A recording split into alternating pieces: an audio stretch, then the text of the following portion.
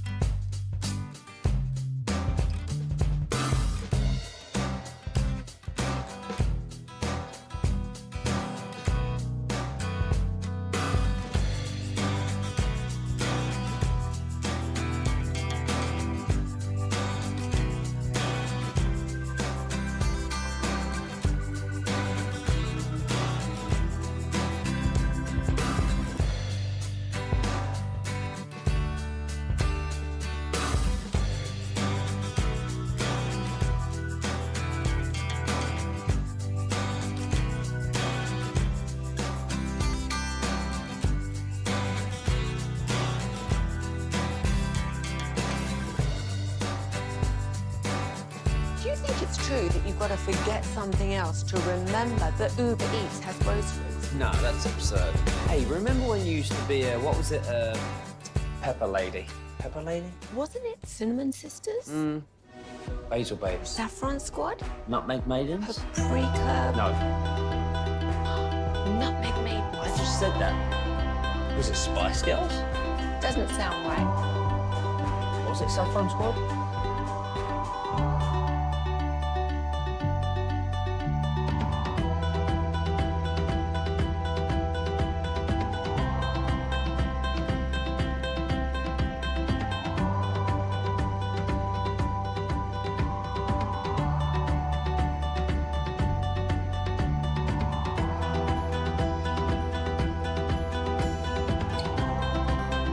Station. Driven from our D&M Leasing Studios, this is Sean and RJ on 105.3 The Fan. Good morning, Metroplex. We are live with the Hump Day edition of Sean and RJ here on DFW Sports Station 105.3 The Fan. Thank you for waking up with us. I'm Sean Sharif alongside RJ Choppy, Cowboys insider Bobby Belt. We got Pay firing up the fan cam, Twitch, and YouTube, and hopefully you have learned by now that you are going to be the first ones with brand new information. If you tune in to this radio station at 6 o'clock, we continue with Cowboy Watch to replace Mike McCarthy, and the message that I got yesterday was to expect an offer soon for Brian Schottenheimer, who completed his 3.5-hour interview per Jane Slater last night. Now, you've been very right about these things. I refuse to believe this. Me too. Nothing about you. I refuse to believe this. And no offense taken. No, I refuse to believe, even after he's introduced as the head coach, that he's actually the head coach. I think he's just going to be there until they find a better option because, you know, I can't believe it. That sits so wrong with me as well that we're even talking about the idea of a bridge. I'm like, the Dallas Cowboys with Dak Prescott win now, CeeDee Lamb win now, Micah Parsons win now, Trayvon Diggs win now. We're talking about the possibility of a bridge to Jason Witten. If the Dallas Morning News is still in business, if they don't have the headline when this happens, a bridge to nowhere, then everybody over there should be fired. Everybody. This would be one of the most ridiculous, uninspiring decisions and organizations. And we were making fun of the Jets with like Ron Rivera. Yeah. I mean, and that would be bad enough, right? If the Cowboys, I'd rather this than Ron Rivera. I'd rather the Cowboys hire Schotty than Ron Rivera. I've seen Ron Rivera. Same. You know, it's not like, and this has nothing to do with like his ability to coach football or what happens 5 years from now with him. It's just the timing of it. It's not sitting right. It's making it sound like, well, the whole thing is unplanned. Yeah, it's any port in a storm. Yeah, the whole thing was unplanned. They were caught off guard. They weren't expecting McCarthy to show his spine, right. And now it's nothing but scramble.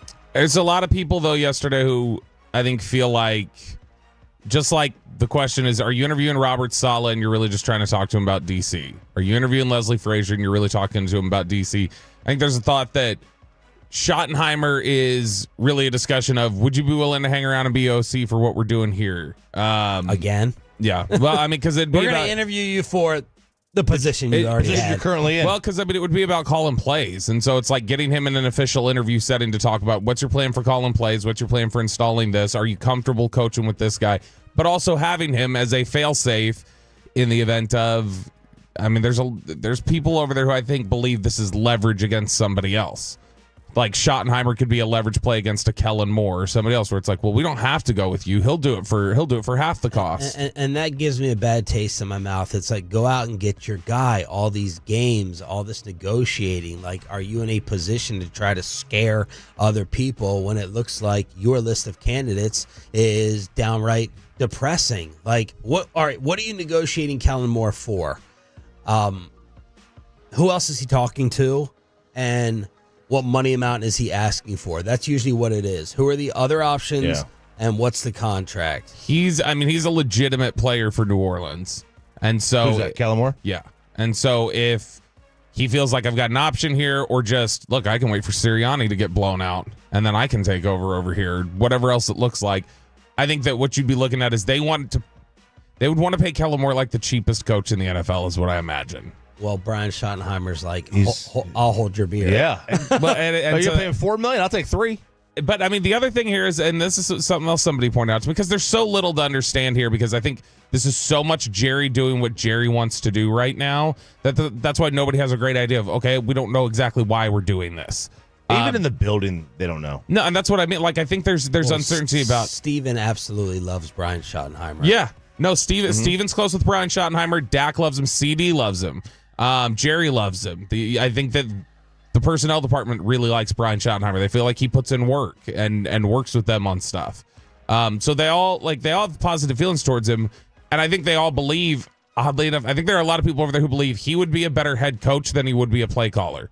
Like, I think a lot of people I believe buy that that. about Brian Schottenheimer. I buy that. Let me stab you in the gut again. Let me give you another cowboy dagger to the gut. Because even if you want to be optimistic, you can say, all right, I heard the audio yesterday that you guys played. Very likable, communicator, all those things. Check the boxes of a possible CEO and get someone fun and interesting to call the plays. Because Brian Schottenheimer's offensive coordinator resume is the opposite of overwhelming. Here's another dagger to your gut, to your cowboy gut. Jane Slater has been reporting that no matter what, Brian Schottenheimer wants to call the plays next year. He wants to call the plays. Not trying to read and cook the recipes out of someone else's cookbook. Not trying to take someone else's groceries. He wants to call the plays. And that would include head coach of the Dallas Cowboys. So even when my mind was trying to, bargain and say, okay, get Schottenheimer, maybe I can clean up some certain things. And then another play caller, not according to Jane. Jane says he would want to call plays even as the head coach, and that is another gut punch. That's a big no-no. Would he give up? But, I mean, if he's in a standoff and they're like, okay, you can call plays all you want, but how bad do you want to be a head coach? How long have you been waiting 15 years for this? Like, you can want that, but if you want it on these terms, we're going to get a play caller in here, and you can finally get this title you want. So go call plays somewhere, or you can be our head coach here. That makes sense to me. All I'm telling you is what Jane has been saying. No, I think that's definitely his I talked to position. Jane again yesterday. I was like, I had to. 14 phone calls I finally had to pick up. Hey, who are you talking to?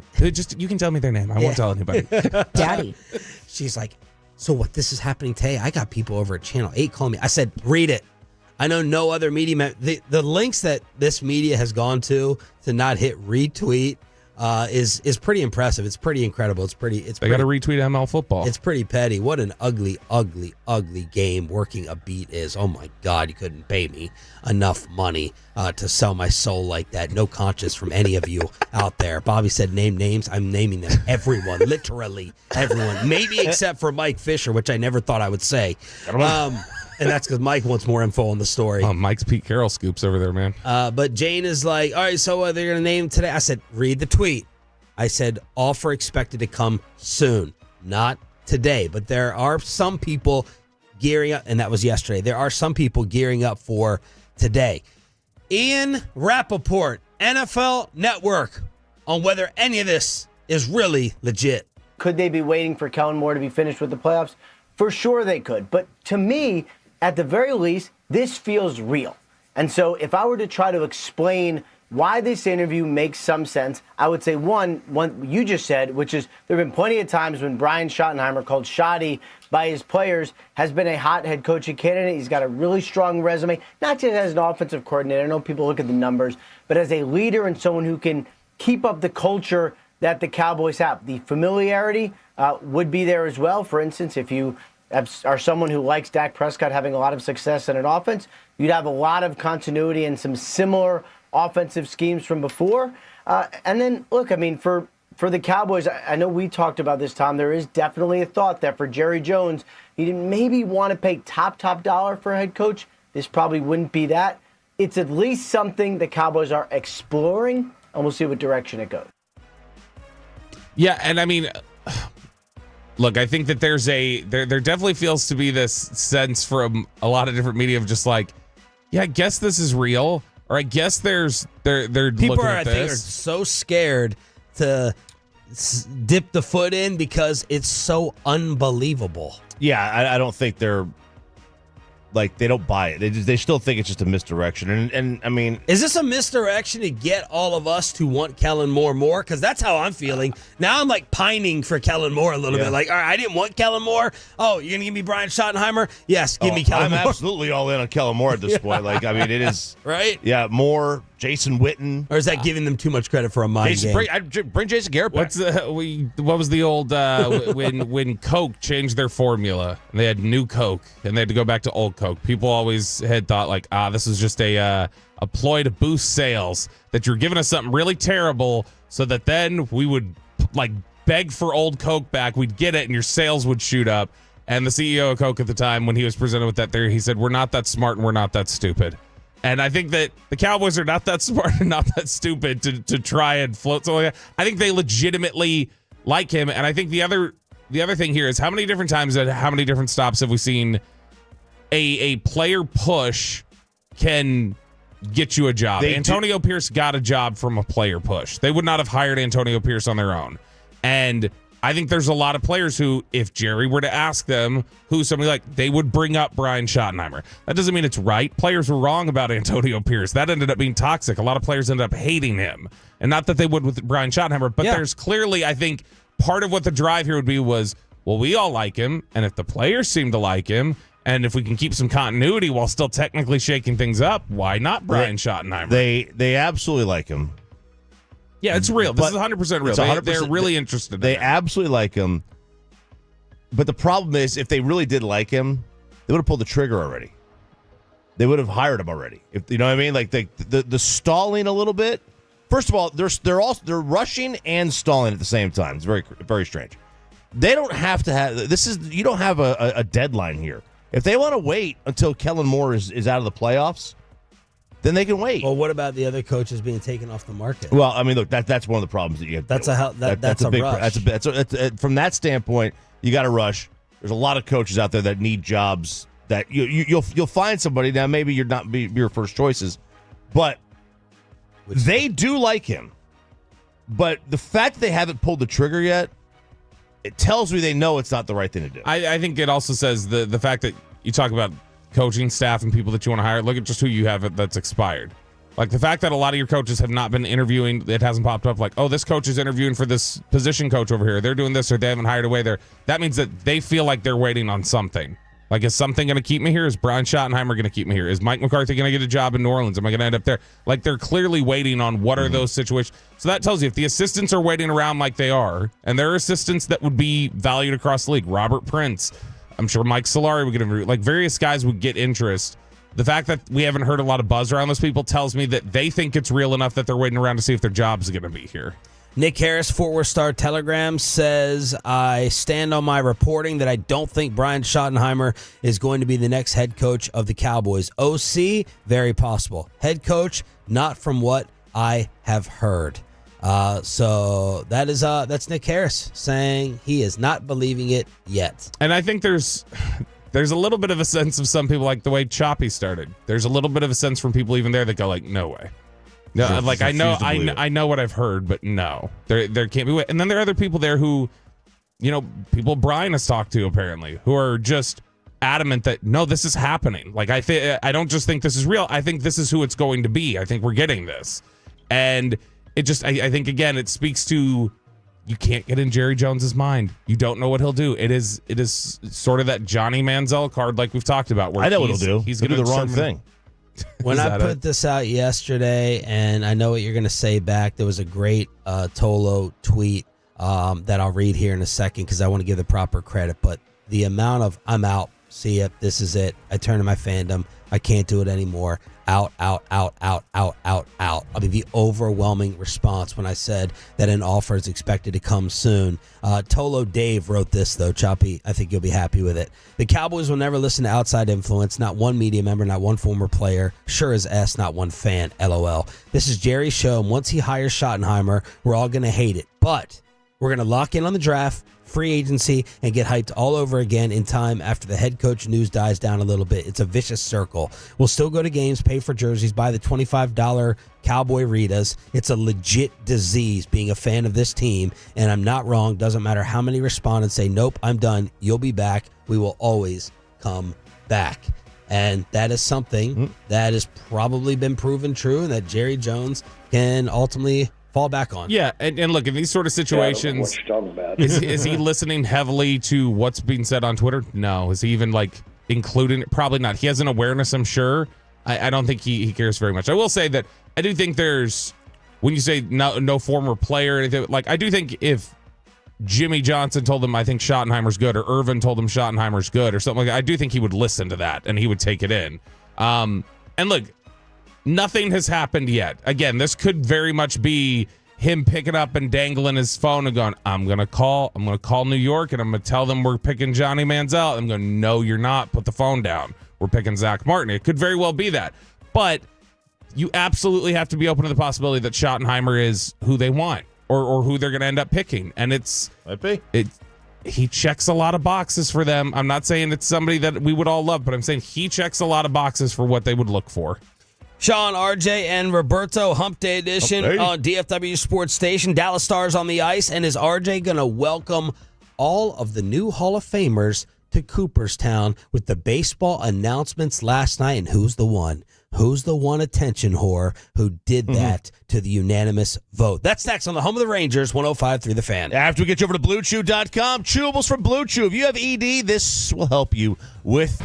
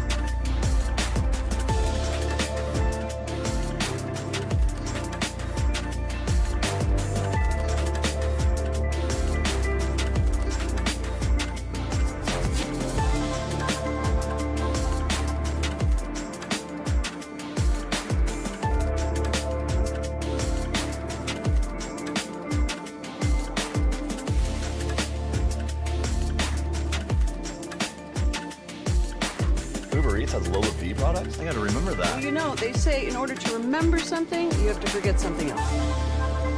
Okay, now that is a very cute haircut. That's like a little shag. I've never seen it before. Well, I mean, of course you have. It's the Rachel. Oh, is that your name? No, I mean, like, your name. No, I'm Jen. My name's Jen. Right, but I just mean, like, this is your haircut. But that's hair on your head. I'm not saying this is your hair. Okay, freaking me out a little bit.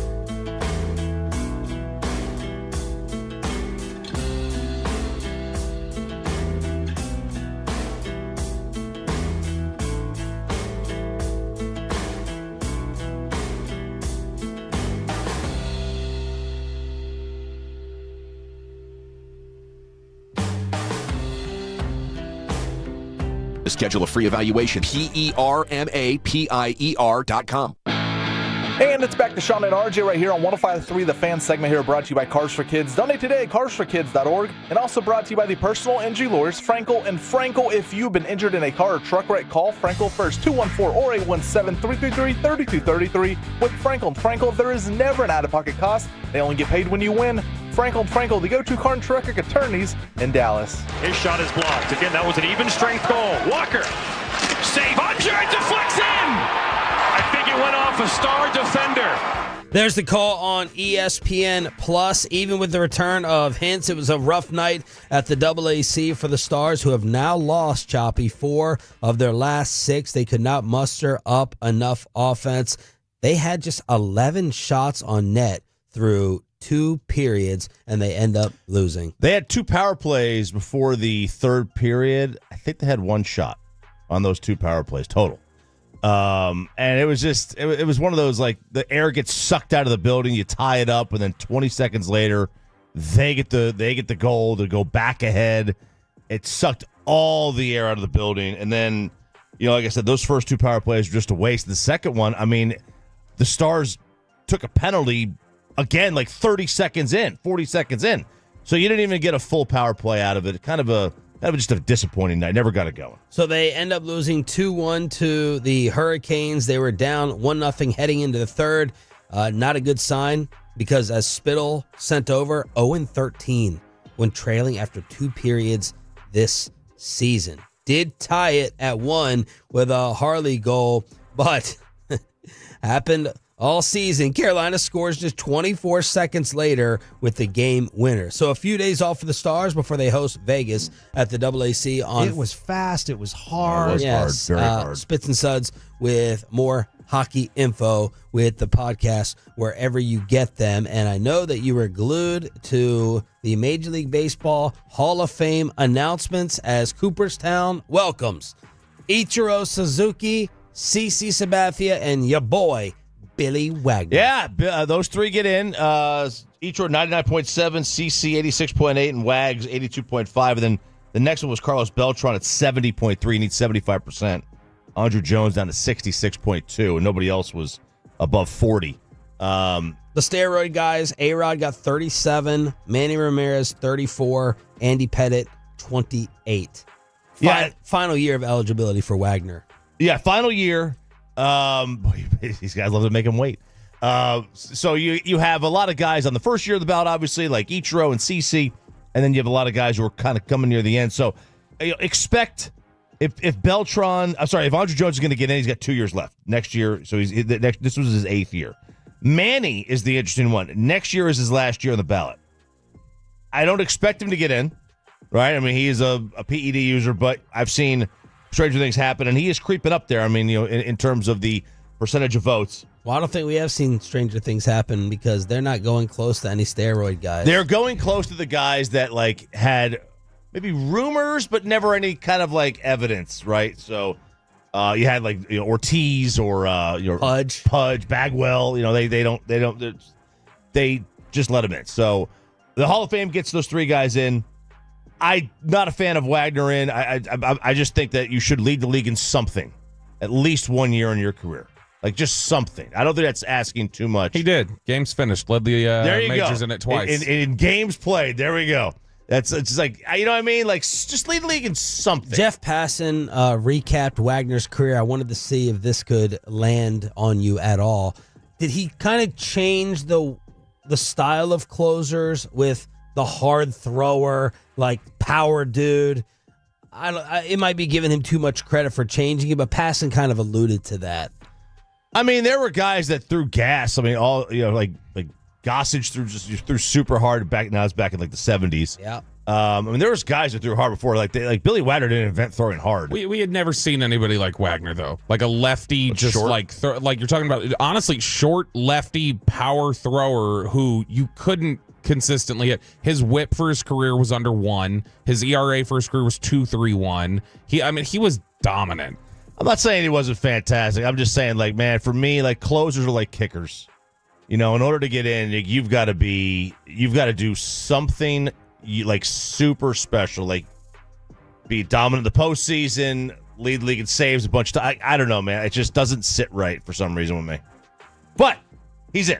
And someone had to get their attention, of course, and be the one not to vote for Ichiro. 393 of 394. Mo Rivera, the only unanimous selection, remains. Yeah. Now, the only thing is that I don't think this is an attention thing because we don't know who it is yet.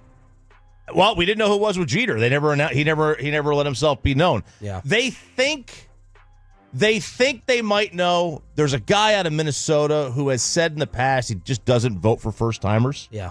But they don't know. Like, nobody knows for a fact. Voted for Rivera, apparently. Unless he didn't vote that year. That's possible. Right? Unless he didn't vote that year. That would be the only thing that you have people who are like, no, you're not a unanimous Hall of Famer. It's not just you're a Hall of Famer, you're not a Hall of Famer. No, you're not a unanimous Hall of Famer. No, you're not a first ballot Hall of Famer. So you can't just be a Hall of Famer. We got to break you down into categories now. Eli Manning, you'll get in. You're not a first ballot, right? It's like that's stupid. So silly. That's stupid. Like, I understand. Like, so you're only I also blame the baseball rules here. And it's not baseball, it's the Hall of Fame rules. You're only allowed to vote for 10 guys. Now, Torrey Hunter, and this might lead to being that guy in Minnesota. Texas. Torrey Hunter got 5.1% of the vote. You need 5% to stay on. Yeah. That one vote kept him on. So let's say this guy Which voted. is ridiculous. Like, Torrey Hunter's not a Hall of Famer. Ian Kinsler did not reach 5%, though. I think he only got like 2%. Nor should he. Sorry, Jake Riepma. So, like, Torrey Hunter now gets to stay on the ballot for next year. That if that guy sacrificed Ichiro's vote, he knew he was going to get in anyway. For Torrey Hunter, all right, is that it's his vote, right? Is that a problem? Yeah, I don't agree. I don't necessarily agree with it. I wouldn't have done that. But yeah, if he's doing this, you also know that Torrey Hunter has no shot in hell of getting in. So, like, keeping him alive is for naught. It's pointless. He's not going to come close. It's very pointless. I would think it's very pointless. What changes over time for so many of these people? Like, I get the first ballot one, okay? Like, I still think it's dumb, but I get where someone goes, I'm not going to vote the first time. But Billy Wagner, do you know what he got his first ballot? 10.5% of the votes. What? Yeah. What changed to where 82% now are like, oh yeah, he is. A decade ago he wasn't, but he is now. I think the last year thing probably plays into it. I would think so. They just feel bad or something? I think so. Yeah. We're going to keep him out forever. This means forever now. This means forever, like, because now the 10th ballot. What has more of an impact? Someone dying for the sympathy vote or the final year? What would land more with you? Oh, final year. If I don't, I hate to say this. If the guy's dead, I have less chance of voting for him. Right. Because it's about that point does nothing for him. Yeah, he's gone. It's like when I defriend you off Facebook, open up a spot. Who was that? Anyone who dies. Oh, you do. Anyone who dies. Oh no, I've got so many. I don't delete dead people. Is that why you don't want to put Thurman Munson in the Hall of Fame? I think his career was too short, right? You only had like 9 years, 10 years. Yeah, it was very short. Yeah. Why don't you delete dead people? I think it's bad karma. I've got somebody I follow. Coach Joe's still my friend. JP Finley. Well, let's just say you can name drop. JP Finley, who we've talked about. And we love his kid. I love his son. His Tony, baby. JP's old co-host in Washington was a guy named Rich Tandler, this really nice guy who he passed away a couple years ago. And I can't unfollow him on Twitter. He was such a nice guy. I feel like, well, this is betrayed him if I unfollow him. TMP, I'm like, nah, get out of here. Can't do it. Come on, Roger Emmerich. Come on, yeah. Who's the new voice? That's for. You got to keep TMP because then you got to see the pictures of all the bad food he used to eat. I don't have to see it. I remember of sounds of puking in the bathroom corners after the sushi special at 7-Eleven. 877-881-1053 in order to hit us up on DFW Sports Station. Of course, yesterday in Crosstalk, the news came out. Kirby Yates is going to the Dodgers. They signed Tanner Scott up the other day. Yeah. They have the dream rotation, of course, after the Japanese signing. Roki Sasaki. Of course, they got Yamamoto. They got Shohei. We forgot about Glasnow. He wasn't even in the playoffs. You remember they signed Blake Snell this offseason? Oh, yeah, that was so long ago. But they lost Walker Buehler. Okay, so he's gone. Yeah. So this is, I don't know how they're going to manage without Walker. Well, look, let me just get this out of the way. I want to make this announcement now. I am a big fan and rooting for the LA Dodgers at this point in time. I love the ideas. I'm trying to remember the last super team that we had, and that's exactly what we're getting right here. I'll grow to be sick of them. That's what we do with dynasties. That's what we do with super teams. People are tired of the Chiefs now. All right, people got tired of the Golden State Warriors. As likable and fun as they were, the Dodgers are giving me a reason to tune in, watch, and pay attention. I want to see how super they can be. Yeah, I was going to say, this is fun, in my opinion. This is especially in the National League. This is Durant Warriors, probably, like post Durant, I would guess. Well, I had an immediate dislike for them because I thought Durant was making a cowardly move, a cheap move for his own legacy. I don't have anything against Tanner Scott or Kirby Yates. Did you not feel like that with Ohtani? Like it was a cheap move by him? Yeah, it was a legacy shortcut. Well, the only other thing I'll say is it's not as fair in baseball. Right. Like I'm getting angry at Mike Trout. It's over now because I don't think he'll ever be healthy. I got angry at Mike Trout. There's a respect and an anger. I'm like, get out of there. Get out of there. Save yourself. I'm not going to hold it against Shohei Ohtani that he didn't want to rot in Los Angeles because that's what was going to happen. Oh, what was going to happen? No offense, Wash. This is I know the easy thing to say is this is bad for baseball. This is great for baseball. The Dodgers do. They're pushing everybody else to be great. They're pushing all the other teams. The Pittsburgh Pirates have plenty of money. They have plenty of money. They get $110 million in revenue sharing. Their payroll was right around you know what I mean? That's their payroll. Feels like college football teams that are like, oh, we're so poor now in the area of NIL. We have to pass on the cost to you guys. We can't spend it. It's like, you guys have had some fat margins for about 30 years. Please contribute. Please hit up our GoFundMe as fans. Yeah, the MLB revenue sharing per year is $110 million, and then you get an extra $75 million off your TV. So that's almost $200 million. Your payroll should be $200 million. Your goal. The problem is these owners they run this like a business. Well, I got to turn a profit. Well, no, you don't. Sports is a lost leader. Turn the profit when you sell it. You just want to break even. And these guys don't tell me you don't have the money. You have the money. We see your books. Every time there's a strike, we see your books. We know you make money. And I think the Dodgers need to close the loophole. When they sign a guy, you should pay the luxury tax on the year they're playing, not 20 years from now. I give them props right now for finding the loophole. I'm far more offended by the Pittsburgh Pirates owner not spending than I am by the Dodgers owner spending. If you're not heading to the Super Bowl with us in New Orleans, you won't have to worry about skiing for now. More on that in a second. But you may be able to attend the Super Bowl coming to DFW. An RJ Choppy investigation and why Jerry Jones is catching some President Trump heat. That's next on 105.3 The Fan. But let's get you over to Platinum Chrysler Dodge Ram Jeep. It is, of course, a Stephen Gilchrist owns.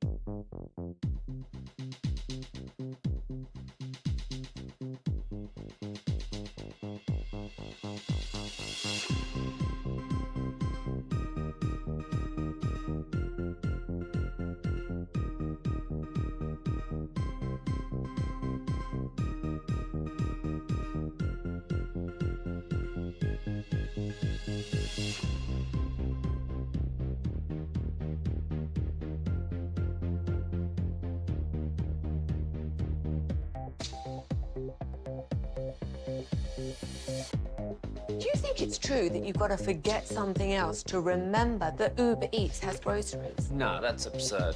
Hey, remember when you used to be a, what was it, Pepper Lady? Pepper Lady? Wasn't it Cinnamon Sisters?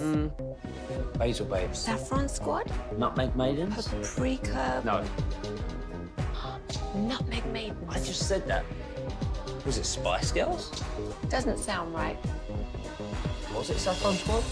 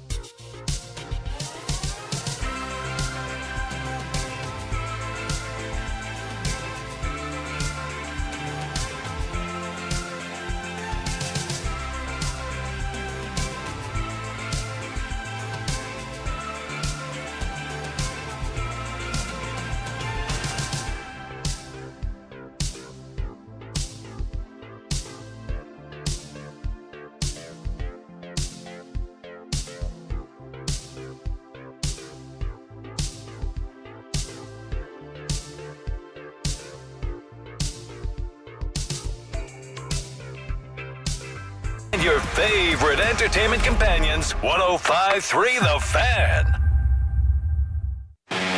And it's back to Sean and RJ on 105.3 The Fan segment here, brought to you by Classic Chevrolet. Classic Chevrolet in Grapevine is the #1 Chevy dealer in the world. More Silverados than anyone else. This is Texas. This is Classic Chevrolet. Together, let's drive, relax, enjoy the difference based on new Chevrolet registrations 2023. Thanks for being a Tolo. That stands for Turn It On, Leave It On, Hump Day edition of Sean Sharif and RJ Choppy. Is there a reason you don't want to participate in the Hump Days? I never do. Why? Do you keep up with that? I feel like you don't notice that I don't do it. Yeah, here's a news because flash. it's Choppy's thing. No, it's our thing. You don't say it. It's a.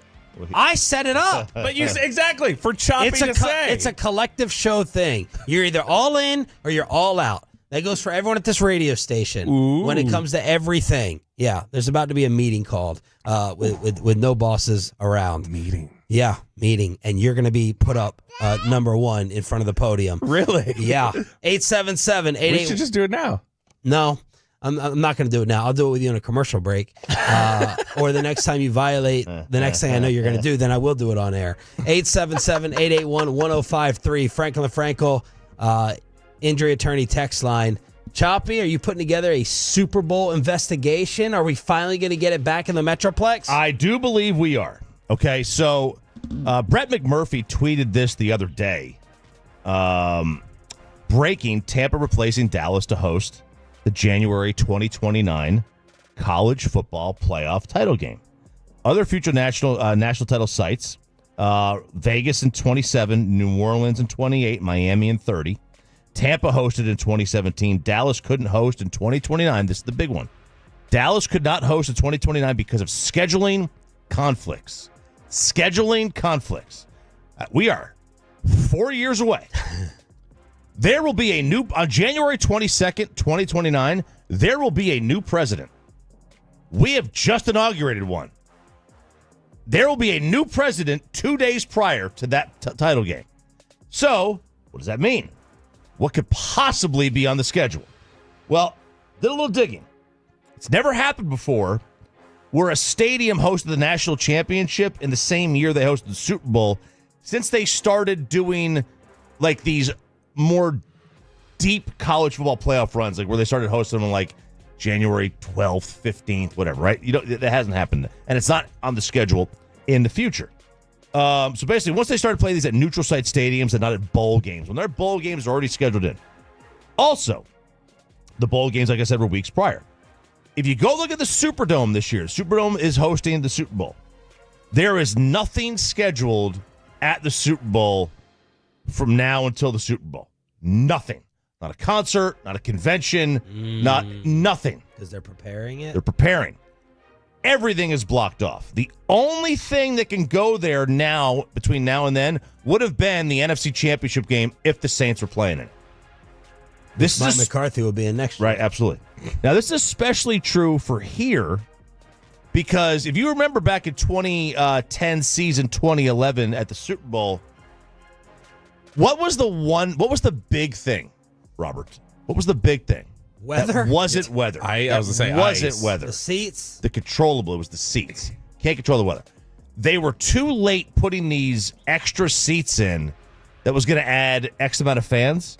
And then remember the morning of, the fire department's like, these aren't working, man. You ain't going to let these people in. So that was a major problem. So it makes perfect sense they're not going to let any event, including the national championship game, be at the stadium. The stadium's going to be completely open. They're hosting the Super Bowl that year. So how far in advance do we go with the Super Bowl announcements with the sites?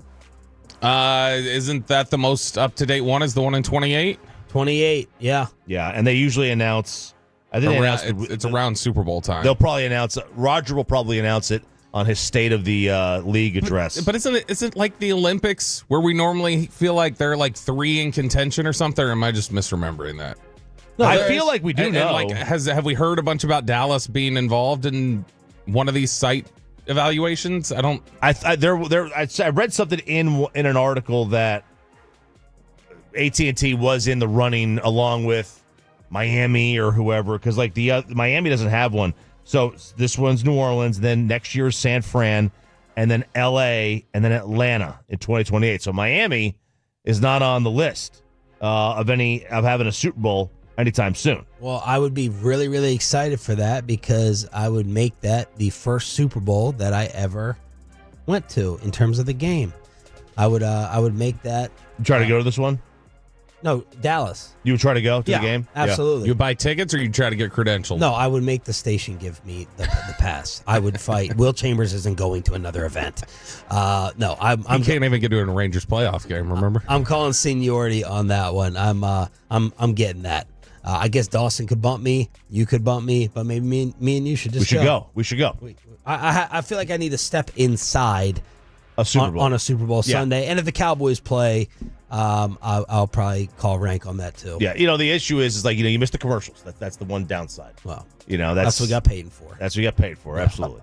So I believe that this is what it is. I think it is. It is the Cowboys have been told by the league, and this would make sense, right? It would make sense that they would know a couple of weeks beforehand, right? It would make sense. I don't think the Cowboys find out when Roger announces it to the world.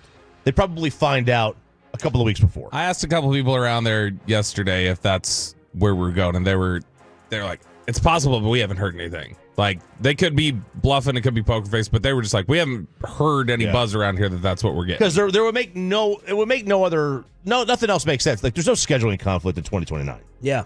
You mentioned president, you mentioned football. Okay. Jerry Jones in some headlines. Yeah, so he donated. This is a little bit of, I think, gotcha.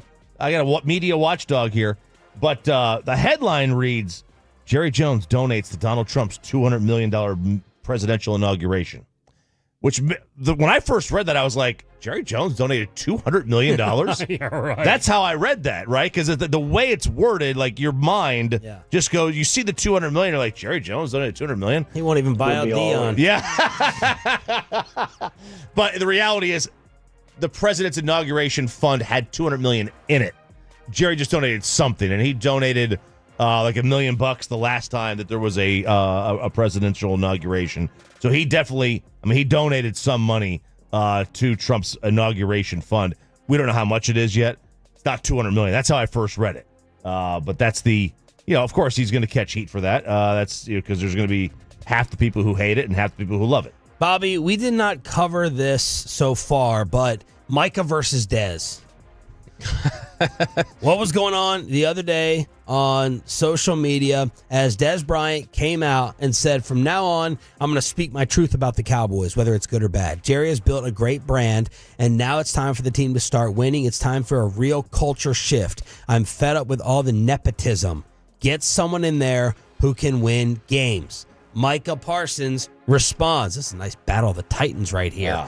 Yeah. Stuff like this irritates me, Dez, because you had enough talent and were probably one of the greatest in your time. You could have changed the culture, brother. You could have changed the culture. So this is Micah versus Dez talking about what happens over there in the locker room and the building. Yeah, and Dez didn't like that. Dez made sure to circle back and continue to circle back and continue to talk about it. And then, of course, people were suggesting, well, why don't you go jump on Micah's podcast? He's like, we're not doing all that. Thanks, though. Yeah. No. Honestly, this felt like two people talking past each other to begin with. Like, he's talking about something relating to... He being... Dez, talking about something related more to front office structure and things like that. Nepotism. And Micah was taking that to be like, that's the a shot locker at culture? Yeah. And how, well, you could have changed the culture. Okay, well, like, also, there's nothing Dez did here in 2017, the last time he was here, that would still linger in your locker room today, Micah. Like, that would be on you. So I took this whole thing to be Dez is very, very emotional, and Dez will go on these rants. I took this to be more that Micah just saw the opening to make it here's me flexing my leadership again. I'll step on this, because the idea is, okay, well, Micah, then you do it. Why aren't you doing it?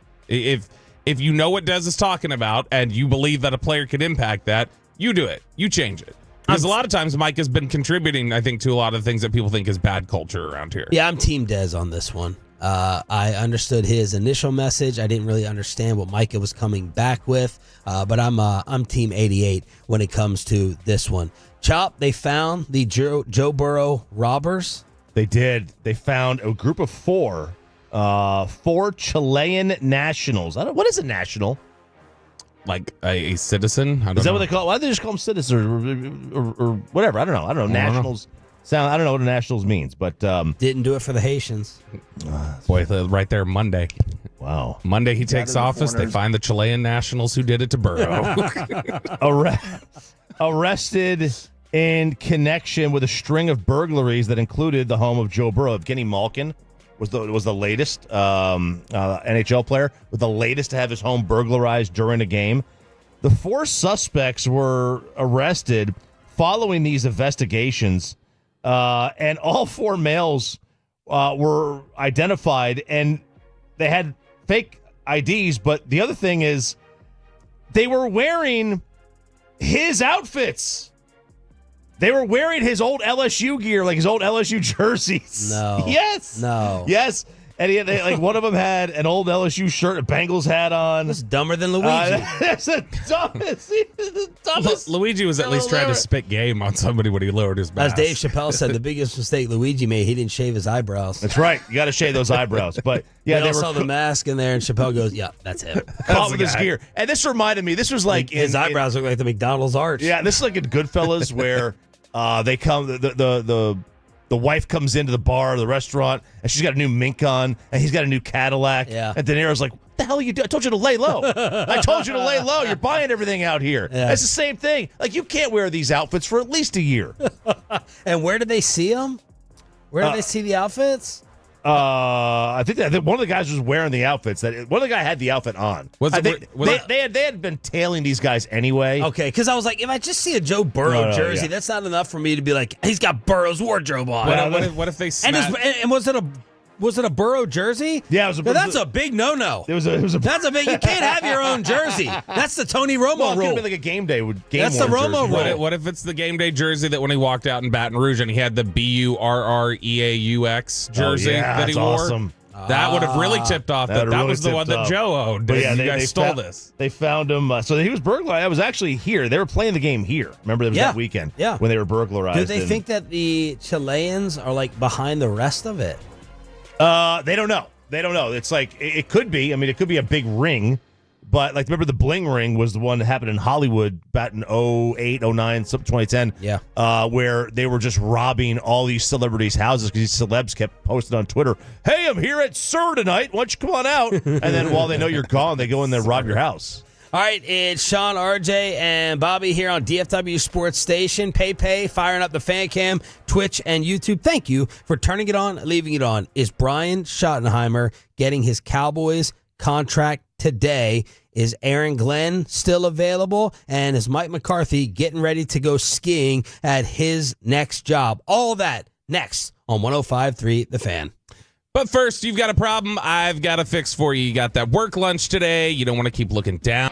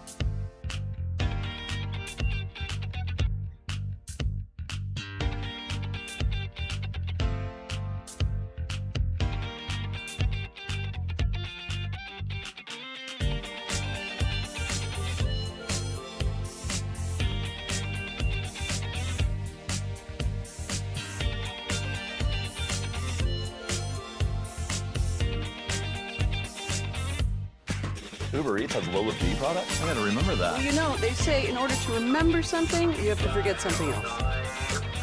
Okay, now that is a very cute haircut. That's like a little shag. I've never seen it before. Well, I mean, of course you have. It's the Rachel. Oh, is that your name? No, I mean, what's your name? No, I'm Jen. My name's Jen. Right, but I just mean like this is your haircut. But that's hair on your head. I'm not saying this is your hair. Okay, freaking me out a little bit.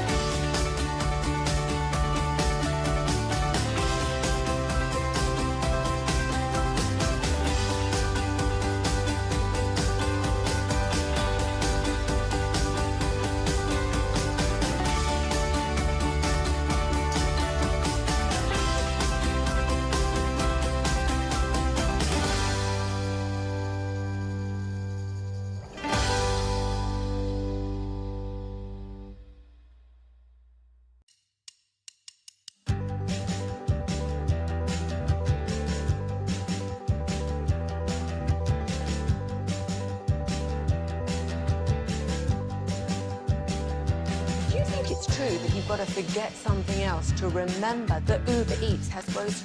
Nah, that's absurd. Hey, remember when you used to be a, what was it, Pepper Lady? Pepper Lady? Wasn't it Cinnamon Sisters? Basil Babes. Saffron Squad? Nutmeg Maidens? Pre-Club? No. Nutmeg Maidens. I just said that. Was it Spice Girls? Doesn't sound right. Was it Saffron Squad?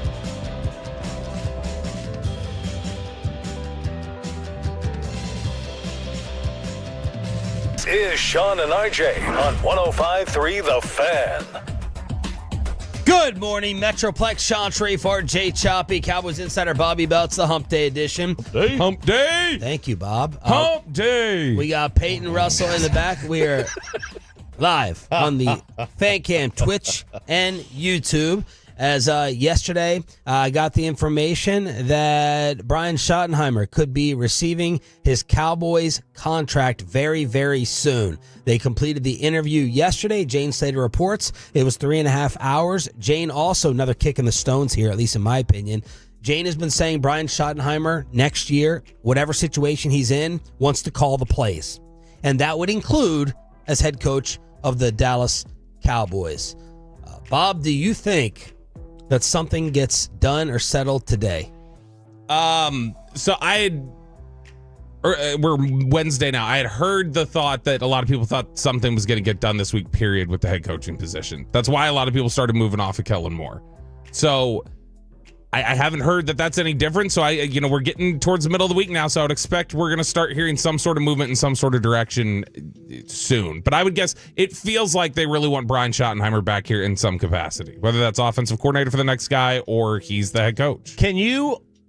Would they be able to offer Kellen the job while he is still in? Just you know what I mean, like they do this in college, right? You've accepted the job, but you're still coaching. Yeah, that I'm not clear, and I can't remember if we've had that happen in the past. I emailed the league office yesterday about it because I was trying to figure out. Whoa! I mean, that's just standard. It's not like is it Roger at NFL.com? No. You just reach out to communications for the league office and say like, hey, what's the rule on this? And they're there to tell you to make sure you know what the rules are. And so I've not heard back yet on it. 24 to 48 hours. Oh, yeah, it's one of those. So I haven't heard back from them on that yet because that's the one thing I'm not sure of. I don't know if they can hire somebody in the middle of that process. It's not clear. Well, just as a refresher, yesterday I went back and pulled Brian Schottenheimer's training camp interview with the G-Bag Nation. One clip we did not play because I just want to give Tolos and myself a sense of who Schottenheimer is and what he actually sounds like. If he's going to be calling plays, they asked him, how do you borrow, copy, steal from other playbooks throughout the league? You do steal the idea, and then you make it your own. Matter of fact, my first year in the league, 1997, Dick Vermeil's staff in St. Louis, that was kind of my job, was just kind of keep tabs on what was the new wrinkles and what people were doing, college and pro, and just I'd jot them down, show them to Dick or Jerry Rome, and sometimes he'd be like, get that stuff out of here, and other times he'd be like, oh, that's really cool. So, as you know, it's been going on a long time. Right. But we really do believe that our system is special. It's got the flexibility, the versatility, but we're always trying to stay on top of trends. Yeah, and I think that's something that has been frustrating to some people inside that building over the last few years, was the idea of you are supposed to be stealing, and we're not stealing near enough from some of these other places.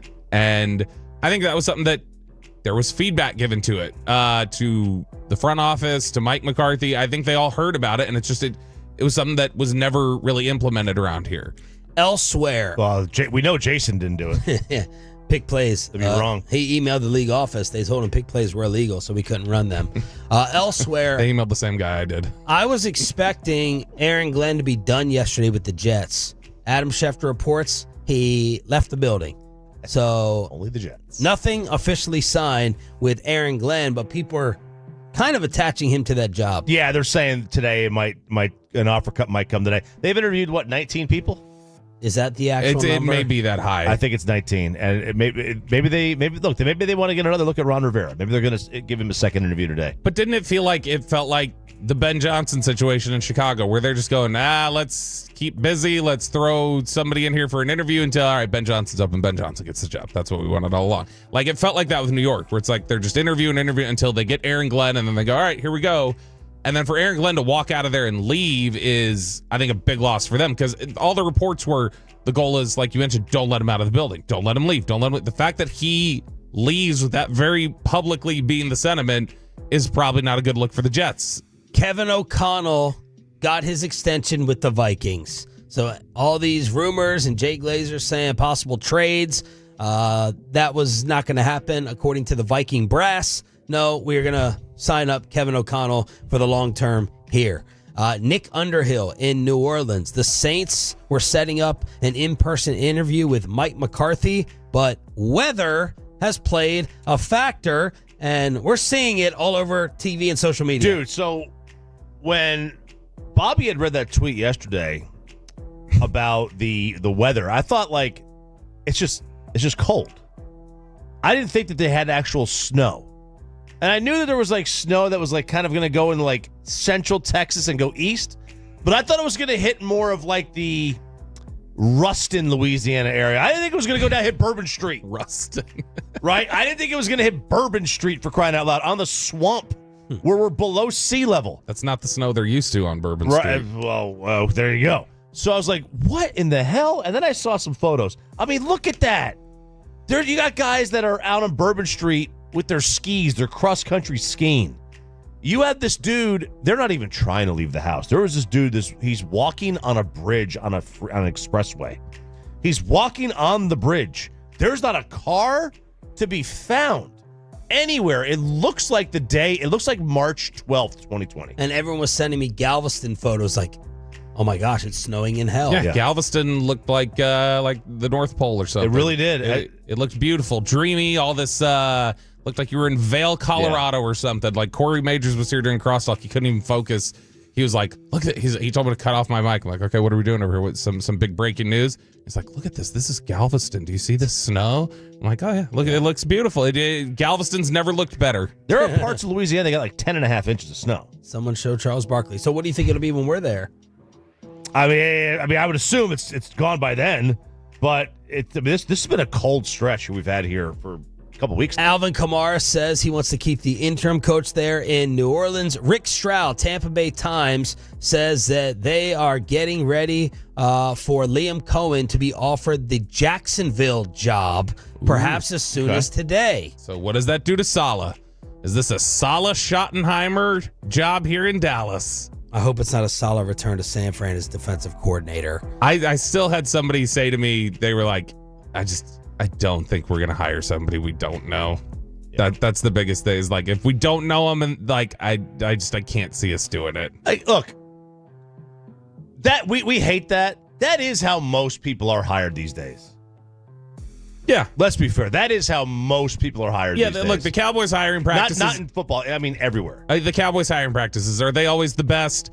No. There's a lot you can criticize about it. I do think there is a tendency to be so inner focused that you don't have time to pay attention to, like, a lot of these teams handle things the same way. Like the one that I always go to is, and we mentioned it yesterday, the whole saddling a coach with an assistant. Like, every team makes you carry over a few assistants. You don't get to pick your whole staff because the owner ultimately is the one paying those guys. It's not like the head coach is budgeting for that and choosing what the salaries are. Liam Cohen was also supposed to interview with Jacksonville for a second time this week. Mike Vrabel interviewed Josh McDaniels to return to New England for a third time as offensive coordinator. He's unserious. Yeah, we talk about unserious. Vrabel? Vrabel's unserious if he's bringing back Josh McDaniels. The fact that everything can go sideways with Josh McDaniels, who has shown consistently across this league, if Belichick isn't holding his leash, Josh McDaniels... Well, he's failed as a head coach. But Josh McDaniels will blow up your culture. Josh McDaniels will blow up your culture, and I don't know that we want the whole... Like you said, you got the sense watching Vrabel talk recently, you're like, oh, he seems like he could kind of maybe be an ass. Yes. I don't know that whole dynamic, especially if Belichick isn't there and you don't have the here are all my rings Belichick standing, I don't know how well that's going to work even in New England. Vrabel's supposed to be like Belichick. But without the rings. Like Mayo was supposed to be a little more like Belichick too. And McDaniels has thought of himself. He was a player, big-time players coach. But in terms of, I'm just saying, like, he's somebody who's supposed to have Patriot way to him. Even if he wasn't going to be a douche like that, he was supposed to have the same Patriot way structure. You want to know what Ben Johnson actually looks like or sounds like? Yeah, I saw this. This was a cool video. I liked it. I am stunned. I'll say this. I am stunned that the Bears had that nice of a facility. Yeah. I thought that was going to look like something from the the silent era. So if you've ever been to the Ford Center at the Star in Frisco, imagine walking in there, all the chandeliers and all the employees on the upper decks and the balconies. The whole place is packed of Bears employees as Ben Johnson addressed them and said hello for the first time. Everyone get back to work. Listen, thank you so much. My family and I, we are beyond excited. This is exactly where we wanted to be. It's exactly where we wanted to be. Where we want you. This is going to be a challenge. I am well aware of that. I know what this division's about. And this is exactly where we want to be. We're going to go after this thing, and it's going to take all of us in this room. It's going to take this locker room. It's nothing more important than that locker room and us serving that locker room and those players. All right? They need to understand that, and they need to feel that from us every single day. And if we do that, the wins are going to come. The playoffs are going to come. All right? Can't wait to get to know you guys, and thank you so much for the warm welcome. 1 for 1. I didn't know if he had a personality. That's pretty decent. That's more of a personality than I expected. It's very Dan Quinn-like, too, in the way Quinn said, like, his big thing, he used to always have a test for guys in the summer or at training camp where he'd show them a picture of a support staff worker and he'd be like, what's their name? Yeah, and like, Vrabel said you had to know that in New England. He's like, you need to know who's you need to know who's serving you lunch every day. Like, you're working with these people every day. They're not on the football field, but you're working with these people. Feels very much the same with Ben Johnson, where it's like, hey, all of you guys are involved. Can't wait to meet you. I will say, whoever it was, that when he goes, this is where I wanted to be. This is where we wanted to. Kiss ass. Reminded me of, like, you know when you're in a staff meeting and somebody, like, calls back to whoever's up on stage. You're like, the hell are you? What are you? Stop that! Don't do that. What do you? I can only imagine what people standing directly next to that guy were like, dude, shut up! Don't talk to him while I'm standing. Who's right going to here. do that in our town hall meeting? Who usually does it? Oh God, some sales. No, actually, you know what? I give people in this building credit. Instead of like that kiss ass, who's like, oh my God, we love you. You'll have that here and there. We got that one guy who will go right at the bosses. Like, Maury Schaefer. What's going on with our 401ks? Okay? You promised us this. Yeah. And you didn't give us this. So what are we supposed to expect? I'm looking around and I'm like, you're getting fired after this. Like, Paul's here. Where's the HR person? You're getting fired after this. Bobby's showing me a picture of an individual, but that's the answer. Yeah, it might be. It might be. 877-881-1053. Franklin Franco injury attorney text line. So we go from the buttoned-up Ben Johnson to the wild man. No more rumors about Chucky. John Gruden is bringing in players to do his kind of quarterback camp. Yet again with Barstool Sports. He's creating it with them. Here's some clips from the first episode released. You'll get hurt, right? We'll get fired, and the other team will win. How much fun is that? It's no fun. If you go to a place where there's no chicks, are you going to go in there and hang out, or are you going to go to the place where the chicks are? We got a Pro Bowl center like Rodney Hudson. He'll snap that ball. He'll look at that mic. He'll put his head on a swivel. Boom! Green 18, Green 18, so hot, hot. Green 18, hot, hot, hot. Bangor, shred. You know what I'm saying? That's what I love about this guy. Reaper, reaper, reaper. I'd love to piss you off. That pissed you off, didn't it? You're like fresh meat, man. You're like a little goldfish swimming in a piranha tank. Ribs, neck, face, smash. That's like driving down the street on a motorcycle without a helmet. It's very dangerous. Both of us are like Dumb and Dumber driving down the road. You ever watch that movie? You ever see that show, Cops? What you gonna do when they come for you? What you gonna do? You know what I'm gonna do? I'm gonna be ready to go. These tapes just fly out of my ass. Do you know that?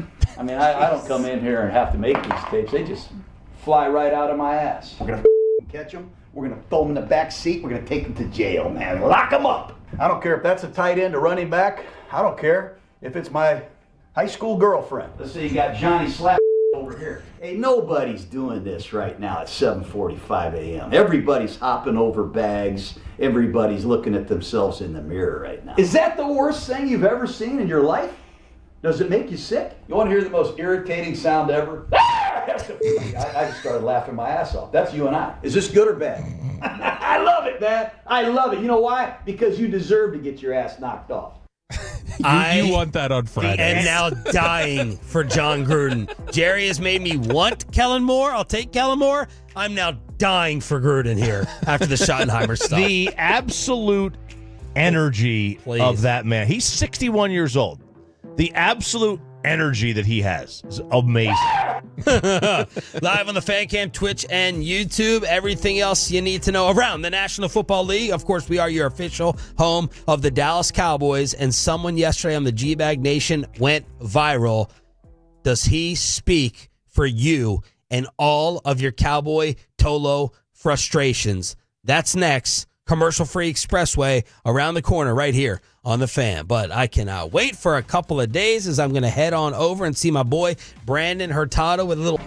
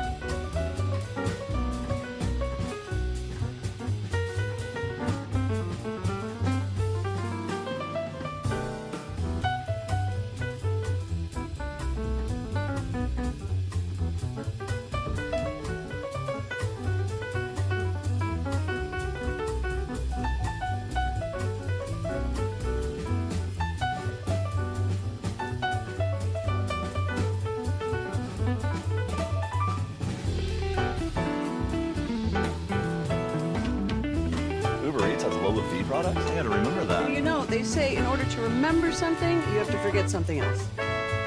Okay, now that is a very cute haircut. That's like a little shag. I've never seen it before. Well, I mean, of course you have. It's the Rachel. Oh, is that your name? No, I mean like your name. No, I'm Jen. My name's Jen. Right, but I just mean like this is your haircut. But that's hair on your head. I'm not saying this is your hair. Okay, freaking me out a little bit.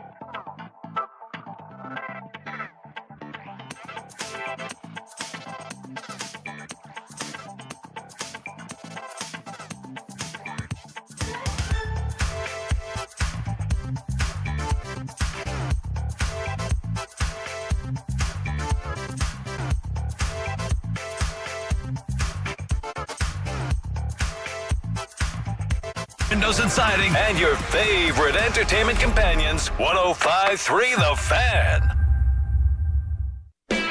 And it's back to Sean and RJ on 105.3 The Fan. It is the Expressway right now on The Fan, and it's brought to you by the On Time Experts. And that means we are officially commercial free. This is usually when the YouTube, fan cam, and Twitch truly jump through the roof, but we're already rolling deep with the Tolos on here. You are appreciated. That goes for radio, the Odyssey app as well. Sean Sharif, RJ Choppy, and Cowboys insider Bobby Bell.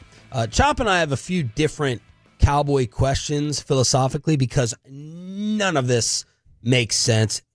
It has been unplanned. It's been underwhelming. It's been disappointing. What happened at the Deion interview? Where did that go? You didn't talk to Belichick. You didn't talk to Ben Johnson. And Choppy asked the question, are they lazy? Harsh word. My question is going to be, does Jerry really value coaching? I got an interesting phone call yesterday with someone bringing that up as a topic. But first, I want to play the rant that went viral yesterday. Fed up. Where would you rank Wolchuk in terms of Cowboy homers in the building? Top two, him and Corey? Yeah, him or Corey. But he's probably one at this point. Zach? Yeah. Because, I mean, Corey can wait an hour and 40 minutes into a show before he even mentions the Cowboys. Post-game show, Zach Wolchuk, draft coverage, DallasCowboys.com. And yesterday, I was watching this live on the fan cam as they were awarding us G-Bag of the Day. And the soul has left Zach Wolchuk's body. This just seems like a completely, utterly ridiculous potential hiring, and it makes it very, very difficult. It pretty much you're on the verge of like zero faith as a Cowboy fan. I mean, I'm one that is usually optimistic. I search for reasons to try and be hopeful. I think at this point, honest to God, the only reason Cowboy fans would gather any hope is if the Jones family sold the team. I really do. They are going ahead right now and putting themselves in a position where they're acting like they don't care about who the head coach is, which is in line with everything you said in the opening segment with Jerry. Because he said I could get how many? 100, thousands of coaches to come in here and coach football team. You had Jimmy Johnson. Best thing he's ever done was hire Jimmy. Jimmy put together those teams, and since then he's been trying to get the same type of success where he gets the credit, and it's gotten you nowhere. It's now got you the biggest NFC championship drought in the entire conference. It's disgraceful. And he's still going to make his money because schmucks like me that don't love the Cowboys for the Joneses. You love the Cowboys because you grew up going to games with your family members and you fall in love with the sport. And I love the Cowboys because of the Dallas Cowboys, not because of the names on the back of the jerseys or who owns the team. It's because of the team. But unfortunately now, it's just depression. That's what it is being a Cowboy fan. It's utter depression and anger, and where the hell do I go from here? And a hire like this isn't getting your even if it's Kellen Moore, maybe it's not Schotty. And I'm not trying to crap on him. Good dude, family's awesome. They walk by us all the time, Brian, in post games. But this is an utterly crap hiring if that's what you're going to do. It's disgraceful, and it's a slap in the face to your fans. It's like you're doing a bit. Do you give a damn? The answer is no right now, you don't. You don't care about winning a championship, and all you care about is printing money. Goodness. Yeah. I mean, look, I wouldn't even put the Schottenheimer in the same category as a Kellen Moore hire. Kellen Moore hire is a far more inspiring hire than Brian Schottenheimer. At least he's had real good success at times. Yeah. Like, really good. Number one offenses. Yeah. Like, you can't argue with the numbers that they put up with Kellen Moore. Now, did they fall short in the postseason? Absolutely. Although I will say, and this is, again, just amateurishly judging from afar, if you were to tell me one was just in charge to run the organization, well, I shouldn't say run the organization because Kellen's brains are intriguing to me, but if I had to have someone lead 50 people, like a hands-off, emotionally, sure, I'd pick Brian Schottenheimer. I'd pick Brian Schottenheimer over most of the guys that have been tied to this job, if that's all you're looking for. The problem is he's going to want to be involved in offensive philosophy. He's going to want to lean into certain things and get certain concepts out there. How that I just don't ballsy agree is with. that? That's like a McCarthy ballsy play. Like, okay, Mike, if you want to walk out, you may never coach again. Brian, are you really going to sit in here? And this is Jane Slater suggesting he has to call plays. Are you really going to sit in here? I'm offering you the freaking head coach of the Dallas Cowboys. Are you really going to come back at me with a demand? Are you serious? You're going to tell me you have to call plays? Hell no. But that's what Jane is suggesting. I find that stunning. You can't get a look as head coach anywhere else. And I'm giving you the keys to the most popular franchise in the world, and you have that strong of a demand? Are you crazy? And then Brian Schottenheimer looks at them and says, okay, then why are you talking to me? You need me to some extent. There's something going on with your interview process that you feel like you're stuck. Because we love your personality, we love your communication, and we know the guys like you. Show me how much you like. Here you go. Here's $3.5 million. Exactly. It's like, I mean, to them, like, I think Schottenheimer probably, if he's making that sort of demand, it's just he must clearly. And we're not reporting he's making any demand. No. This is just the thought process.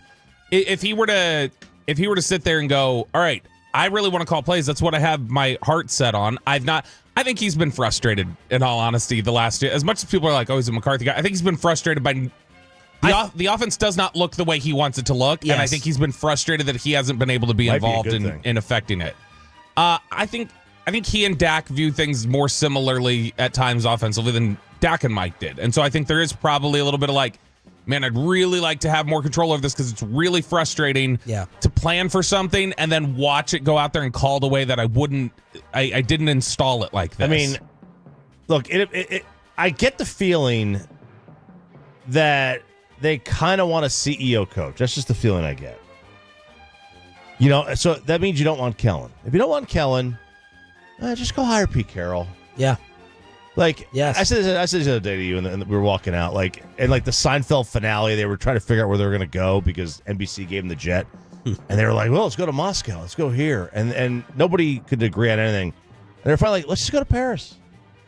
And everybody was like, "Yeah, I'll go to Paris." That's Pete Carroll. He's like, "Let's just hire Pete Carroll." I was like, "All right." Why is that so bad? Why I don't understand why that would be so bad either. I feel like you'd get to the end and just go, I guess Pete Carroll.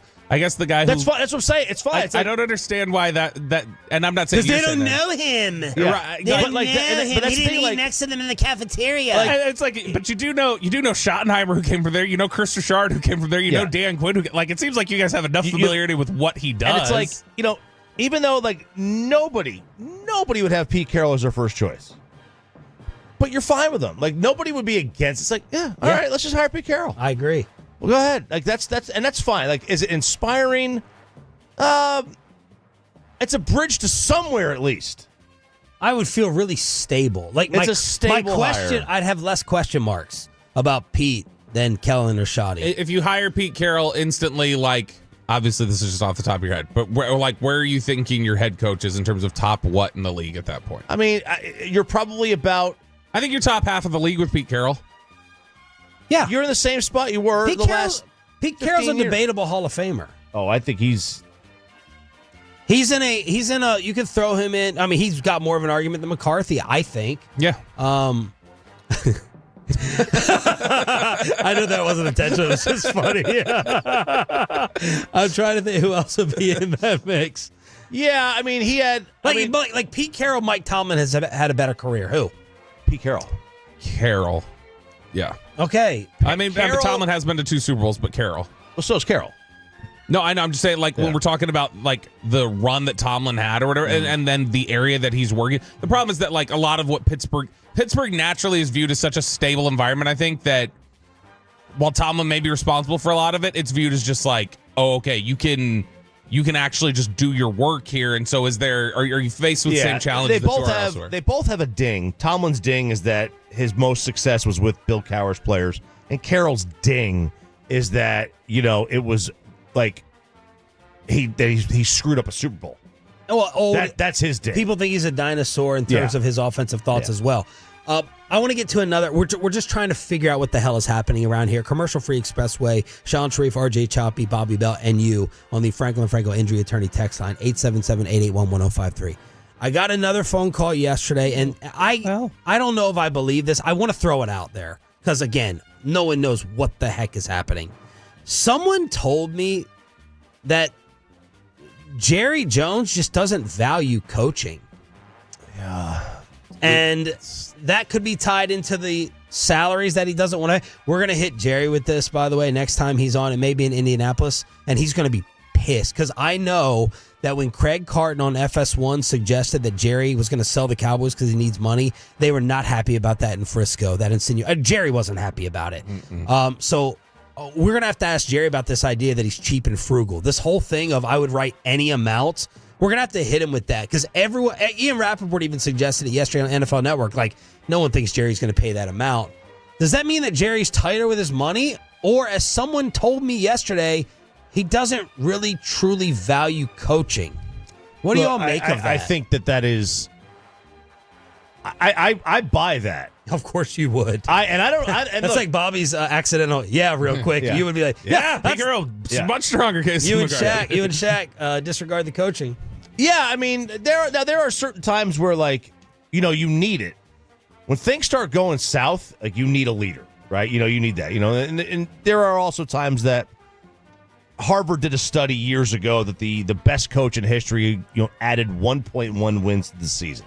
There's no way of proving that. There's no way of proving that. Harvard, with their great track record of success playing football. Yeah. Shut up, Harvard. I think it's more of a statistical thing, But go find disease cures. Stop weighing in on our football. They have so many cures. They're not letting them out. We're gonna get them out. Just you wait, folks. So. Yeah, I don't value coaches the way I don't think I would never pay a coach $20 million. It's insane. But I think Jerry goes to the other extreme on that one. I absolutely think that he does not value coaches. He didn't pay kickers for years. Parcells had to convince him, and then he gets Mike Vanderjagt, and he's like, "Well, what the hell? This is why I haven't been paying kickers." Well, my counter to that is then why does he pay Dan Quinn a ton of money to retain him? So desperate to retain him when he did. What do you think about that overall thought? What about the number of coaches on staff that we have had, which is at times the highest in the league, according to reports? That's valuing coaching. I can't tell. I think that what he values is... It's hard. Like does he value... I think he values coaching. It's hard to nail down what is it he values about it, because he clearly values certain people over time. So my inclination... And he talks to coaches... for these hires, he gets like their advice.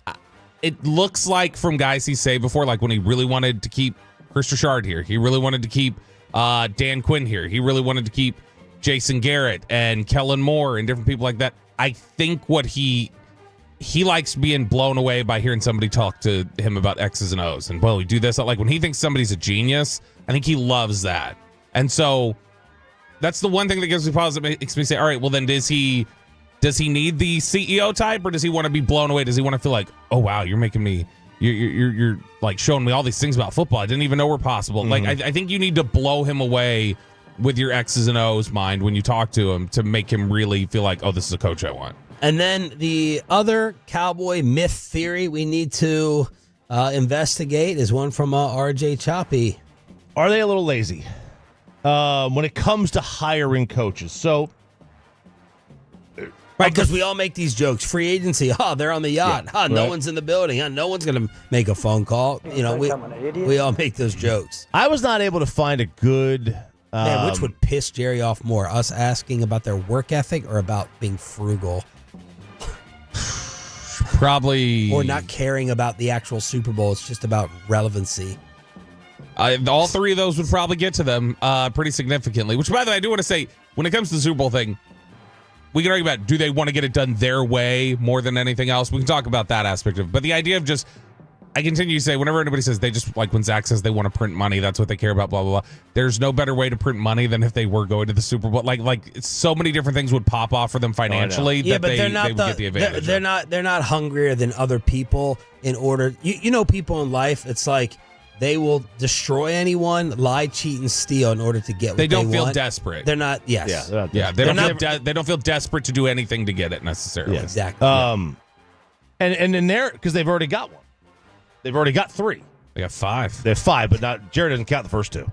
That had nothing to do with him. That's true. So they've got 3. He's talked about this a million times, like about because I don't believe that. And you're right, to your point, because he had said before, like any of the 500 coaches could do this thing, So it's like he truly believes that he could find someone to do it. But I could not find a good list of candidates they had when they hired Campo. I don't know if they just made Campo the coach, because that was pre-Rooney Rule, and you could do that. But it was Campo. I remember. I think they talked to Avizano at the time too. Okay, I think cool. It was, So 2 guys. I think it was honestly 2 internal candidates, pretty much. So the only time where they went like balls to the wall with candidates was 2007. That offseason, they interviewed Jim Caldwell, they interviewed Jason Garrett, they interviewed Ron Rivera, they interviewed Todd Bowles, Norv, Mike Singletary, Wade, Todd Haley, Tony Sperano. I mean, they interviewed everybody. They're like the Jets hiring cycle this year, 19 guys. They interviewed 2 people this last time around. McCarthy and Marvin Lewis. All right? When Parcells was hired, they fired Campo. 3 days later, they hired Bill. It was quick. Like, you can't call the Jets and the Bears lazy. Oh, you can no. call them a lot. You can call them every other name in the book. You can't call them lazy when it comes to their search. So, like... They turn over every pebble. So they when it comes to these decisions, it's just like... They seem to say yes to the first one that just comes along that they like. Like, they don't go through these extensive searches. They did in 2007. Now, I don't know what was different about 2007 versus now. I really don't. But they interviewed a ton of people before they settled on Wade. It was probably related to they just got out of the Parcells era and it was like, I got to make sure I'm getting somebody I really feel like I can work with. So I was talking to Broadus the other day and I asked him about this narrative. I said, when you were over there, was work ethic ever like a question? And he goes, absolutely not. And he brought up, I thought was an amazing point. He said, it's not that they're not putting in the time for football. They just have 12 other meetings to go to. Jerry talked about it in Landman. I got oil and gas. I got real estate. I got this. I got that. So, like, it's not necessarily that they don't have a work ethic. They just got 10 other projects. This meeting, Jerry's coming in from a totally different business, and he's leaving the football meeting for a totally different business. And I said, okay, that makes a lot of sense. They're in everything.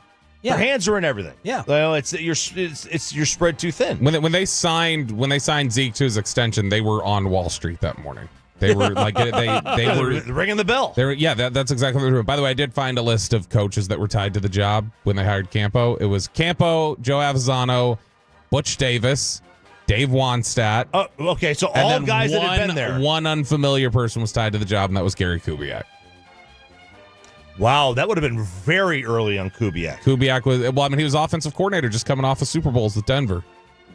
Yeah, but he didn't get a head coaching job. Took a little bit, several years after that. I mean, look. By the way, I would have started the trade if I would have thought he was going to come out of retirement. I would have been absolutely in love with the idea of bringing Gary Kubiak here. I'd sign up for Gary Kubiak tomorrow. So these are some Cowboy coaching myths that we're just trying to figure out in one of the most bizarre, disappointing processes that we have seen here.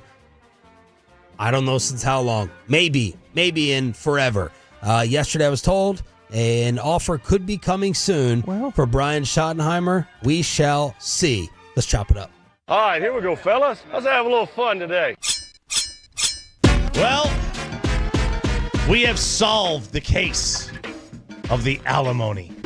Oh! Remember the alimony. Remember the alimony.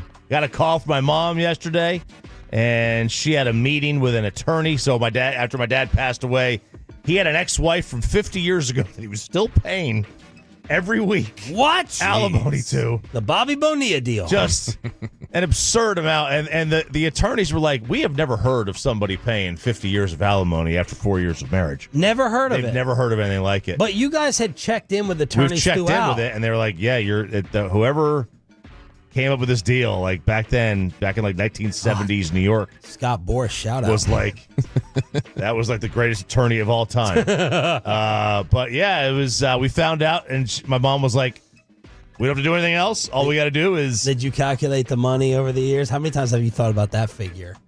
I calculated the money. While you're house shopping. I calculated the money. There's no doubt about that one. It's high. How much? What's it start with?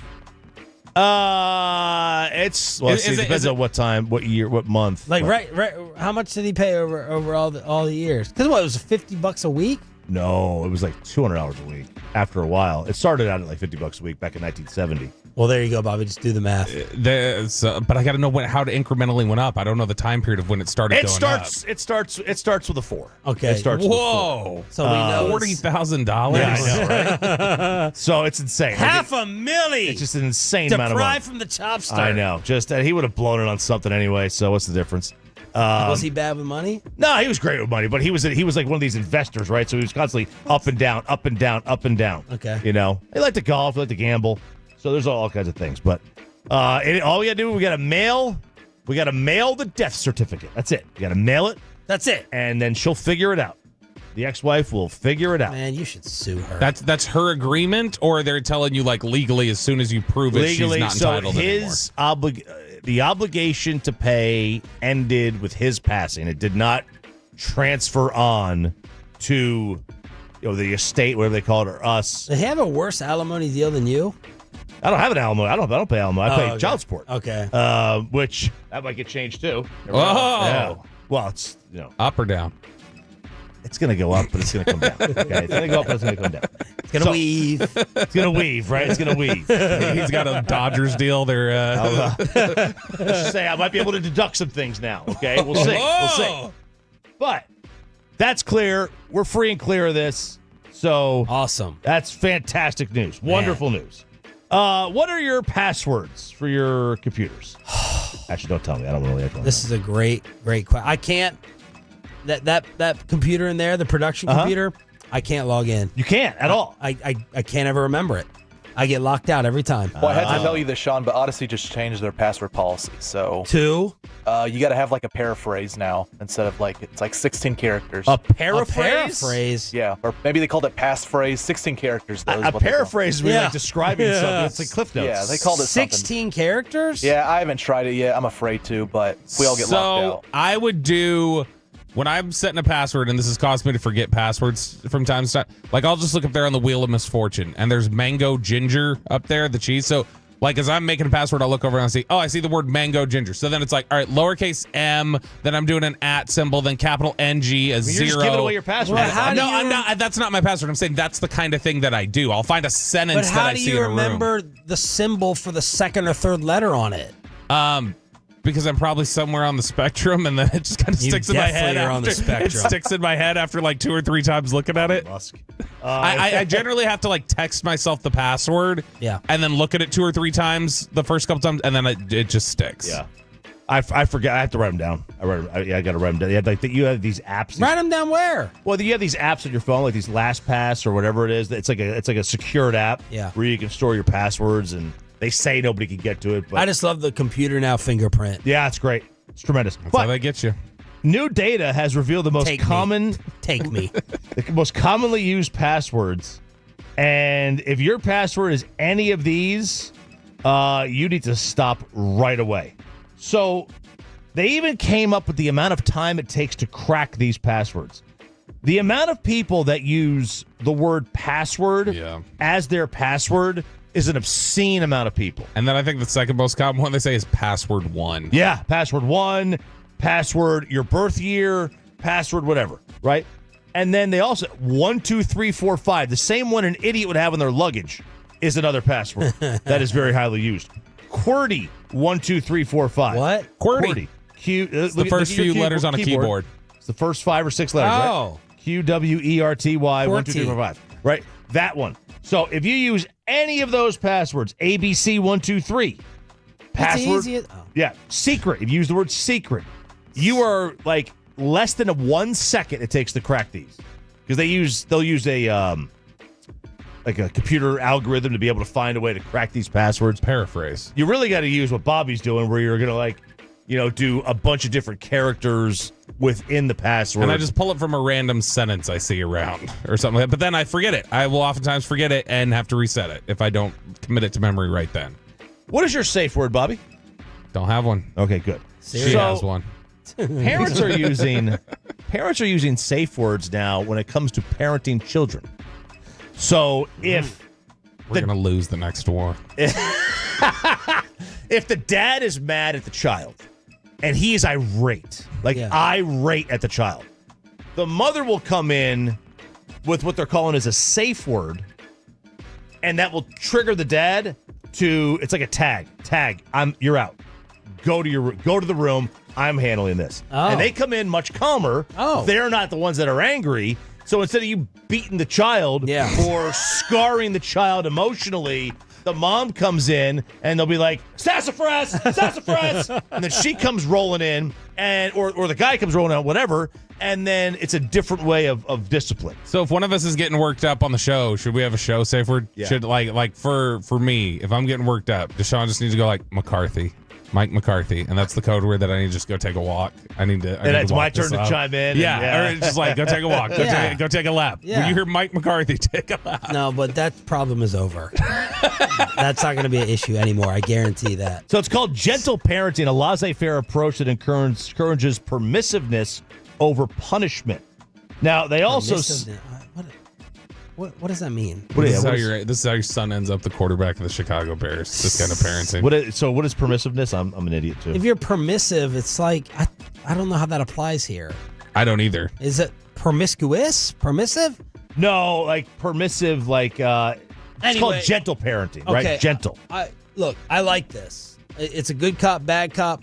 I think it's good when your spouse is like, hey, you're worked up, you need a break, you've had enough time with them. Let me come in. I agree. And not that, you need to sit there and, pat their butt and everything. But just have a feel, right? Like, you shouldn't need a safe word. I was like, here's our code word to know to tap you. Just like, I got it. Come on. Like, it can be that simple. Yeah, it can be that simple. But a lot of times I have a problem if she comes in, like, with an attitude towards me versus, like, what are you doing?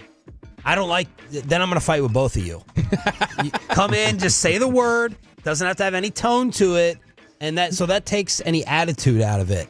And we just know to go ahead and swap. Yeah, right they do say the number one thing to do, and you can get away with this when the kids are young, but the number one thing as a parent to do is not argue about parenting in front of the kids.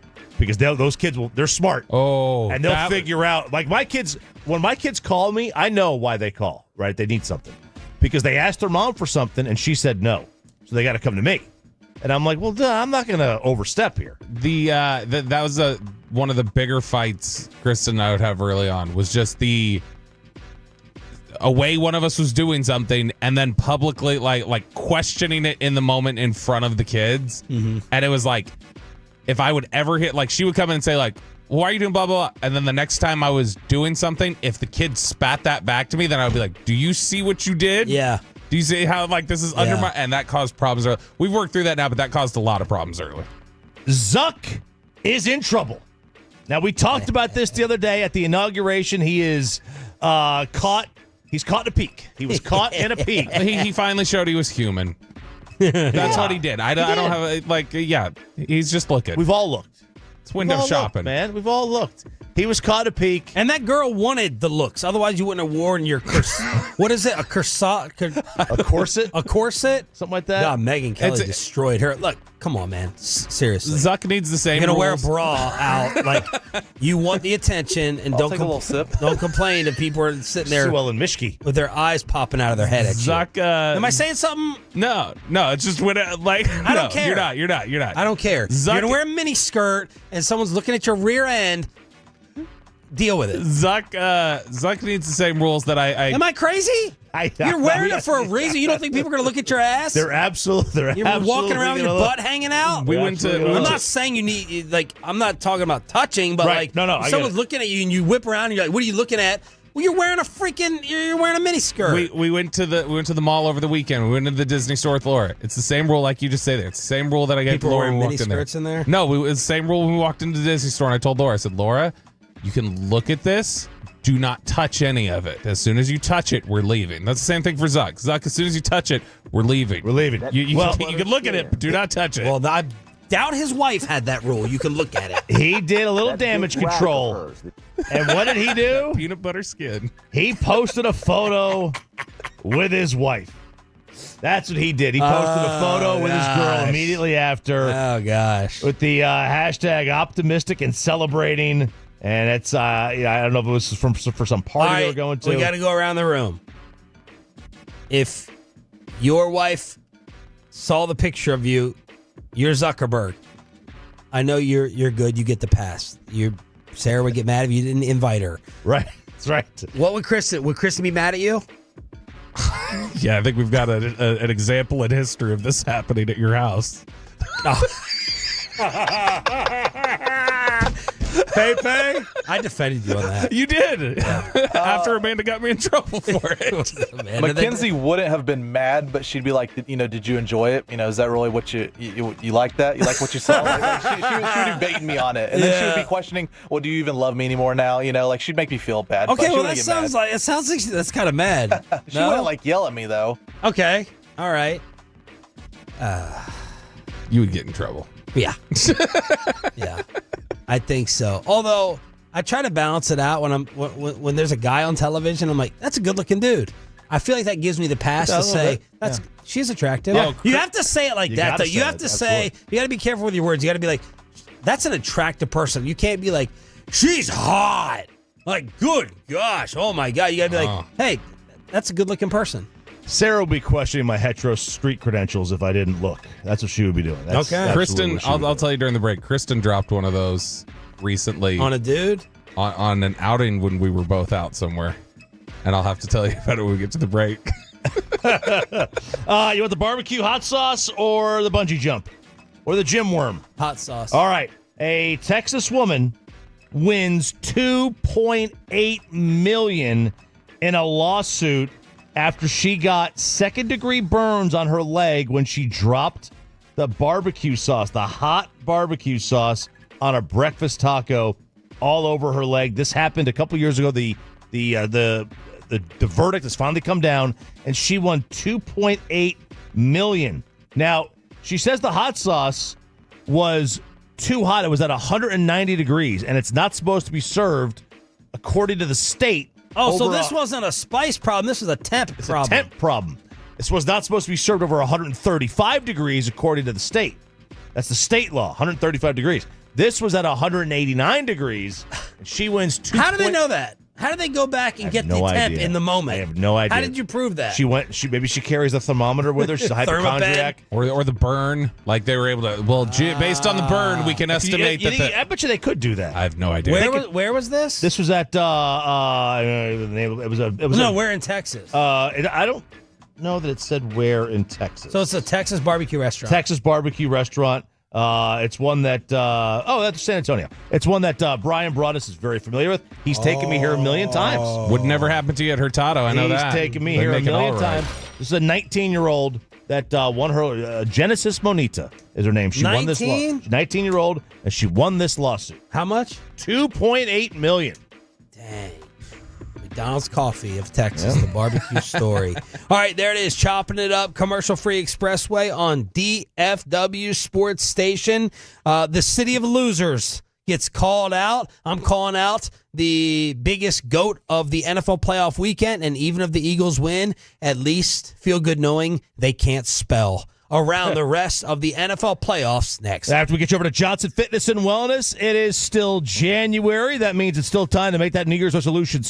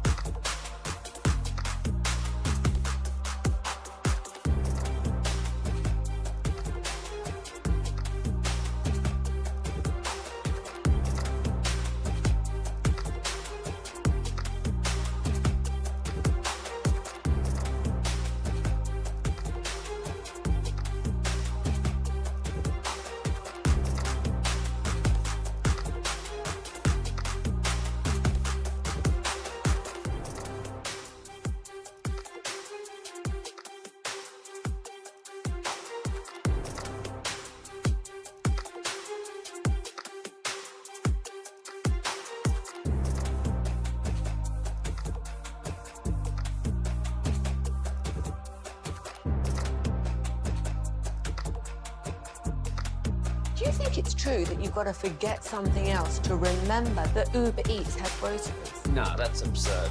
Hey, remember when you used to be a, what was it, a pepper lady? Pepper lady? Wasn't it Cinnamon Sisters? Basil babes. Saffron Squad? Nutmeg maidens? Pre-curb? No. Nutmeg Maid. I just said that. Was it Spice Girls? Doesn't sound right. Was it Saffron Squad?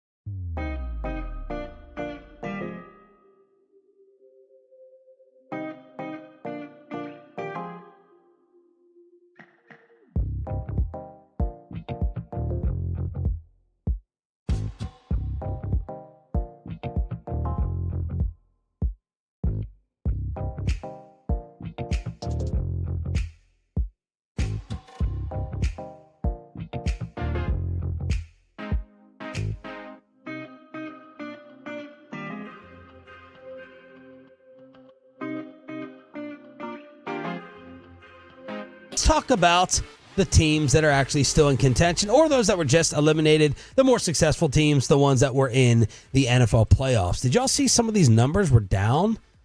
Rams-Eagles playoff game generates 37.8 million viewers. Fourth biggest divisional round audience for NBC since 1988, but fell short of last year's 40.5 to watch the Lions against the Buccaneers in Detroit. Last year's who watched the Lions host the Buccaneers in Detroit.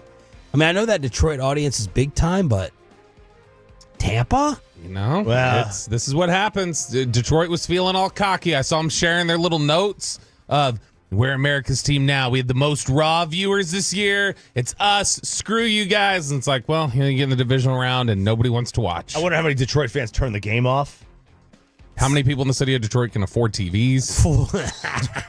Florio says it continues a downward trend for the NFL in comparison to last year. The Saturday afternoon audience increased from 32.3 to 32.7. The Saturday night window fell from 37.5 to 33.5. Wow. Why would the numbers be going down? That's a good question. I mean, unless the cord cutting continues, unless more people are doing that, and that plays into it. They've found a pretty effective way of counting a lot of this cord cutting stuff, I thought. The divisional round is basically down 2 million. And that's before Ravens-Bills was counted. And how are they counting? Ravens-Bills is a weird count, is it? Because there's like a ton of people that probably watched it through Prime. And I don't know how Prime gets, how that's going to get factored in at all. I don't know. All right, early lines for these games. What are you noticing? And, of course, odds out there. The line already moved to minus 4.5 as the majority of the action came in on the Commanders against the Eagles. That was on Monday, though. That was the line moving to 4.5. The Eagles were plus 175 favorites to win it all. It's not Kansas City, not Buffalo? Wow, because you have to bet now. Well, the issue is that Buffalo, Kansas City is more of a toss-up game. Yeah. And Philadelphia is going to be more heavily favored against Washington. So the odds say that they have a more likely chance of being in the Super Bowl than anybody else. Okay. Philly moved back to a 6-point favorite. It's 6 by the points way. now. Yeah.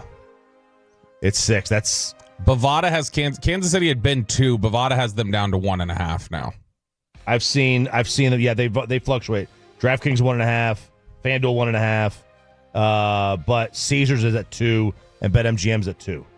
All right, even if Filthy wins and advances to the Super Bowl, you'll always have this, at least for the weekend, to make fun of them over. This is the Philadelphia mayor trying to get their stupid chant going. Let me hear you all say, E-L-G-S-E-S, Eagles! Let's go, Birds! Okay. All right. Hit it again. Let me hear you all say, E-L-G-S-E-S, Eagles! E-L-G-S-E-S. E-L-G-S-E-S? Elgsies. So she didn't even get that. I don't think she got one letter in the right spot except for the E and the S. She got the E. The 2 E's were in the right spot. Yeah, it's that same lady who did the Go Birds. That's she sounds like that. Play her. Let me hear you all say, E-L-G-S-E-S, Eagles! But was that another clip that you played? Yeah, the other drop, Peyton. What was the other one? Let's go, Birds! E-L-G-S-E-S, Eagles! E-L-G-S-E-Ls? Eagles. Wait, that's the same woman? No. I'm just saying somebody else who can't spell it. Okay, I was like, then it's a bit. She's doing a bit. It can't be the mayor. Maybe the mayor is doing a bit based on that lady because she went super viral. Just cancel the chant. Just cancel them now. What do you hate more, the chant or the song? I hate the song. I'm not saying it because I'm on Cowboy Radio. Oh yeah, it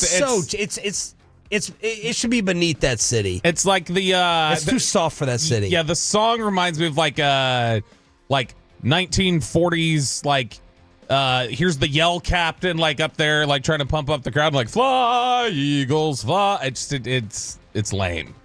Oh, it's a good question. They're both. It's like the spelling thing. I don't know. I guess that's very collegiate. Spelling things kind of collegiate. Yeah, I mean, I don't mind the Eagle speller, like the Jets, Jets. I mean, that kind of stuff's fine to me. All right, so the Buffalo Bills were called the City of Losers. This nerd loser, Jerry Coleman in Baltimore. Oh, my God. This freaking dork. I don't even know. We had him on the show one time. Is he older? Yes. He's like besties with Jason LaCanfora. Jason LaCanfora. My gosh. Jerry Coleman, I guess, was doing some type of pregame with John Harbaugh. And Jerry's like, yeah, I'm calling Buffalo the City of Losers.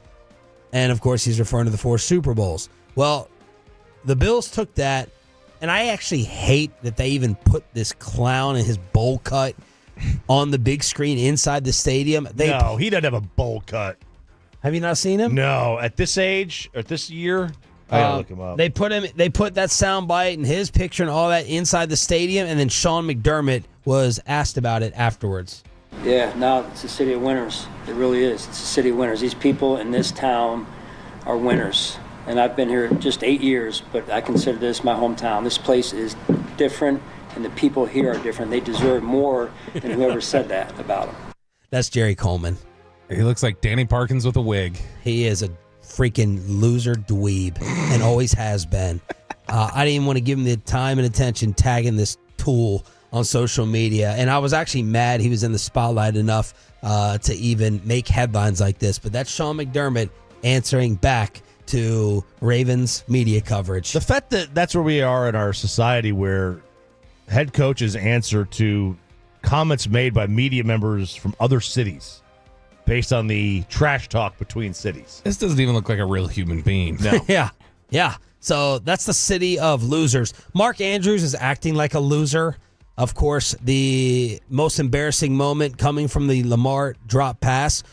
Mark Andrews skipped, very Cowboy-esque, skipping the media availability after the game. And then the really unforgivable part, he didn't show up the next day with end-of-year media sessions. Can I give you a little bit of a pass? After the game? Yeah, I can. But there's been plenty of other goats, the negative goat, that stand up, answer it, and take accountability. Then for you not to show up the next day, that's chicken ass. That is cowardly. Now I'm glad Mark Andrews dropped it. Well, now his charity's making a bunch of money. Bills Mafia. All the Bills Mafia, they're coming through. They're donating over $50,000 to his charity. So that drop sounds like it was worth it. And the people he's getting death threats. Crazy. Not from people in Buffalo, right? No. In Baltimore, that's called taking a walk. Yeah. Sean just told us yesterday. That's just going to the mailbox. Texans coach says Chris Boyd's shove was not disrespectful. Yeah, I'm not buying D'Amico Ryans here. I don't care what he says. So D'Amico Ryans was asked about the Chris Boyd shove, which we all saw. And, I mean, there was a lot of chatter. Greg Olson, I saw, was on Twitter immediately. It was like, I got to know, the only thing I care about now is Chris Boyd back in the game? Did they let him back in the game after he did that? Well, D'Amico Ryans. And they did. D'Amico Ryan says, I don't think he was pushing Frank in a disrespectful manner. I think it was more so he was fired up, overly fired up. He thought he made a play to help us. So that narrative that he's pushing a coach, that's incorrect. Well, D'Amico, it's not a narrative. He pushed a coach. That literally happened. Yep. But the idea that either he wasn't pushing or he was actually pushing a coach and needs to be cut, or he's so dumb.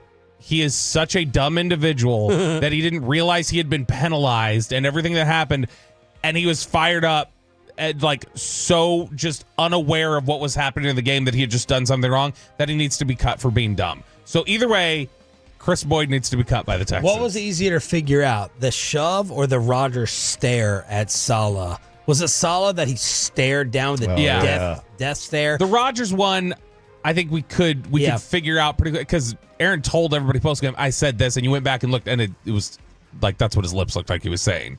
And so that one made a little more sense. But in the moment, that one looked pretty awful. A.J. Brown in the snow said, I would not wish that on my worst enemy. That was not fun. Was not fun at all. Tough game, tough conditions, but made the most of it. Tried to get the win, but I would not wish that on anybody. And then one more Lamar leftover. Chris Sims breaking things down. All right. So this is the final play. Not the final play. The 2-point conversion. This is Chris Sims. Now he's not giving Mark. Ooh, I cracked there. He's not giving Mark Andrews a pass, but he's also putting the blame on Lamar. What I'm saying is that Mark Andrews in the meeting today in Baltimore is going to get a negative grade for the drop, but also in Lamar Jackson's meeting with his quarterback coach and the offensive coordinator, he's going to get a negative grade for this throw. He is. It was late. He didn't throw it with the same authority he usually throws it, and then he threw it behind him. He made it as hard as it possibly could be for a wide open touchdown. And again, I'm not giving Mark Andrews no free pass here. He should have caught that, but I'm also telling you Lamar certainly could have thrown that better and made that a whole lot easier on Mark Andrews in that big situation there. I don't ever want to hear Chris Sims talk about making something easy on a receiver. Your trash ass cost us against Colorado in the Big 12 championship game in Texas Stadium, and I will never. Don't be that fan. I will never forgive that freaking loser for what he did and how long it took for them to put Major Applewhite in, who heroically, I might add, stormed back and gave them an opportunity. We're staring at a national title opportunity if you just beat Colorado, and that idiot with his top button cutting off all the blood circulation to his brain cost us. I hate the top button. And he still doesn't know what the hell he's talking about. Don't be that fan, though. His ability to throw the ball has nothing to do with his analysis. Yeah. It's like, is he technically right? Was Lamar late? I mean, he did double clutch it a little bit. That doesn't absolve. I disagree. His ability to throw a football has everything to do with him analyzing somebody's ability to throw a football. No. If he said, like, that guy can't do it, Chris, you can't do it. You couldn't do it consistently ever. And there's nothing wrong. That doesn't mean he's not right about being on time. His analysis is wrong, though. The ball was right in Mark Andrews' stomach. Did he throw it on time? That's what he's saying. There's no on time when you're talking about rollouts to the flat. He threw the ball, it hit his stomach, and needs to catch it. Yeah, I'm looking. I'm trying to find the replay to see how much scrambling Lamar did here. It was like it was like 10, 15 yards. It's like around. it is a okay. Well, then it's not going to be on It's time. not even that. It's like it's a rollout. It's like a boot to the side, and he just gets to the he gets the corner. I think what he was saying is like as soon as Mark was open and looking, like that's on time, you know. But you're right. There is no 1, 2, 3. It is not out. a timing. It's not a timing route with that. And so Chris Sims, shockingly, doesn't know what he's talking about with football. But also all the talent, quote unquote, in the world, and he couldn't get it done at Texas because he didn't know football. This is something like fans don't look at sports this way anyway.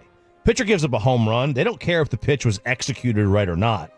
We're not in the weeds like that. Fans don't look at quarterbacks, whether they're on time with their throws, the same way that you might in a film room the next day in the team meeting. Fans don't look at sports like that.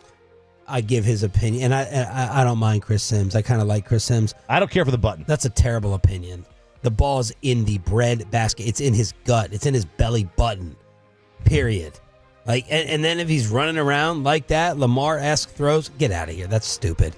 877-881-1053, the way to hit us up on the Frankel and Frankel Injury Attorney text line here on 105.3 The Fan. Did the Baseball Hall of Fame get it right?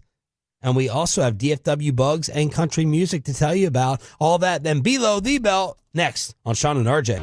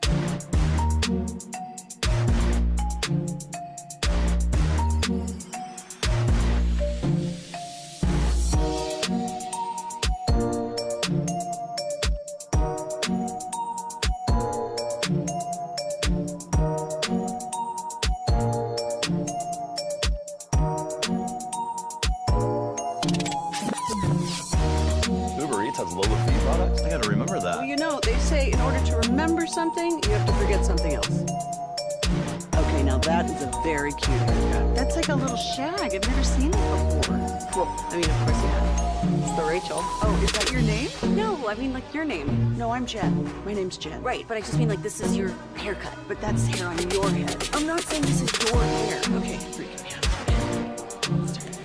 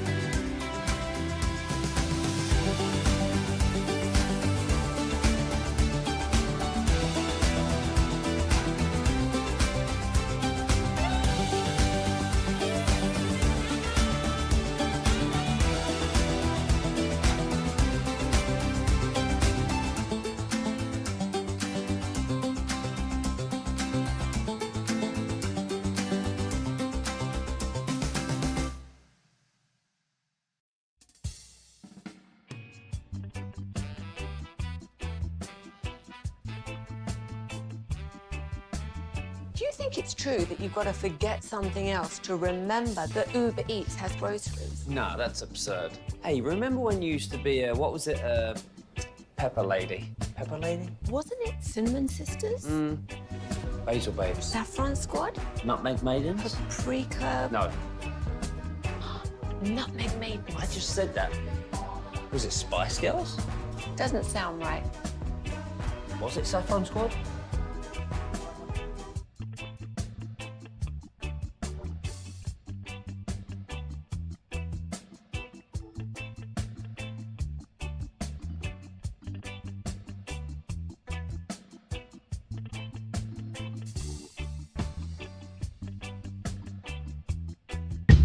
And it's back to Sean and RJ on 105.3, the fan segment here, brought to you by Cars for Kids. Donate today at carsforkids.org. And also brought to you by the personal injury lawyers, Frankel and Frankel. If you've been injured in a car or truck wreck, call Frankel first, 214 or 817-333-3233. With Frankel and Frankel, there is never an out-of-pocket cost. They only get paid when you win. Frankel and Frankel, the go-to car and truck wreck attorneys in Dallas. His shot is blocked. Again, that was an even strength goal. Walker.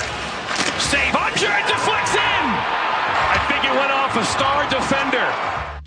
That was the call from ESPN Plus. Good morning, Metroplex. Sean, RJ, and Bobby with you on 105.3 The Fan. Rough night at the AAC. These Stars have now lost 4 out of their last 6. They lose to the Hurricanes. Could not muster up enough offense. Had just 11 shots on net through 2 periods. And as Spittle points out, there's got to be a stat for this. The quickest goals allowed after you score.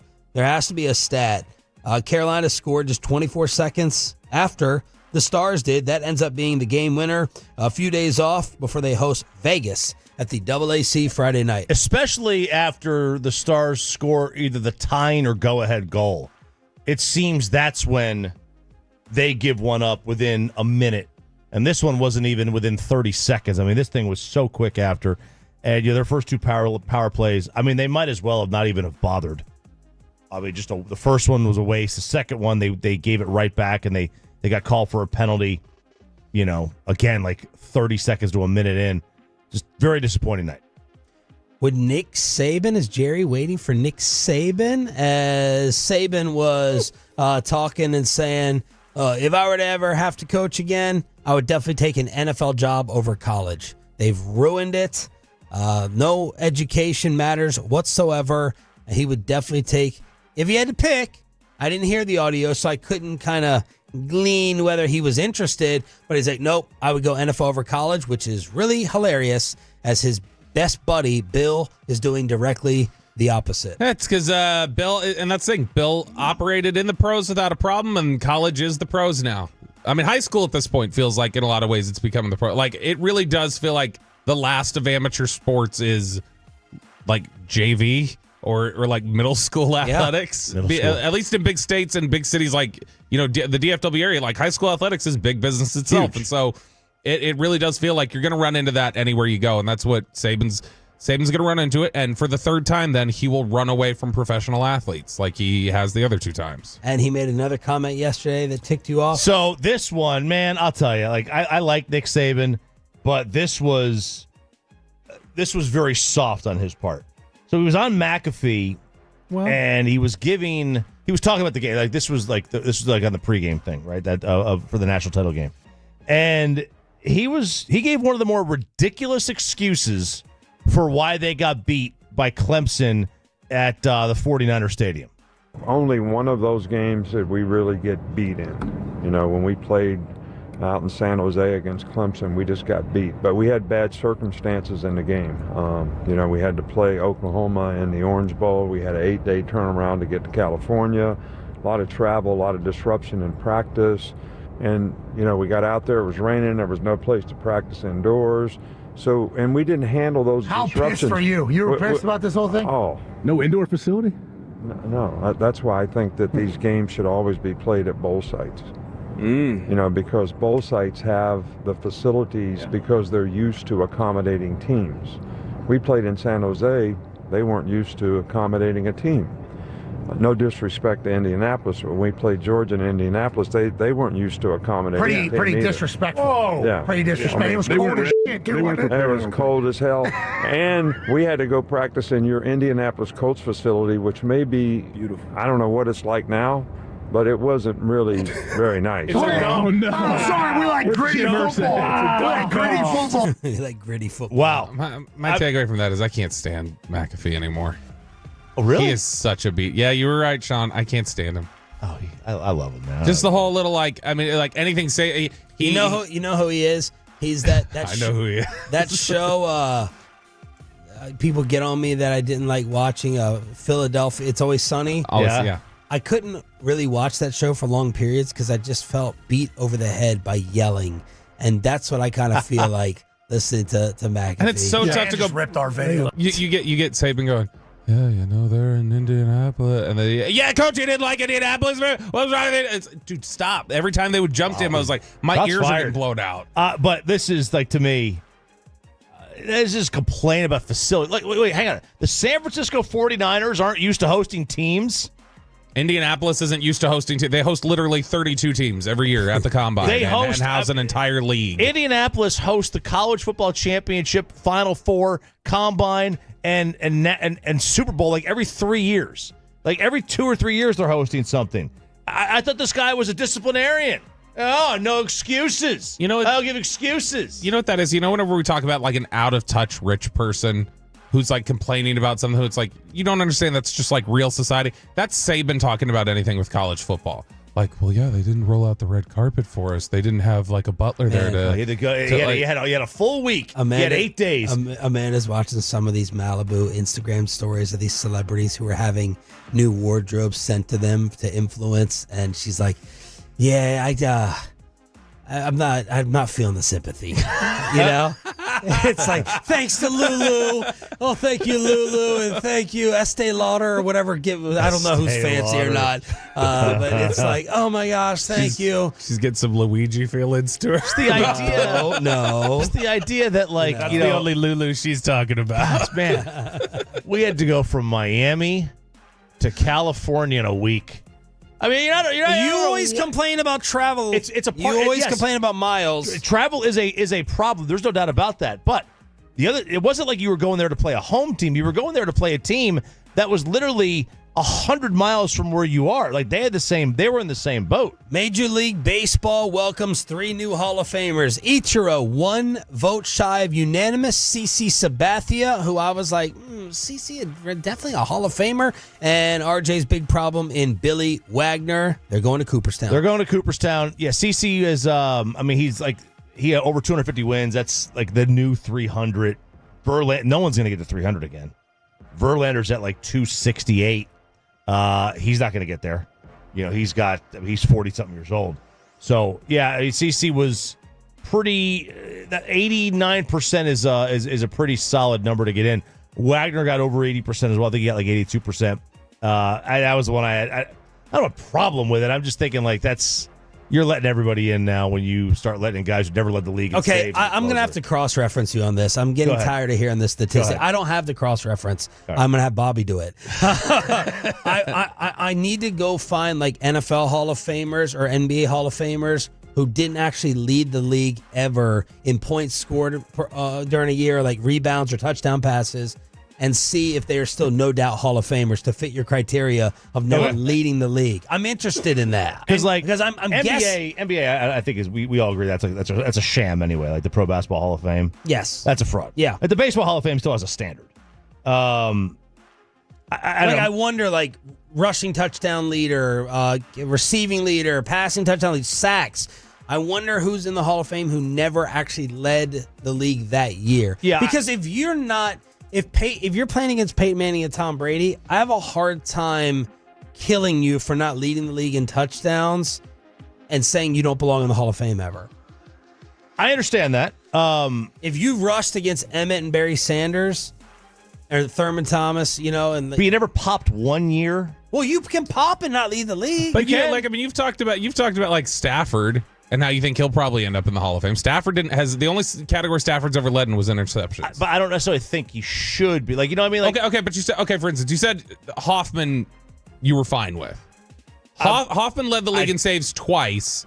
At least he led the league in saves. Right. But outside of that, Hoffman's ERA was like half a run higher than Wagner. I think Hoffman is totally overrated too. People like him because he was cute. He played in San Diego. But you did say the other day he should be. I don't think he should. I think there should be like one closer per generation in. You think that a closer does as little work or the same amount of work as a kicker? You don't think that a closer you give more props to as an athlete? More props, like athletic ability. No, just like the job they have. Don't they have to do more than a kicker? I think it's the same. You do. Yeah, it's you're a specialized. You're a very specialized skill set. You are definitely specialized. You have the same amount of pressure on you. Okay. Right. But you're doing a lot more work as a pitcher. Getting through an inning versus three kicks? That's absolutely. Right, Yeah, the workload. The workload's more. I don't know that I care about that. Because comparatively speaking to the other people in your craft, you're doing much less work. Okay. Right? The closer works less. The stress level's probably the same, and you've got to forget things immediately. I mean, Billy Wagner to me, that was Aroldis Chapman before Aroldis Chapman was even a thought. Like in terms of the dominant, like ridiculous heat left-hander who was impossible to touch. He struck out 124 guys in 70 innings in 99. I'm not saying. Let me figure out. You know how I always try to figure out what's his motive. Well, I think I know what it is. I know what it is. Yeah.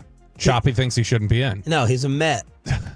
I'm You a figuring Mets out. fan? I'm figuring out art. No, this is you figuring out your motive. Oh, he's an Astro. I'm He's not a figuring. Met. I'm I don't think figuring. he's a Met. He's an Astro. All right, you're not hating on him because he was a Met. No, I mean, he was a Met for 3 years. And I mean, he cheered for the Astros last year with Choppy, so it's not an Astros thing. Yeah. I remember you were cheering for them to have a no-hitter against the Rangers. Yeah. No, again, he was really, really good. I don't think it's too much to ask that to be in the Hall. I'm a very small room guy. I think it's too much to ask to be in the Hall of Fame that you've got to be the best at your position at least once. Okay. In any given year. But I have a major issue. I mean, I'm not losing my mind over it, but I don't know. I just would like it. Maybe you guys know this and I didn't. I was looking at his baseball reference page. Do you know what the name of Billy Wagner's agent is? Bean Stringfellow. That's not true. I'm telling you, go look at his baseball. It says agent Bean Stringfellow. Shut up. It's real. You're getting punked. I just looked him up. He's got an agency. Bean Stringfellow. He's a former minor league pitcher, and he works for TBS Sports Management. Someone else do that homework. Let me know of a Hall of Famer who never led the league in their specified category. I'd be interested to find that out. Do you think that closers do the same as... No. I think closers do way more work than kickers. Everything closers do is high leverage. Kickers are in high leverage situations occasionally, and closers have to get things done in tight situations all the time. 877-881-1053 in order to hit us up on the Franco and Franco injury attorney text line. How about the amazing stat, though? Ichiro didn't start till 27. It's crazy, right? That's crazy. Yeah, I mean, you'll get some players out there now who go to college. Like that's a new thing, too, you're going to see with this new JUCO rule, the Diego Pavia rule. You're going to see guys who get drafted at like 23, 24 years old that don't start until much later. You see Juan Soto, Ken Griffey Jr., Bryce Harper. Those guys started at 18, 19, 20 years old. This is what baseball needs so many more of now, though. Ichiro's style of play. That's what the sport needs. 1,000%. Right? You never would say to yourself in today's sport that, you know what? That's a really fun singles hitter. Right. That's what he was. Yes. Luis Ariz, you could say him. Yeah, but guess what? He's about to be on his fourth team in 4 years. Nobody wants him. Yeah, that's true. Nobody wants him because he doesn't play defense, and all he does is he never walks. All he does is get singles. I still think that's a valuable trait. We have the very latest on the Cowboys coaching search. Insider Bobby Belt thought he had the new defensive coordinator, and apparently that's not a thing anymore. No one's going to update you like Bobby Belt in Below the Belt. Well, except for me, because I got the Schottenheimer story next.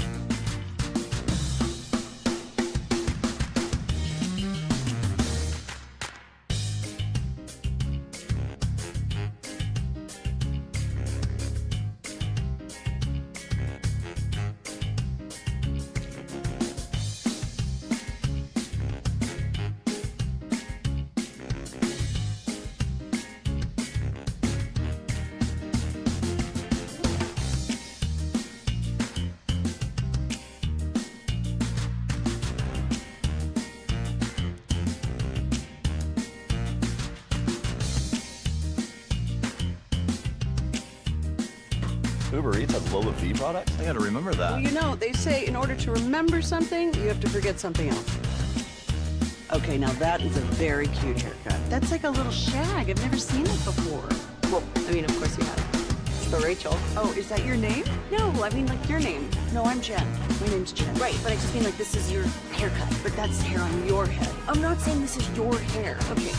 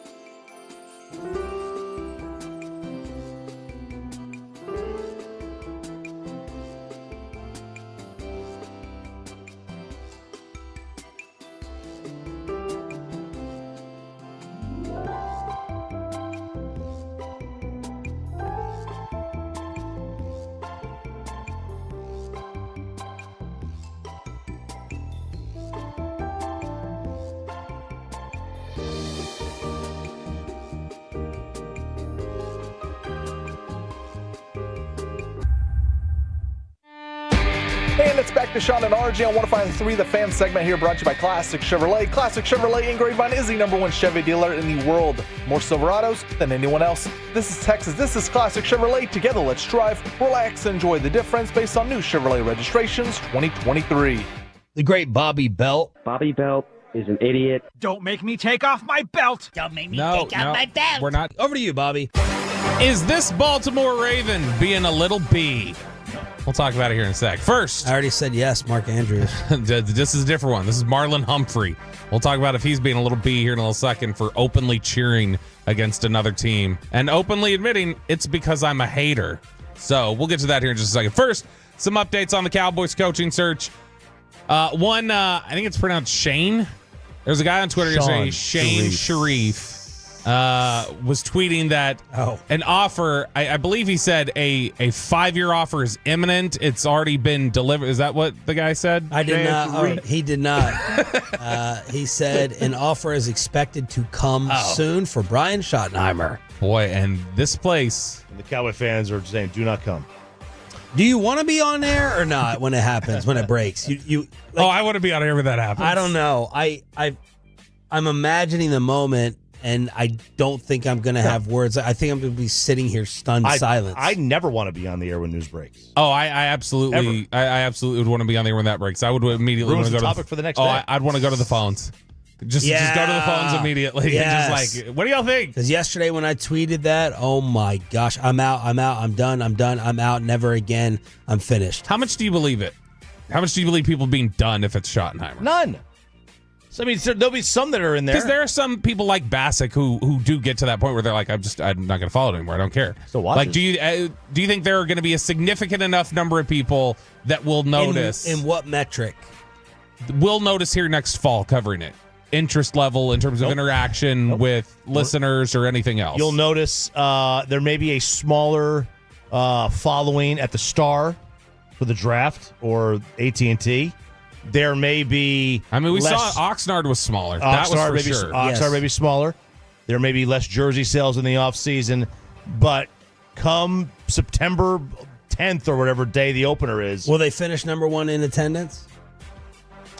Yeah, I mean, if they normally do, do they normally? They normally do. Yeah, then they will again because they have the biggest stadium and they're going to sell it out. Yeah, I mean, a lot of fans from out of town want to come here and watch their favorite team. So. Week 1 next week, we'll have a sellout crowd and a normal TV rating.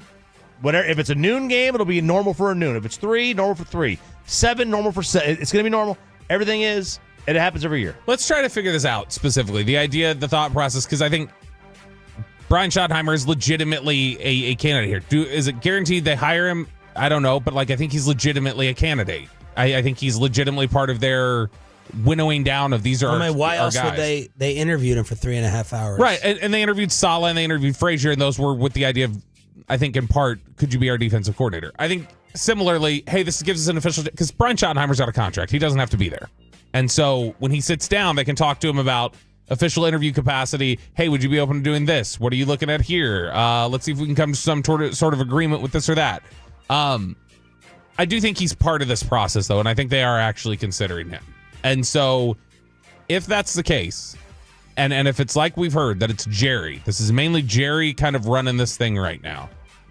What do you think Jerry's thought? I don't know that it is Jerry. Let me explain why. Mm-hmm. By the way, for the record, just so we can judge, and I always got to keep a scoreboard on people. Nick Harris, Fort Worth Star-Telegram, does not believe, he is not hearing that Schottenheimer is going to get this job. Here's which he also made sure to put at the bottom of that tweet. I want to make clear I'm not fighting with anyone or disputing anyone. There, Nick. Yeah, he's doing it in a respectful way. In terms of Jerry going out on his own solo, this is what I've gathered. And this is not from my big dog Schottenheimer source. This is Jerry. This is other people, yeah. I love the amount of people who think that we just have a Jerry Jones hotline. They all think we're all you're being paid. Jerry's got you on the propaganda machine. Jerry fed Bobby the McCarthy hit piece He information. put up the Bob signal in the sky. Yeah. Time for the hit piece. Yes. What would the Bob signal be? A plastic orange bottle? A shot glass. Yeah, the orange. Yes, that'll be it. So here's what I was told. Stephen Jones actually wanted to make the McCarthy change after the Green Bay game. When they lost to the Packers, Stephen Jones was like, all right, Pops, we need to make a change. Jerry was not going to pay someone to sit on a beach. He was not going to just watch that money flush down the drain. So I think the feeling kind of is Stephen loves Brian Schottenheimer. So I think the feeling kind of is like, Dad, you kept Mike. Look what ended up happening. You did it your way. It's funny. We have this balance beam of opposite methods failing. So Stephen can say to Jerry, you kept Mike. I wanted to replace him. Look how it ended up. Go with Brian. I love him. Jerry can say to Stephen, your little frugal free agent plans cost us Derrick Henry, got us absolutely destroyed and annihilated with as much criticism as been in my 15 years here covering the team with Choppy in DFW.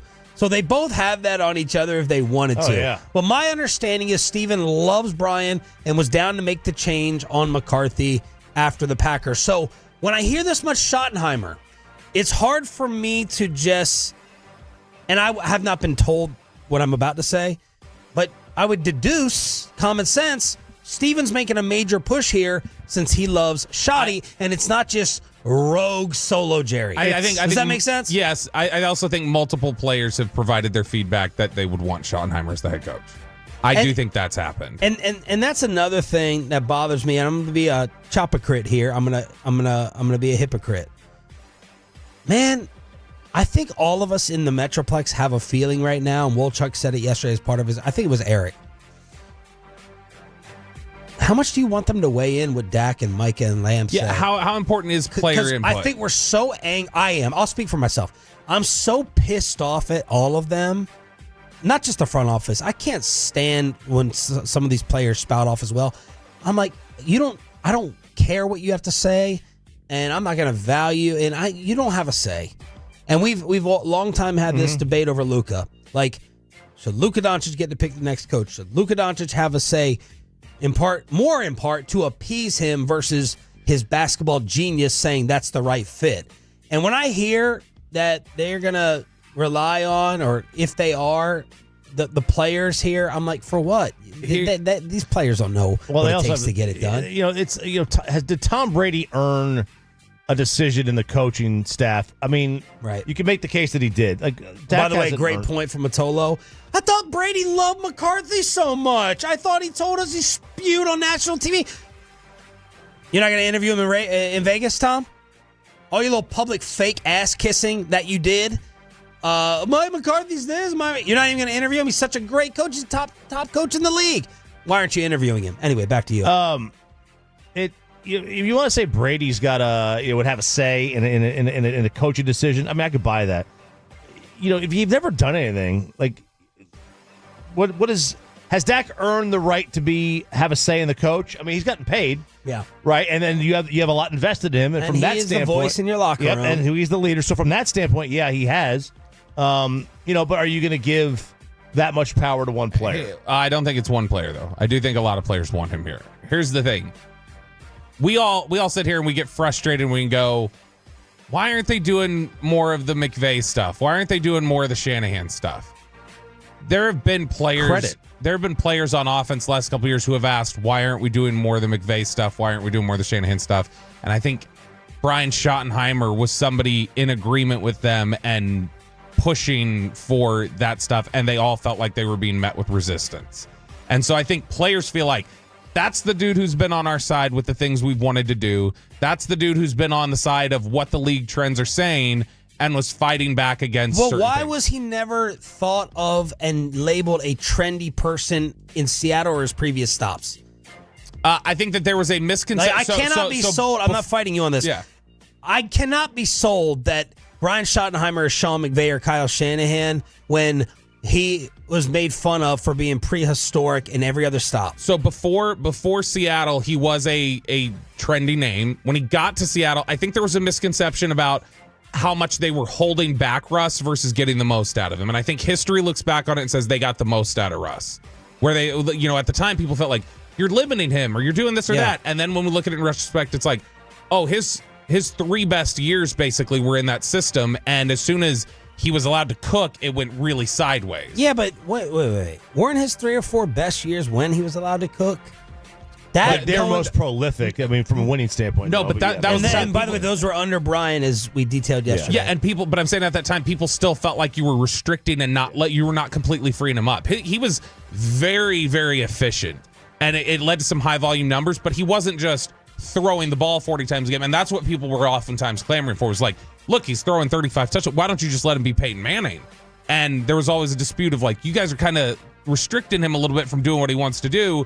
And I think it's just they figured out what he does best. Like Walchuk's texting me right now, and he had this as part of his rant yesterday. I'm tired of hearing that Dak Prescott needs to stay in the same system. I'm sick and tired. I don't think Dak cares about that. And I heard Walchuk say that. Zach, I meant to mention that you yesterday when you said Dak doesn't want to learn a new set. That's not true. I think Dak has beliefs about what he wants to do. Dak has like certain beliefs about what he wants to do, but I don't think it's like I don't want to learn. I don't want to. It's not that at all. If they were able to convince him of the ideas of a new system, he would be on board. It's just he has certain things where it's like, I think this is what we excel at. This is what we do well.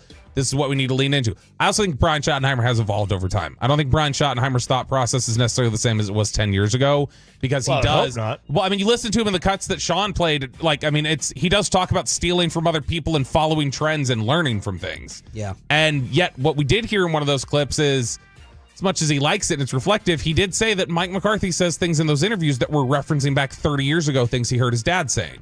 Where it's like there clearly was a commitment to some old school philosophy from what was being implemented here. And I do think Schottenheimer at times was lobbying on behalf of the players.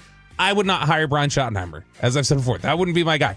I don't think it's impossible that he could be a good head coach. I think there's a decent chance he could get something out of this team. I just would prefer Kellen Moore or... I mean, I really prefer John Gruden after the audio that we played earlier today of him on Barstool Sports, or, there are other guys that I prefer. Would I prefer Brian Schottenheimer over Doug Peterson? Yeah. I would probably take Schottenheimer over a couple of these other candidates, but it's also not going to be my first name. And I do understand there's got to be a balance of how much do you trust the players lobbying for something because they're comfortable versus because they think they'll get the most out of it. Right. And that's the thing that the Cowboys have to figure out right now. Really quickly before we wrap up, Matt Eberflus, that was a name that I had floated and thought made sense connecting dots, and you'd heard from some people like, yeah, that could make some sense. We could reach out, blah, blah. I heard from 2 people in the last 2 days that said, it does not sound like Matt Eberflus is somebody we're going to entertain over here. So it was not a Eberflus wouldn't want to come here. We can't do this.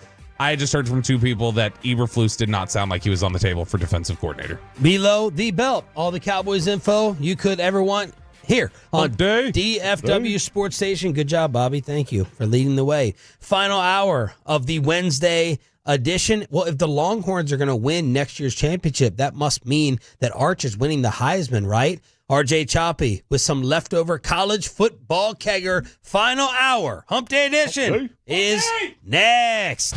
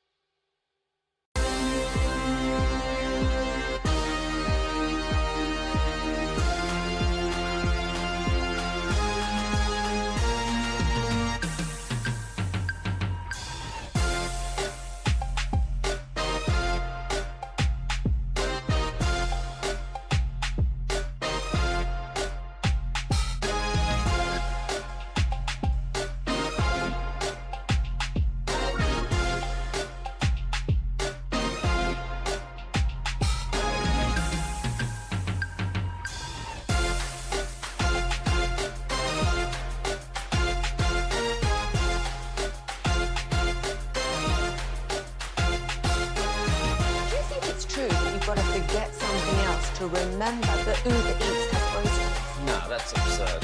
Hey, remember when you used to be a, what was it, Pepper Lady? Pepper Lady? Wasn't it Cinnamon Sisters? Hazel Babes. Sapphire Squad? Nutmeg Maidens? Pre-club? No. Nutmeg Maidens. I just said that. Was it Spice Girls?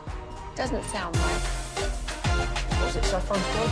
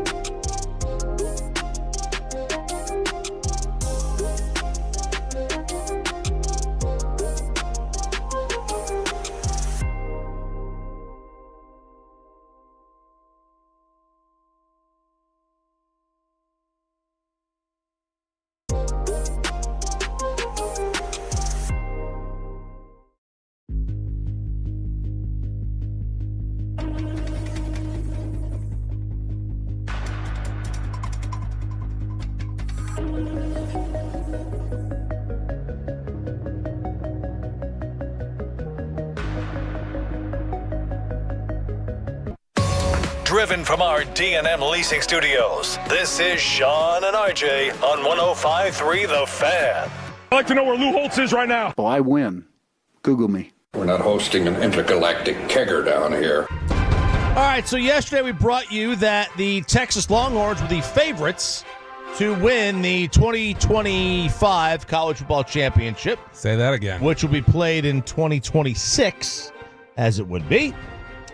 So, what does that mean for the Heisman Trophy favorites this year?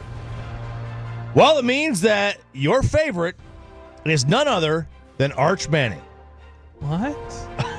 Arch Manning, who has barely taken a snap, barely, is the runaway. I don't mean he's the favorite. He is the runaway favorite. Is this hedging the way we talk about taking advantage of Cowboys fans or whatever else? Like, is this a hedge of just, oh, people love Arch, so we got to hedge a little bit on the odds because people are going to want to bet on him? I mean, yes, you would have to because he is going to be. All right, so quick, off the top of your head, name me who number 2 should be. Carson Beck at Miami. He's not there. No. He's on the list, but he's not. It's a quarterback. Yeah. Okay. I was gonna go Ohio State wide receiver. Jeremiah Smith. He's 4th. It's Garrett Nussmeier, another local kid. He's gonna be a first rounder next year. He made the smart move going back to school. And then you have Cade Klubnik, Drew Aller's 5th. I mean, this is all quarterbacks. Klubnik, and then you have Jeremiah Smith at 4th. Drew Aller's 5th. Lenoris Sellers, the South Carolina quarterback, is 6th. DJ Lagway, the Florida quarterback. John Mateer, the OU quarterback.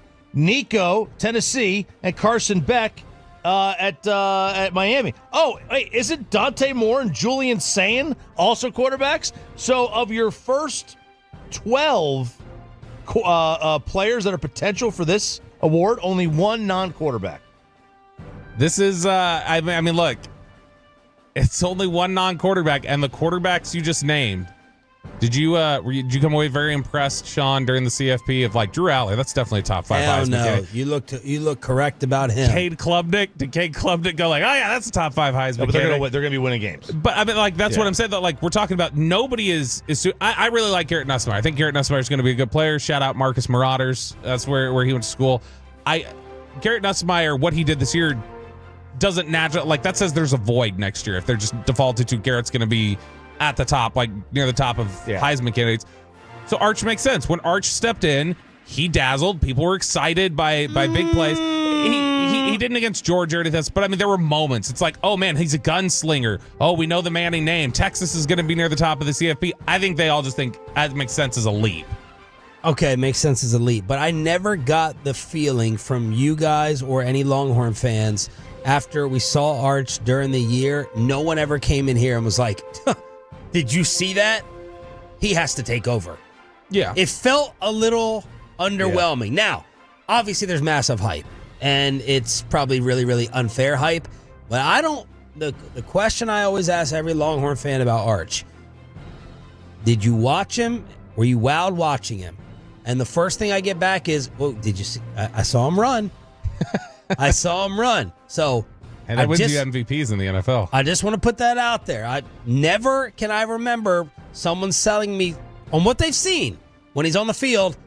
Look at that. Wow. That is it.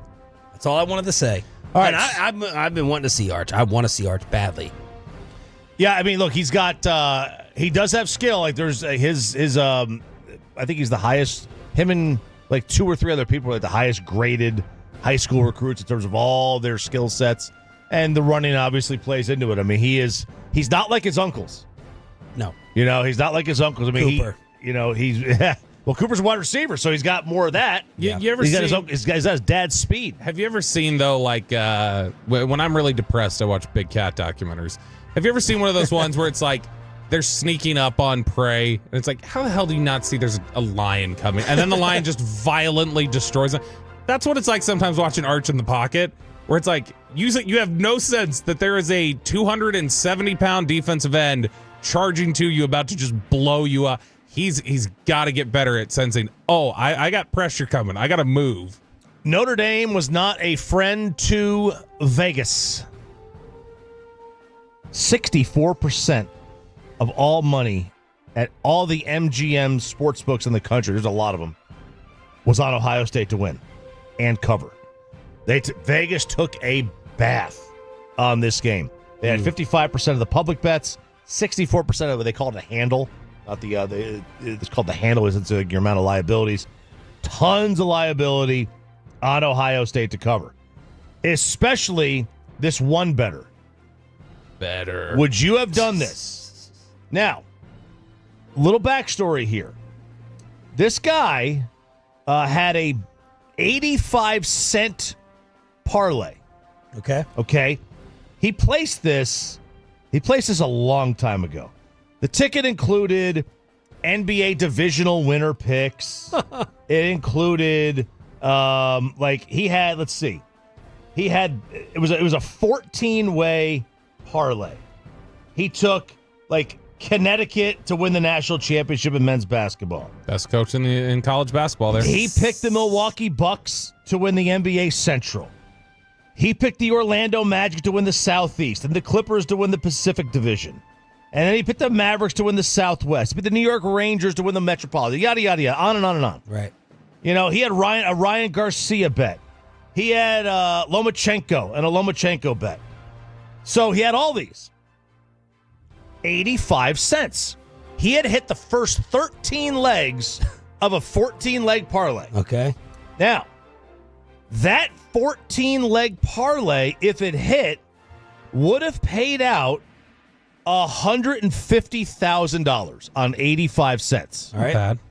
All he needed was Ohio State to beat Notre Dame. Oh, my God. But money line? Yes. Before he placed this wager, like a year ago. Oh. So after he hit the 13th leg and Ohio State lost to Michigan, he sold the ticket. And he sold the ticket for $17,000. Wow. And look, when Ohio State lost to Michigan, most people thought you would have cashed out, wouldn't you? You're done, right? You're done. Well, then what would everyone have done with their Notre Dame ticket after NIU?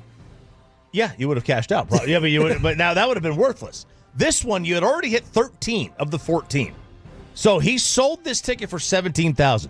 Would you have done it and kept the ticket alive and knowing that you probably at that point had a much worse than 50% chance that Ohio State was going to win it all? And you throw the $17,000 out the window in the hopes of winning 150, or did he make the right decision and he sold the 85-cent parlay ticket for $17,000? He made the right call, I think. Selling the ticket. I would have done it. I would have cashed out. I mean, I would have bet in general. Well, you're going to have to jog my memory. Who at that time in the world of college football would be appointed at and said, well, those teams are definitely winning it over Ohio State? After that Michigan game. No one thought Ohio State, we weren't knocking them out of the playoff. After that Michigan game, we had no idea what their mindset was going to be. And I think everybody's just I trust Georgia more right now. I trust Texas. I trust Oregon. I think people. Tennessee was the chic pick to knock them off. Yeah. And I mean, everybody, you remember we were talking about, they walked out there in the cold, nipples exposed, just bouncing around without shirts. And people were like, oh, Tennessee came to play, and Ohio State showed how weak they were. Ryan Day slumping off the field, looking like a coward. Yeah, there were a lot of people who were picking Tennessee. I can't remember if I picked Tennessee or Ohio State. I think I picked Ohio State, but just to make Choppy mad.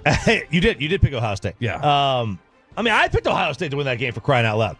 But yeah, this was nobody thought they were going to go, because everybody thought they were going to lose to Oregon the next week anyway, and they go in.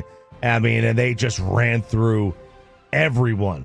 College football kegger on 105 through the fan. By the way, let's change the football to basketball for a second. Peyton has the Dan Hurley clip. All right. From last night.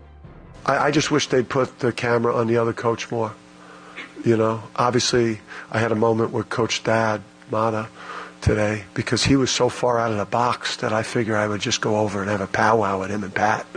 You know, but I just wish they would show these other coaches losing their minds at the officials in other Big East games that I'm coaching, where I look going into a timeout when I'm not talking to officials. I see the other coaches as demonstrative as I am. But, you know, the camera, obviously, I've created this for myself. I'm not no victim. But I just wish that they would not have the camera on me 90% of the time, unless they feel like it's driving ratings, and more ass on Twitter that could put clips of me from a game and say, yeah, look how big of a monster he is. He's yelling at a ref again. What a monster. And this is after he did what? So last night, he's getting into a fight with the referee. He's walking on the floor, and the referee walks away from him, which is what the referee probably should do, right? Walk away. And Dan, you could read his lips clear as day. Don't walk away from me. I'm the best bleeping coach in college basketball. And that is like, oh my God. You know, he's so hateable, but also that is awesome right there. Who's even in contention with him is just the most punchable coach in sports. It's Sirianni. Yeah, like Hurley. I like Hurley more than Sirianni. Do you? I don't like him at all. He's getting worse than Sirianni. The only difference is Hurley's not propping his kid up in his lap to be like, well, ask him about me yelling at the refs. I can't stand Gundy. I dislike Gundy Gundy's pretty way bad. more. I dislike Gundy way more than Hurley. I just hate hearing his voice. What a monster. What a monster. What a monster. The whole thing to Dan is like, bro, you run around like a freaking lunatic jackass and then you cry about the camera on you. Like, if that's your style, that's your style. It is what it is. Sorry. I guess I drive ratings. Yeah. I guess I drive engagement on Twitter. Dan, do you want nobody to pay attention to you? Like, what that would happen if you didn't win? That's the alternative. The alternative is you don't win and nobody cares about UConn basketball. They're outside top 10 this year. They had a little bit of a struggle. They lost a couple of games, but they're still really, really good. Should have gone to the Lakers. But how about that line though? What's that? Don't turn your back on me. I'm the best coach. That is. I'm trying to decide That's gutsy, whether man. that's really unlikable or hilarious. Oh, it's both. It's incredibly unlikable, but it is objectionably funny. It's like there are a lot of things that you could say that you could see in the world that are like, wow, that's really funny. But that's also a nut job thing to say. Yeah, it's like I didn't buy a hobby. I bought an occupation. It's like, was that a badass line or was that totally insane to just say that? Yeah. Speaking of college basketball, Dick is back. Oh, thank God. Yes, and Dick Vitale is returning to the booth. Let us say the 22nd. So this is 3 days from now. On the 25th, he will be on the sidelines in the booth. I mean, could you guess which team he's calling? The Blue Devils. The Blue Devils against Wake Forest. So Dick is back. Dick Vitale back in the booth calling Duke versus Wake. This is great. I mean, uh-oh. Sean doesn't want to see Dick. I hadn't seen Dick in a while. Hagee always wants Dick out whenever Duke's playing. I'm just a little worried for him. I don't know how he sounds. I don't want this to be a Corso situation. So I heard he's not that bad, but I mean, I love Vitale. I love when we get him on the show. All-time great sports figure. I just don't want him to struggle. So I saw him on I think it was the Jimmy V night during the V Foundation games, the Jimmy V Classic. You saw him. He did not sound the same. Now, this was a couple of weeks ago. So I'm just worried. He does not sound the same. He does sound a little bit different. Is it hoarse? Is it what? Is it it's more less hoarse. energy? It's got his voice a little hoarse. It's also not as powerful. Okay. All right. I think that's to be expected. Yeah. But you know the accent's the same, and but when he does his "oh baby," I don't know that we're gonna get the same. Oh, all of these kids. I don't think we're gonna get that. He's gonna try. He's gonna try. He's gonna do it. It's just not gonna have the same effect. Are you concerned you're gonna feel the same way as we were talking about Corso?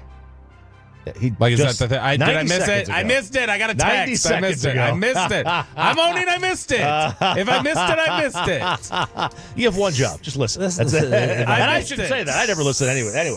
877-881-1053. I saw his face as soon as I said it. I was like, God damn it. He must have said it. The College Kegger with Ralph James Choppy on DFW Sports Station.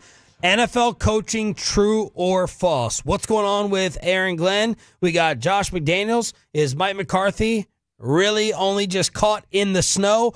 And what is the latest with the Dallas Cowboys and what they're really trying to get done? Choppy with an NFL coaching, true or false, after this.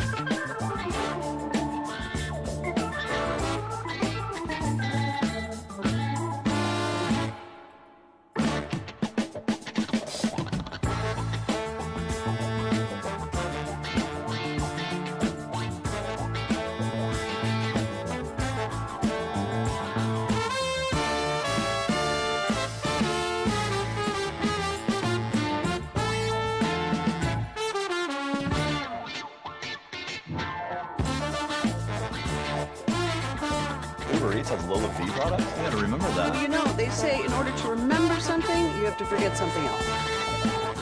Okay, now that is a very cute haircut. That's like a little shag. I've never seen it before. Well, I mean, of course you have. It's the Rachel. Oh, is that your name? No, I mean like your name. No, I'm Jen.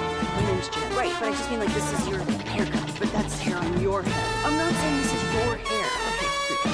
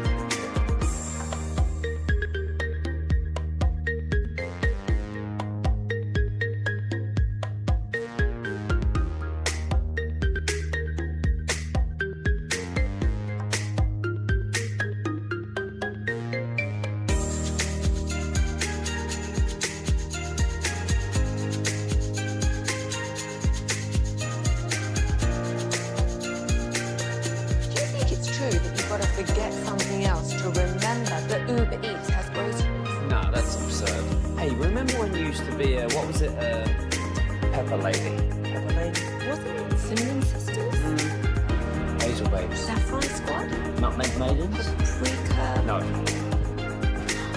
Nutmeg Maidens. I just said that. Was it Spice Girls? Doesn't sound right. Was it Saffron Squad?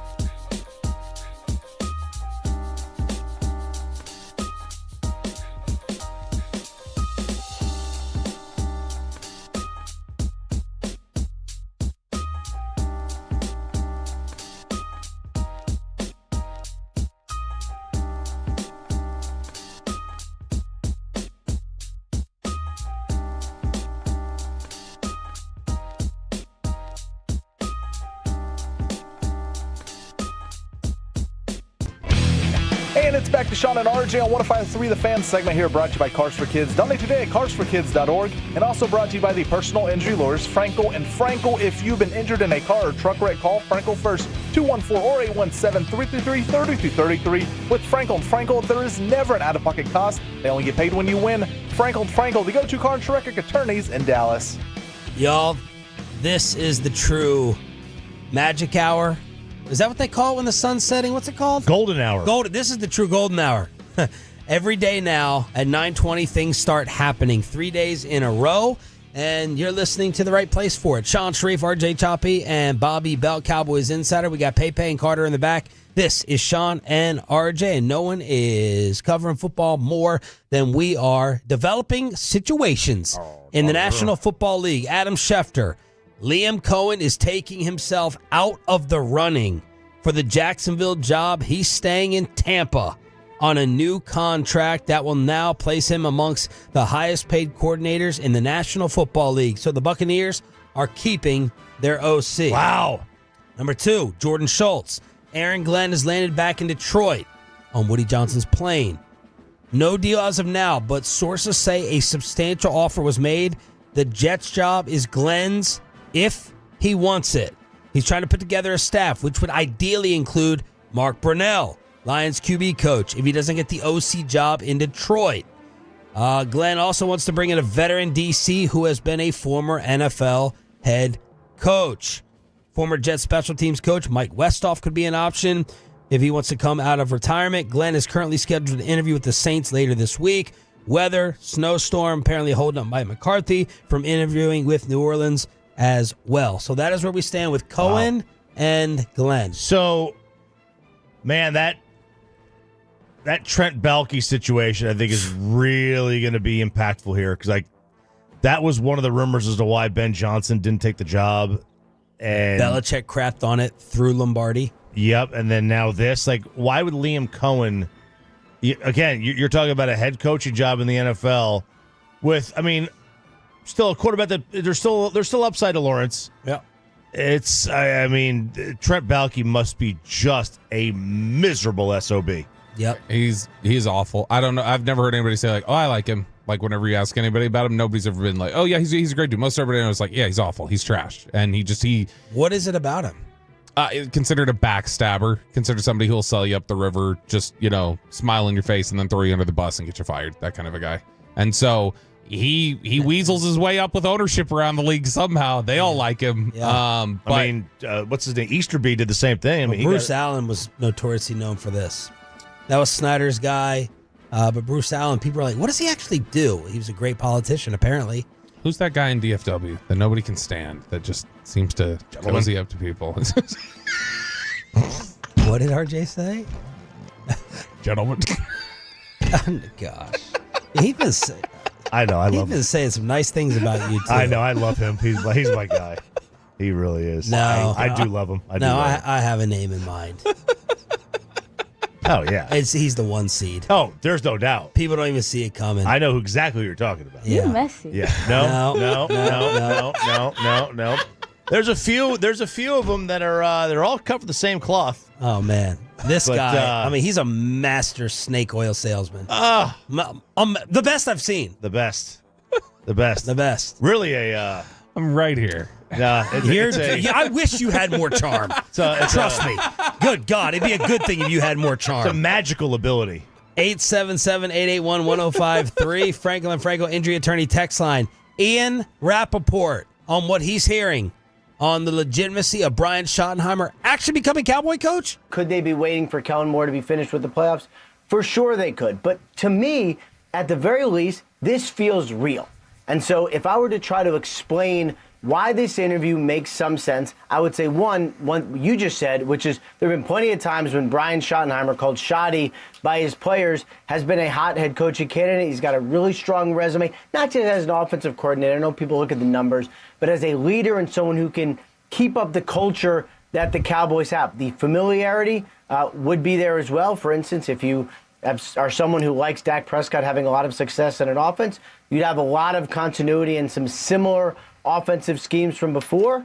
And then, look, for for the Cowboys, I know we talked about this, Tom. There is definitely a thought that for Jerry Jones, he didn't maybe want to pay top dollar for a head coach. This probably wouldn't be that.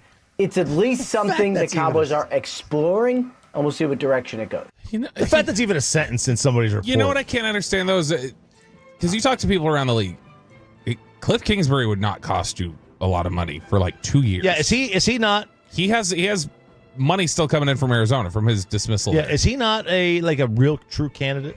Like there's been no chatter his direction so far, and like, I don't got know told why. was hitting me up like, oh, here's Jerry's chance to reach out to Glenn. Whatever happened to the Dion interview? Like these names have not even been spoken to. The problem is Aaron Glenn is too highly thought of.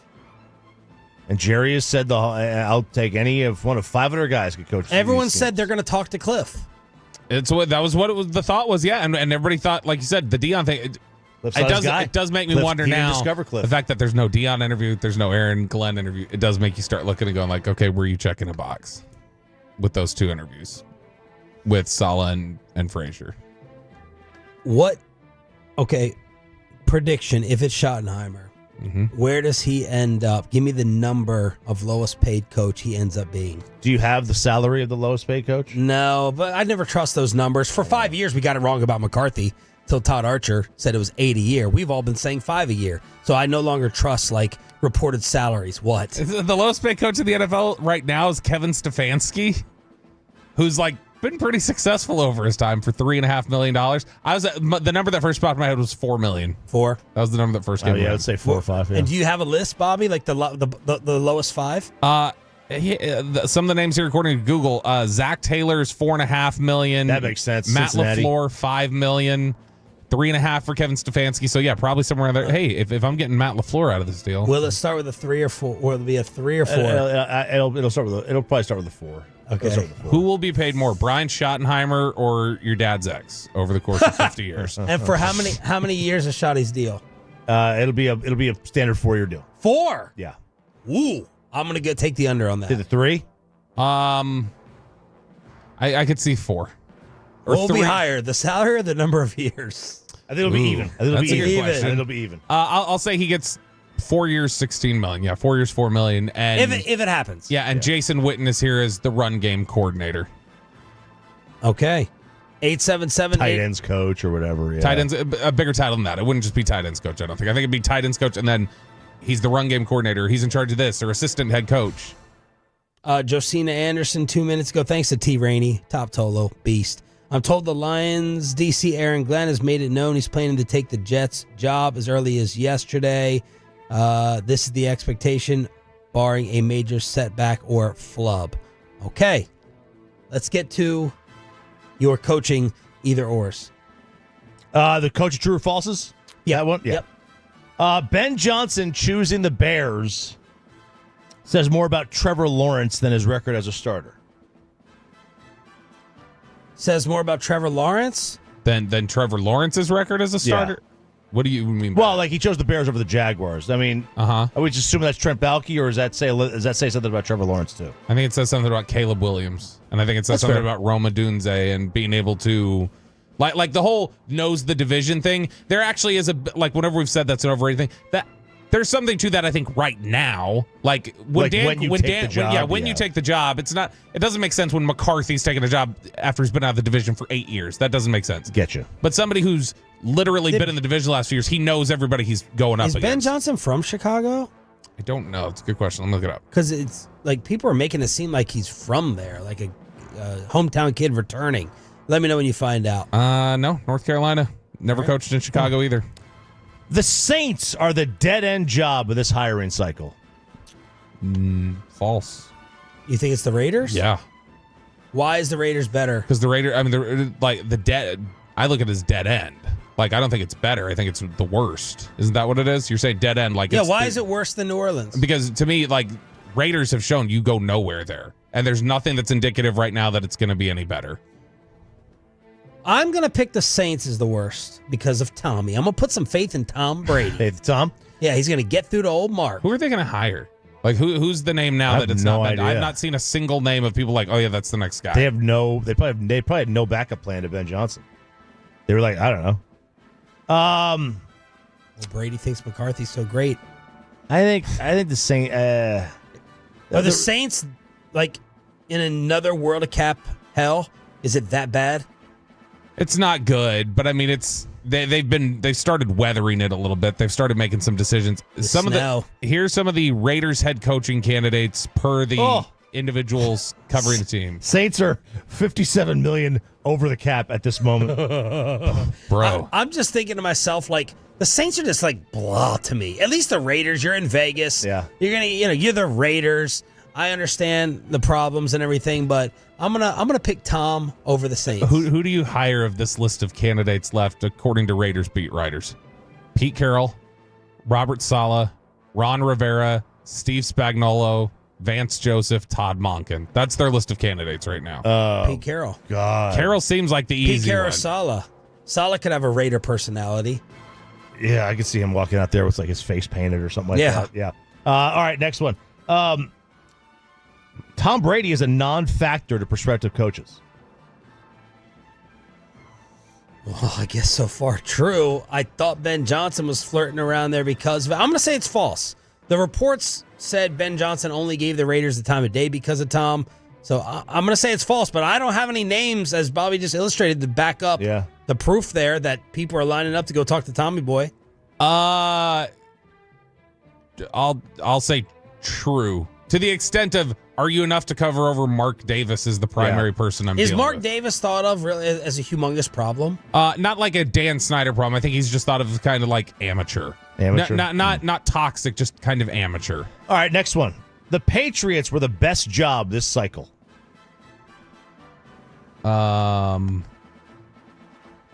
You love Drake May, Bobby. False. No, false. No, Chicago. Chicago was the best one. What do you say? I think it's between those two for sure. The Patriots organization feels more stable. Yes. How soon do you think Buffalo's falling off? To where then the AFC East is kind of open for several years and you've got Drake May versus Chicago's got it. Chicago's in a very tough division with a lot of really great coaches right now. Chicago's in a brutal division. Yeah, like that's very difficult. But the resources in Chicago say you've got a ton of great pieces to build. New England's still kind of far away.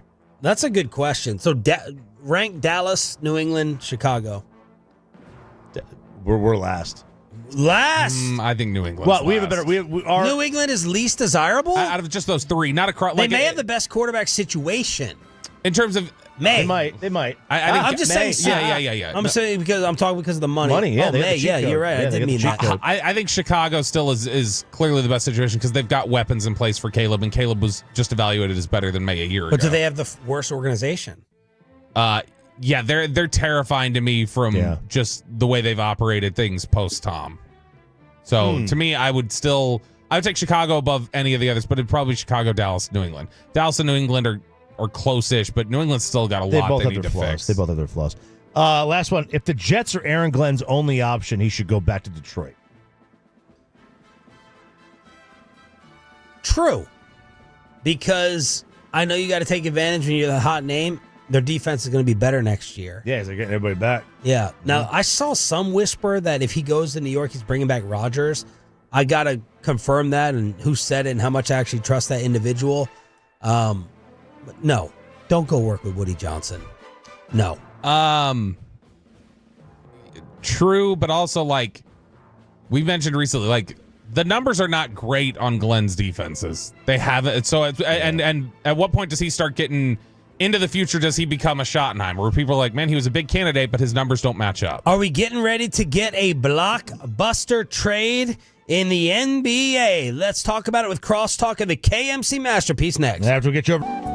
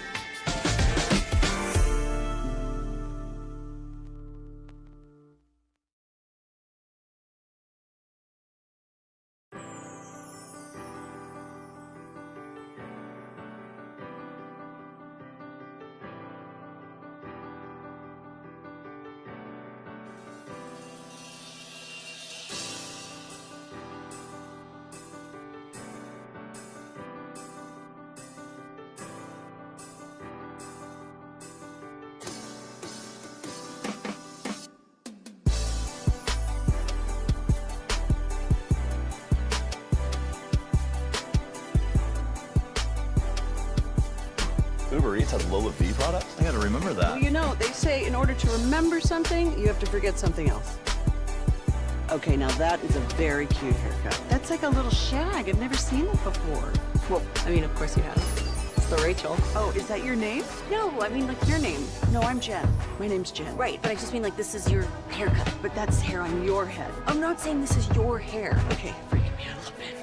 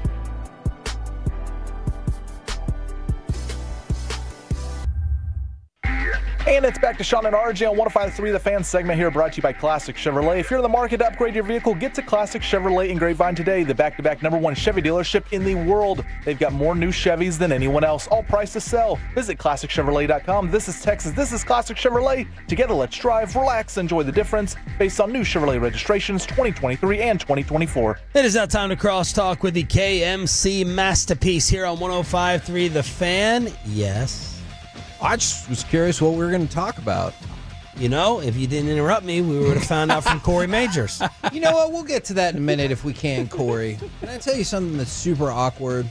I really like going to the Addison Improv. Me too. But you need a lot of people to be there, or you need the comedians to just be hilarious.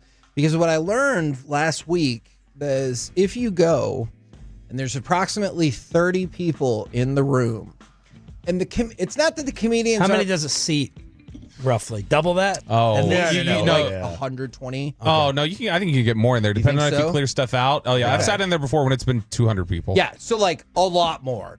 And so we're all kind of packed up towards the front, and all the comedians, all the jokes they told, you're like, huh, that's funny. But like it was funny, but it's not like. But did you not go for a person you definitely wanted to see? No, What was the setup? Well, we only had. Was it like open mic night? No, it wasn't open mic night. These are like people they build, but it was kind of more of a matter of convenience because Noah was gone with his grandparents for a couple days. So me and Jess were like, hey, let's go do some fun stuff. And we went to the melting pot and all that stuff. And it got so awkward so many times that I'm like, I know you're trying super hard and I think you are amusing.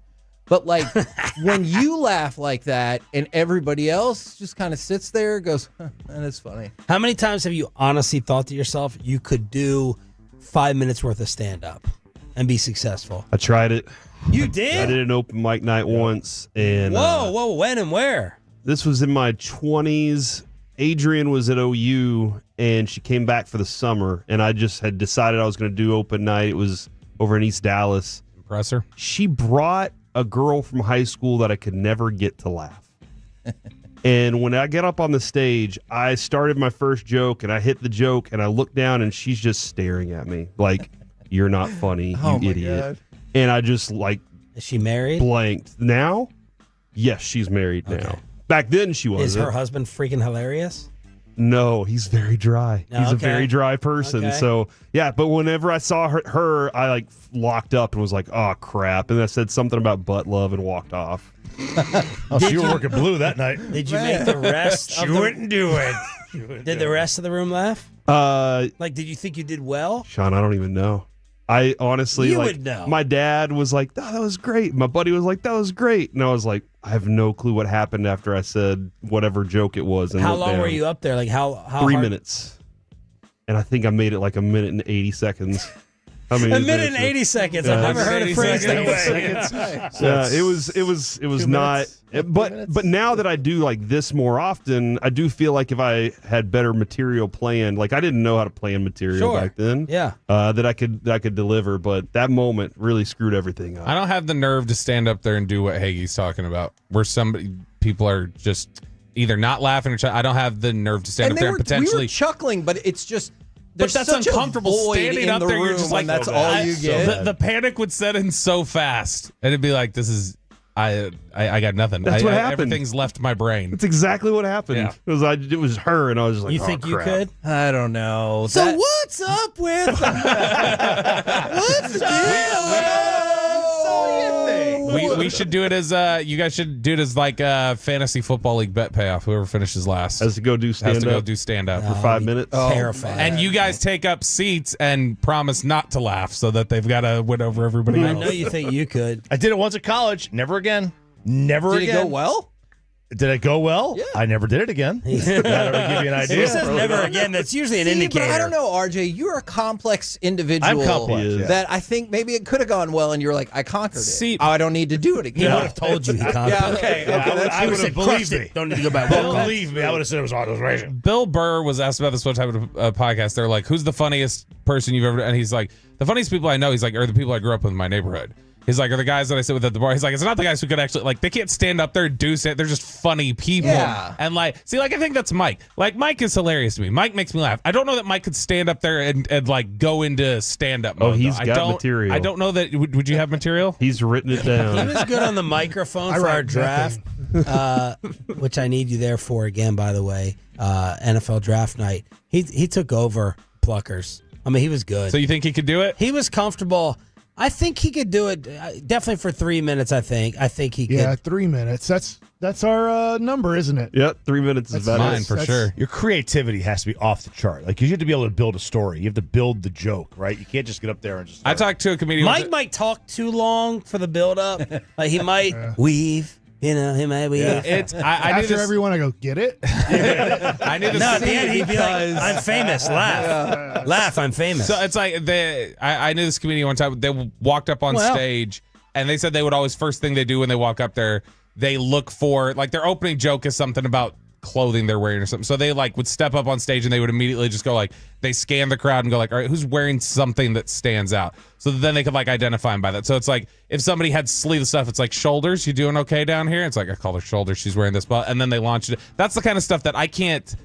I would do not never want to be a able part to do of that I either. couldn't do it. Like, Mike, we were sitting there, and again, there's like 30 people, and somebody goes, "Anybody out here a teacher?"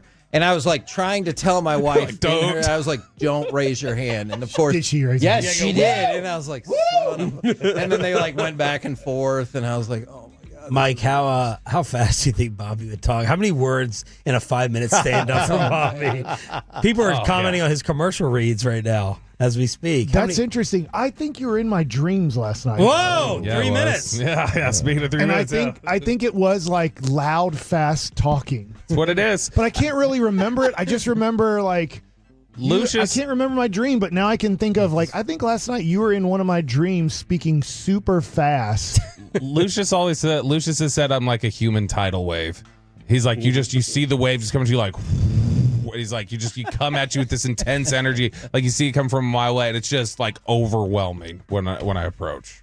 No, that's like way too much of a compliment. Is that a compliment? Yeah, like, oh, you're a massive wave of power. Oh, like, no, you're just like this screeching chalkboard. See, I was thinking of destruction, not power. That's what he's saying. Destruction either. No, he's saying like it's an intent, like just like this is a lot. Like Yeah. this is a lot coming towards me right now. Something you just can't make go away. Okay, that's good. You can run wherever you want. It's still going to find you. You never explain why your stand-up didn't go as well as you thought or wanted. I just didn't feel like I He's was. like, I got this He was girl, working Jana. conservative in She's New my York. soulmate. No, See, RJ's a one-line comic. This is in Tennessee. RJ needs to sit at the blackjack table or at the corner of the bar. Quips, Right. real quick. But that's the Bill Burr thing, like the funny in Setting, like life just in a setting. setting. Because the one-liners, like the comebacks, don't necessarily play in stand-up. But you've got to tell a story and then hit a punchline instead of like just being quick-witted or whatever. I'm You gotta interested in create how some the tension. conversation went between the comedian and your wife. Man, I just felt like it went on forever because she gave way too many details. And again, I just wanted her to lie with a quick answer. Oh, what grades did you teach? Or what did you teach? I was like, just say English or something. And she goes, well, actually, I taught gifted and talented. And and of course, that's not going to end the conversation. Because you say like math, whatever. And so he's like, oh, gifted and talented. Oh, what grade? Well, actually, it was for the whole school. So it was for kindergarten through fifth. And it just felt like it was going on and on. Do you feel like the comedian regretted the conversation? Yes, I do. You know who's a great example, too, of just funny but could absolutely not do stand-up? Is that guy right behind that glass. Peyton? Me? Yeah. Oh, Peyton is hilarious to talk to, and Peyton is hilarious for all the wrong reasons. Him having to stand up there and, like, tell a narrative, Okay. and, that would not work. Believe it or not, I have a connection. I have a connector for this. I don't know if you remember this, Peyton. This is a long, long time ago before you met lovely, lovely people. We were going to set Peyton up with somebody. And do you not know the name of his fiance? I don't. Okay. I'm really sorry. Lovely. We got two Bassets today. I got into the beginning of that story and I was like, you're going to be in trouble if you get fact checked on this. But my wife's best friend had somebody like around his age that was in her like little social group and stuff. And so I described him. And one of the things I said, he's like, oh yeah, he's funny. He has like a very dry sense of humor. And what the feedback that came back to us was the girl was like, yeah, I was with you until that, I don't know, that dry sense of humor. I don't know about that. And so we were like, so we joke like, oh man, she sounds like a delight. And we really feel like you dodged a bullet there with the person who's like, oh, he's got a sense of humor. Ooh, I was in until that part. Well, thank you, Hagee. Thank you for trying. Corey, what's coming up? Right out of the gate, how the other 8 teams attempting a Super Bowl three-peat fell short. And then we get puck around and find out at 10:20 today. Mike, is Jimmy Butler about to go to Phoenix? Is that for Bradley Beal? No, because they just traded for all those draft picks. Yeah, they got and I guess the money would, yeah. Yeah, they got 3 first-round picks. I wish we would have done that deal. I'm like, what do the Suns have to trade to be able to get 3 first-round picks? But I cannot keep track of the years of 2031. I hate that. Could you imagine? Like, obviously, if you're the GM, you're trading. That's somebody else's picks. It's not your picks anymore. You're gone by then. Sure. I wanted to also ask, you got something on it? Go ahead. The Paul Skeens card. Yeah. Why is this such a big deal? Oh, Skeens. How rare, like... It'll be, so from 2023 on, if you made your debut from 2023 on, as long as they continue, this will be the card of all cards. There's only one of them. They can't make a different color of it to be like, well, you got the red one It's or the the patch, gold right? one. It's just the patch. It's the patch. So you have a piece of their jersey from their debut game, from their first ever Major League game. So and then they sign it. Okay. And so you have an autograph card of a piece of jersey from their first game. So I know Paul Skeens isn't going to be this. Can you imagine back in the day if somehow, some way you had a piece of Nolan Ryan's first ever jersey he wore in the major leagues? I mean, he could be. Right. I mean, he's freaking awesome. I don't think so, but now you just start thinking of all the greatest players, whether it's Michael Jordan, LeBron James. Yeah. Like if you had a piece of their jersey from their first game, so how ever, much could they sell that card for? You think today? And would you, if you grabbed it, would you sell it or would you hold it? Sell it immediately. Yeah, just because he might fall off. He's going to the blow nature out. of pitchers getting injured. Yeah, right? I said yesterday. I said I'm going to buy Paul Skeens cards. I don't own one of them today. Wouldn't buy one today. I'm going to wait till he blows out. Every pitcher does. So he's going to blow out like Spencer Strider did last year, who was going to be the Cy Young winner for the National League or whatever. and then his cards will drop by 50% or more So because his what- cards are phenomenally high right now. What do you think? Over $1 million. I think $1 million. Ellie De La Cruz went for 600,000. And so, but I think what added to the mystique of this was the Pirates coming out and saying, "We'll give you 30 years of season tickets." And Livy Dunn. Yes, and Livy Dunn. They're not giving you Livy Dunn. Give but you Livy. Oh, No, her she suite. gets to sit in her suite. Yes. The first time Is I that said a that, I used a euphemism? different word, and it got me in trouble. So I don't know this. Obviously, there's not very many huge Pirate fans. But if you are a huge Pirate fan, if you could get this for, let's say, $800,000. I don't know. Doing the math of, I don't know how much it costs to sit behind home plate for a Pirates game for 2 tickets. You can just sell them. But you have 30 years worth of those tickets. You have Paul Skeens autographed jerseys. You have the Livy Dunn sitting in the suite for a game. So, like, I don't know. I have no clue what the math works out to what the Pirates are that feels offering. like $3 million, give or take. Yeah. We're back tomorrow morning. It is the KMC Masterpiece next on The Fan. Thanks to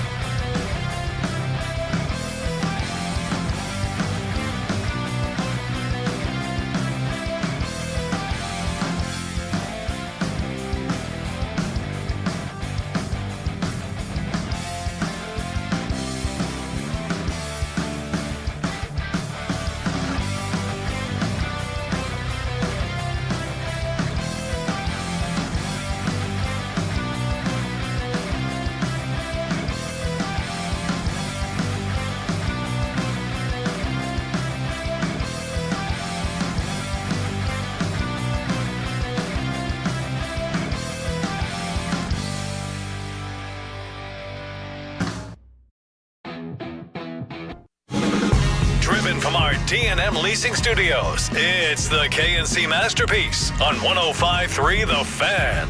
KNC Masterpiece right here on 105.3 The Fan. You got me, Kevin Hagelin, Corey Majors, the famous Mike Bassick, the soon-to-be more famouser Alec Medford, who has returned. Gentlemen, welcome to the program. How we doing today?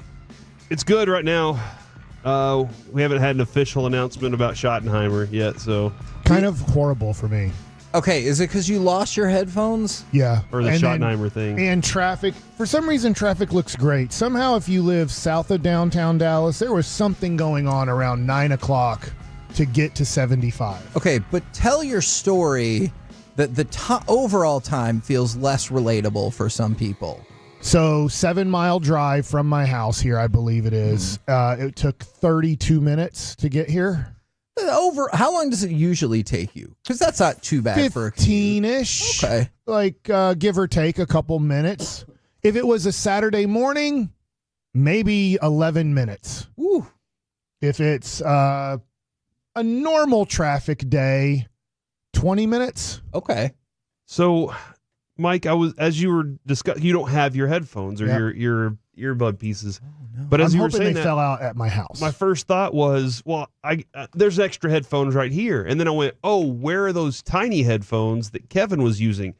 Kevin has new headphones. That's true. Have you noticed the gigantic headphones that he has? For some reason, it looks normal. Gigantic headphones on you look very normal. When did you get these? Was this yesterday?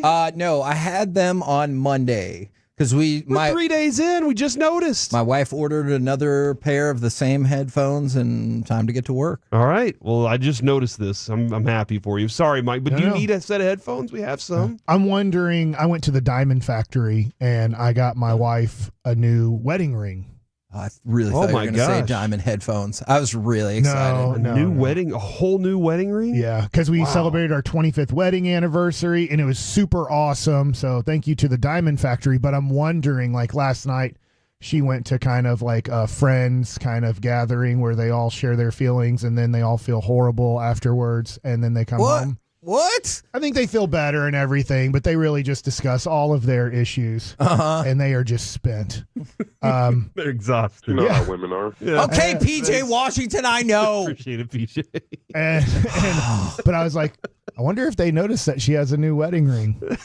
So to your point of headphones. So you're worried it's too positive to get brought up in the group. They're like, hey, that's great.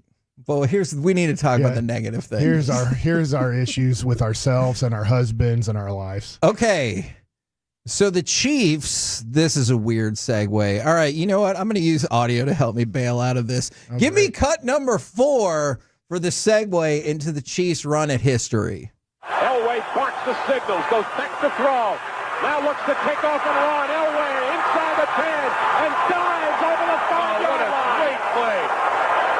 Played by John Elway. Now, that was John Elway with a helicopter touchdown. 8 teams have attempted the three-peat in the Super Bowl era. How many of them do you think you know and know the precise years? Oh, you can't. I don't know years, but I'll go with Cowboys. Well, Denver, 1999, they tried to. That is correct. With Brian Greasy as their quarterback. That is correct. We will get into the specifics of how a lot of them fell apart. Cowboys in 94, they get down 21-0 to San Francisco. Correct. They are going to either tie the game or take the lead, but Deion pass interferes with Michael Irvin late in the game, and that ended that one. Oh, gosh. So, I'm going to guess the Steelers in the 70s, but I'm going to struggle with the year. So they did it twice in the 70s, 74 and 75, and then 78 and 79. Okay.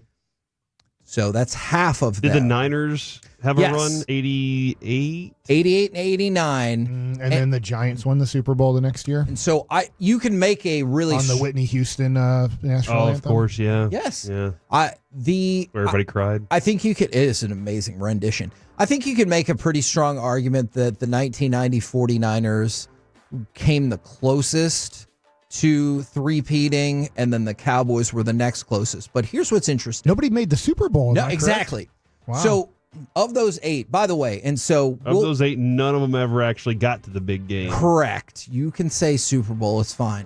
3 made the conference championship game. the 1990 49ers, the 1994 Dallas Cowboys, and the 1976 Pittsburgh Steelers. 2 made the divisional round, and then 3 missed the playoffs altogether. Though we're going to go down this list, there are some extenuating circumstances with at least 2 of those. All right, so the first team to give it a shot, Green Bay Packers, they won Super Bowl I, they won Super Bowl II. Like, rock on. They're good to go. Probably shouldn't have. And then, that's very fair, and I still think it should be called the Landry Trophy, because but that's a whole different conversation. Different conversation. For so, Vince Lombardi retired. Oh. When? After they won Super Bowl II. Gentlemen, this is a recliner. I think he's at North Carolina. No, right that is Bill Belichick. And I could not have in a million years. Who's his general manager at North Carolina? Michael Lombardi. Yeah, that's Thank Broadus' you. friend. See? He is. Good point. So I would have never gotten this name in a million years. Phil Bankston is who took over the Green Bay Packers. Well, guess what? They went 6-7-1 and had 1 playoff win in the next 25 years. Oof. So in case you ever wonder, like, was Vince Lombardi that great? This feels like a pretty compelling argument. It's All right. pretty important. By the way, there's 864 people on YouTube right now listening to us. Hey, or YouTube. just having a random conversation in the text saying that they're not listening to us. Do you ever, Mike, put random things in the YouTube chat or like something that you think is pertaining to their random conversation and like stir them up? No, but I'll type something. Yeah, you should do that right now. All right, 1972, 1973 Dolphins. They go back-to-back, but then in 1974, they lose in the divisional round to Oakland. So, Kenny Stabler, right? Wasn't it the Yes, Kenny Stabler threw 4 touchdowns. Yep. 1976, the Steelers. They were rocking and rolling. Their defense was awesome. Unfortunately, their offense couldn't do jackass in the AFC Championship game. They're the 3rd team that made it to the championship game. They lost to Oakland 24-7, and John Madden won the Super Bowl. Well, so that's how they got ruled out. How are you going to beat John Madden? Yeah, and Bo Jackson. He created the game. He was not. He created the video game. And Howie Long. Yeah. And Rich Gannon. No, none of those people were on that team. Devontae Adams. Okay, that's way too late. You know that's way too late. The Steelers tried it again. So the Steelers have the most amazing run because they have 4 Super Bowls, I think, in 6 years. Okay. Yeah, they were good at catching short hops off the ground and making them touchdowns. That we pretended were miracles. There's no angle that proves that it's not. Exactly. But there's no angle that it proves he did caught it because they conveniently crop it where you can't see the field. Trust me, I've looked at it as close as I can. It's an immaculate reception. Immaculate that we convince everyone to get on the same page and delete the footage where it clearly hit the turf. All right. Then the Pruder film. The Steelers. There's some similarities. We're going to see it soon. The Steelers won in 78 and 79. Then, not so great. They were 9-7 in 1980. Didn't even make the playoffs. Now, the more contemporary teams, and these next 2 teams are the 2 teams that got the closest. The 49ers went 14-2 in 1990. Remember, I think this was the 2nd year of George Seifert because Bill Walsh was like, I'm done in 88. And everyone's like, I don't know, dude. Your team's definitely going to win the Super Bowl. And he's like, don't Seifert care. won. I'm pretty sure in 89. If I'm wrong, I'll accept that. But I think Bill Walsh won 3 and then was like, I'm good. And Seifert won 2? And Seifert won. Because he would have won in 94, right? Yeah, so he won 2.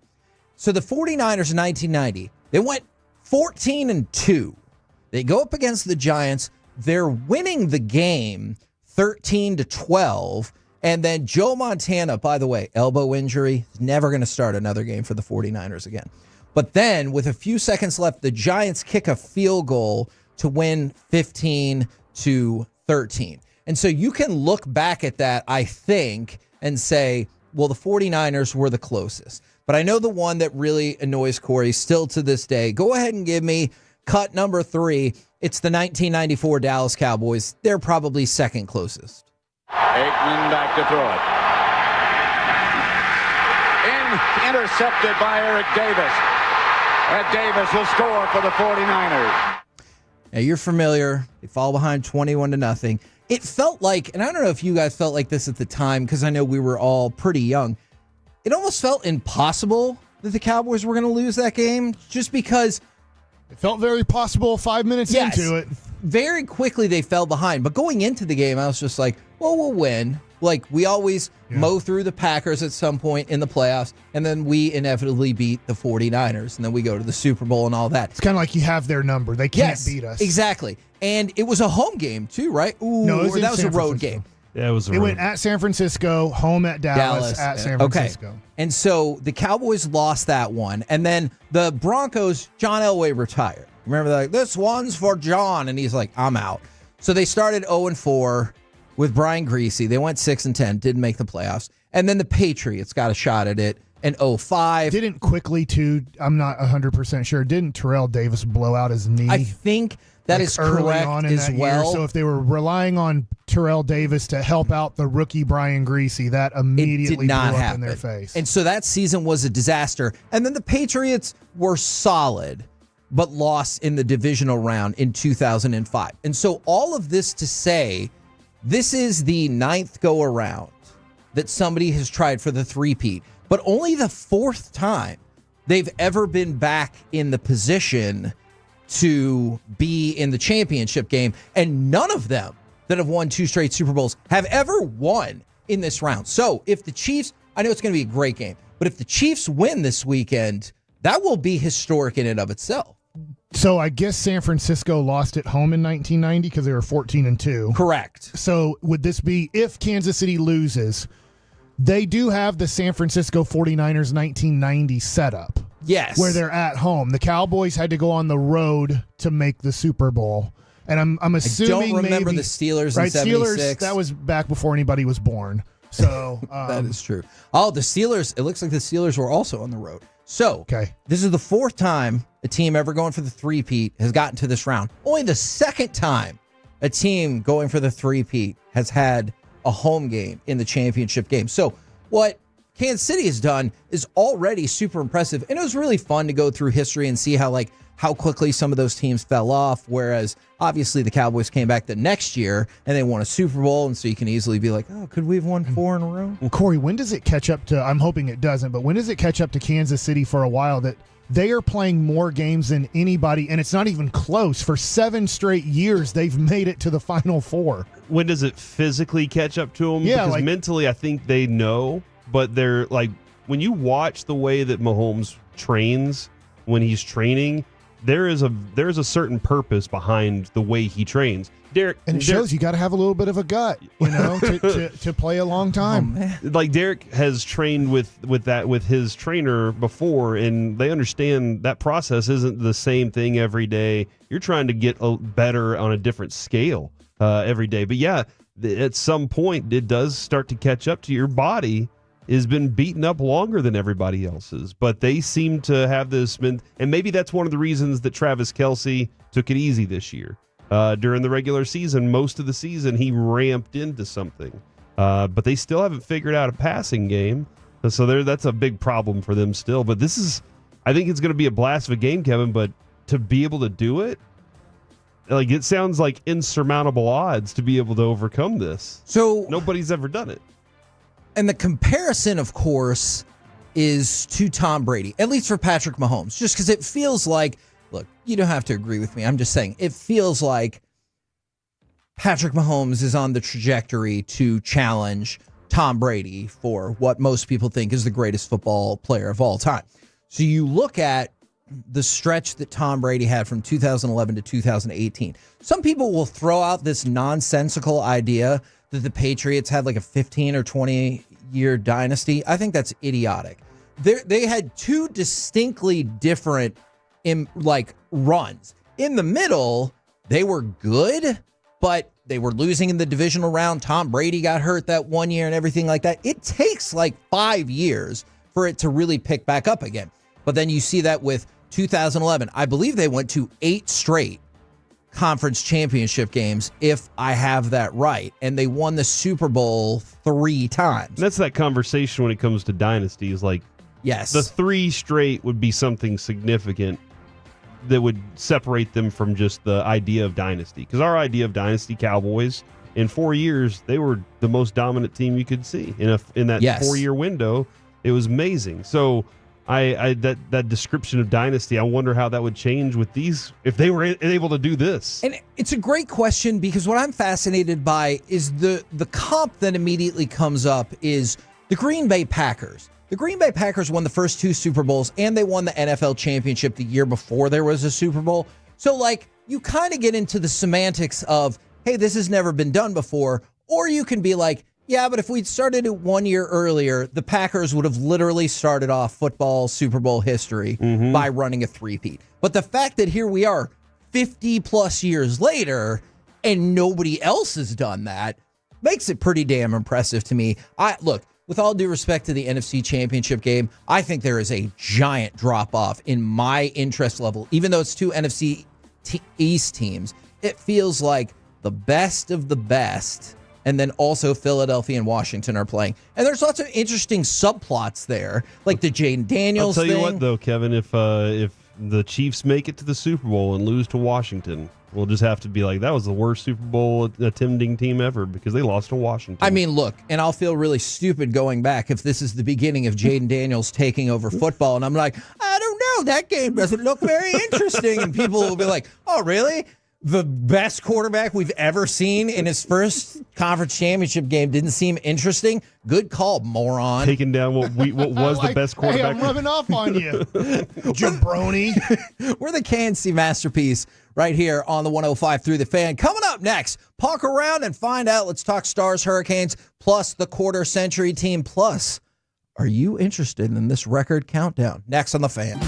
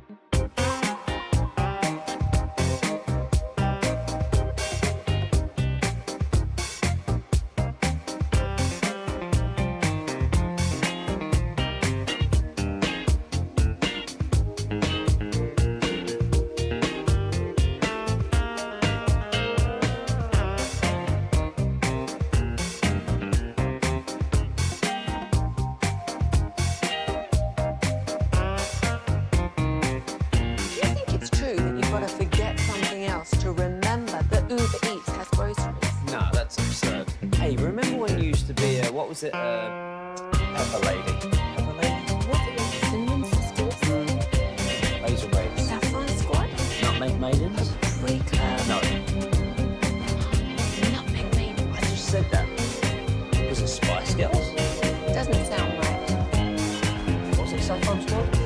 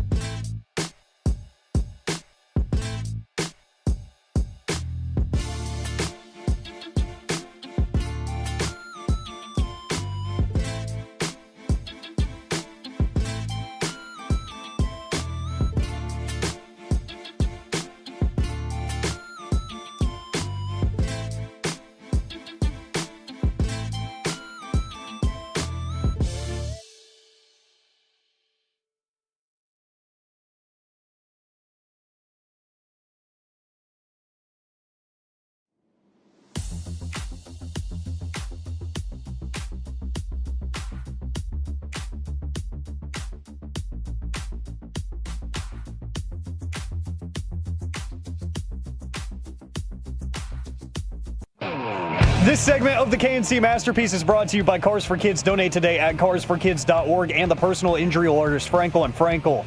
If you've been injured in a car or truck wreck, call Frankel first, 214 or 817-333-3333. With Frankel and Frankel, there's never an out-of-pocket cost. They only get paid when you win. Frankel and Frankel, the go-to car and truck wreck attorneys in Dallas. His shot is blocked. Again, that was an even strength goal. Walker, save. Hunter deflects in. I think it went off a star defender. I thought he thinks right on that one. 24 seconds later, so the Stars lose to Carolina 2-1. And I don't know, if this was the game that you took somebody to watch hockey for the very first time, they might not want to come back. Oh, why? Look, maybe I'm wrong. But through the first two periods, Dallas had 11 shots, and I believe Carolina had 13. And it was 1-0. So it felt like your nightmare variation of all the boring soccer games you've ever seen. And so then in the third quarter, and this was with Rope back and everything like that, third period, excuse me. In the third period, Thomas Hurley scores about midway through. Yeah. Can we break the trend? Let's go. Because the Stars were losing going into the third period 1-0. And guess what? When they trail after two periods, they're 0-13.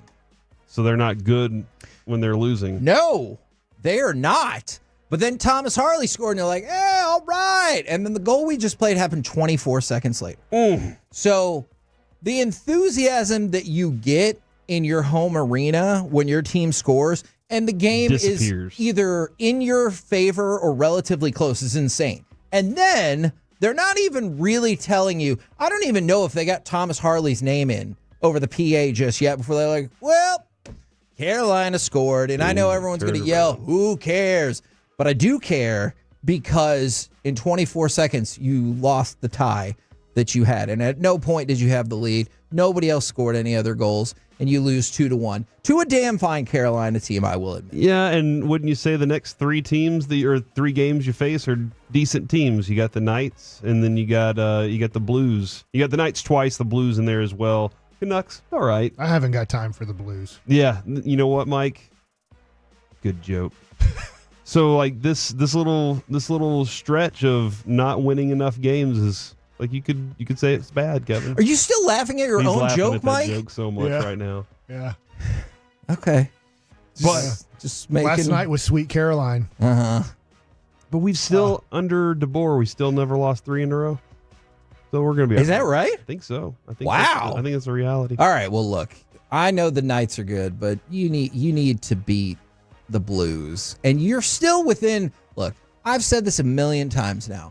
You're still sitting in a pretty good spot in the Central, and I mean relatively to how the season started. Because at the beginning of the season, it looked like Winnipeg was going to have, I don't know, like 120 points, and you had no opportunity to win the division. Right now, you're neck and neck with Minnesota. Now, you've got some ground to make up on Winnipeg. You also have a game in hand. That's why at least a point last night would have been really helpful. But if you can hold strong, I want 4 points out of these games that you said, at least 4 points. So you said host Vegas, at St. Louis, at Vegas. I want at least 4 points in that stretch. All right. And I really think with the schedule coming up after it, maybe you could start to make a move. Yes, absolutely. Hold on, what kind of move? A move up the Central. Oh, okay. I thought you were talking about adding players. Oh, you're already starting to, hey, for what the do we need record, here? look, we talked about this last week. Maybe it was 2 weeks ago. There is pretty much no player in the league that the Stars couldn't trade for from a salary cap perspective because they'll have the Sagan money available. That's not to say that every player will be available. McGregor. No, okay. Who is that? Wait, is he the Oilers super great player? Are you thinking of Connor McDavid? Yeah. But you thought McGregor because of the Connor. Yeah. Okay. I think McDavid just got suspended. Who's the awesome player for the Avalanche? For 3 days. Yeah. For 3 games. Who's that guy's name? The Avalanche. He's like arguably the second best player in the sport. Yeah. I mean, I think you can actually even at sometimes make an argument the first best. You tell me. McGregor. Hold on. You can't just say. I don't know his name at all. It is Mac. Dikembe Mutombo. It does have Mac in it. McDavid. Nope. McDonald. I don't know. McKinnon. McKinnon. What's his first name? David. I really thought you were going to say Dikembe. It's Nathan. So not Dikembe McKinnon. They also have Scott Wedgwood. Wedgwood 1. He used to be here, right? Mhm. He's our backup. Yes, that. Because I used to call him Wedgwood 2 in my head. All of that is factually accurate. Thank you for that, I guess, Mike. So the point is, I don't know. The point is the Stars lose to Carolina, but still in good position relatively to the rest of the conference. But obviously, you still have to continue to watch Colorado. They're right on your heels. It is a very tightly packed top 4 in the Central. But let's talk about something else entirely, hockey. Mike, if I said the last name Ovechkin. Washington? That's correct. Yeah. Can you tell me his first name? Alex. That is correct. I think it's Alec. No, that's... It's a better name. I got scared actually when I said Alex. I'm like, crap, is it the C or the X guy?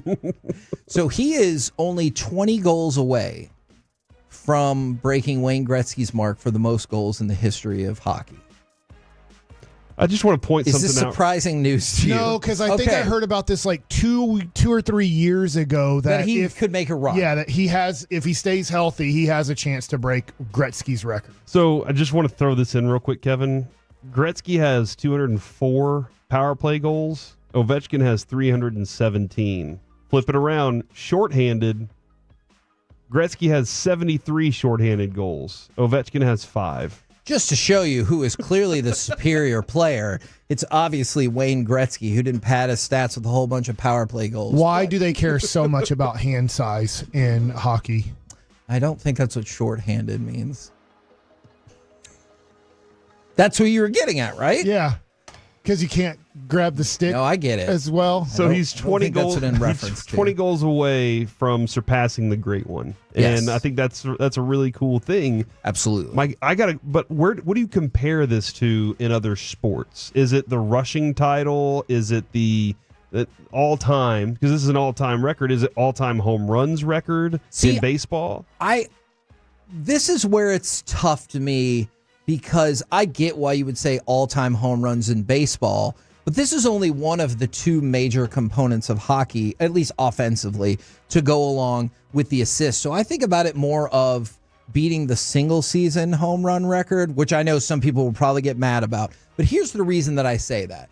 Just to show, and I will argue this with anybody, of the 4 major sports, Wayne Gretzky is the best by further than any other sport.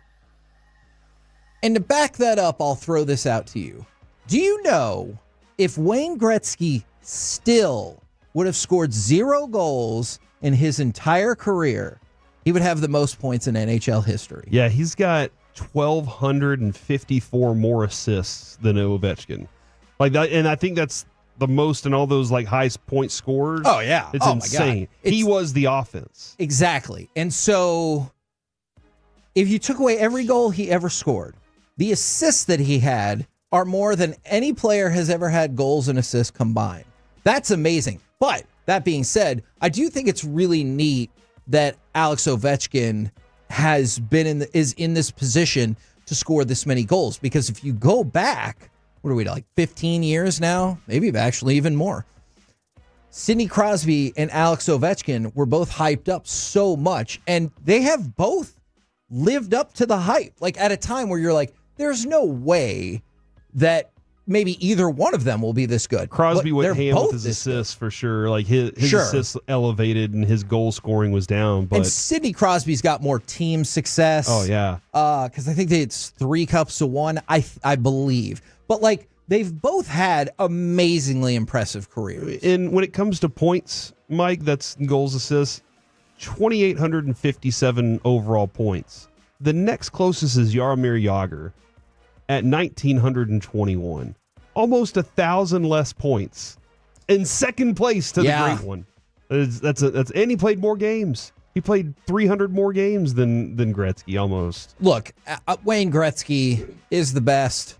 If anybody ever surpasses him, I think that would be freaking amazing. They can pass him in goals, but not necessarily in points. That thing's going to be too far. It feels impossible. And I feel upset that I didn't really take advantage of watching that era, because then I don't have anything to compare it to. If you have a 100-point season, people are like, oh, wow, yeah, you did a good job. You'd have to do that for more than 28 seasons to get to Wayne Gretzky, because he put up some ridiculous point totals that you're like, how the hell is that even possible? Yes. And so that's why I think you'll never get caught. But believe it or not, one more hockey note for you. Did you ever think you would hear the excuse of, it's not my fault, it was the nachos? Oh, no. Okay. So this is what Logan Thompson, the goalie for the Capitals, said was the reason he gave up. Once, what some people said was a soft goal. Somebody threw nachos on the ice.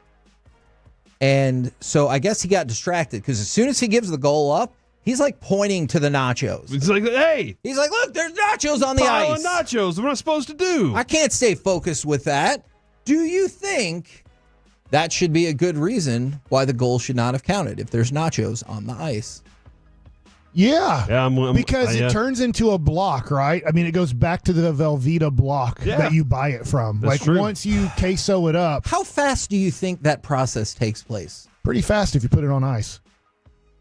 I think Mike's right. If it's just, because just think about it. If it's just think about how cold room, you just have it on a paper plate. Let's just say you get to Super Bowl Sunday, big game Sunday. Sorry, yeah, it is big game Sunday. This is not an advertisement. You could say the Super Bowl. Don't find me. Just you take your Rotel, you take your block of queso, maybe you throw in some extra green chilies, taco seasoning, maybe some hot sausage. Yeah, or something. You can do a little. Yeah, I like what you're talking about. And so you put that on your plate. Mm-hmm.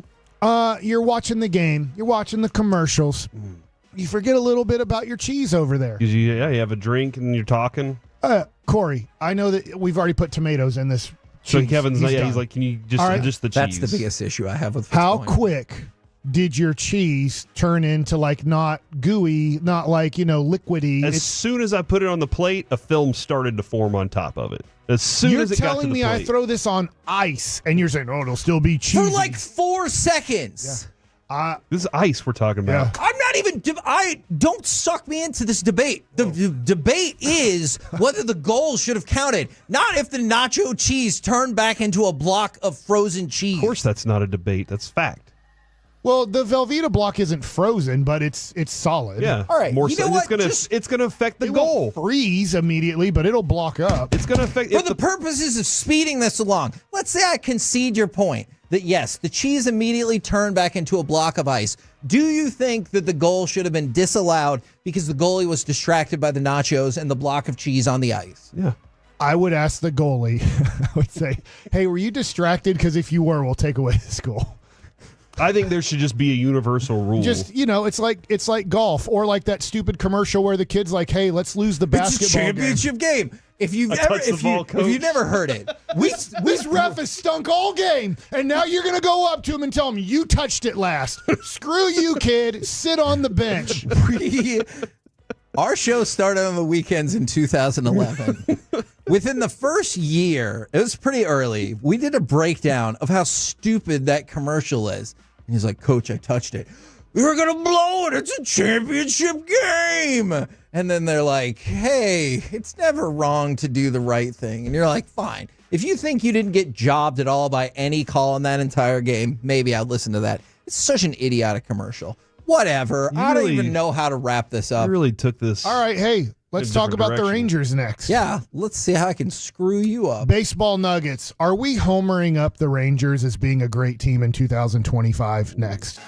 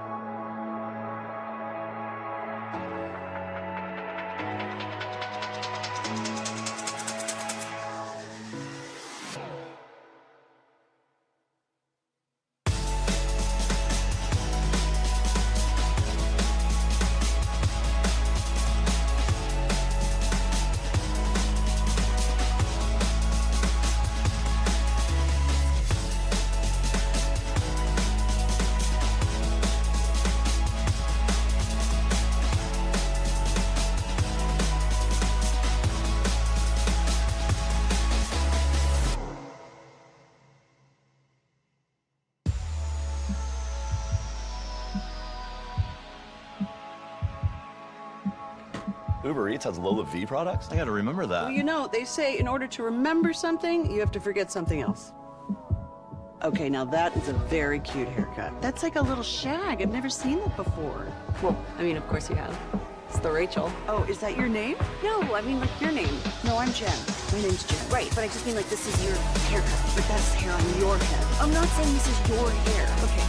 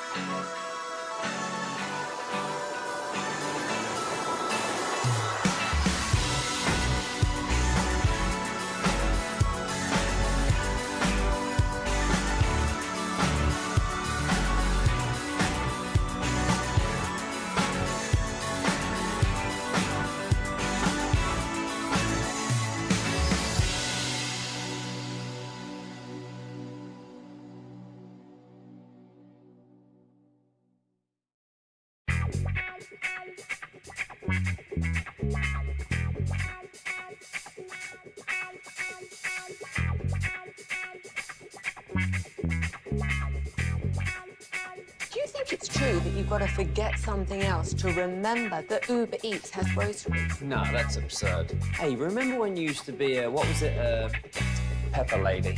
Pepper Lady? Wasn't it Cinnamon Sisters? Basil Babes. Saffron Squad? Nutmeg Maidens? Paprika? No. Nutmeg Maidens. I just said that. Was it Spice Girls? Doesn't sound right. Was it Saffron Squad?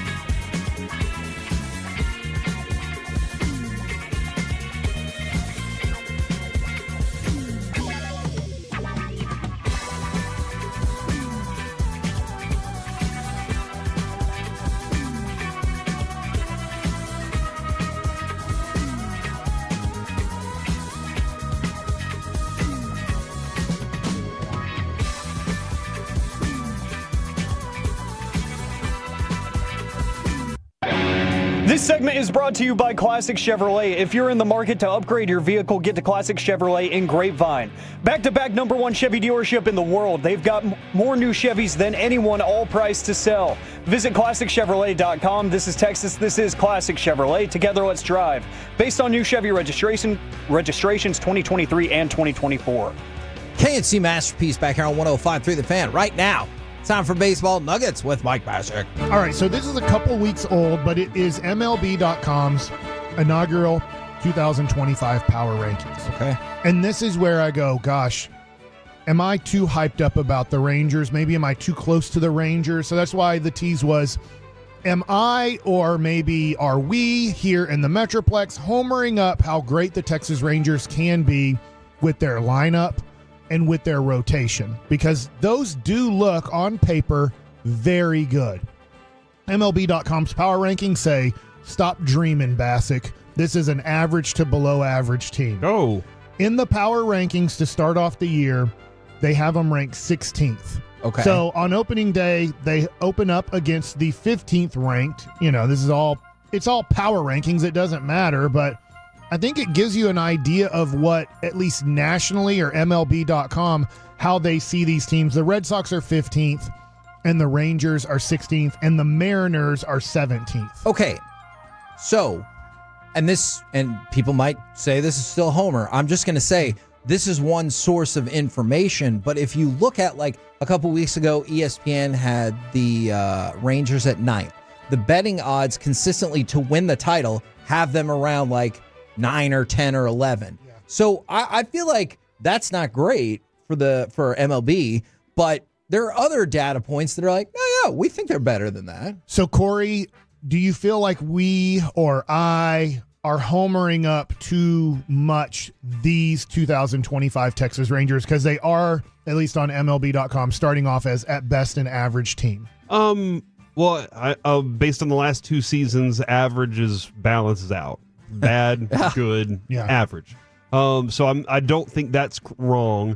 I think we know what the talent's capable of, so we are expecting more out of it. Like I think we're expecting Corey Seager to have a great year and Simeon to bounce back. So we're probably on the more positive side of it. There's still some things they need to correct. We'll talk more about Evan Carter and Wyatt Langford down the road. But I think that maybe we are a little more excited than we need to be at the moment. Okay, so who's ranked ahead of them? Now, I'm going to tell you, this article came out January 8th, so obviously it's approximately 2 weeks old. Okay. They have the Dodgers ranked #1, and that was before that they got Sasaki, before they got Tanner Scott, before they got Kirby Yates.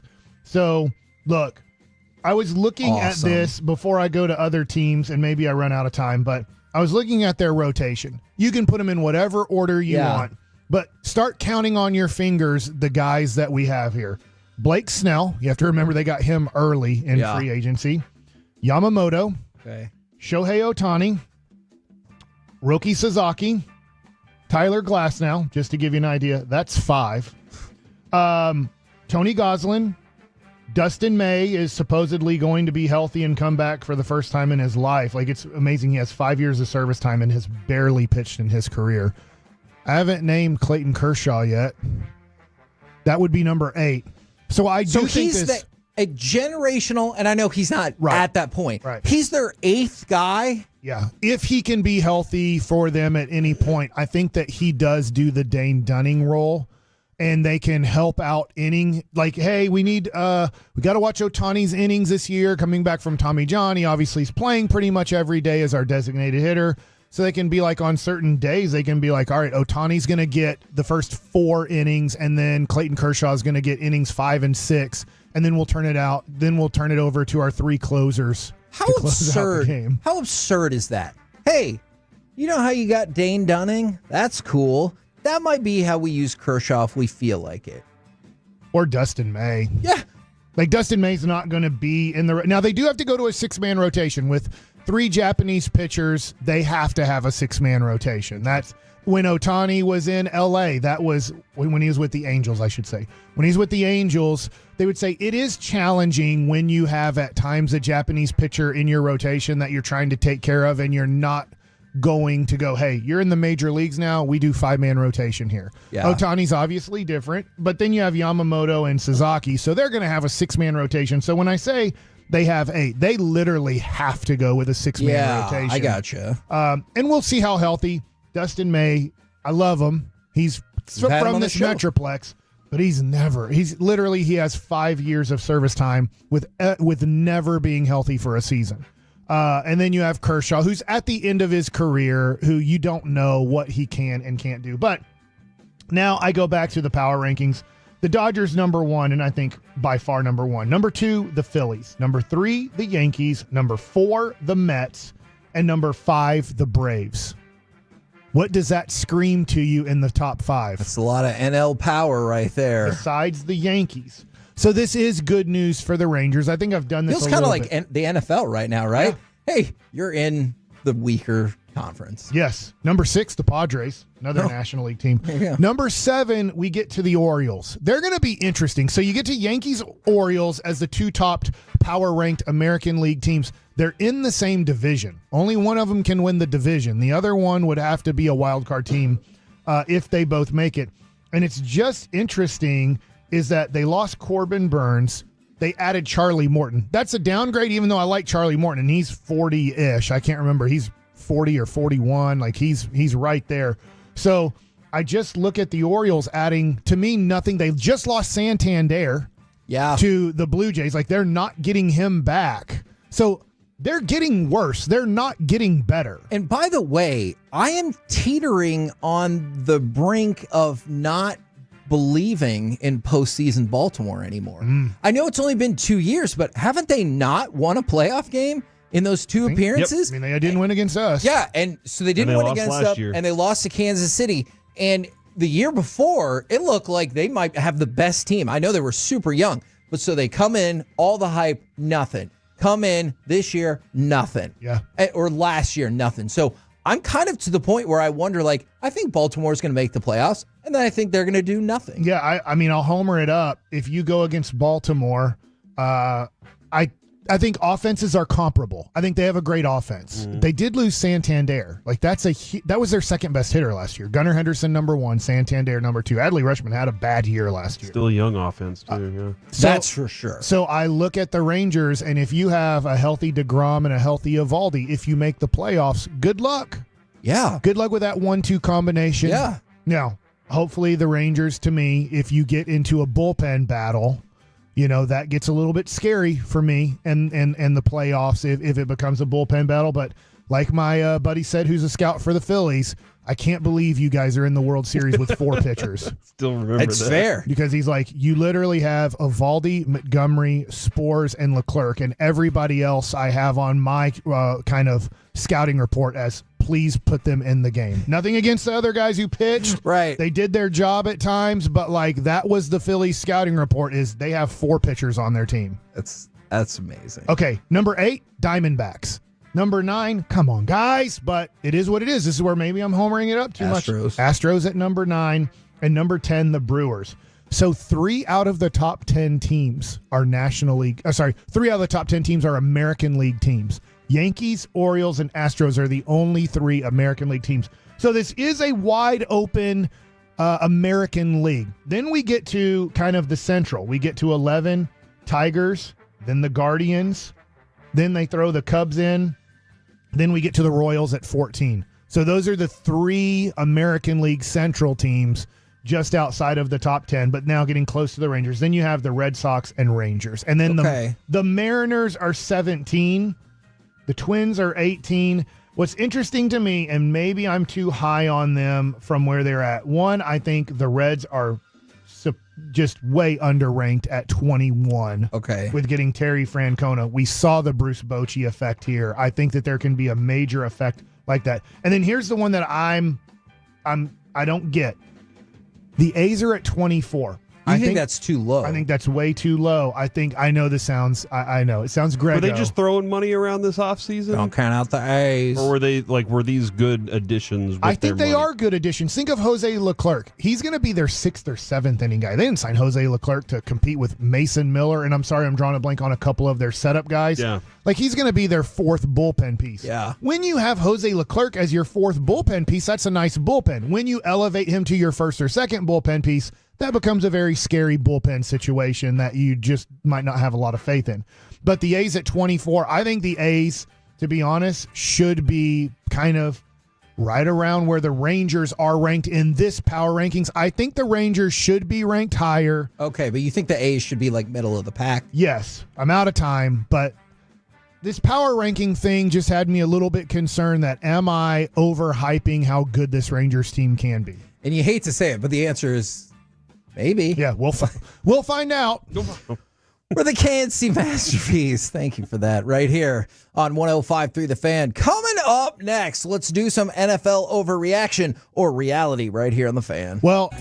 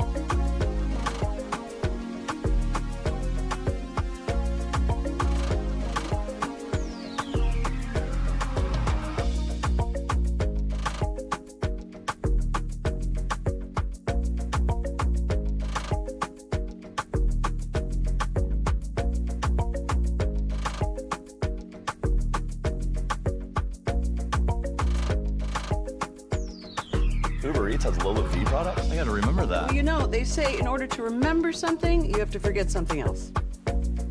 Okay, now that is a very cute haircut. That's like a little shag. I've never seen it before. Well, I mean, of course you have. It's the Rachel. Oh, is that your name? No, I mean like your name. No, I'm Jen.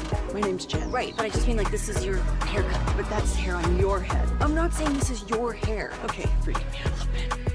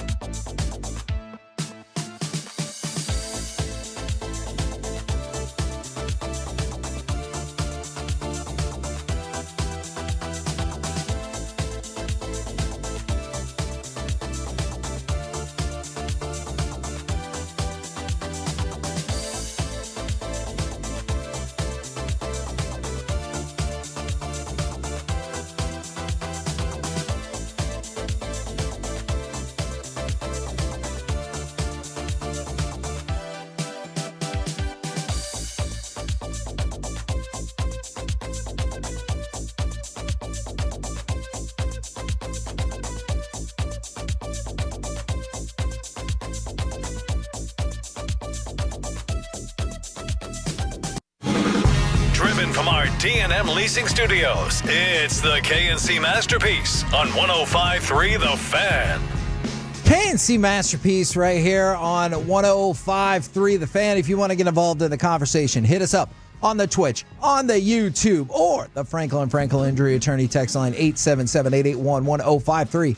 It's time for NFL overreaction or reality. I'm going to start it off because the names keep piling up. NFL overreaction or reality. Nobody actually wants to be the Jaguars head coach. So, reality. Ben Johnson was like, nah, I'm good. And Liam Cohen, who is supposedly the favorite, he went ahead and pulled himself out of the Jaguars head coaching search. Is it possible that nobody wants this job? With a top 5 quarterback, according to the con we have on? I mean, you don't think that. I don't think that. Nobody in the NFL except for them thinks that. So is it just a cursed franchise? No matter what. It's run poorly. Yeah. They are run. They're a poorly run organization from the top. And I think you can look at every organization that's in a bad spot right now. They all have similar features when it comes to being run poorly. You can't figure out, how much command you should actually give to your coach. Your staff is just a disorganized mess, and you think you have the talent, but you don't really. So that's like they didn't have a true number one receiver. They did this year with Brian Thomas, though. They got a legitimate, but they paid Christian Kirk like a number one receiver. Yeah. That's a bad decision. That's a bad front office move. The coaching staff, you hired Urban Meyer thinking this thing's going to be just great, and then that thing just couldn't get going. So because of the way that they run things, I think it's just the organization is run poorly, and they need somebody a little sharper in there. Man, look, besides getting rid of their GM, which that still boggles the mind, I decided to just look up the Premier League table just to check out a hypothesis I had.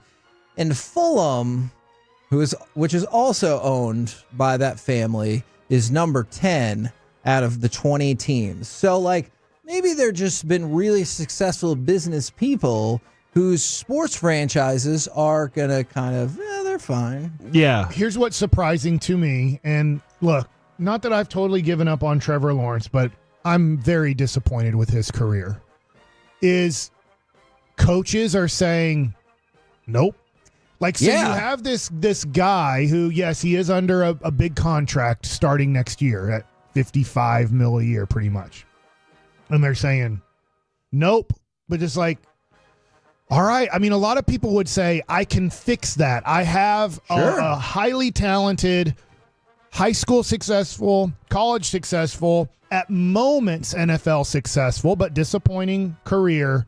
And people are saying, I can't fix it's too much the whole work. Big thing, even with that guy who supposedly has a lot of talent. A guy like Liam Cohen there's two schools of thought here. Well, I can wait for another job, or I have to take this job that isn't great. And I have to turn an organization around that I'm not necessarily ready to turn around. Yeah. And so like that's where I think some of these coaches that have this chance, they realize they don't necessarily want to go with what Canales just did and have to deal with that. Yes. And then there's some veteran coaches like McCarthy who are probably like, yeah, but that's not really where I want to be. But they might accept it. Are you saying Mike McCarthy? I'm not saying that at all, but like a lot of, so there's somewhere in between where there's a guy who's a coach that's young enough to not really care about that and is really primed to go, I got the whole thing built in my mind. I just need to sell it to them and get them to sign off on all the things I want. The analysis of not just an athlete, but just successful people in general. Like, I would love to just read more and see more, and I'm sure it's out there, about like the analysis of an ego that it takes to be like, I can fix it, and being really successful. But then that ego also eventually being your downfall because you're like, whoops. Yeah. I guess I went too far. Yeah, the ego part of it is always, and I kind of asked you the same thing about like guys like Terry Francona and Bruce Bochy.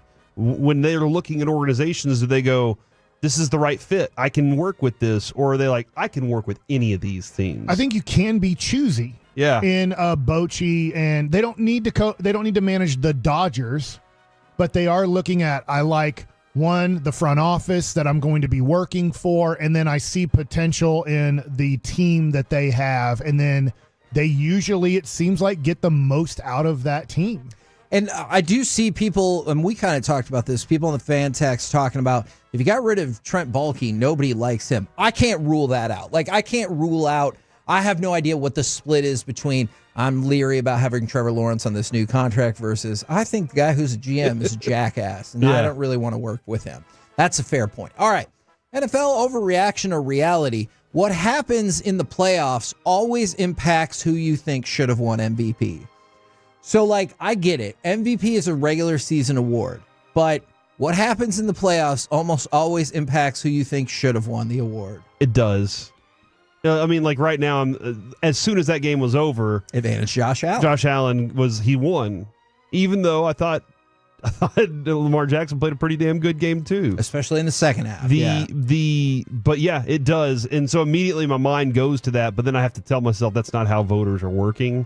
But I always, especially if there's a head-to-head, that just makes sense. So, like, I know he's going to win the award, but let's say that Bo Nix had just the most unbelievable regular season. It was just a little bit better than Jaden Daniels. I'd be in the same position right now where I'd be like, well, clearly Jaden Daniels is the rookie of the year. And I'm like, oh, that's not really how the award works. But that's what I think almost every time. I'm a hypocrite, so yes and no, right? Okay. There's times where I look at it and go, no, Dirk Nowitzki was MVP of the 2007 NBA season. Yep. They went 67-15. He was awesome. He led them to the best record by far in the NBA. Like, so if we're going to do this, then I'd have to be saying, look, Dirk shouldn't have been a top 5 candidate for MVP that year because they lost to a bad team, a hot team, but a bad team in the playoffs who did absolutely nothing after that year. They just won a miraculous 1-8 seed situation. But then I would look at and go, well, like, Embiid and Jokic. When Embiid won, you'd be like, look, morons. Like, obviously Jokic is way better. Yeah. You know? I don't know. I can be a hypocrite, and what I can say is in certain situations I could say no, and in certain situations I could say yes, because maybe last year he didn't even finish close to Lamar Jackson. He didn't finish, I guess, close to Dak Prescott. Yeah. But yeah, the best player in the world by far in 2023 was Patrick Mahomes. He proved it in the playoffs. Yes. He beat Lamar Jackson. He won the Super Bowl. He went on the road and won multiple games, you know? So I don't know. Like, I can see both sides of the argument. Okay, I'm going to get back to Lamar Jackson in just a minute, but I'm intrigued by y'all's answer to this. NFL overreaction or reality, fixing the offensive line will fix all the concerns about C.J. Stroud. Yeah. Okay. I think for the most part, yes. Because one of the things that I was thinking about... give him a chance, man. Yes. You have to give him a chance. Second I year.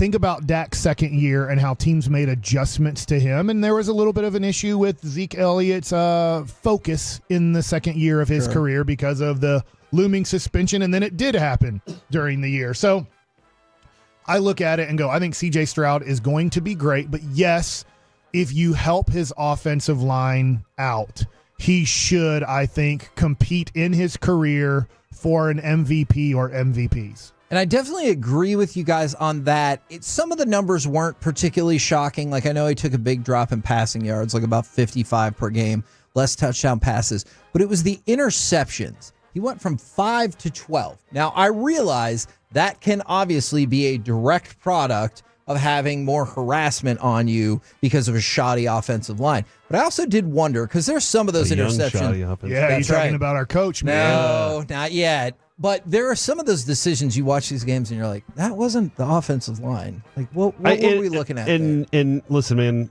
I would have to dive into that for sure. But there's a lot of times where maybe you see a ghost because your offensive lineman wasn't there before.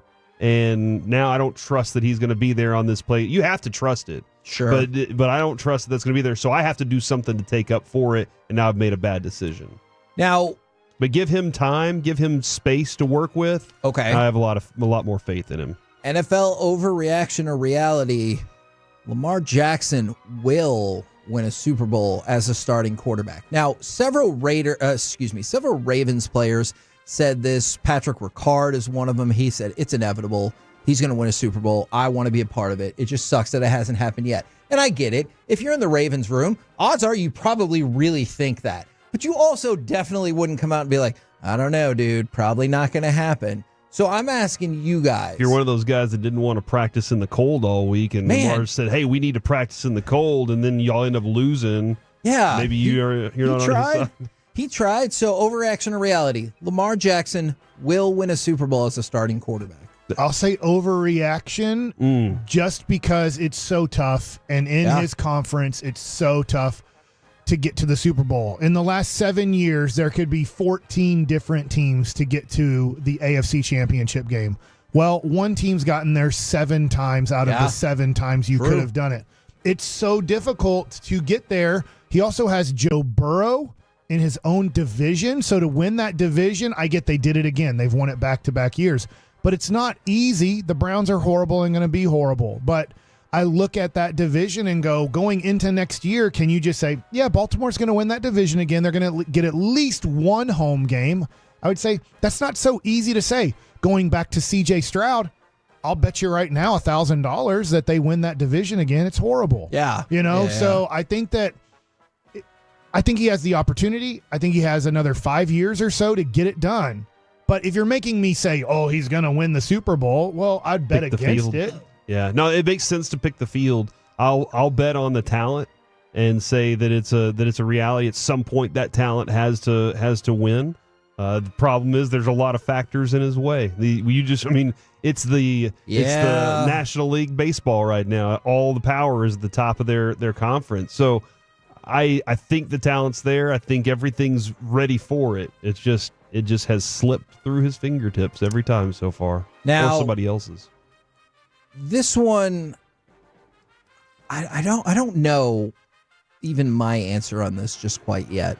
NFL overreaction or reality, Josh Allen is doing just fine. It's his defense that needs to step up against the Chiefs. So here's my breakdown of their matchups in the Josh Allen versus Patrick Mahomes, which I realize they don't actually play against one another. In the regular season, 4-0 for Buffalo. They average 28 points per game.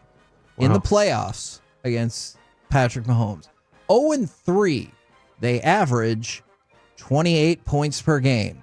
The defensive difference, Kansas City in the regular season has averaged 19.5 points per game in those games. In the playoffs, 35.7. So my contention is Josh Allen can just stay the course. It is his defense that has got to show up. What years, Kevin? What years were these games against Mahomes? I would like to. The playoff games. 2020? Yeah, the playoff games were 2020, 2021, and 2023. Okay. Wow. This is interesting. going back to Josh Allen, the first 3 years of his career, 2 years of his career, 3, his defenses were actually, all right, first year, his defense was ranked 18th in points. The next year, 2nd. The next year, 16. Since then, 1, 2, 4, and 11. And so, where the hell has that been in the playoffs? That defense has been really good all year. Yeah. What's the difference whenever they line up against Patrick Mahomes? It's Patrick Mahomes. Yeah. That and how they decide to play him.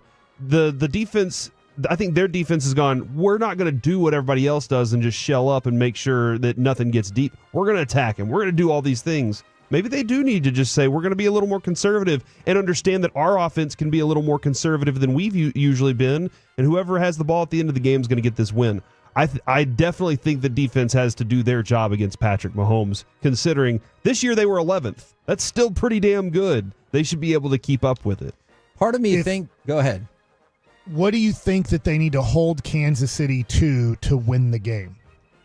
16. See, my number is actually a good bit higher than that. I'm thinking like 24. Okay, I was thinking 23. If they can hold Kansas City to 23, then it's on Josh Allen. Hey, Josh. I agree. What happened here? And they damn sure, if they hold them to 16, I'll be like, that's on you, bro. You got. That's where. Even still, I feel like the Chiefs can win games with 16 points. So that's where I'm like, I don't know, man. That's probably true. Hold them to 0. But that's the thing. They'll win. If they eventually they'll win. Eventually, if they lose 16-14, it's going to be a tough argument to make that Josh Allen got screwed by his defense. Because I'm going to be like, God. And then no, dude, your defense was really good. Yeah. Your offense, you scored 2 touchdowns. We're the KNC Masterpiece right here on 105.3 The Fan. Coming up next, all the Mavs that are still hurt. Let's talk about that real quick. But also, what is the best part about Buc-ee's? Next, right here on The Fan.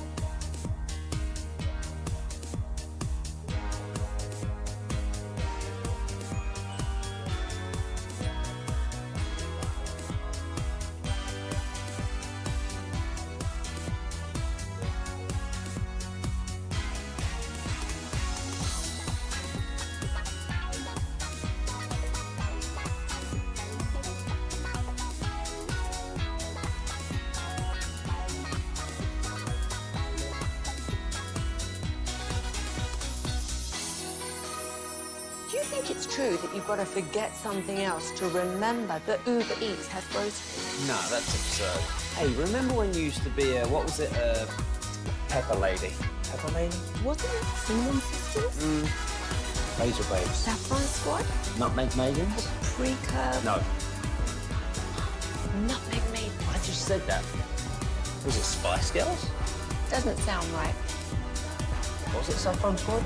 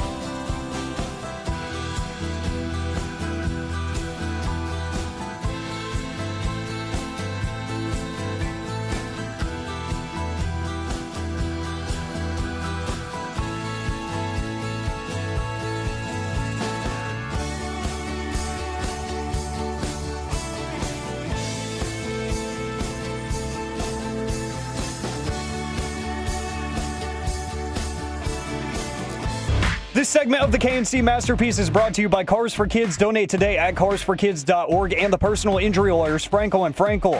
If you've been injured in a car or truck wreck, call Frankel first, 214 or 817-333-3333. With Frankel and Frankel, there's never an out-of-pocket cost. They only get paid when you win. Frankel and Frankel, the go-to car and truck wreck attorneys in Dallas. And Omax up ahead to Grimes. Hardy, he is all alone and drills a three. You felt that one. KNC Masterpiece back here on 105.3 The Fan. What is your favorite part about Buc-ee's? 877-881-1053, the Frankel and Frankel injury attorney text line. But real quick, and I know they'll update this in a little bit going into tonight's game for the Mavericks. If you looked at what they put out yesterday, Luka out, Dante Exum out, Jaden Hardy out, Dwight Powell out, Quentin Grimes questionable, Derek Lively questionable, Najee Marshall questionable, Klay Thompson questionable. So that's 8 people. And then half of them were out and half of them were questionable. I'm not saying that none of those other 4 will play, but that really gives an opportunity for Kiesler. Yeah, your guy. And so when you're going up against arguably the 3 best teams or 3 of the best 5 teams in the NBA over the next 5 days, that feels like a pretty overwhelming task. Just quit. Or oh no. What's going on with our training department? What are we doing over here? Casey Smith leaves and everything falls apart? Ooh, because he became the goalie, backup goalie for the Stars. He was like, I want to go pursue a hockey career. That's Casey Dustin. Okay. Or play with like the Ninja Turtles. That's Casey Jones. Okay. All right. I'm glad. Or the Celtics coach. But maybe, I mean, that is K. I'm sure everything's going to be fine. Their health is going to come back around. No, it's not. Health is not something that is like easily contracted. You didn't even name Kyrie on the list, who's playing with a bulging disc. That's a good point, and that is also problematic. So 9 of your players are either out or have problematic concerns, short or long term. I think this is. I hope not. I'm almost in my head. I'm starting to concede this is just going to be a bad year. I think it's a very good to great team that's going to have a bad year and maybe not even make the play-in. I still think they're going to make the play-in, but that's where I'm at this point, that this is probably going to be a 7 through 10 seed that dealt with too many injuries to overcome, and I'm not blaming – Sure. I don't even know who the trainer is. I'm not blaming the trainer or the strength and conditioning coach. I'm not blaming Jason Kidd. I'm not even going to really blame Luka. He got a calf injury, and maybe he's going to deal with injuries the rest of his career. Maybe he's not. I don't know. But this is just going to be a bad year for the Mavericks. And they do have their pick, and maybe Nico with that one pick can turn something magical into something in the offseason. I don't want to quit on this team, but it's getting to be. Don't quit on this team, It's too Mike. much. You don't quit on them, though. And unfortunately, because your record's going to be bad, as in you need Klay Thompson to help out now, if you're kind of like playoff Klay or wait till the playoffs, and we've seen guys. I want to ask you more about that. They later. didn't have much of a regular season. Yeah. They're these old vets, and they figure out a way. Batum recently, or somebody like you're like, where's this guy coming from? He's not done anything I can remember in the regular season. Yeah. And that's kind of the hope of Klay Thompson, but we need Klay to step up now. I hear you. We are hurt, and he can't do it. He physically, at this point in his career, cannot help you. So I was reading an article from, depending on how you feel about this place, Outkick, and the article is entitled, I went to Buc-ee's for the first time, and here's how it changed my life. All right. So, changing your life's a very big deal. Honestly, I don't think I realized that there were multiple Buc-ee's outside the state of Texas. So there are 35 in Texas. There are 15 across the rest of the country. Why? Are they all in the Southwest, I assume? They're mostly in the Southeast, interestingly enough. Like Alabama, Georgia, there's several there. Because he was like, hey, I was driving down to, I think it was Atlanta. Oh, yeah, because he went to go see Notre Dame play in the national championship game. He's like, hey, this is going to be the day, and then not so much. But after that, he kept seeing all these billboards pop up for Buc-ee's. And genius marketing. It really is. And sometimes you're like, well, this place has got to be great because it's 150 miles away. And they're like, hey, you're going to want to check it out. Yeah, their signs are hilarious, too. Yes. And then, like, as a side note, I guess he ran into Golden Tate at the Buc-ee's. So that was a nice pick-me-up since their team lost. I know. Did he hit him when he wasn't looking? Not that I'm aware of. Decleat him? But what he said was, so I got there and he said, I had no idea that it was like Willy Wonka's chocolate factory, where every corner you turn, there's a scrumptious masterpiece.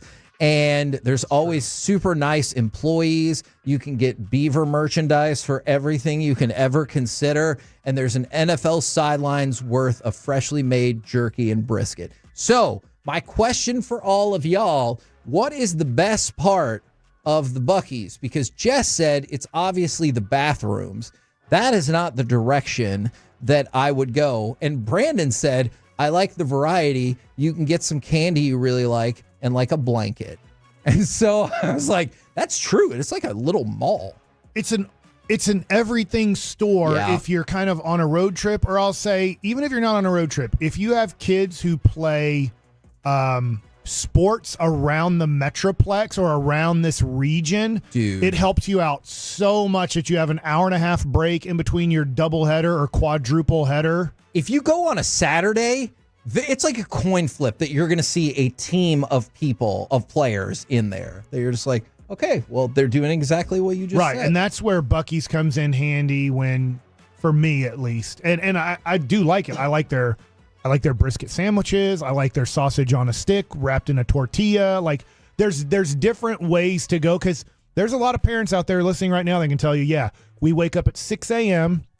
and we get home at 9 p.m. from our baseball events or from our volleyball events or whatever. And when you're near a Buc-ee's, it helps you out so much, because you can't, usually at times you can't really go to, like, let's say a Chili's or something, because you're like, I don't know if we have enough time, and are you guys going to be able to service fast enough? So Buc-ee's hits the spot where the kids can get something, you can get something, and then pack something up for the next 4 hours you're going to be at the fields. Now, everybody's idea of close is subjective.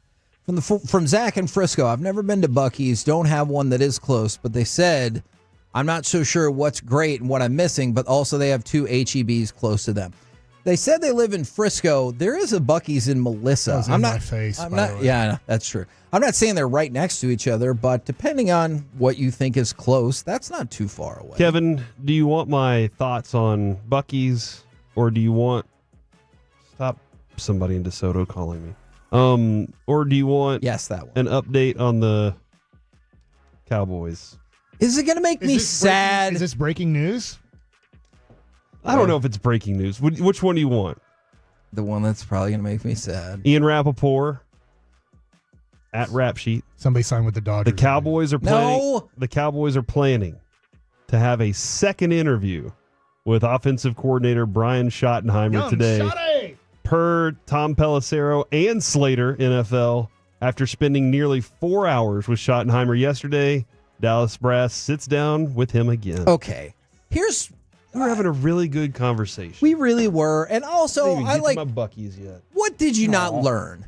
Like, he's been there for years. You just said they had a sit-down interview of 4 hours. What came up after the fact that they're like, oh, yeah, we didn't ask him about his last 5 March Madness brackets. Like, what is it that you need to know? Your dad coached in the NFL, too? Yeah. What's his name? Yeah. Marty? Wow. Hold on. Let me look into what that. Was his last name? That's a fair question in these times.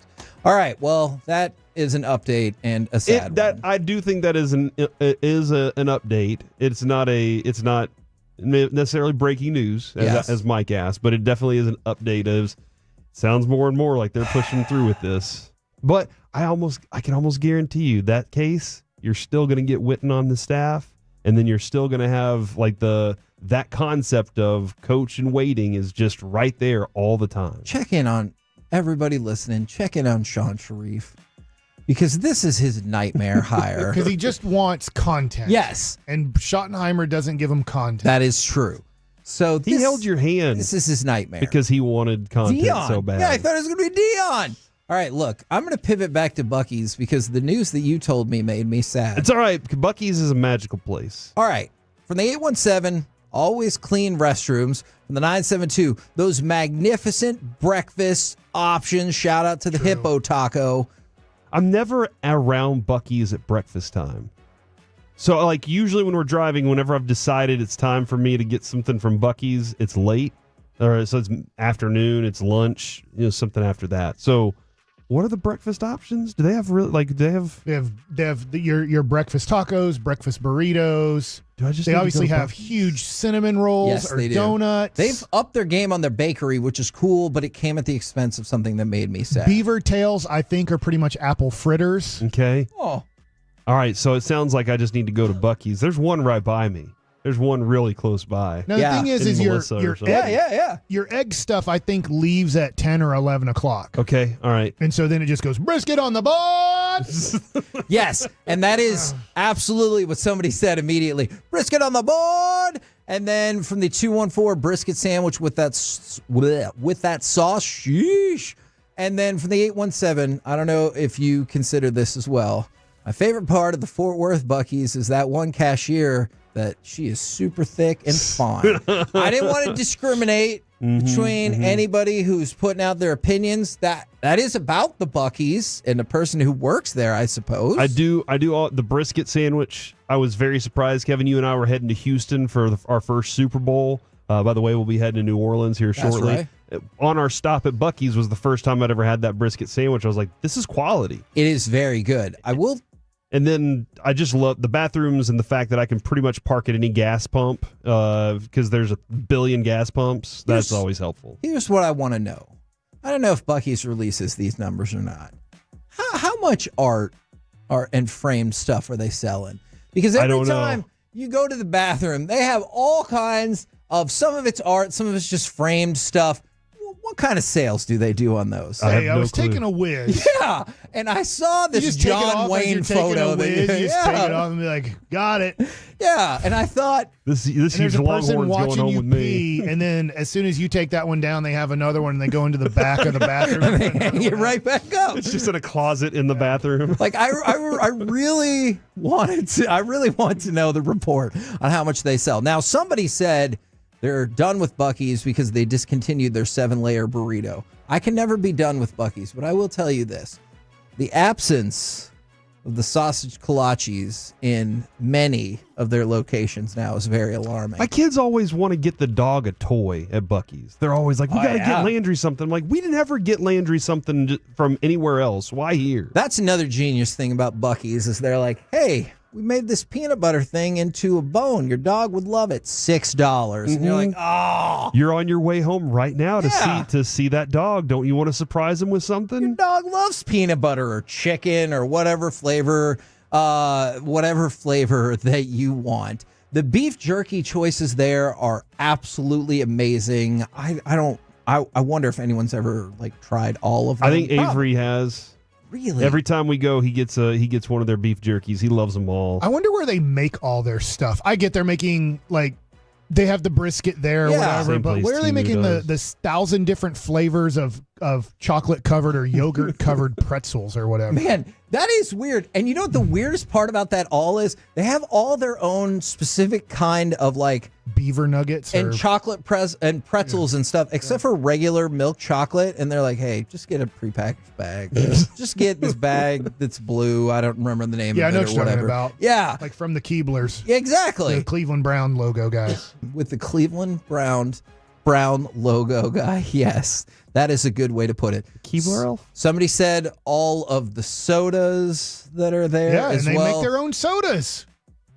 Do they really? Well, they have the regular, let's say Coke, Mountain Dew, whatever. Yeah. But then they have their own Buc-ee's root beer, Buc-ee's lemon lime Sprite or whatever.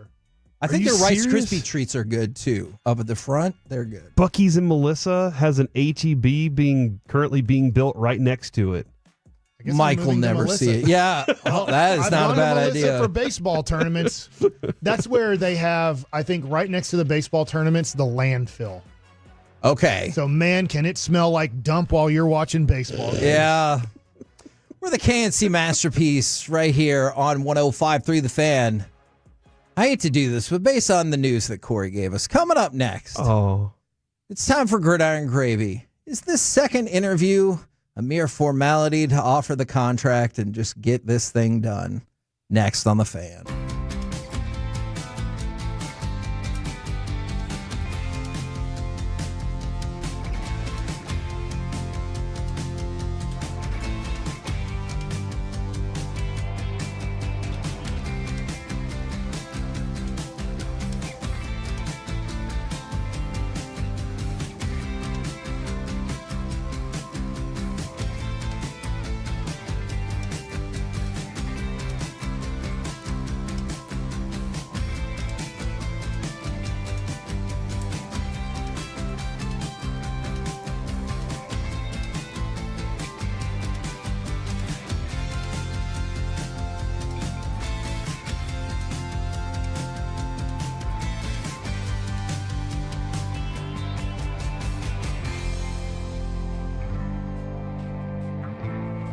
Uber Eats has low fee products? I gotta remember that. Well, you know, they say in order to remember something, you have to forget something else.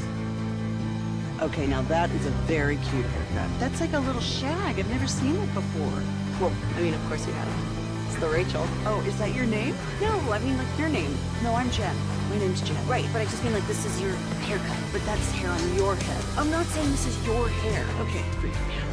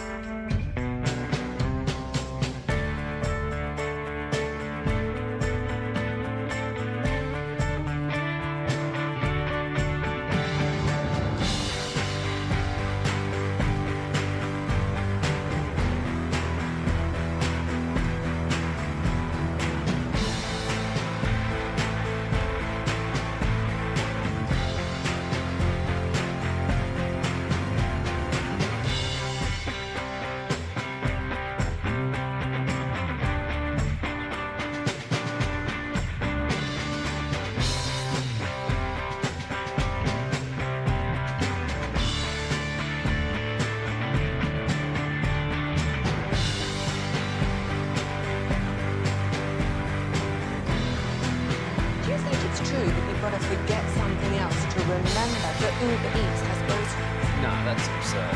Hey, remember when you used to be a, what was it, pepper lady?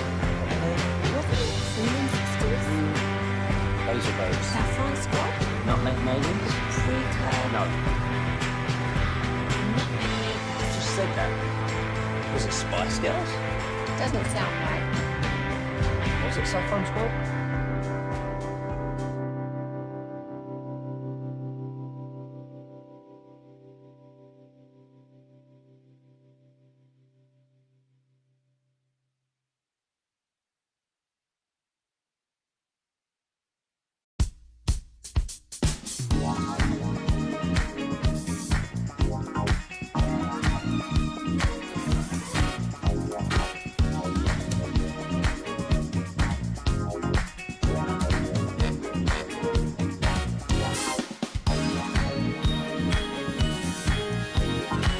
If you're in the market to upgrade your vehicle, get to Classic Chevrolet in Grapevine.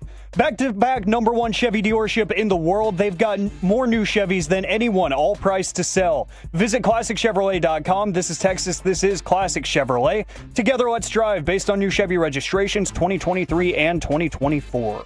KNC Masterpiece back here on 105.3 The Fan. You can call this segment Gridiron if you want. I feel like it's going to be pretty focused on one thing.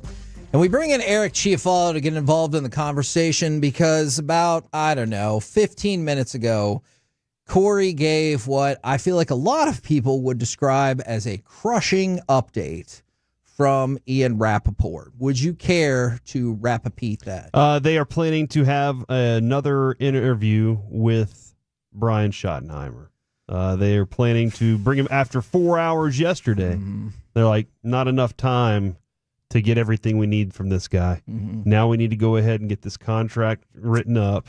We need to talk about our roster a little bit, what coaches he wants. This is not an interview. This is a finalization. This is a planning session. Yeah. Okay, Dak. So did they interview the two candidates that they needed? Salah, yeah. And who else did they interview? Frazier. Okay, thank you. So yeah, they knocked that one out. Yes, Okay. they did. And so I want to know, Eric, where you're at as well. Corey, I think I'm exactly where you are. This is a second interview in terms of here's what we're offering and what coaches do you want to keep. And I think it's just a logistical thing. Yes, I'm sorry. I just realized that I was supposed to be in some sort of Zoom meeting, so I just logged on in real time. Look at I this. was just juggling a couple of things. Walchuk is doing the thing where he's actually on the Zoom meeting. Do you need to go? It's and a be on your BetQL. Zoom No, meeting? I'm just on the. It's good. It's chill. It's whatever. But I had to iron that out. Okay, I heard so a noise I coming from his phone. I was like, "Do you not know what we do for a living here?" I thought I muted that. I think it was on Monday where Mike looks at something. He goes, "Oh crap! I got a meeting," and ran out of the room. We're like, Yes, I felt like Mike there in that moment. So we told Sean, we're like, I don't know. Maybe he'll be in crosstalk. Maybe he won't. He ran out and goes, "Oh crap! I have a meeting." It's a great move. Yeah. All right. So it's a good meeting. Does this feel like some people have maybe been excited about it? I feel like a lot of Cowboys fans have dreaded. It's done. It's Schottenheimer, and now we're just going to cross the T's and dot the I's. Yes, that seems where things are heading. Now, this entire situation has been pretty surprising from every turn with the McCarthy stuff all the way to now. So you never really know, but that seems where this is what they want to do. I think their biggest thing was they wanted to have somebody who was willing to agree to have basically just be the bridge to Jason Witten.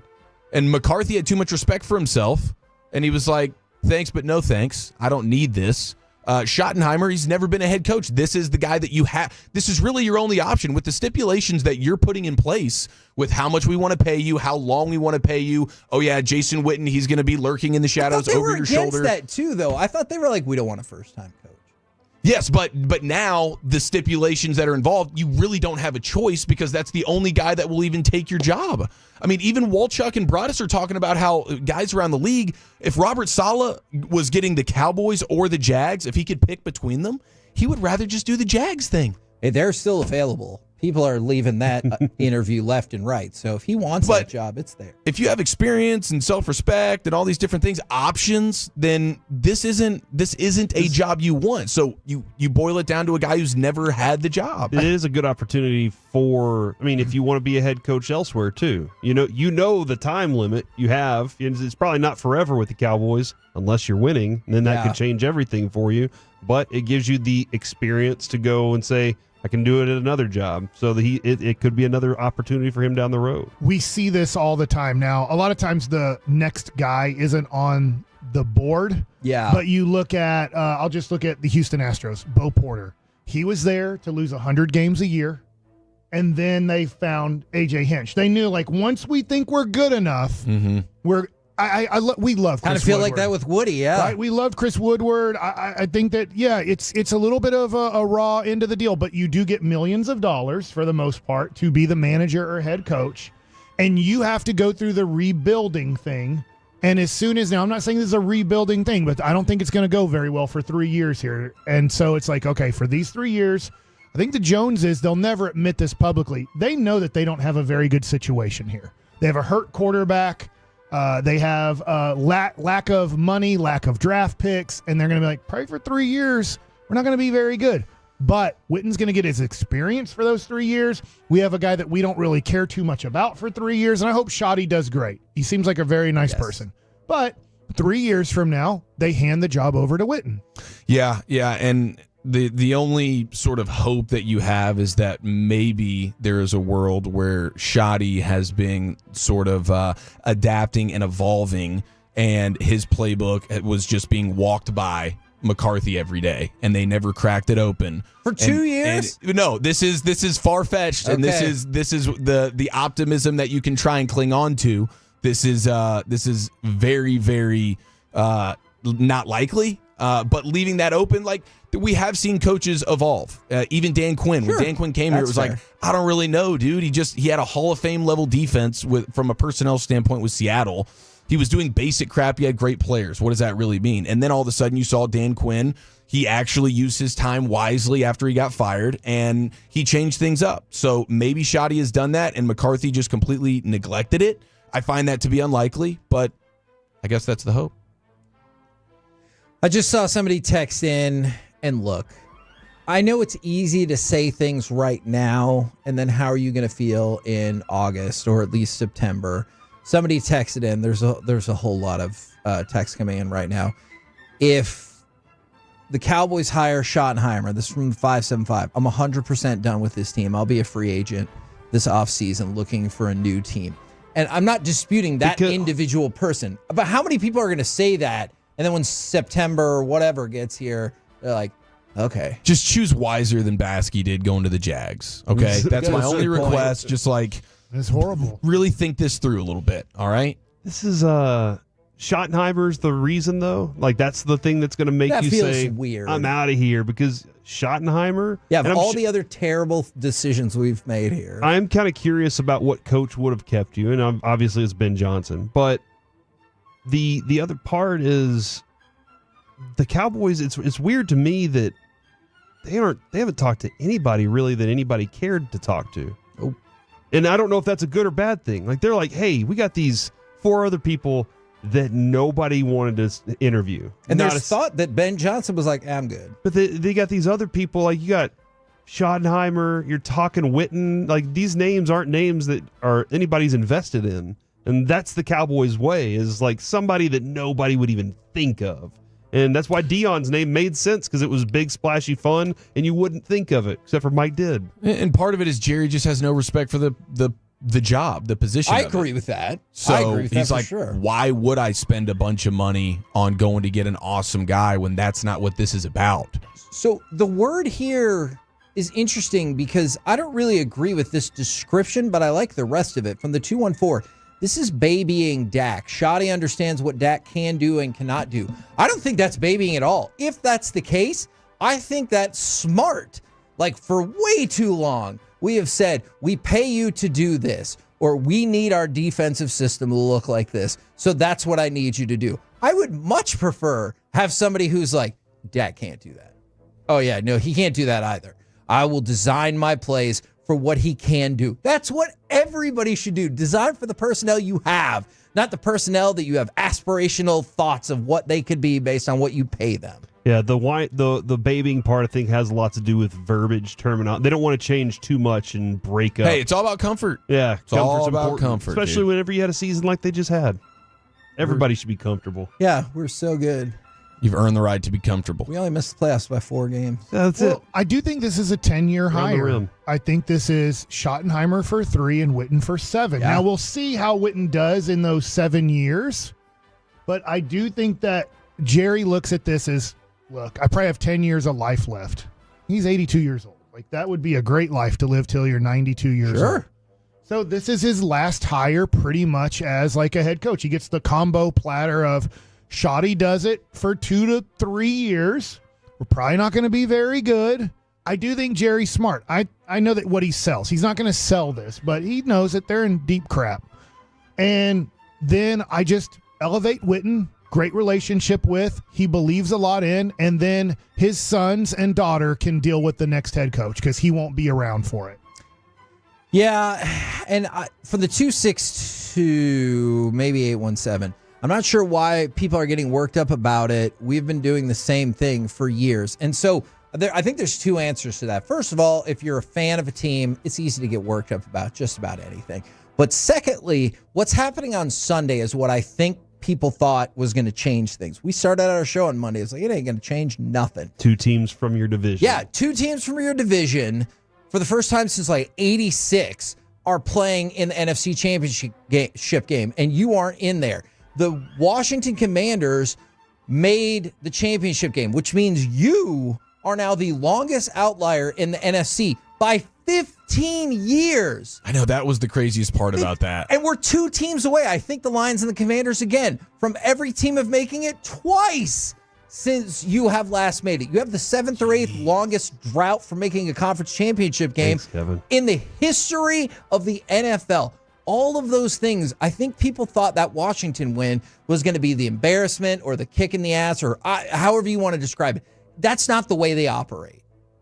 It's true. And I was in that camp the other day when we were picking these games. Like, I would love to see the Commanders do something that the Cowboys haven't done just to sort of stick it to the Joneses. But ultimately, that's not what really gets them fired up. That's not what ticks them off. If the Commanders surpass them in total value of their franchise, that would be a miserable day for them. I'm so with you on that, and I wasn't always there. I just want to say I was born and raised in the metroplex, and I'm saying like since in the 2000s and stuff. I wasn't always there, but the more you get to see how the sausage is made and understand everything behind the scenes, I definitely think that whatever team passing them for number 1 in value is what would be the reason for change, as opposed to, well, Washington just showed you're now the absolute worst in the NFC. Says you. My bank account says I'm fine. That's what matters. That's the scoreboard. That's the scoreboard right there. Yeah. Jalapeno cheddar sausage. Like, what kind of sausage are we talking about? I mean, watching. Don't worry, the Cowboys. Whatever takes the least amount of effort. Dude, jalapeno cheddar is the 1 seed. The Cowboys are going to be on 3 Sunday night football games. Yes. 2 Thursday night football games. Yes. They're going to have they're going to be on 2 Monday night football games. They'll have, like, that's what matters.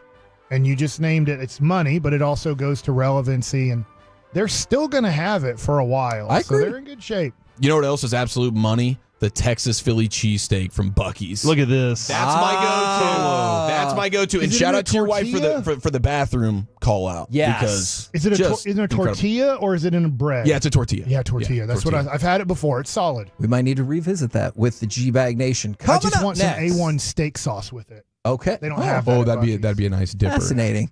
Coming up next, let's talk some Major League Baseball Hall of Fame. What? Your new favorite Rangers player, or if you want to talk more about the potential new coach closing in, we can do all of that next on The Fan.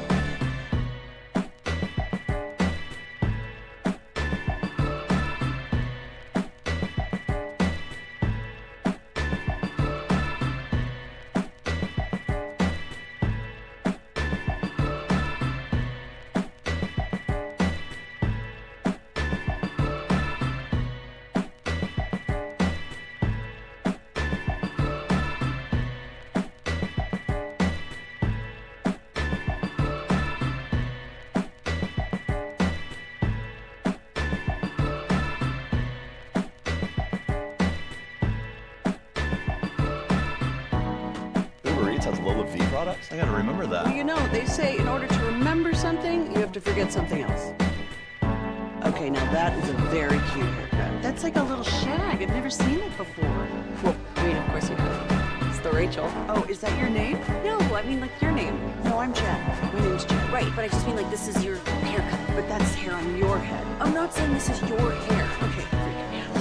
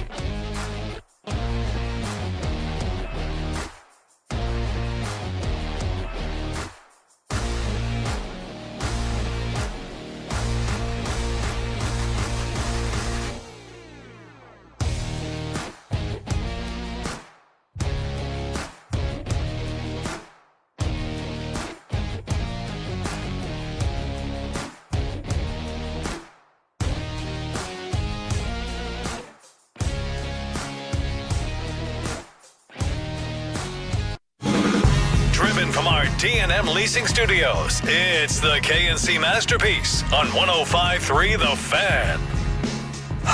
KNC Masterpiece right here on 105.3 The Fan. And if you think the sigh... You sound sad. Yes, for the imminent hiring of Brian Schottenheimer, well, I got more for you. I'm going to blame this on Alec Medford. Breaking news. It is breaking news. This is breaking news. I realize it is actually via Shams, but Alec, when they say don't blame the messenger, at this exact moment, just for a minute or two. Yeah, I kind of blame you right now. I'm 100% blaming you for telling me that Derek Lively has a fracture in his foot and he will be out 2 to 3 months. Thanks a lot, Alec. Season over. I mean, I tried. Let's shut it down. So, while people are... Okay, can I ask some questions here? Yes. All right.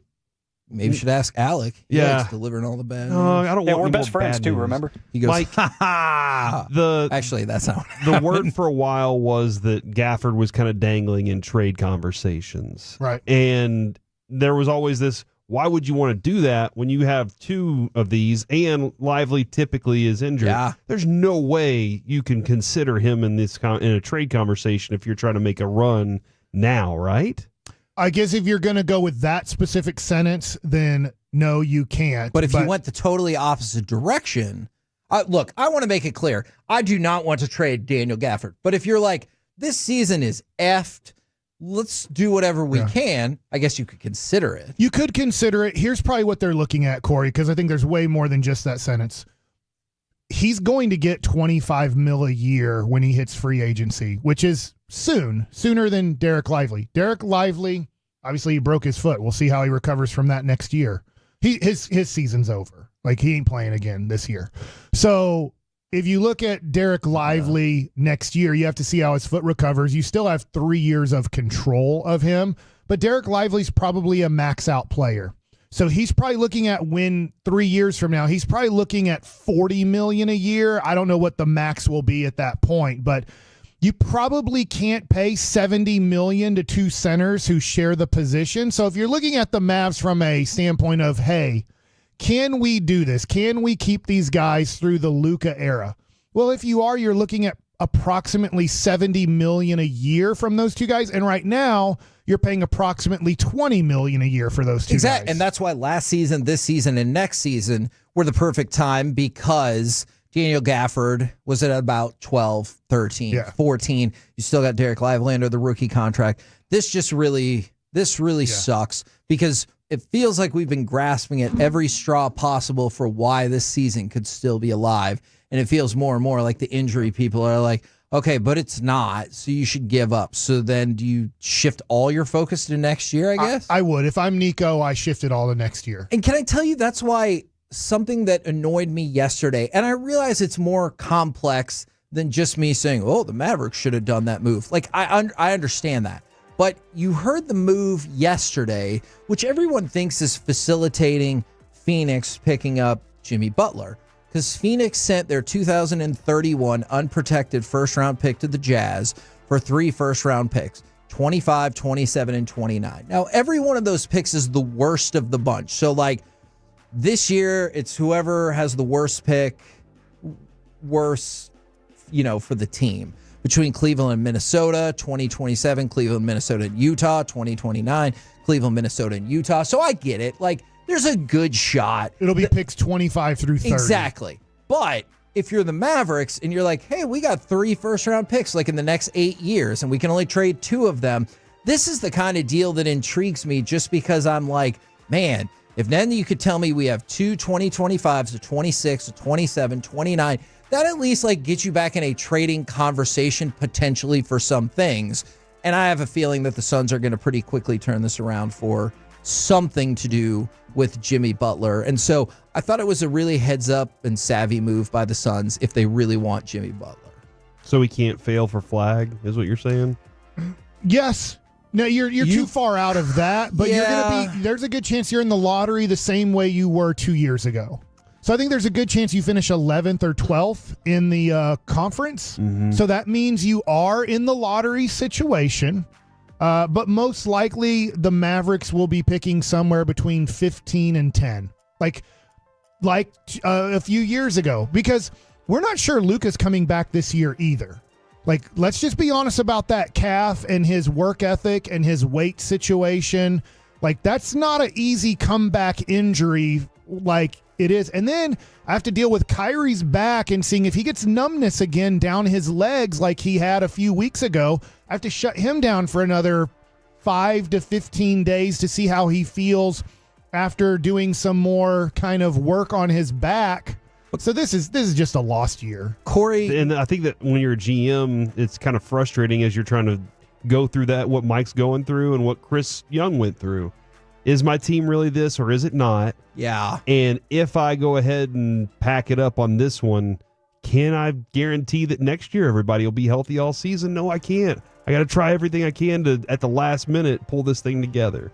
I will tell you this. If you're looking for, and I'm going to work really hard at this, if you're looking for a potential bright side.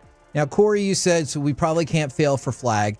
The good news about the way they switched up the NBA draft lottery is if you can have one of the worst, like 5 or 6 records, then you've got a better shot than maybe you had in years past. That's still going to be really tough to get to. But I will tell you this. If you want to start watching some Rutgers basketball, Ace Bailey and Dylan Harper, I think, are 2 like very real prospects in this draft. Right. Trey Johnson, who obviously Mike has brought up, local product, he's going to be really high. So while everybody wants Cooper Flagg, and I understand that, this is a significantly better draft than last year, where they were like, let's figure out who's number 1. There's a very defined number 1, and then whether you think it's Newell, Bailey, Harper, Trey Johnson, or whoever. Somebody's there. There's battles for who could be 2, 3, 4, or whatever the case might be. I wonder this. If we're going extreme.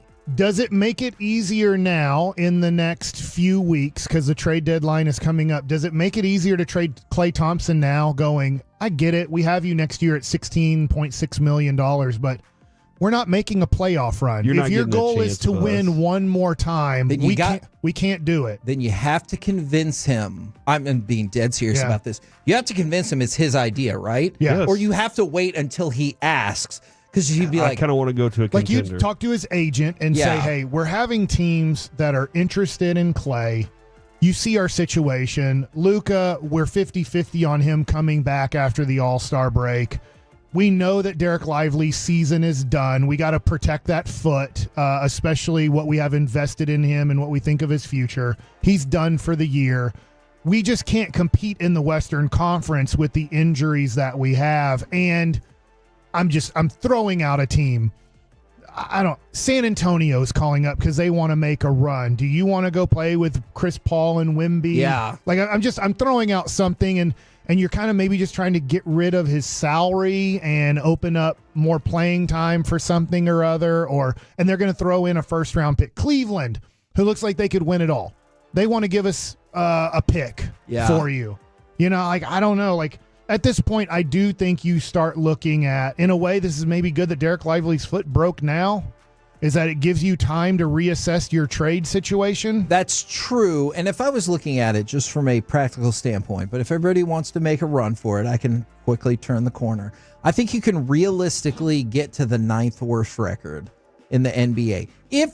I'm just saying, if that's your goal for the best possible draft capital, I think you can reasonably get down to the 9th worst record, which gives you a 5% shot of getting picks 1, 2, 3, and 4. I'm not rooting for this, but look, if you start getting numbness again down Kyrie Irving's leg, which you don't want, because here's the deal. He's going to opt out of that 1-year contract. Probably. As a player option, he's going to opt out. It makes it very difficult on what do we do if a dude at his age is now having numbness going down his leg with a back issue. So that gets scary in your future with Kyrie being here. But if Kyrie misses the majority of the second half of the season with a back issue, sciatic nerve issue, back surgery issue, and Luka can't really play and Derek Lively is done for the year now, then you're probably going to lose most of your games. We've seen it. They cannot beat New Orleans. They cannot beat Charlotte. And that's with Kyrie on the court. They can't do it. So they're going to lose most of their games. If there's no Luka, no Kyrie, and no Derek Lively, you are one of the 5 worst teams in the NBA. Jason Kidd is Bruce Bochy in that his first year, lose in the Western Conference Finals, then don't make the playoffs. Lose in the finals, maybe don't make the playoffs. Next year is our win the finals is what I'm figuring here. Look, at this point, and I still think there's a wild set of variants for the Mavericks, depending on a couple more things. First of all, the loss of Lively for 2 to 3 months, in case you're catching up, and that's what happened. Look, I already thought that they were going to lose the next 3 games. I don't feel like that's a negative point of view to put you at 23-23. And then as you get closer to the All-Star break, will Luka be back? How long will Luka be back? Kyrie's back. How problematic is that? Because that can change a lot of things. Because I can see a scenario, and Mike, I'm dead serious about this. I can see a scenario where Kyrie's back holds up, Luka's back, and he's good to go, and you make a run towards the playoffs. Now, what happened? Like 6, 7, 8 seed is best case scenario. Absolutely. I could absolutely see that. On the flip side, it's a pretty dark picture with no Derek Lively until probably at least April. So, we're talking about the very end of the regular season, and that might be a better case scenario. Kyrie Irving's back acts up and Luka continues to have calf issues or whatever other issues. To Mike's point, now all of a sudden, that's why I was like, I could see you having the 9th worst record.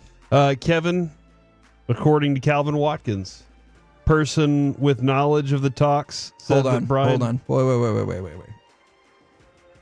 Corey, is there any chance you can just lie to me and say that they are still going to talk to Dion or something like that? Okay. He said that Brian Schottenheimer's discussions today with the Cowboys officials is more of a continuation from Tuesday's interview. And then Jory Epstein said the Cowboys brass continuing to have their conversations. They met yesterday, and now today it's kind of cold outside, but things are heating up. I don't know if she's talking about the conversation or the weather. And then with Schotty already in town, whether this is a second interview or first, is just semantics. So it's kind of like still the first interview, Kevin. Does that make you feel better than... No, it doesn't. All right. No, it doesn't. Because also I have questions about the need for that second interview when he's been hanging out for a couple of years, or I think this is just the proper channel. Whenever there's a terrible employee that gets fired, and you're like, hey, we got to fire this person. And you're like, I know, but I have to go through the official channels. This feels like the official channels where the Jones family is going to be like, I mean, we had him in for 2 interviews before we decided to do anything. I know he's been here for 2 years. He's right around the corner anytime we need him, but we went through the official channels and we did all of the things. And then another thing to go along with this, because I see people keep texting this in. Yes, I am also concerned about Derek Lively beyond just this year, because I think he kicks ass. And if he's going to be continually problematic injury-wise, well, that really sucks, because for once, you hit the nail on the head with your draft pick. And that's how you continue to forward your NBA team. It just shows the Mavs are cursed at center for their whole franchise. It really does feel like this. Like, I felt we apex with James Donaldson, and you're like, I mean, we can do a little bit better. Roy Tarpley was kind of center-like, and then he'd like cocaine a whole bunch. Yes, he did. And so then you get to, like, who's the next one? Sean Bradley, when you traded for him, and you're like, this is going to work out. And I would tell, I just got this. Eric Dampier, Sagana Diop. Yeah, I just got this notification 12 minutes ago.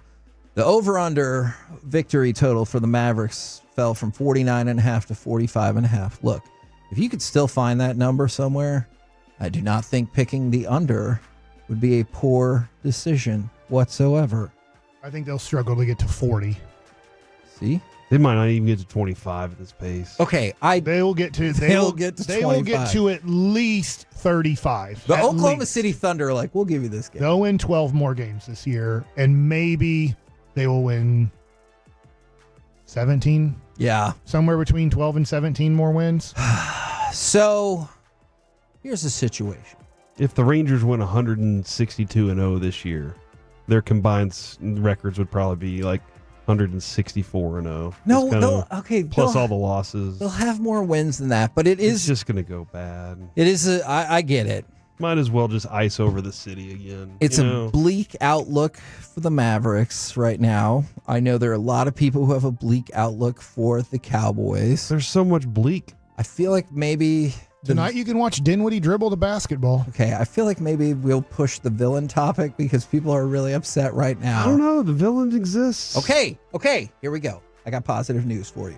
Coming up next, we will introduce you to what could easily be your new favorite Rangers player. Plus maybe some gridiron. Plus maybe some Hall of Fame baseball talk. Or maybe some other sad news will come out. We'll find out next on The Fan.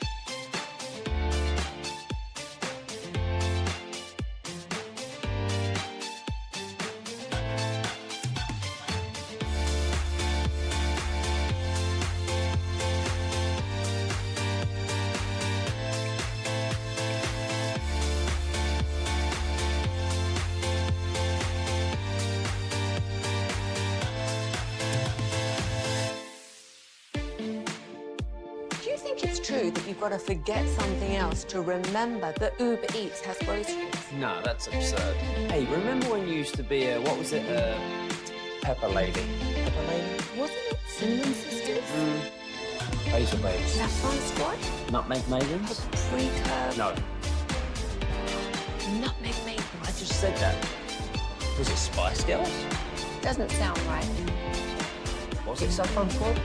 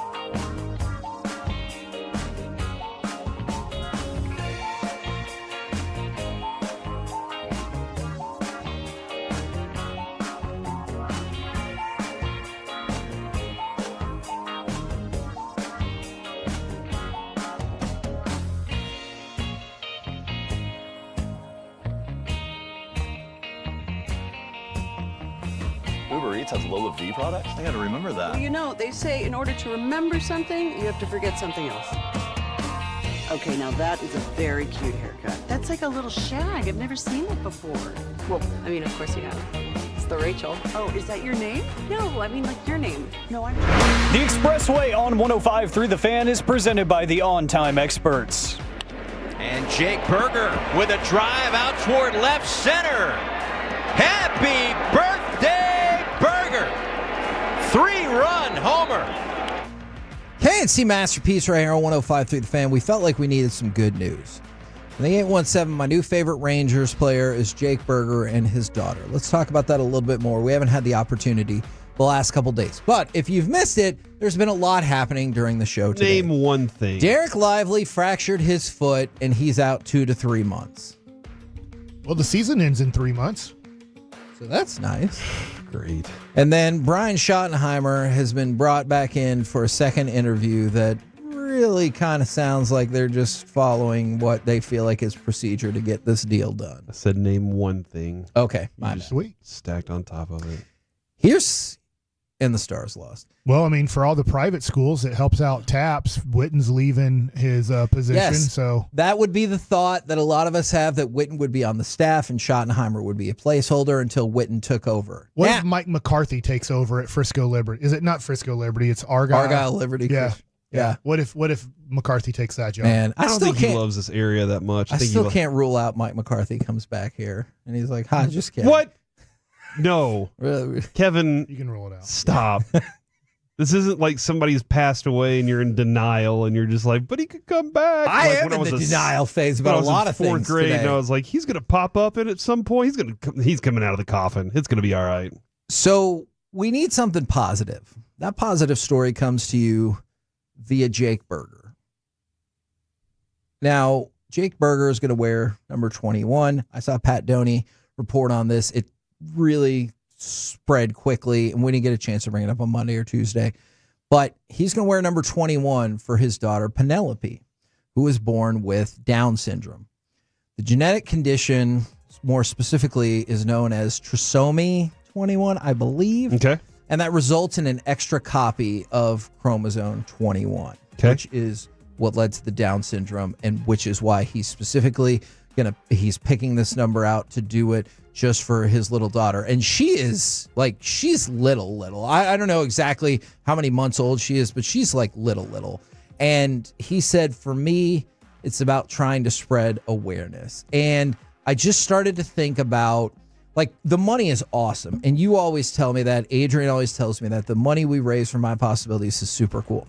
But it's the awareness that's probably the bigger deal. And so I kind of thought about this because, like, this story was just in People magazine. So, like, it's spread beyond. When you read People? Yeah, I think so. Okay.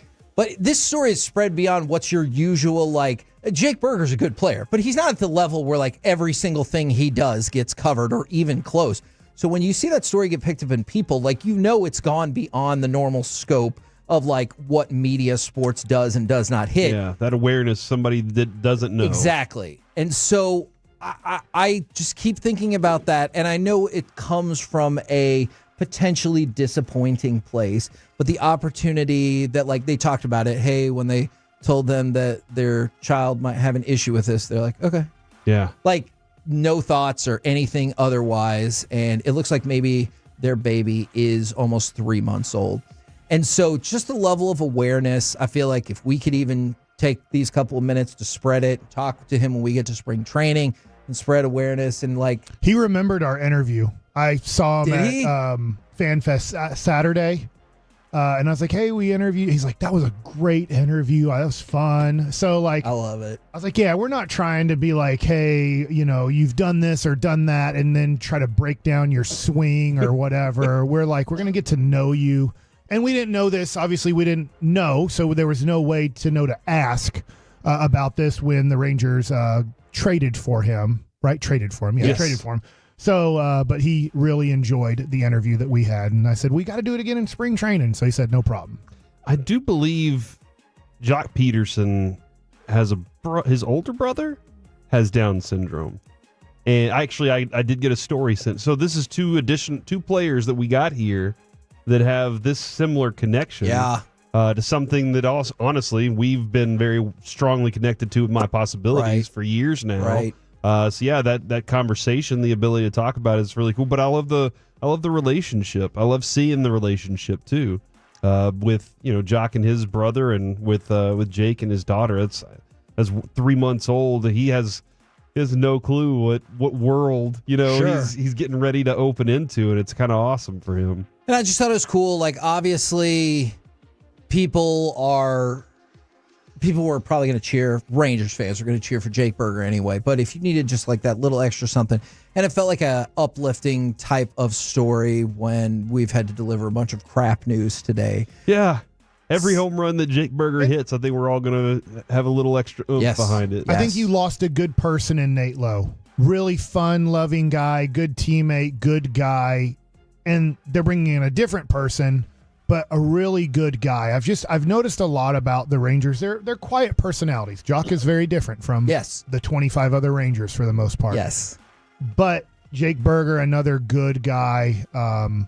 We'll see maybe like his kind of personality, or not see tons of personality. I don't know, but the Rangers do have a bunch of kind of quiet, good guys who do a lot of things in the community. And I'm not trying to take a shot at if somebody's like, well, what about, the Cowboy players obviously do a lot of good too. So do the Mavericks, so do the Stars. So I do think in a way that as we are like just dauber down today, it's just not going well for the Metroplex in sports.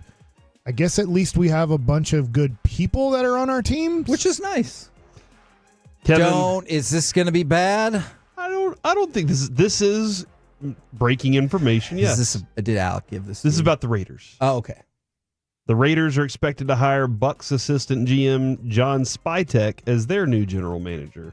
Oh, was he there with Tom Brady? Well, it's Spytek. You know what? Well, I didn't even think of that, but I was thinking Tom Brady was there. Tom Brady's a minority owner in the Raiders, so like there could be a relationship. Yes. Supposedly Brady reached out to Belichick. He was there when they won the Super Bowl. Okay. And he's respected for helping build the Buccaneers. Look, Corey, at this point, neutral sports information coming in is acceptable. All right, we've had a bunch of bad today. It's looking like the Cowboys are finally finalizing things up, potentially with Brian Schottenheimer. Derek Lively fractured his foot. He's out for 2 to 3 months. Let's throw this out there. It's been a busy day. We haven't even mentioned this person yet. Give me cut number 6, where Ichiro was almost unanimous for the Hall of Fame. Ground ball, base hit in the right field. Heading for third is Terrence Long. The throw by Ichiro. Beautiful. Peggy, get him. Holy smoke, a laser beam strike from Ichiro. Now, I want to talk about that, but a couple of quick things that people have reached out and they're already sharing their story, which is super cool. Like, it's super cool because I appreciate you willing to be vulnerable about your life and what's going on. From the 214, Jake Burger is now my favorite player. I have a son with Down syndrome, and he's 25. And then there's this. I love this. From the 972, here's a challenge. Donate $21 to the charity every time Burger hits a home run. Or maybe somehow troll the Buffalo Bills and have them add to it. Look, if Jake Burger would have dropped the pass to lose to the Buffalo Bills, we could have filled up that charity. But that's a great idea. If you have the monetary means and the charitable heart to do so, $21 every time he hits a home run, or you can do it however you want. I think that would be amazing. Dude, I think we also need to just reach out to Bill's Mafia during Peace-a-thon and just be like, hey, do y'all want a good cause? That is to dive great in on idea. right here. And I'd be like, don't forget, we cost you 2 of those Super Bowls. Like, Maybe don't sell that. Okay, Maybe I don't. feel like they like that, though. They're like, hey, we've competed against you Yeah, just say before. we're not a threat anymore. That's a good point. That is a very good point. Now, Ichiro gets 393 out of the 394 Hall of Fame votes. He's a clear Hall of Famer at 99.7%.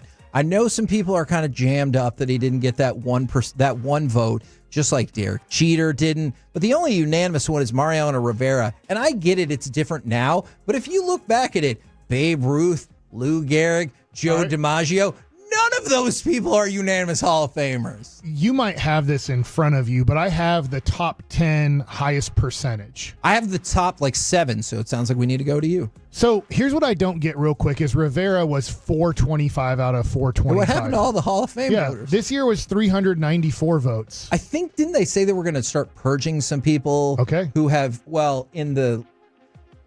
guess it's legal either way. But in the sense that they're just going to take them off the voter roll. Not they're going to fire up the alarm and everything is legal. Yeah. So Rivera's 1. Ichiro is tied at 2 with, you just mentioned, Derek Jeter.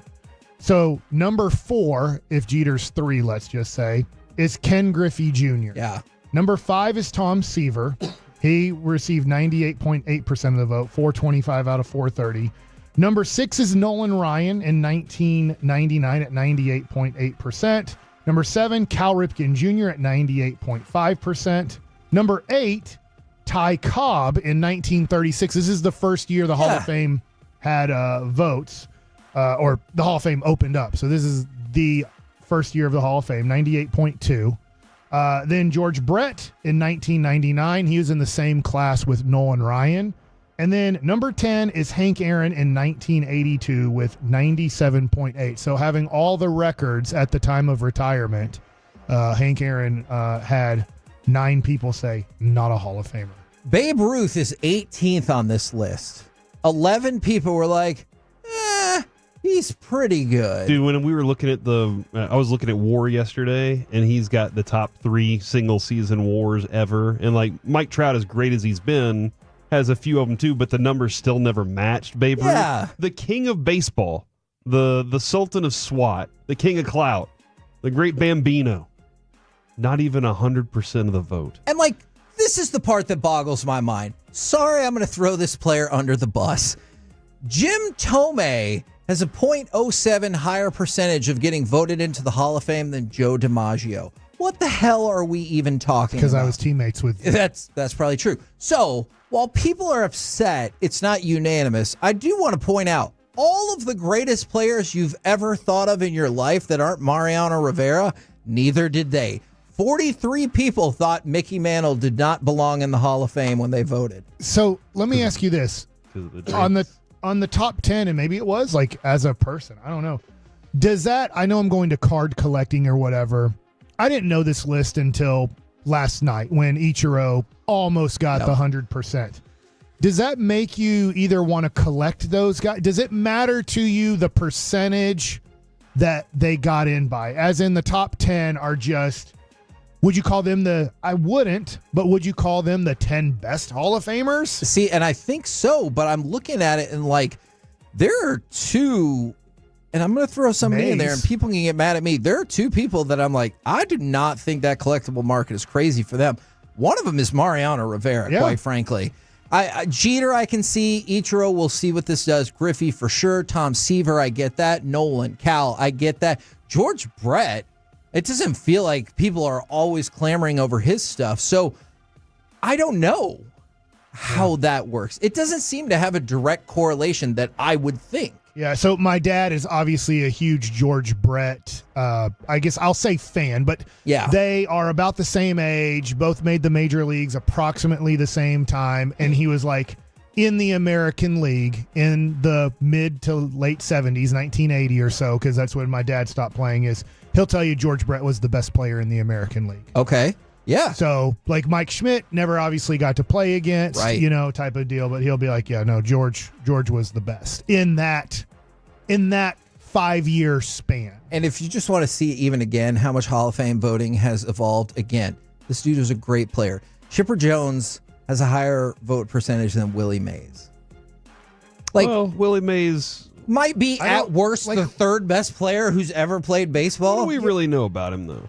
A lot. Can I ask you? I don't know, because I can look at this. I know Hank Aaron because it says class of 1982. I've got the list for a ways. What class did Willie Mays go into? Willie Mays was in the class of 1979. I know that's close to 82. were there maybe voters that were in the Writers Association that used to write about Major League Baseball while there was the Negro Leagues and the Major Leagues, and they're like, I'm not voting for a black person? Yeah, probably so. I could see that. The Like, voting totals are pretty close. It's a 17 vote difference. So it's not like they completely overhauled in those 3 years. You might be right. I'm just wondering, like, how do you not vote Willie Mays as like, nah, I'm not going to do it? And then I'm just thinking, what could be reasons why?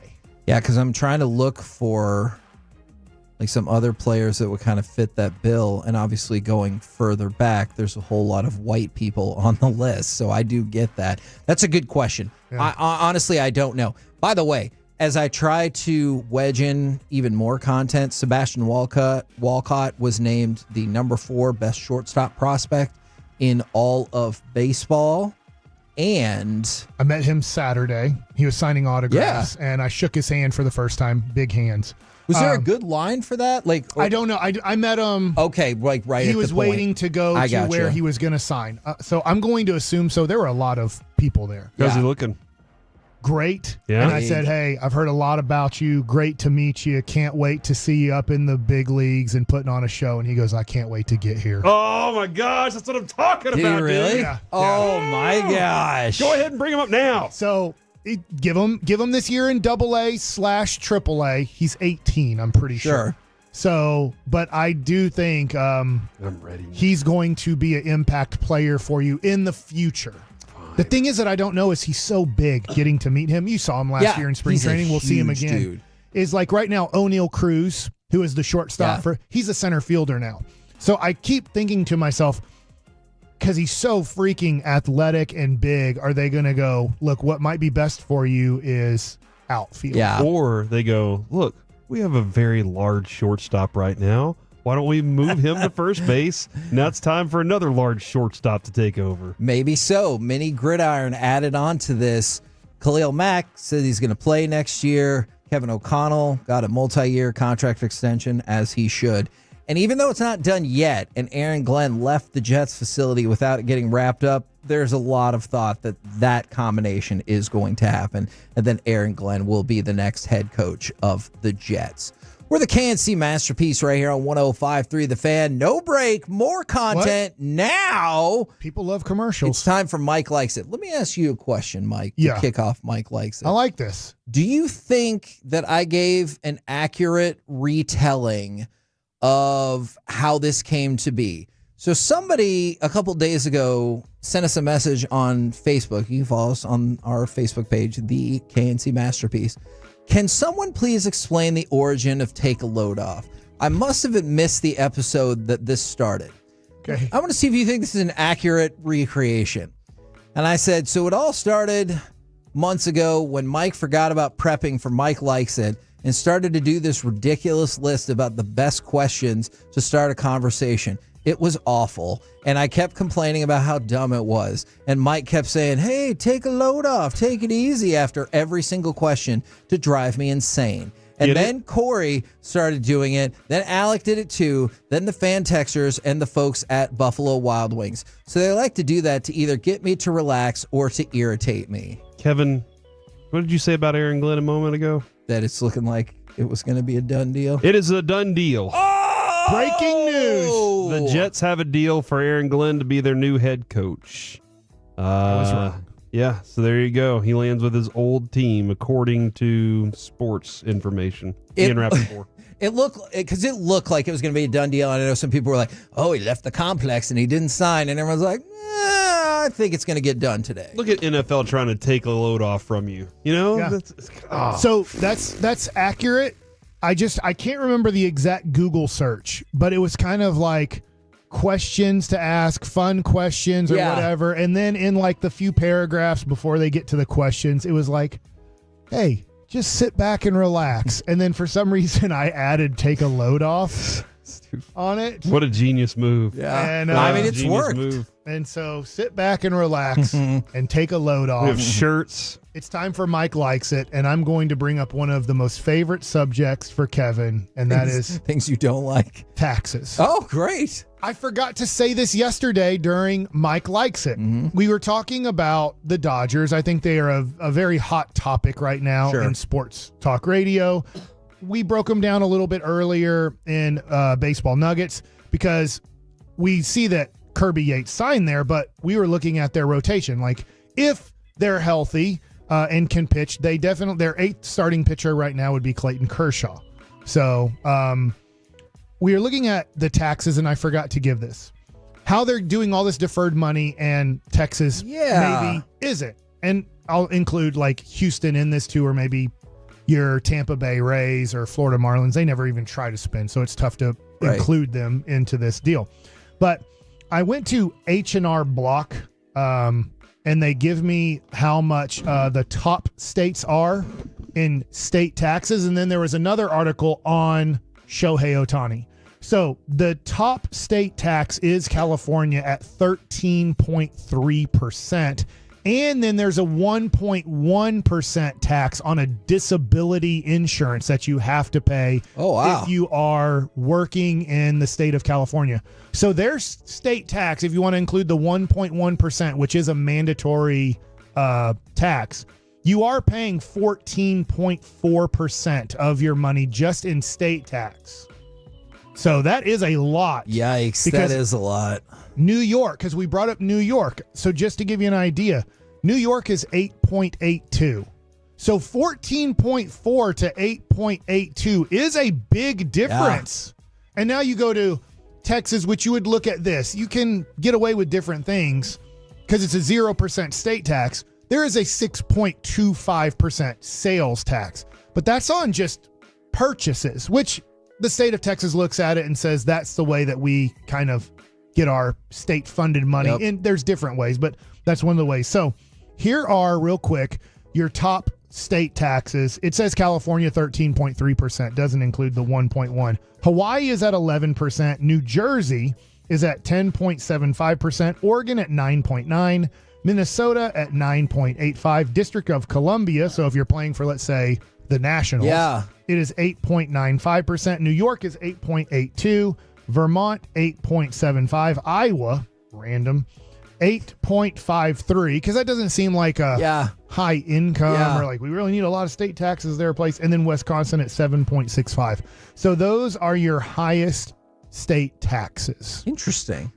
Obviously, lowest is Alaska, Florida, Nevada, South Dakota, Texas, Washington, Wyoming. It's kind of funny, too, because Hawaii is like, hey, I know we're really far away from maybe the rest of everybody, but you want to live here. High taxes. Alaska's like, hey, I know we're really far away. You don't want to live here. Yeah, we have terrible Wi-Fi, and I know you don't want to live here. So what we're going to do... lower those taxes. Really lower those taxes for you. So I've read articles on this. I know this isn't too much sports here, but I find this interesting. I think I'm going to live here forever. Like, I don't think I'm going to live in another state. Okay, all right. But they say...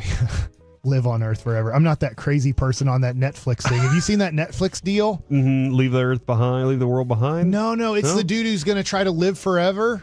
He's I've done more in my time than Jesus did in his, and I can have premarital sex or whatever. Okay. Which Jesus could not. Yeah. Because it is an interesting documentary. This dude wakes up at 4 or 4:30 a.m., has the same thing to eat every time. He takes 57 pills a day. Oh my gosh. He's a multimillionaire. He might even be a billionaire. I'm sorry, I'm forgetting. It's on Netflix. There's a documentary on this. It's interesting.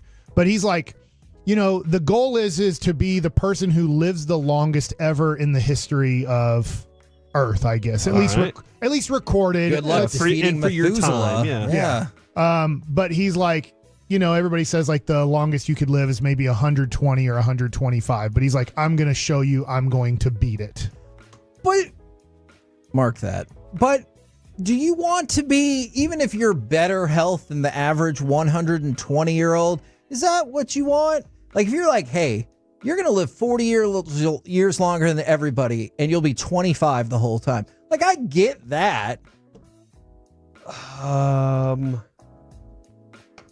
Or have your 25-year-old body. This doesn't feel like... So I'm watching my grandfather right now, and he's over 90, and he's in the home. Got COVID this week, and so it's going around their facility and whatnot, and just the fear of all that. But he's not the man that I knew growing up.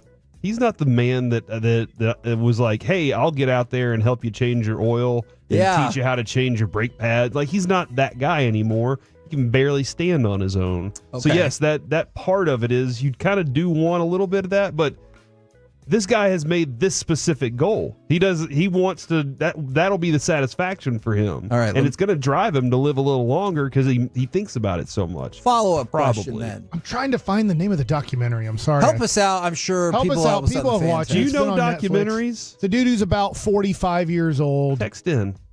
He has a kid that just went off to college. His kid is, kind of following his dietary deal and workout deal and everything like that. By the way, for people that are saying Texas state tax is 8.25, I think actually the way it's broken down is it's 6.25 state and then 2 city. So specifically, if you're ever curious about for sales, you mean? Yeah, yes, sales for tax. sales. I believe that's how you get to 8.25%. Okay. Do you think it's because he's like, hey, this lasts like 40 years? Don't Die.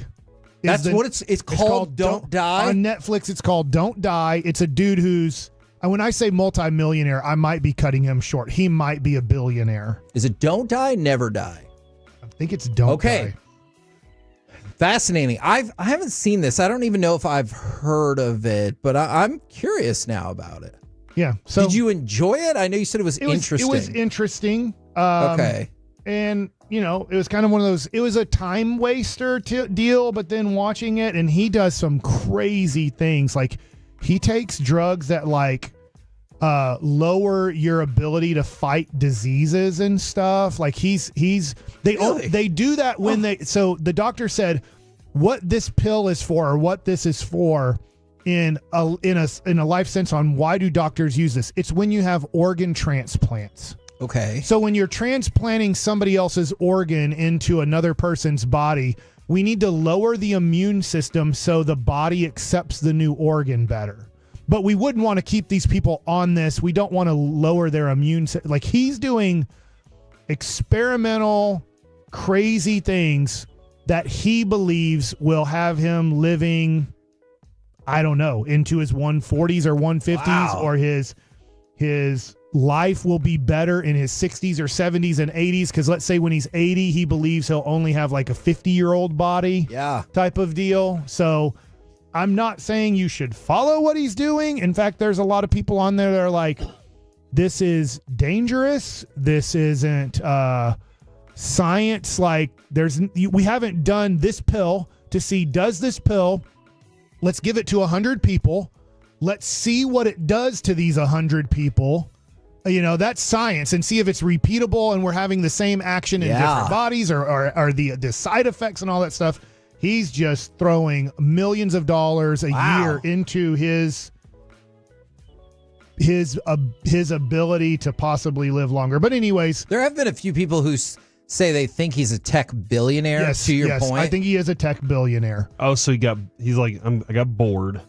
And that's a great point. I need something to drive me. So just real quick, Mike, I was talking about Jess about this last night. Sometimes I think people aren't as amazed by $1 billion as they should be, because if you have $1 million, like if you guys told me I had $1 million, like, wow, that's incredible. And then if you're like, and then I did it 1,000 more times and I got to $1 billion, I'd be like, what? Yeah. That's amazing. And so I think sometimes people are like, oh yeah, he's a billionaire. And like, do you know how crazy that is? Yeah. I guess I'm out of time, but I did see where Trevor Bauer has decided, because he's not going to be able to play Major League Baseball ever again. Like, he's coming, I think he came to that conclusion, but I think it's like official this offseason that he pitched in Mexico, was the best pitcher in Mexico, and it still doesn't matter. He's been the best pitcher in Japan a year ago, best pitcher in Mexico last year, and nobody even calls his agent to even talk about anything Major League related. So he's like, I just want to make enough money. His goal is now to make enough money on all his social media things and everything to buy a Major League team. Which I don't think the owners would ever let him, let's just say 20 years from now, when he's like in his mid-50s. I don't think they would even allow him to make an offer or a bid. We're the KNC Masterpiece right here on 105.3 The Fan. Coming up next, C Block starring Corey Majors. Yeah, let's dive in on the worst thing you'd have to watch as a loser. Next on The Fan. The football world is buzzing. Your haircut, but that's hair on your head. I'm not saying this is your hair. Okay, freaking me out a little bit.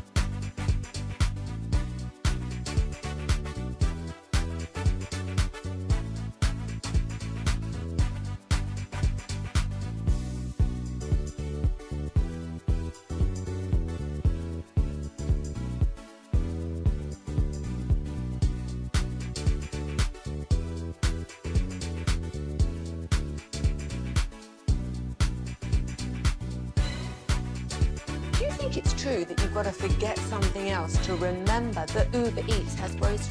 No, that's absurd. Hey, remember when you used to be a, what was it, Pepper Lady? Pepper Lady? Wasn't it Cinnamon Sisters? Basil Babes. Saffron Squad? Nutmeg Maidens? Paprika? No. Nutmeg Maidens. I just said that.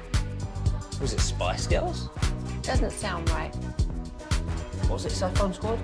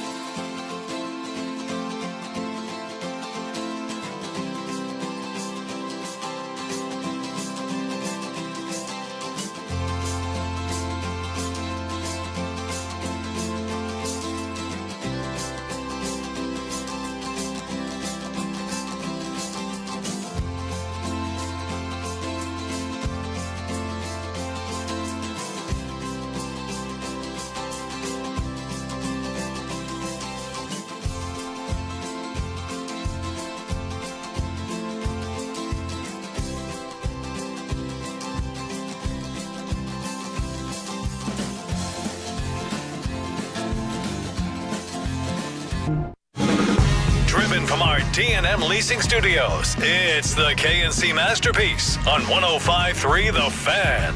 KNC Masterpiece back here on 105.3 The Fan. In case you've missed all the news of the day, Brian Schottenheimer having his second interview with the Cowboys, which a lot of people think is just formality to seal the deal.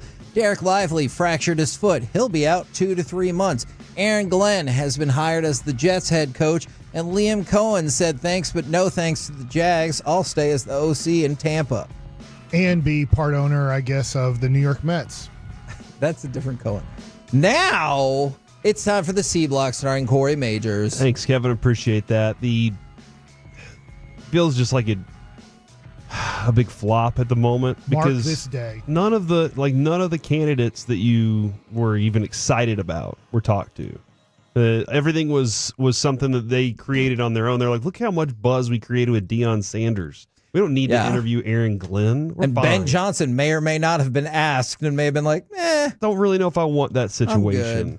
It could be worse. I told you about that Twilight Zone episode. That guy signed his soul away to the devil so he could live forever. Then he got busted and got sentenced to life in prison. What if that's actually playing out right now? This feels like about winning a Super Bowl. This feels like lower stakes. Or maybe 3. Oh my gosh. Maybe 3. I do not confirm or deny that. All right. I have no idea. So the question is, what's the worst thing that you think you could be forced to watch as the loser? And somebody said from the 325, the worst thing a loser would be forced to watch, easy answer, a Jerry Jones head coaching search. And so I think we've all been losers in this situation. Well, didn't it happen Monday? Yes. Okay, so here that it is my answer. All right, hold on. Before we get to it, here's why. And yes, Mike, it did happen Monday because Marcus Freeman, after he was defeated by Ohio State, forced himself to watch the celebration ceremony after. He went out there and said, I'm just watching every minute. And we've seen players do this before. We've seen, I think Stephon Diggs did this whenever they lost to Kansas City, when he was with Buffalo. We've seen players just say, I'm gonna soak this in, and I'm using it as fuel next year. But Marcus Freeman, the head coach for Notre Dame, said, I'm not leaving the field. However, that same Monday is the one you guys are talking about right now. But what is the worst thing that you would have to be forced to watch after somebody defeated you? Look, I feel pretty strongly it's the way we do the transfer of power with the election. And look, I'm going to try to make this as nonpartisan as possible, but it has to suck if you were Kamala Harris and President Biden sitting there while the guy that you lost to, or I guess maybe you're sitting next to the person you got replaced by because they're like, well, he'll beat that guy. And it didn't happen. And he's 5 feet away from you talking about what a stupid idiot you are and how everything you did was dumb and how now the country's going to be better. Look, and you can't just reach up and pop him one real quick. I get it if you're like Obama and you have to sit there and you're like, I won both my terms. I probably could have won again in 2008. If you're 2016, I'm fine. If you're a challenging loser, you don't get to sit up there though, right? They're not. That's just for people that were already there. Exactly. Okay. All right. So if you were ever like Jimmy Carter or George W. Bush or George H.W. Bush, excuse me, that's got to suck. Yeah. To sit right there and be like, hey, all these people are here because they think I'm better than that person right there. At least let that person sit in the back. Mm-hmm. They can play on their phone, do whatever, and not have to listen to everyone saying how much they suck at politics. Yeah, that's got to be the most difficult part is knowing that if your opponent is feels that way and is going to open up and say all the things instead of being right down the middle on things. They're like, no, this is my opportunity to rub it in. They're digging a little bit more. It didn't, because you knew that speech wasn't going to be President Biden was amazing. Was a great man who did many great things. Kamala Thanks Harris for his 50 years of service. Yeah, you knew it was going to be you stupid piece of trash. And that just sucks. Regardless of who you support, I do not want to be sitting there if I lost. From the 903, worst thing watching as a loser is the girl you wanted being happy with another guy. That's a real deep hurt right there. That's got to be probably true. Yeah. Okay. Serious question. You really love that person. Do you root for that relationship to succeed because at the core you just want her to be happy? Or are you it's okay for a while and then they break up and you're like, I told you. It was never me. It was her.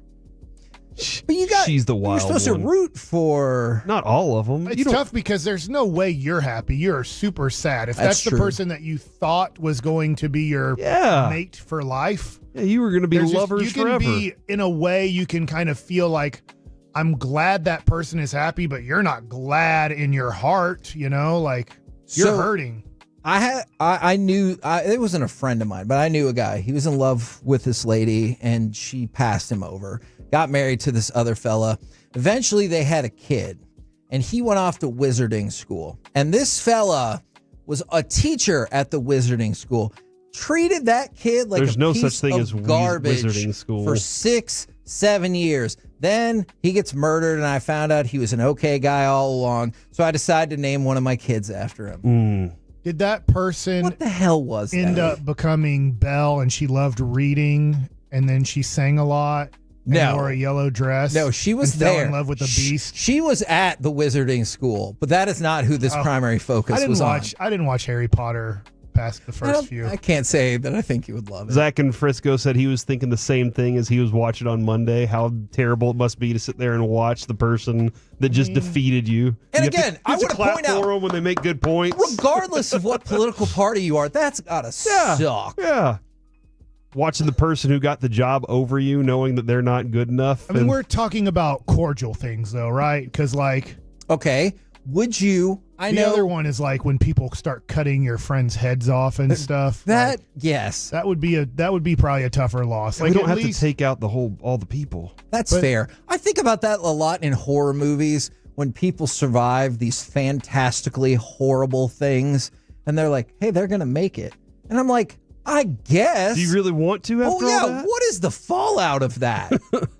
Like, I don't know how you would ever live a normal life. Also, we did get the referees for the weekend unveiled. This was unveiled yesterday. Wanted to bring this up, though. Referee Sean Hockley will officiate the NFC title game between Washington I wonder and if he's Philadelphia. related to Ed. Yes, he is. Oh, wow. Zach, what are you doing right now? Is he taking a nap? Was that your phone? All right. We are doing a radio show. I couldn't hear it. Well, nobody can hear you now either, Nimrod. Okay, so first of all, both members, both of them, of the nosebleed seats have been in this studio. Now, Eric's was more egregious because he was on the mic and forgot he was supposed to be in a meeting. But both members know what we do and have had their audio go off either way. What the crap? Jeez, and then guys. Zach's yelling at the microphone from 8 feet away like that's going to help. Are you embarrassed? So Sean Hockley is going to officiate the NFC title game between Washington and Philadelphia. The Commanders are 1-3 all time with Hockley, and the Eagles are 5-1 with a current 5-game win streak. Philly's not lost with Hockley since 2018, and home teams finished 10-6 with Hockley in 24 until they had to face Jaden Daniels. So bless you, Mike. So that's not. Thank you. That's not the most important one, though. Referee Cleet Blakeman will officiate the AFC title game. The Chiefs are 10-7 all time with Blakeman. The Bills are 10-6. Pretty reasonable. Okay. But home teams finished an NFL worst 5-11 with Blakeman this season. He also assessed a league-high 134 penalties against the home team. Which game is he reffing? Who's the home AFC. team in the AFC Championship game? Chiefs. The Chiefs are. Look, Cleet Blakeman has assessed the home team more penalties, and they're not Hold as on. good. Are you sure you're not telling the story from 1946 about Cleet Blakeman being the ref? Also, shouldn't those officials be ruled out? I'm sorry. If you're the most at penalties, get that person out of here. But you're just saying the median mode and range. Yes, it should be the opposite of relegation. Like, if you're at the top of the list of most penalty calls, you're out. Well, I hear the record 5-11. I am rooting for the Chiefs. If I'm thinking about this, Josh Allen never tries to slide and always is looking for contact. And Patrick Mahomes knows how to bait refs He into does. 15-yard penalties. So I get the record, but this might play out into Patrick Floppy Mahomes. Floppy Mahomes. It worked out for him the other day. I don't like that. Oh no! What happened to the other story? Oh no! Did you go to the last story? Oh, there it is. die? I found it. We need to go back to. Have you heard of slug ball? No. Have you heard of Yes, slug? I tried to watch it. It took forever. Sounds like something Joey Gallo would like. Did you just make a snail joke? Yes, I did. You look like Larry Bird hitting a three-pointer in 1988 right there. Rolling his finger Got up. the same shorts on, too. Slug ball is baseball's version of Top Golf. It's a game for those with a passion for hitting, because we're bringing hitting back, ladies and gentlemen. Okay. I don't know if you've ever heard of this guy, Mike. His name's Kenny Lofton. He watched plenty of his peers get inducted to the Hall of Fame, but never got there. He was a 6-time All-Star, 4-time Gold Glover, a lot of other good stuff too. But he said this: I was one of those guys that got overlooked because I played in the era of home run and steroid guys. That was a big part of the game, but it was like my part of the game meant nothing. I did my job hitting at the top of the order. I was getting on base, just trying to help my team.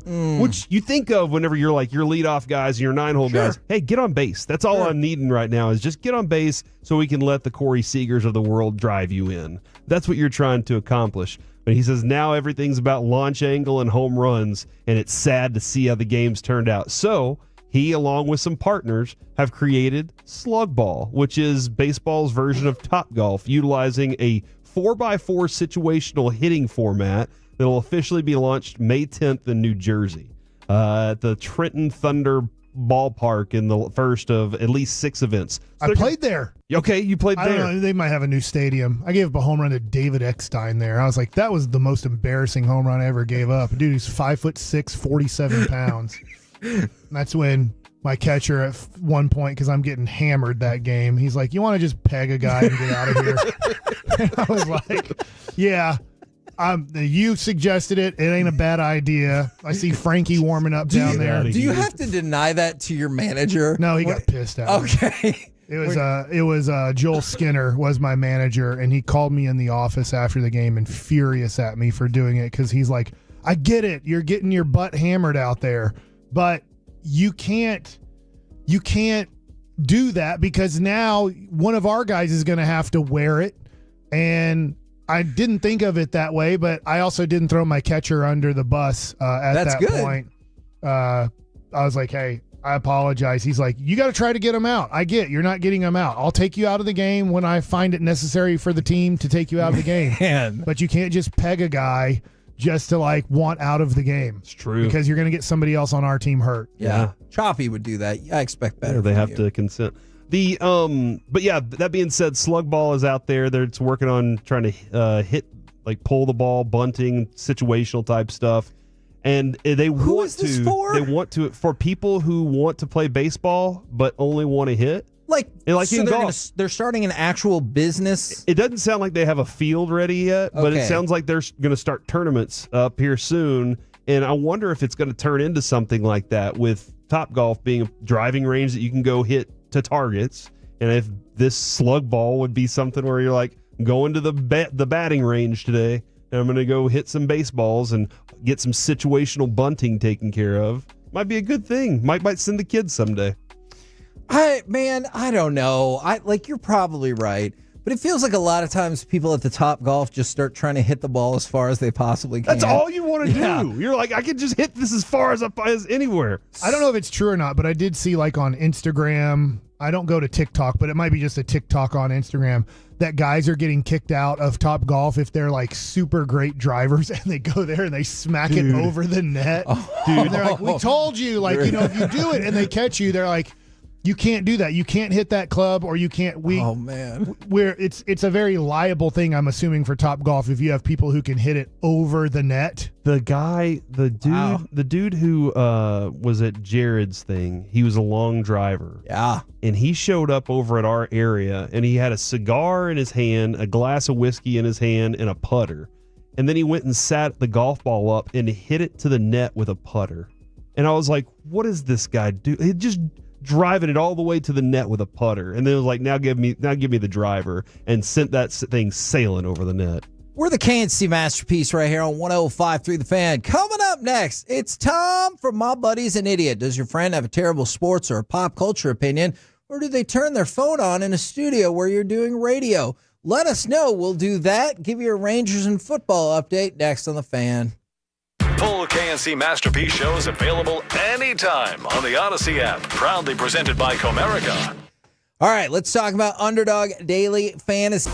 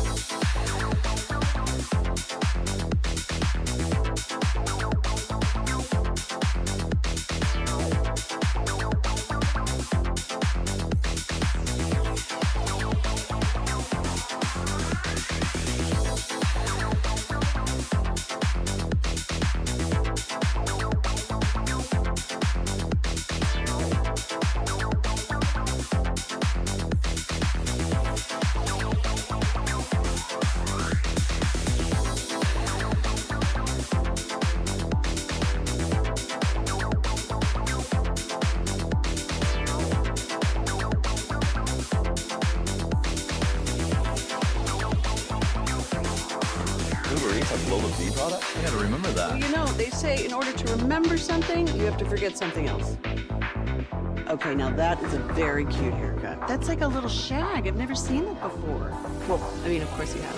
It's the Rachel. Oh, is that your name? No, I mean, like, your name. No, I'm Jen. My name's Jen. Right, but I just mean, like, this is your haircut. But that's hair on your head. I'm not saying this is your hair. Okay.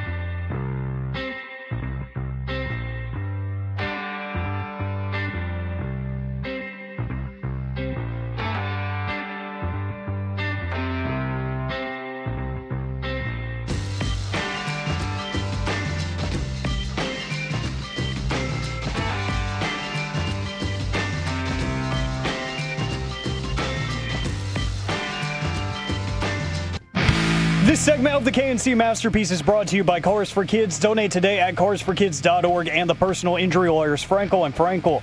If you've been injured in a car or truck wreck, call Frankel first, 214 or 817-333-3333. With Frankel and Frankel, there is never an out-of-pocket cost. They only get paid when you win.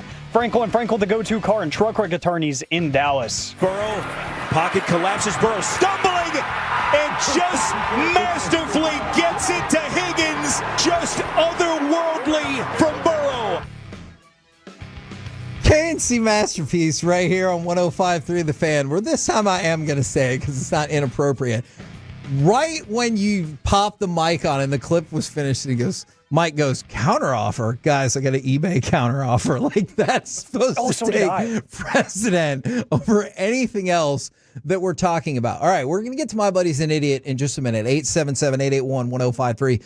Frankel and Frankel injury attorney text line if you want to get involved, or the Twitch or the YouTube. But got a couple of other things that I want to tell you. Baseball America updated top 100 list.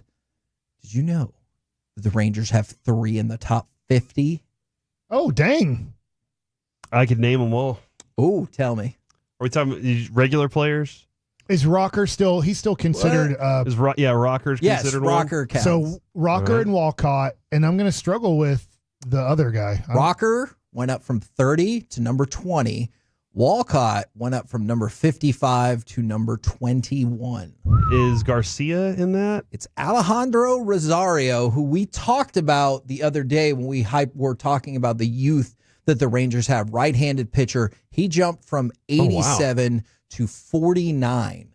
So the Rangers have 3 prospects in the top 100, but they're all in the top 50. Bro had 129 strikeouts in 88 innings last year. It's pretty damn good. In your face, anybody that didn't do that. You said 3 in the top 50. Do you have the top 100? I just saw the Rangers players. I'm sorry, I didn't look at the rest that's of it. okay, because I was wondering if Teodo might have made the top 100. I think those are the only 3 in the top 100. I believe for the Rangers. So much for him being the closer. Yeah. I mean, Baseball America always has it right on those guys. They once had me as a top 100 prospect. What number were you? I don't know. Look how that worked out. Is in the horribly top bad. Okay. I have a baseball card that says top 100 in 1998 or 1999. Great. By the way, so we talked about how the Bills Mafia has been donating to Mark Andrews' charity after he dropped the pass for the 2-point conversion that would have tied the game, potentially sent it to overtime. They have now donated more than $70,000. Last night, it was $35,000. Now it's up to more than $70,000 to Mark Andrews' charity, which I believe works towards curing and improving the lives of folks with type 1 diabetes. There is no way that as a player you're taking that as an insult in any way, shape, or form. No. There's part of you that wants to be like, they're doing this because I screwed up. But at the same time, you're like, but at the same time, we're helping tons of people here. So I'm okay with it. Like, there's no way you get upset about that. Like I said, man, Bills Mafia, we got to get in touch with them around Peace-a-thon time. Now, we move into My Buddy's an Idiot. For the 469, guys, am I an idiot? I have 2 Pete Rose cards and a Johnny Bench rookie card my grandpa gave me, and I sent them to SGC instead of PSA to save money. Am I an idiot? I don't think so. SGC, especially when it comes to vintage baseball, is very well regarded. Yeah, the only time that PSA will be better than SGC on vintage is if you get usually grades of 7 or higher, which is very tough to get, like on a card from the 1960s, let's say. So I think that if you think it's going to get kind of maybe a 5 grade or a lower, SGC is a better way to go. Yeah, and I could see that for sure. And I like their slabs. They're kind of the same company now. They're different, but they're under the same umbrella, kind of like the way Nike and Converse are the same company. Are most slabs the clear plastic slabs with the thing at the top? Is that how most of y'all? That would be considered a slab. Yeah. Yeah. Or do you ever see like any gold or platinum slabs that like just look cooler? So that's the way to do it, right? It's not quite like that, but I think if it's a gem mint for Beckett, they go gold-ish on the top. And then if you get a pristine, they go all black on the With very gold top. lettering. Yeah, which looks super cool. It's unfortunate. See, I want them to carve out a piece of obsidian rock and put it in there. You can do. There's a company. Look, they're considered not good. Just to be honest, I think it's HGA where you can customize the paper on the slab, but most people do not respect their grade. Gotcha. Okay. And I've always thought people don't seem to really love Beckett in the marketplace when it comes to like your resale prices for what you get. I always thought their slab was neat with the subgrades and everything like that, but by the way, if you go to the Dallas Card Show, they also grade themselves. Tell me what to do. Okay, you can grade however you like. I honestly like buying Beckett cards at times because they're like 30% or 40% cheaper than PSA. So now this is a weird update that I didn't think we would have. We brought up on Monday Connor McDavid smashing someone's face into the ice. Well, we found out yesterday he got suspended for 3 games. Then the Oilers put out this pretty pointless statement. Quote, "The Oilers organization is disappointed, and we share in our fans' frustration over the 3-game suspension of our captain, Connor McDavid. We support him through the process, and the organization and our fans look forward to having him back in the lineup versus Seattle next week." What a stupid thing to put out there.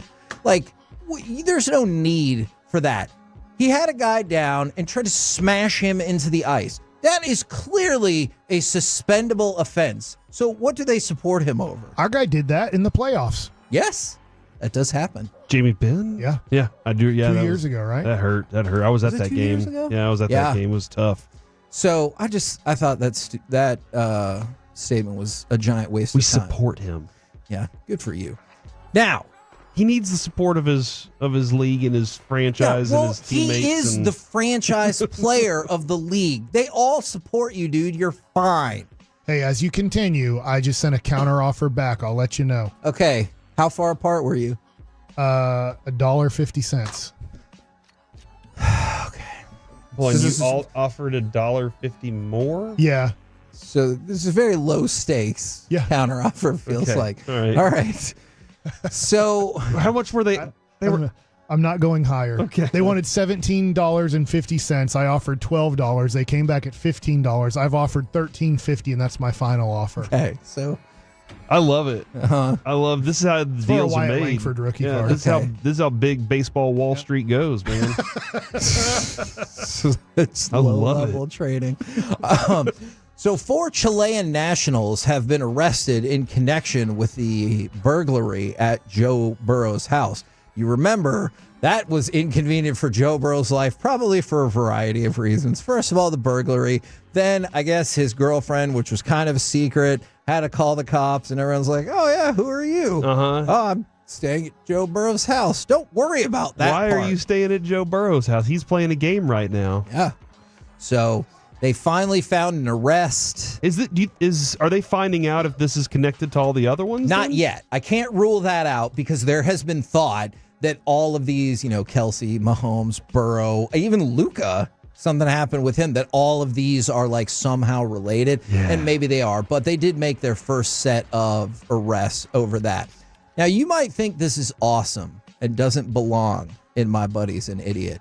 Did you see Dan Hurley last night getting into it with the official? A little bit. I just heard about it. And I have heard a little bit about everything. So they're jawing back and forth. The official's done listening to this. He turns his back and gets ready to walk away. And it really does look like Dan Hurley said, "You listen to me. Don't turn your back on me. I'm the best coach in the effing sport." Now, is he an idiot for talking to an official like that? Or do you approve of his bravado, especially back-to-back national champions? Like, clearly, I get where he's coming from. Don't turn your back on me. I'm the best. Can I ask you there's this? ever been. This doesn't sound like the best way to get a call reversed or a call changed next time. Like, you think the guy's going to go like, "You're right." We'll all be the ref in this situation. Yeah. Mm-hmm. You're not really pleased with him, but you probably respect him. And then when he tells you, "Don't walk away from me, I'm the best." I'm like, all right, watch the next call. The best. The guy takes one step. He's like, oh, travel. What? Let's see how the best you are now. Yeah, I would be a horrible ref because I was like, if you thought that was bad, which I thought was good, watch this You one. would single-handedly destroy Luca's career because every time he just stared at you and you're like, yeah, keep staring, MF. I mean, I would be horrible at throwing out people. Get out of here. Or I guess maybe I'd be like, you know what? I'm not going to throw you out, but I am going to call the most ticky-tack crap you have ever handled in your life, and you're going to scream and yell, and there's nothing you can do to get thrown out. But every time you dribble the ball, it's carrying. From the 972, my buddy's an idiot. He essentially let a generally good coach walk out the door without having a legitimate plan to replace him. Okay. All right, first of all, just don't say that he won a Super Bowl, or you're really going to tick off He Bobby. did win a Super Bowl. Don't tell Bobby that. He'll Yeah, get that's mad. not factually correct, according to Bobby, though. And then also, I think their plan all along was they thought he was going to stay. They were like, hey, this guy's got nothing left. Let's just lowball him with his option, with his incentive offer. He'll take it. He'll be glad to be a coach. He was and then he so said, bad no. this year. He was so bad this year. Nobody will want him out there because of how his stock is down. He's not going to leave us. He's going to want his stock to be back up. Well, I'm telling you, Jerry. Or was that Steven right there? Look, Jerry. Okay, I was going to say, just for everyone, and this bothers me all the time where people are like, yeah, I'll never ask him any hard questions. Okay, great. That's why he's hung up on us. He's sworn. We've got that clip of Jerry going, well, that's not what I'm saying now. We've got that clip of Stephen Jones is like, well, that's not what I said. And we're like, that's exactly what you said. So you could save it with all that other garbage. What's your point? My point is, I'm just tired of listening to that. If you're upset because every interview doesn't start with, hey, why are you a piece of trash and you should fire yourself? Well, you have a point there. That's what every single one of our interviews should start with and end with. The whole interview should be that the whole time. Can we even ask? Otherwise, we're not even doing our jobs. A question to butter up that person, or Nope. do you have to go right to? You got to get right into it. Otherwise, I've turned off and I'm not listening to what you're saying. Now, I'm not saying the NFL is idiots. Look, they can't control some of this stuff, and last year was a huge ratings bonanza for them. But did you see the number of viewers for the Ravens-Bills game? No, we haven't seen that yet. Ouch. Is it low? It is. Well, comparatively, is 42.2 million, which I get it. You're like, hey, that's a lot of people. Agreed. That's the most of the divisional round. Also agreed. That same time slot last year was Chiefs-Bills, and that got 50.4 million. That's a lot. That is a 16% drop right there. Well, Alec and I weren't watching it because we are at Genesis 2025. So just to recap, I want to go back to what you said yesterday about that, Mike.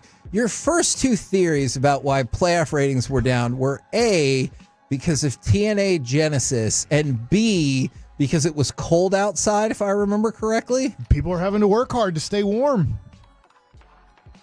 I agree. Yeah, a lot of people had fires in their fireplace and they couldn't leave.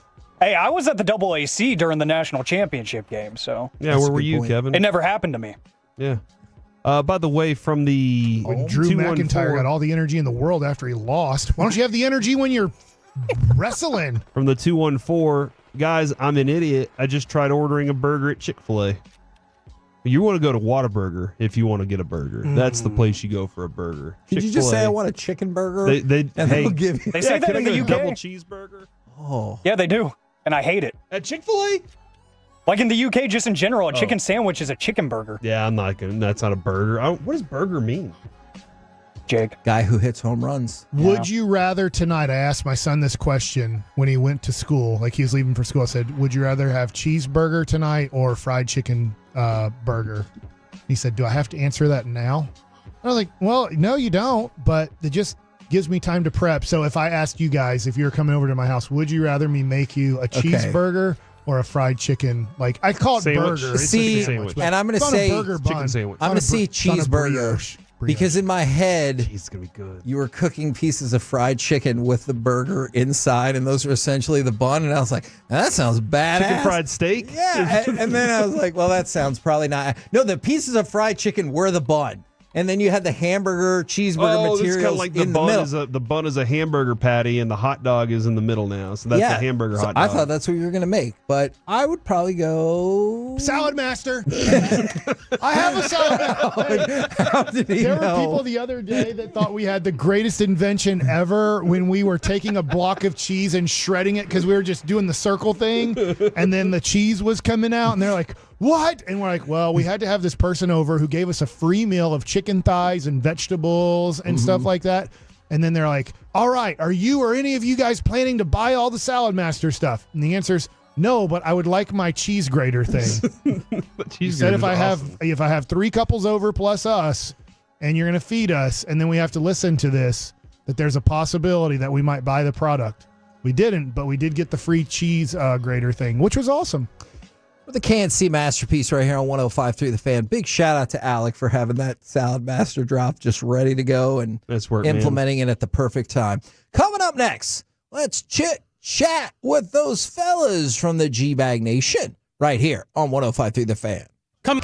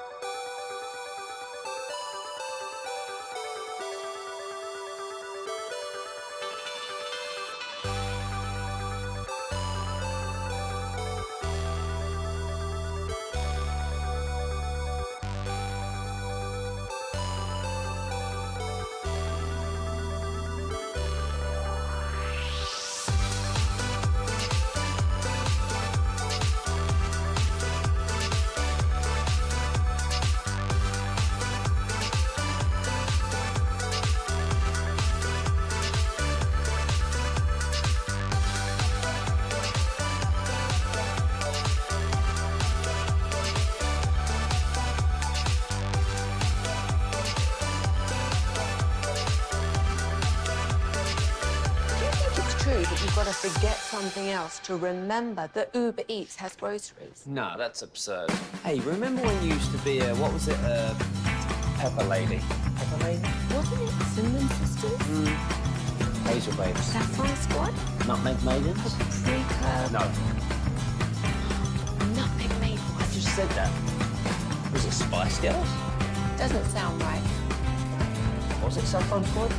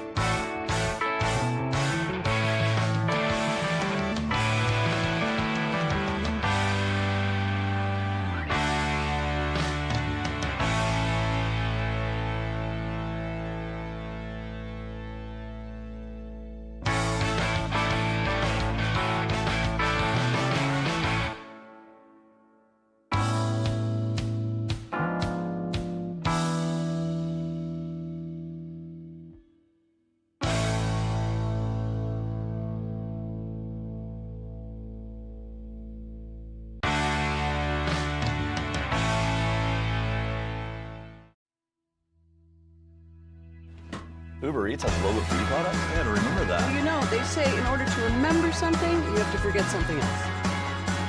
Okay, now that is a very cute haircut. That's like a little shag. I've never seen it before.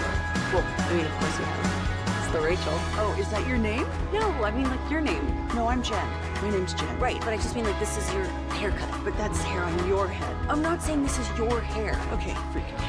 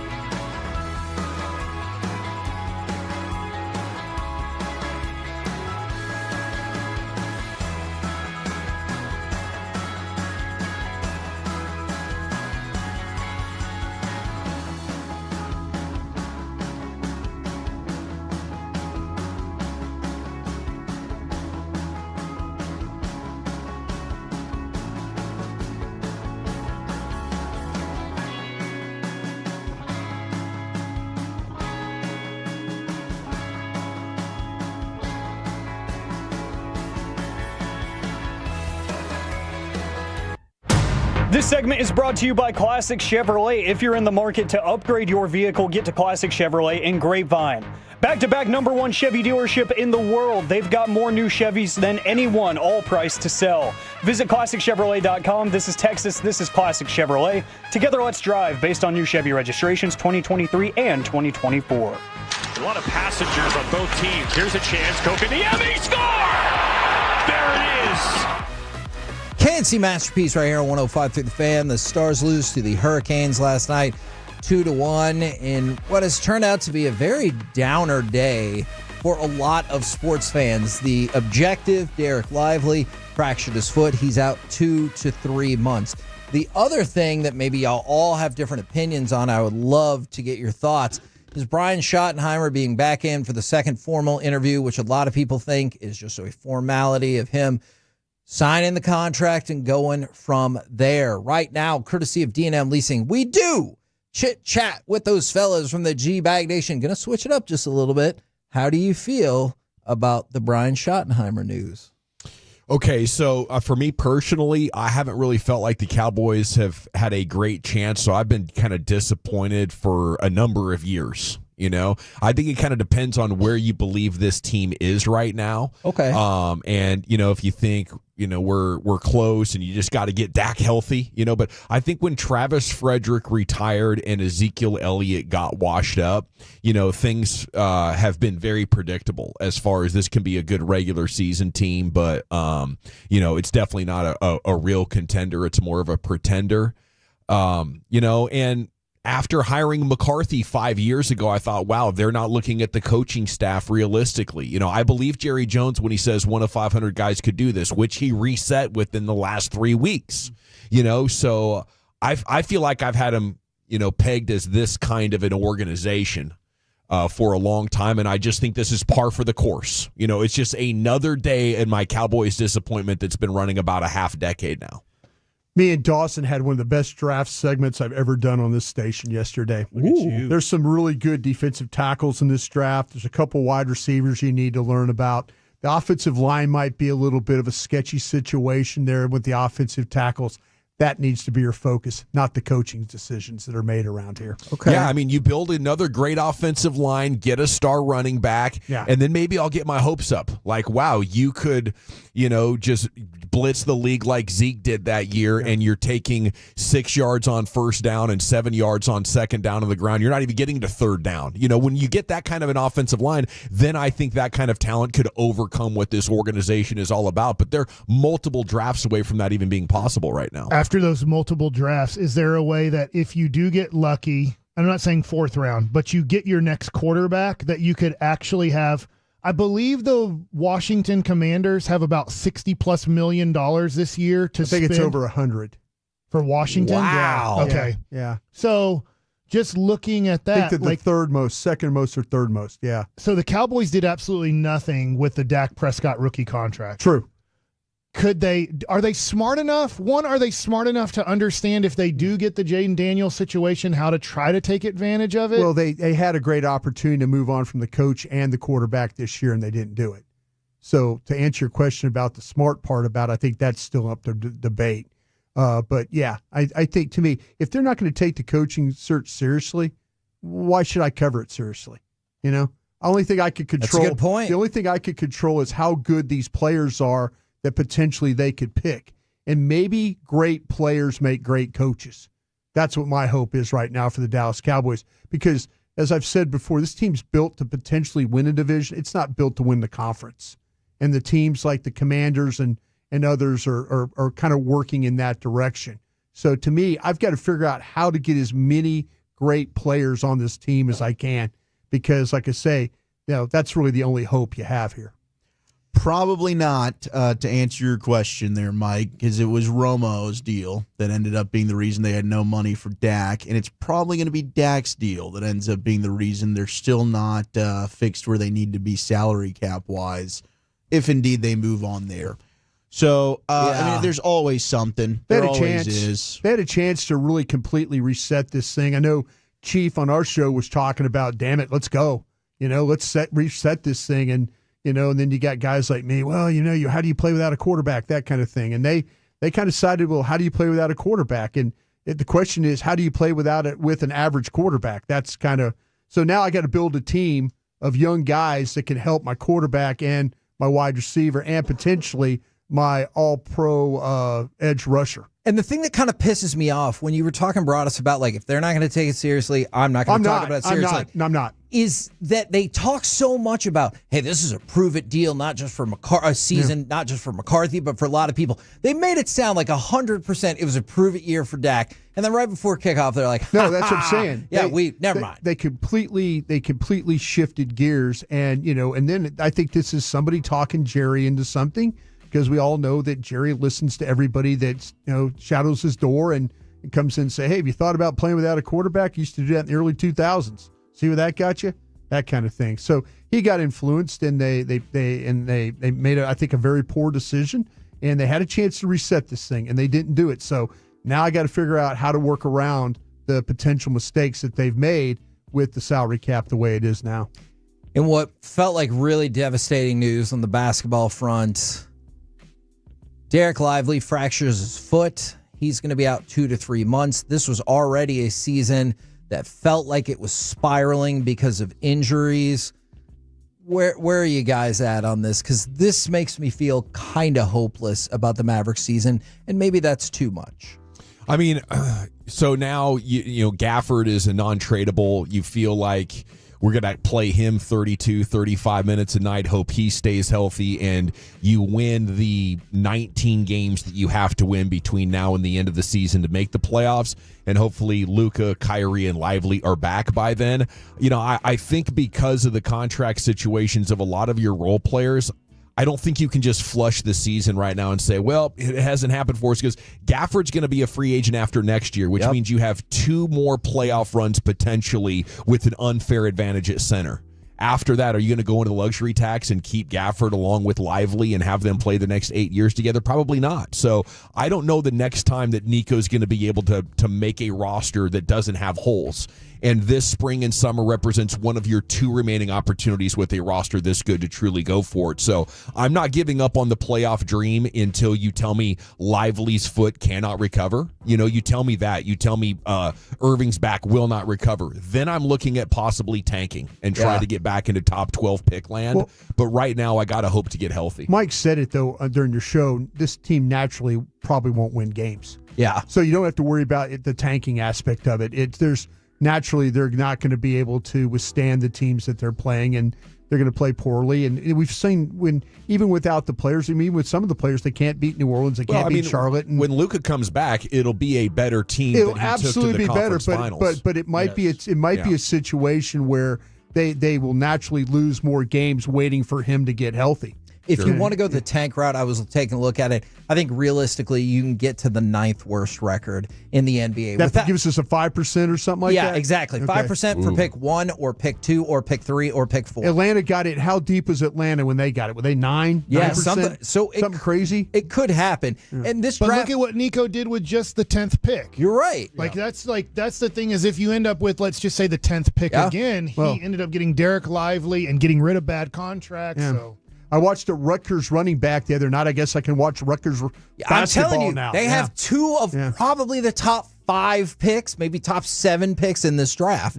What do you guys got coming up on the program today? Pure Gold as always. Heggie, thanks so much for asking. We'll talk with George Sedano, ESPN, about this and other association stories at 4 o'clock. All right, roll home with the G-Bag Nation. We have been the KNC Masterpiece. Make your way back with us tomorrow, 10 a.m. to 2 p.m. right here on 105.3 The Fan. Let your phone ring, Kevin. Oh, okay. For Zach and Eric. Oh, thanks a lot, guys. Ring, ring.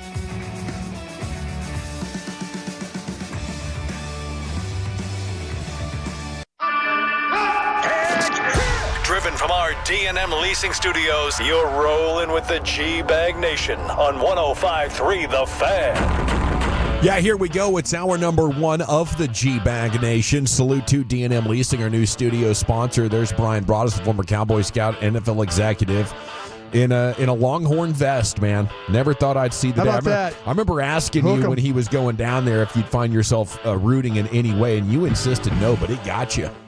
Being a parent will do that to you. Pulling for the kid. Made you a softie. Pulling for the kid. I'm telling LSU on you. There's Lucius Alexander in the Pimp Cup over there at Master Control here, fixing to go 5 hours flawless. He's feathering his nest, preparing for radio producing, engineering, and hosting. LA Live's coming up 5:40. Wolchuk and Chiafalo are in the house, back from a glorious trip to the alma mater last night where they addressed the UNT broadcast students, dropping knowledge and blessings upon them. And you have Carter Freeman coordinating your video. You can watch us at 105thethefan.com, Twitch, and on YouTube. Yeah, last night late in the show, guys, you're probably up there chatting with the kiddos already, but we had reports from people in the know who were insisting that it was still not going to be Schotty. Back at it today, and reading the sentiment on Cowboys Twitter and what reporters are saying, people are talking about this now like it's a done deal.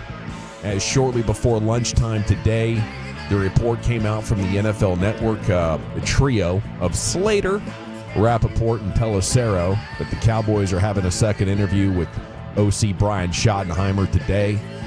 So 4 hours yesterday, and this is a continuation of that. And I think at this point, it just seems like they're hammering out details. That's the way I'm reading it. Do you guys get the same vibe reading Cowboys Twitter that, people are talking about this thing like it's to lock? I do. I mean, I know our buddy Nick Harris keeps standing by. He thinks that it's still maybe just for an offensive coordinator play calling job, not the head coach. But at this point, it's like, what else would it be? Unless they're waiting for Kellen Moore. And if you're hiring Kellen Moore, I'm just assuming Kellen Moore's calling your plays. So what would then Brian Schottenheimer be in play for? So it's a bridge to Jason Witten. That's really what it feels like. And I've been on record saying I think that it's just hire Jason Witten if that's the way you wanted to go about it. And then you can have Brian Schottenheimer on the staff if you want. You want to protect from the low floor, I think, if you're the Joneses. Get some continuity, not have the potential for chaos and disaster that a new head coach coming directly from high school would bring. Because you still want to make the playoffs. While you're going through this, you want relevant TV rating opportunities there in the month of December and early January, I think, for your football team. I think that's why they wouldn't go with Witten, but I'm with you, because I'd like to see if the guy can sink or swim. It'd at least be an interesting story to cover. Yeah, I think we're making too big of a deal of the Witten thing. I think we are. Just talking to some folks. He's not head coach in waiting? Nah, I don't think so. Is he going to be on this staff? That's a question that still needs to be answered. But just talking to some folks, I've been told, listen, you're probably making too big of a deal about him being on staff and coach and waiting and stuff. That's just me talking. The second thing is about the Schotty hire, if I could. I said it yesterday. If you're a fan of Dak Prescott, it's your guy. They're trying to do things for Dak here. They're not trying to do it for any other reason than Dak.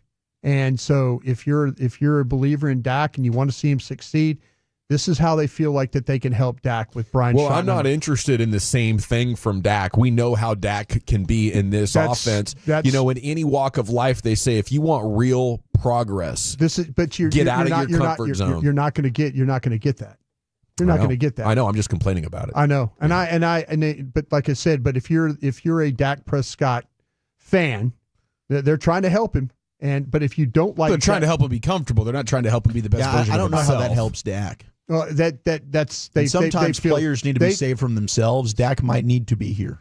Yeah. Well, they're in a situation right now, and that they're looking at this as they're doing everything in their power to. That's how they're looking at it, not how we're looking at it. Yeah, like Bobby said, Dak is definitely open to learning a new offense. It makes me question it when everybody you're bringing in is Kellen Moore, he knows, has run the system before, and Schotty, who's been there. Yeah. So is he? I have no doubt he's capable of it. You're 10 years in the NFL. I think Dak's really smart. I think he's one of the better pre-snap quarterbacks in football. Everyone you talk to, scouts, coaches included, they would tell you that.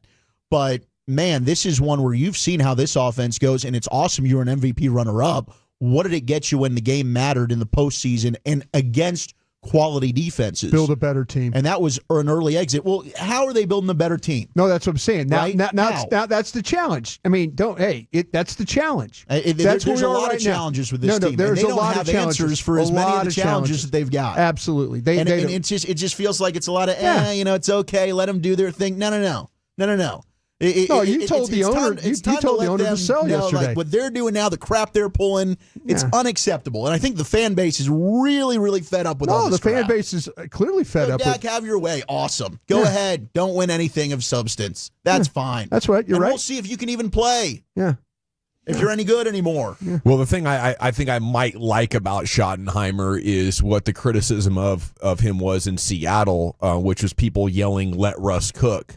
But he knew we need the best running game possible. And then they didn't have a great offensive line. They were pulling off a running game with a really makeshift offensive line. So I think the only way to have success with Dak is to build a top 5, maybe even top 3 running game and be able to, dictate coverages to the defense that way to get more favorable matchups. Once you let them clog and cover on Dak, you're done. And the defenses that have been able to do that and choke off your running game at the same time have kept you to single-digit points quite often.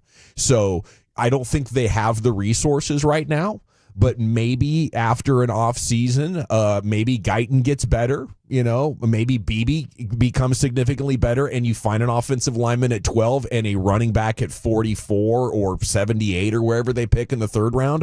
Maybe you could build the kind of running game that could, give them the kind of offense that produces first downs without having to go third and long. Novel concept, and now that is just a sliver of hope, but at this point in Dak's career, you're going to need to give him the ability to make a ham sandwich back there in the passing game and a dominant running game. And I think Schottenheimer can take you there. Now, let me ask you this, Chief, because you were optimistic after they let Mike McCarthy go. Are you still? My optimism lied in just seeing something new, seeing something different. And unfortunately, if you're just going to keep the same offensive coordinator, make him your head coach, that doesn't really give you much in the way of different. I'm still glad they moved on from McCarthy, but I was not sure that they were going to make the next move the right move. And I don't know that Schottenheimer is that guy. You talk about building a rushing attack. I think that's extremely important. Extremely important. All of these teams that are left in the postseason, they can run the football pretty well. And there are much better candidates out there. If you were looking for somebody to really craft a rushing attack, there were so many better options than what Schottenheimer's got. Schottenheimer had some success running the football about a decade ago. Okay. He talked about with us in training camp how the fronts defensively have changed. Defenses have changed the way things go. The fronts that defenses are using now are much more complicated. So that means you now, as an offensive coordinator, you have to design a rushing attack that can combat that. You have to have a wide variety of stuff that you do.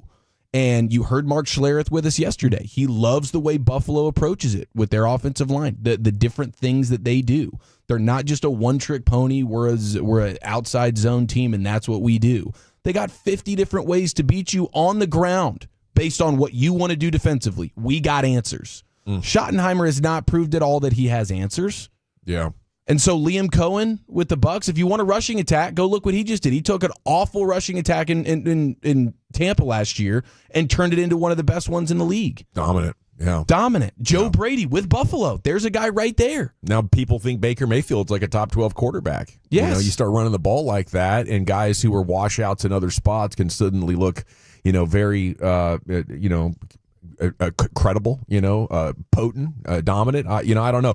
I do think Wolchuk has not calmed down at all from yesterday's award-winning rant. You can find it on our YouTube page, Dallas Fan Cam. It's everywhere now. I mean, that thing's capital V viral, immortalized. Okay, I guess if you need another positive, at least they didn't hire Gruden. I mean, that would have been a bigger embarrassment than just about anything else. The entertainment factor would have been better. Yeah, I suppose. Okay, what else we have is Mavs center Derek Lively has sustained a small fracture in his foot. He's expected to miss 2 to 3 months. Yeah. Okay, I was sniffing around on this last week. I didn't bring it up on air, but I was wondering, did losing Casey Smith, who's now the trainer with the New York Knicks, he left a couple of years ago, right around the time, the organization was going through some transitions. And I only bring it up because just 2 days ago, we heard Lively was questionable and the x-ray was negative. Like, okay, so we got all these guys getting hurt. Do we need to look? I mean, for a long time, the Mavs were known as one of the best training and medical staffs. This dude, Casey Smith, was lauded by the U.S. Olympic team, right? He brought Tyson Chandler to health after he seemingly passed his athletic prime. Tyson Chandler goes on the best run of health from like age 30 to age 35. After working with Casey Smith, I just wonder, about that one right there. It's a fair question too, and it wasn't like Casey Smith just necessarily wanted to leave. He was getting demoted along the way. Like his final year with the Mavs, it was, his role was diminishing. He wasn't even on the bench anymore. He wasn't traveling with the team at all. So that feels like a Mavs sort of decision. Yeah, and maybe it was a player thing, like the players didn't vibe with Casey the way that previous star players did. I know we're in an era where star players, and the Mavs have a couple of them, that prefer to use their own training staffs. Maybe he just said, well, if the main guys don't want to work with me, then I'm going to go find somewhere that I feel more important, that I get to stay on the bench. I don't know exactly how all of that fell out or the quality of who replaced him, but if the proof is in the pudding when it comes to injuries, like how long should Luka really be out with this strained calf? 2 or 3 weeks after resting, he's on national TV and could barely walk. So, I want to know what the hell's going on there for the long term. For the short term, it sucks as a Mavs fan. I think a lot of people want to bail on it and say, forget about it. But look, we gave up on the Rangers how many times in August and September they go on and win the World Series. Maybe you can't watch. Maybe you can't pay that much attention to the Mavs, but I still want to know how healthy they are on April 10th. And if this is truly a 2 to 3 week deal for Lively, what it sounds like is one of these hairline fractures that can be tough for an x-ray to pick up. And then when he's not recovering, you're like, well, maybe we need to take another look at this. So you do a more advanced scan and you see the hairline fracture. And when you start talking about those kind of things, they can go well beyond the, prognosis or whatever, the expected time of return. So if internally, like we heard, maybe some people were less optimistic Tank could return, but they decided to give it a shot anyway. He couldn't come back. If there's people over there with the Mavs saying, oh no, this could go 6 to 8 months, then I think you tank right now. Then I think, trying to push into a top 10 pick would be the thing that would get you closest to a championship. But as long as there's a shot you can make the playoffs and get Lively back, I think you just slog through this and pile up victories where you can. Yeah, I don't completely disagree with that. I am very I'm low on the optimism that this thing will get going the way it needs to when it comes to just Derek Lively's health in general. And I think that right there is sort of a backbreaking thing if you want to win a championship. Not to say that, hey, Luka, Kyrie, that health factor, and they keep that thing going. They can have some nice postseason moments perhaps, but in no way are you a championship contender without him. Yeah, now you got a concern with maybe your third or fourth best player. Like, how healthy is this guy going to be? Yeah. You go big picture with it, and then you're like, crap, dude, like big man, foot injuries. He's missed 25% of the games in his career already, you know? And that's like sort of like the barrier. You're expecting a big man to deal with health issues. That's par for the course. But now that 25% number is going to drop precipitously. I think the biggest problem in the NBA is the fact that the players have so much control over who they can have look at them health-wise and stuff like that. I think the teams are put in some really bad situations. I'm not saying that every doctor, trainer, anybody that works on these players is bad, but there are a lot of bad ones out there that these teams say, listen, we need to think about doing it this way. And the players, maybe their physical therapists and stuff say, no, we're going to do it this way. Yeah. And I think there's a lot of that in the league. And that's the power that these players have. I'm not saying that players shouldn't have control over their own health, but there's a lot of disconnect between the teams and the trainers that these players like to use. And sometimes these trainers don't know what the hell they're talking about in a way that will get the player back, quickly for the team, and then also in the best condition. I mean, sometimes there's reasons for a player to not trust a team, and I certainly want to be sensitive to that. Absolutely. But a lot more times it's a player wanting to work with a guy and wanting to pay a guy because he likes working with him more than the guy the team provides. And that guy might be a guy that doesn't push him as hard as he needs to be pushed. Yeah, because he likes the check. Norway is set to become the first country to abandon VAR, that's replay in soccer. 19 of its 32 clubs voted Wednesday, and I hope it starts a global trend. Let's just get rid of it. Sports was more fun without replay. Okay, when we come back, NFL mock draft time. Let's do some team building. How would you like this guy at 12? G-Bag of the Day is coming up at 2:30, and we're back with you on the Fan. It's afternoons with the G-Bag.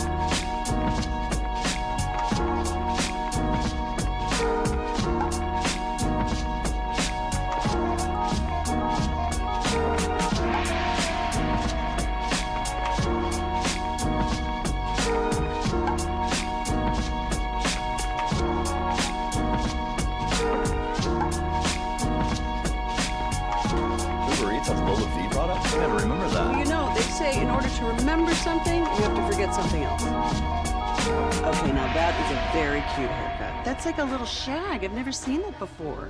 Well, I mean, of course you have. It's the Rachel. Oh, is that your name? No, I mean, like, your name. No, I'm Jen. My name's Jen. Right, but I just mean, like, this is your haircut. But that's hair on your head. I'm not saying this is your hair. Okay, freaking me out a little bit.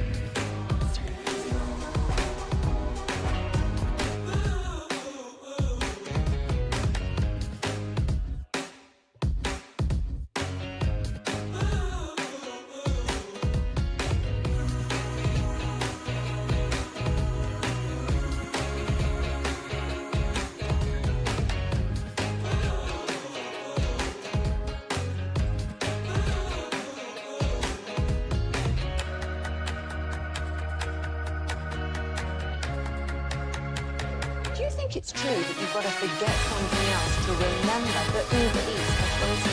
No, that's absurd. Hey, remember when you used to be a, what was it, Pepper Lady? Pepper Lady? Wasn't it Seaman Sisters? Hazel Boats. Sapphire Squad? Nutmeg Maybe? Sweet No. Nutmeg Maybe. I just said that. Was it Spice Girls? Doesn't sound right. Was it Sapphire Squad?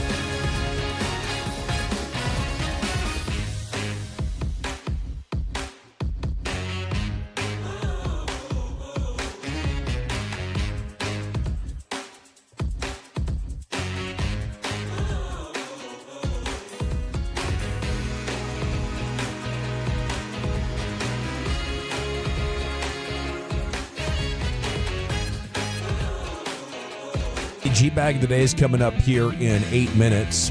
You have NFL mock draft time. Okay, let's talk some draft. A little big board report here. A little board report, if you will. Love it. Of course, if you love draft content, Krusty's Corner at 3:40. Yeah. You know, it's going to be your terrific daily resource for the latest draft content and analysis with Brian Broaddus. But here at The Fan, we are proud to say we have the best draft coverage on any radio station in America, not even close. You have guys from around the league tuning in to follow the draft via our stream, you know, instead of even the national television shows. So salute to, you know, the job that Brian's done over the years, helping put this thing together and build it to what it is today, a dominant ratings force as well. Segment here is brought to you by Cars for Kids. Donate today, carsforkids.org. It's brought to you by the Frankels. Life's unpredictable. Accidents happen. If you or a loved one's injured in a car, truck wreck, call the Frankels. Get a free consultation, 214 or 817-333-3333. Jump online to frankelfirm.com. Mel Kiper, draft expert, going Luther Burden, the wide receiver at Missouri. Brian, would that get a thumbs up from Broaddus? Yeah, I tell you, that's probably where you're going to have to make a determination of him or Ibuka from the Ohio State Buckeyes. You just have to determine which one of them checks the boxes for the athletic ability, the stability, the off the field stuff. There's a lot of things you're going to have to dive in on that 12th overall pick and then figure it out from there. But if you had to say a receiver that can go out and make you plays, run after catch, could be a really good complement to playing against opposite CD, can play from the slot, can play outside. This guy Burden can make a lot of plays for you.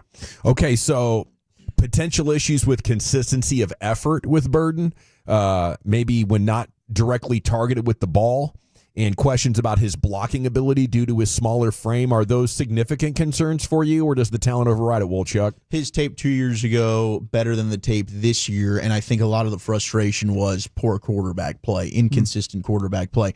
My question is, does he fit the Cowboys? Because some of the best attributes are obviously he's an explosive playmaker with the ball in his hands, but you see them set up screens. Cowboys aren't a good screen team. So are they going to be able to get the most of said player? I think Emeka Egbuka would be a better fit personally than Luther Burden. I love the explosiveness. I love the speed, the playmaking ability.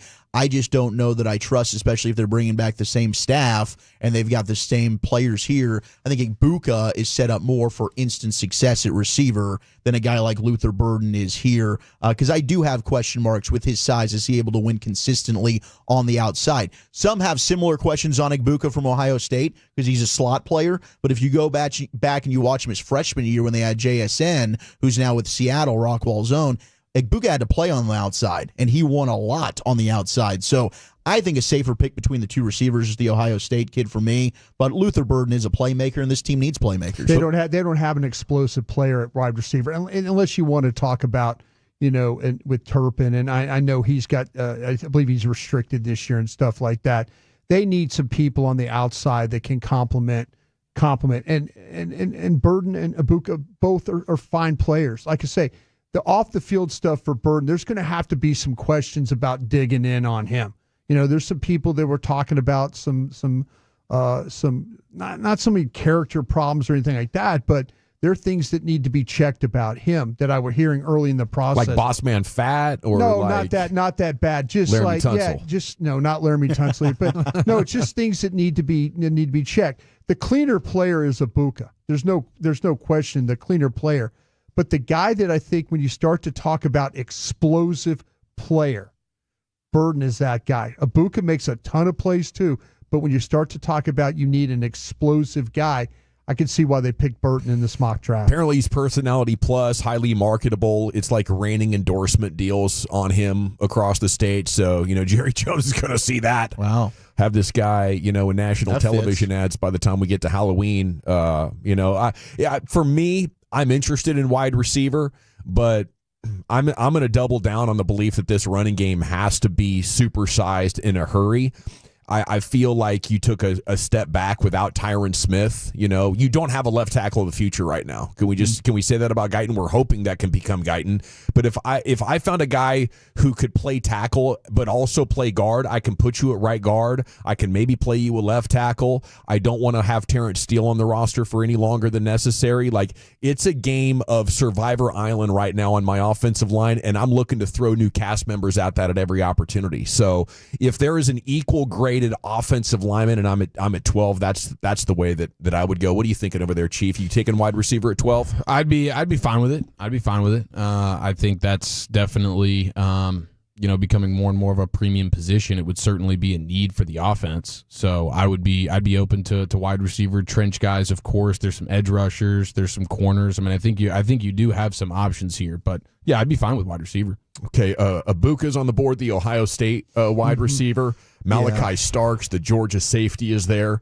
The guard from Bama is there, and Ashton Genty goes 20 to the Broncos. So, Genty for me is helping you win now more than Burden is today. Absolutely. But I think if you wanted to go offensive line at guard, Tyler Booker is a physical dude who is a people mover. He's got some nastiness to his game. That wouldn't upset me. It looks like most of the tackles are gone. The one question would be, Josh Simmons gone from Ohio State. He slides all the way to 25 because of the left knee injury. Yeah. And if we get a good report and you feel good about his knee at 12, he's the best offensive tackle in the draft. No question. Then you've got your left tackle of the future. I'm still going to advocate for Mike Green out of Marshall. He goes 23 to Green Bay. I think he's the second best edge in the draft. And now I'm kind of wondering if you're hiring Brian Schottenheimer, maybe you just need to build the hell out of this defense. Maybe you just maximize Micah Parsons. Let's give him another guy that can go get the quarterback. Mike Green's the next best behind Abdul Carter, in my opinion, bar none, to go do that. Let's just try and build a defensive champion here, because I don't know if your offense is going to be able to do anything for you. Heck, I mean, you want to go elite defense. I could get behind that plan as well, because that's, kind of a path to victory that doesn't require a great offensive coaching staff. You could either do it with an amazing offensive line and running game like the Eagles are doing it, or you could build one of these generational defenses like Peyton Manning won with, where, if you get 16 points, you feel like you're going to advance to the next round. I saw Dane Brugler on his way to the East-West Shrine game today and then on to the Senior Bowl. Mm-hmm. How much are these events going to shape draft prospects and their rankings here in the next couple of weeks, Brian? There's going to be quite a few of them. I think the Senior Bowl has done a really nice job with Jim Nagy and the ability to them to get the top flight talent. They've also done a really nice job of getting you some smaller school guys. I'm going to throw a name, Charles Grant from William and Mary, is a tackle that's going to participate in the Senior Bowl. Boy, he's a good-looking, long, movement, all those things. Teams that are zone teams love to have a guy like this that could play in space. He's going to have the opportunity to play in the Senior Bowl. So you always look at those good matchups, especially with all the questions about these offensive tackles, these offensive linemen going against these really good one techniques that we've seen. We've seen some really good edges like Woolie's talking about with Green and things like that. So the one-on-ones and all that, it'll help a lot of these smaller school guys get the exposure that we need to kind of have a little bit better understanding of how they do against really good competition. Very good. It is time now to go into the Pimp Cup, where Lucius has your G-Bag today. Yeah, what's going on with everything and everybody's? How's everybody doing? Good. All right. Yeah, I'm doing great, man. Fantastic, brother. Fantastic. Don't want to waste too much of your time here, so we'll get right to it. This is day 2 for the RJ and Choppy show. We got Bobby and Sean going back and forth about Coach McCarthy during crosstalk. Bobby was on one. By the way, Mike McCarthy is reporting that Weather delays have prevented him from interviewing with the New Orleans Saints. Mike McCarthy has a social media account? I mean, he has several reporters that he feeds that information to that have since reported All it right, this so morning. what is the real report? There are several reporters saying, hey, Mike McCarthy's definitely interested in, the Saints are definitely interested in weather has gotten in the way. So, But why do you have to be so childish I'm and just petty saying. about it? I'm saying. I'm saying And now. I'm telling you. Why do you have to be like There's nothing so petty bitchy about it. I'm just saying. It's great. Like, It's the way he's it is. gone. You won. I assume it's Laura Why are Oakman you still just reporting it. whiny and cheap about it? What do you mean cheap? You take another man. I got it. What do you I got you it. already won. What are you being so petty about it I'm for? just saying, it's the report that's out there. Just celebrate it and be calm I and am cool and this poised. is me celebrating No, you're being it right now. freaking petty and Yeah, annoying about I it. love it. You want to get punched in the freaking No. face?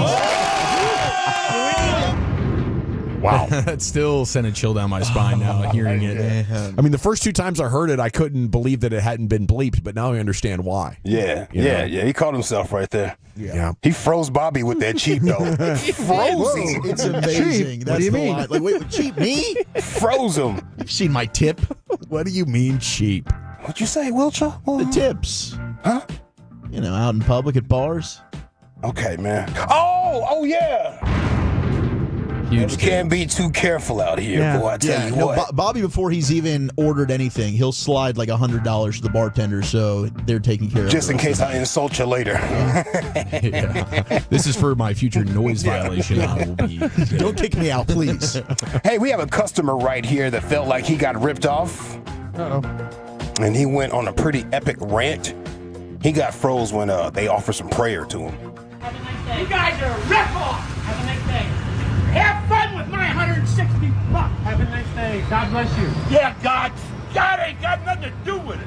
Yeah, you need God. I know. I'm gonna pray for you. What? I'm gonna pray for you. Don't you pray for me. I don't need prayers, pal. As he's just driving away. Hair flying in the wind. I'm going to pray for you. What? I needed a large fry, not a medium fry. Not your damn prayers. Yeah.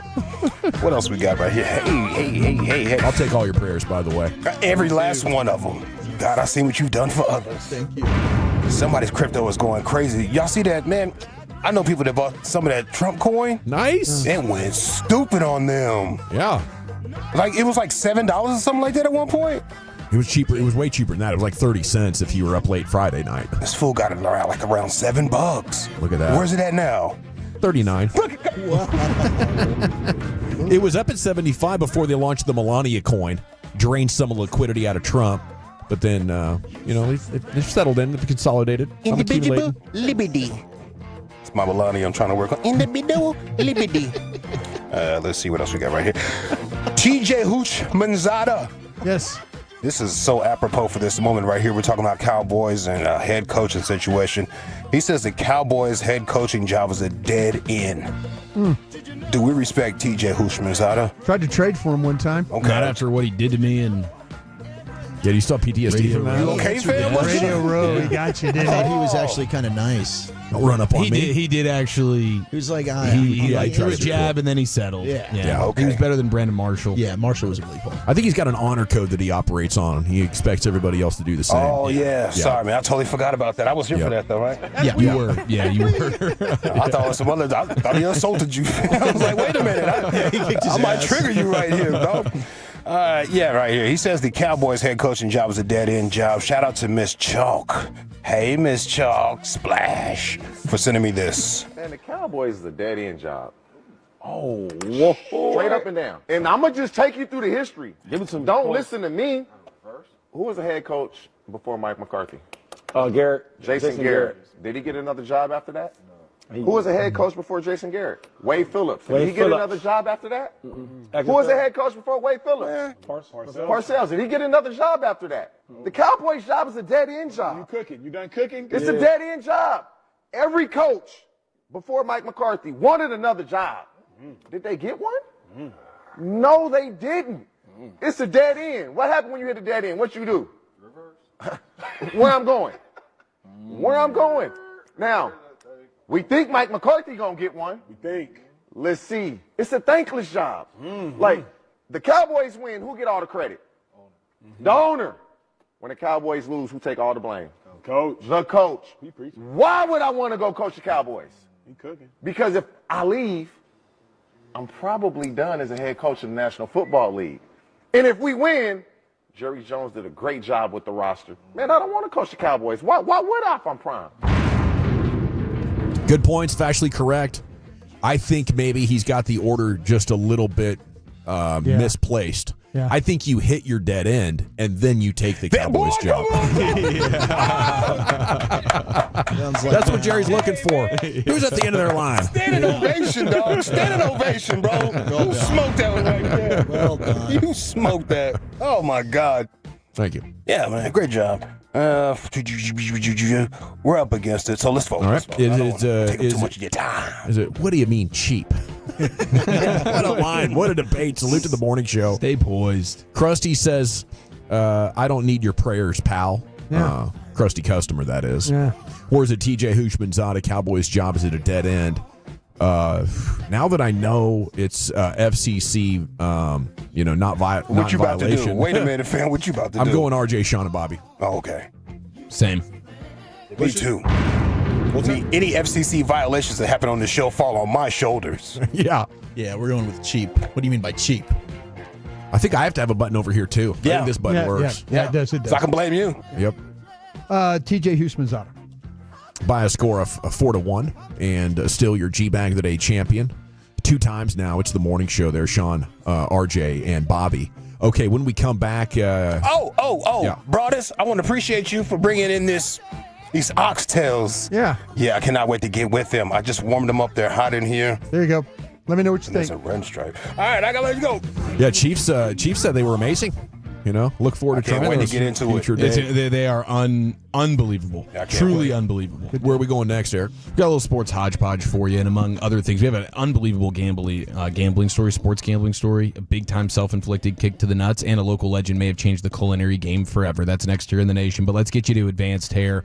We got to get that hair back on your head, man. That's just what's got to happen, and we can do that. AdvancedHair.com.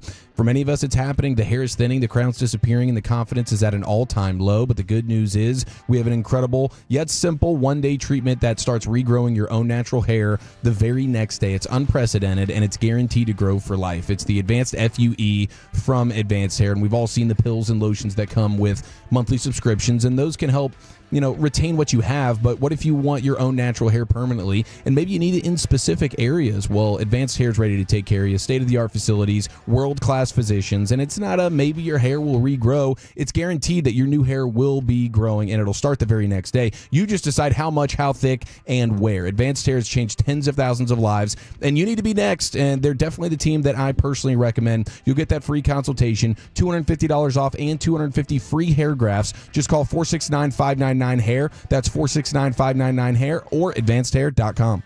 Coming up Thursday morning on Sean and RJ, do the Cowboys have their next head coach? Plus, we go local with the Neighborhood Watch at 7:40 during the Expressway. It's a Thursday morning on The Fan. Sometimes I'm afraid to leave my house because every time I leave my house, it seems like I have to pay $50 here, $100 there, $150 there. Everything costs so much. Hey, you know what? There's an alternative. Stay in your house. Call TexasLending.com. Reduce your debt payments with a cash-out refinance or home equity loan. It starts right now, and you don't have to leave your house.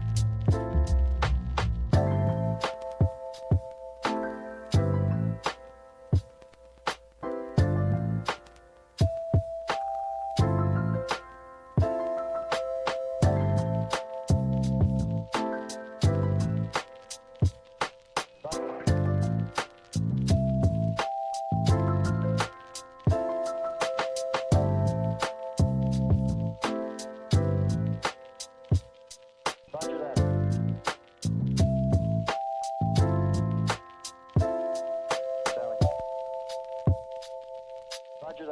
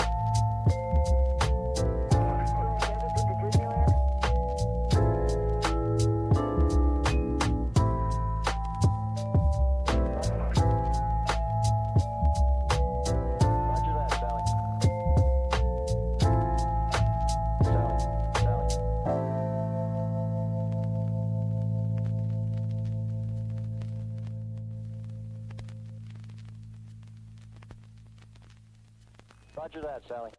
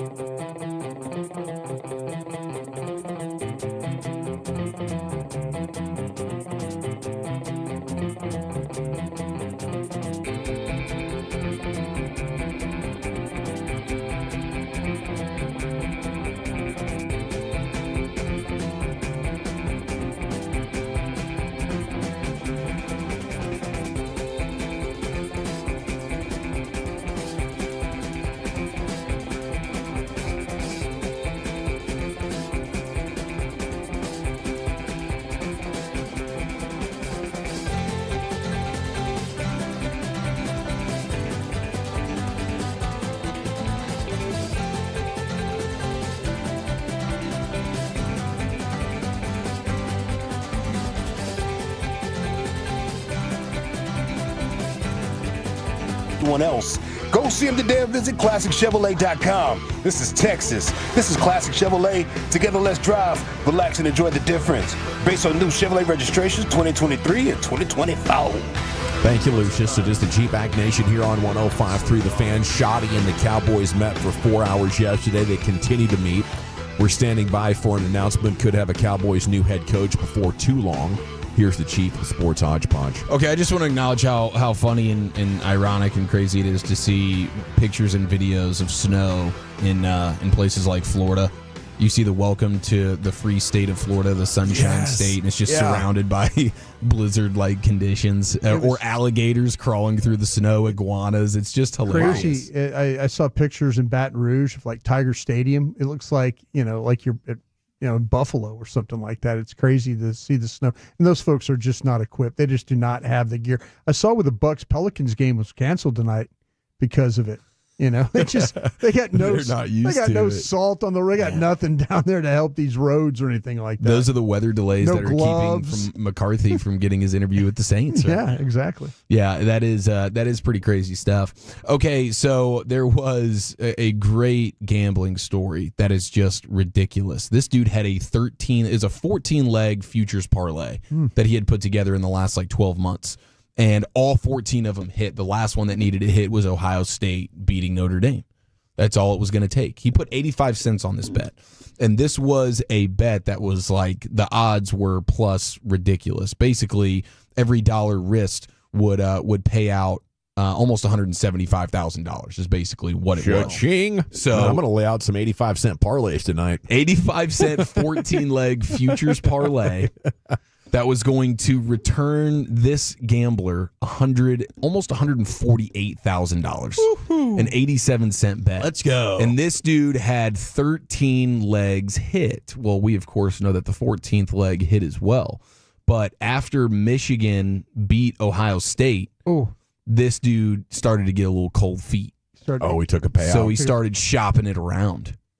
And it's funny to see some of the bets that he had, because some of them were just one-off random games that he just had, like the over-under on, like college basketball games randomly.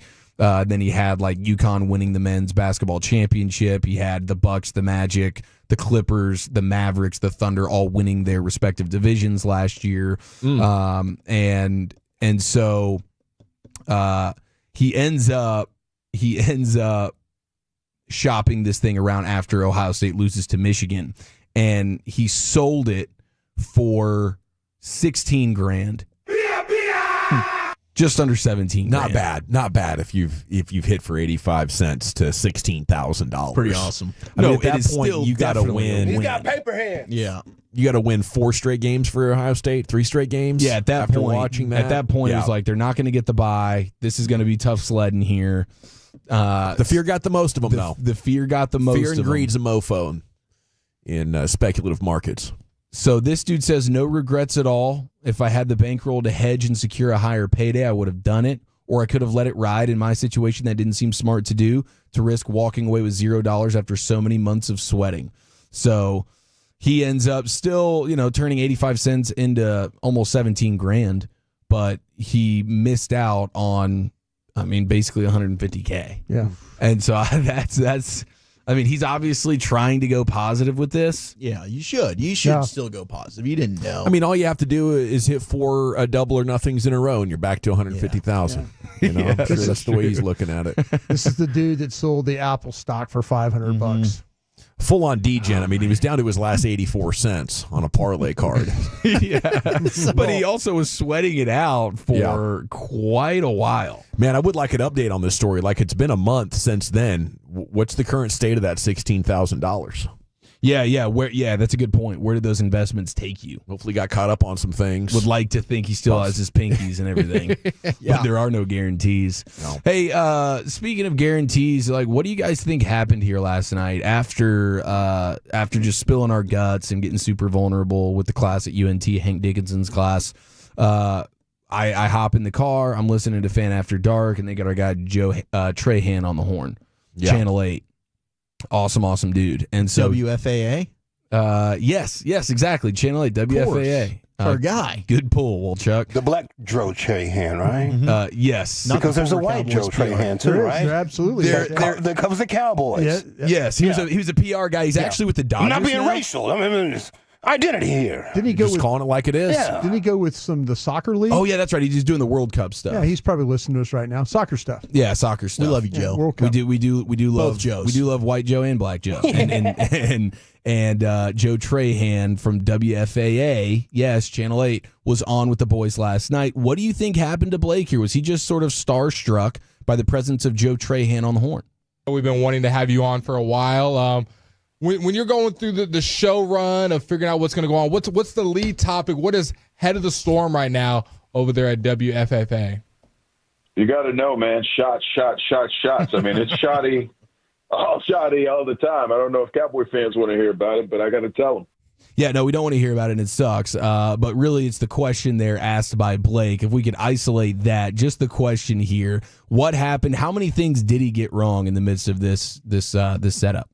When you're going through the show run of figuring out what's going to go on, what's the lead topic? What is head of the storm right now over there at WFFA? Head of the storm. At WFFA. That'd be eye of the storm, I think the show run is really a rundown. Yeah, rundown, yeah. So there we go, first flub. Then the head of the storm should have been either the head of the snake or the eye of the storm, right? I love that you pulled that because I laughed out loud when I heard that. That's amazing. And then he says WFFA. He made him a future Farmers of America. We got a prize heifer storyline to lead the sportscast. Over there at WFFA. I think number one, you're right. He was a little bit starstruck by being on the horn with the TV guy. You know, for sure, absolutely. Takes some getting used to as a young broadcaster. But also, I think he had no idea what his first question was. So he's starstruck and scrambling for a question at the same time. And, the brain and the mouth were operating on 2 different wavelengths. Yeah. Or it's just when the edible hits. Over there at WFFA.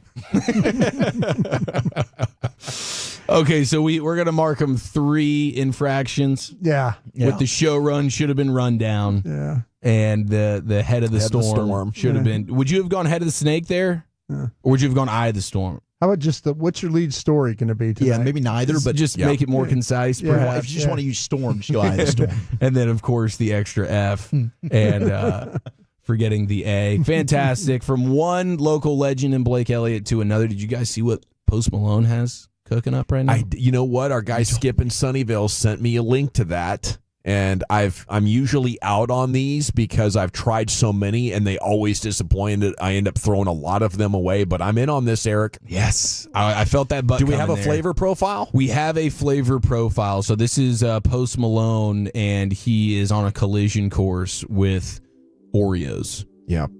And I would have trusted fat Post Malone more than skinny Post Malone, but obviously his taste buds know his way around some sweets. Yes, this is an interesting, wrench throwing into the fitness journey that he's clearly on. But now the first thing you'll notice about these particular Oreos is that just the sort of the design on the Oreo, it doesn't just simply say Oreo or whatever in the middle. There's a wide variety of different things. Postico, Post.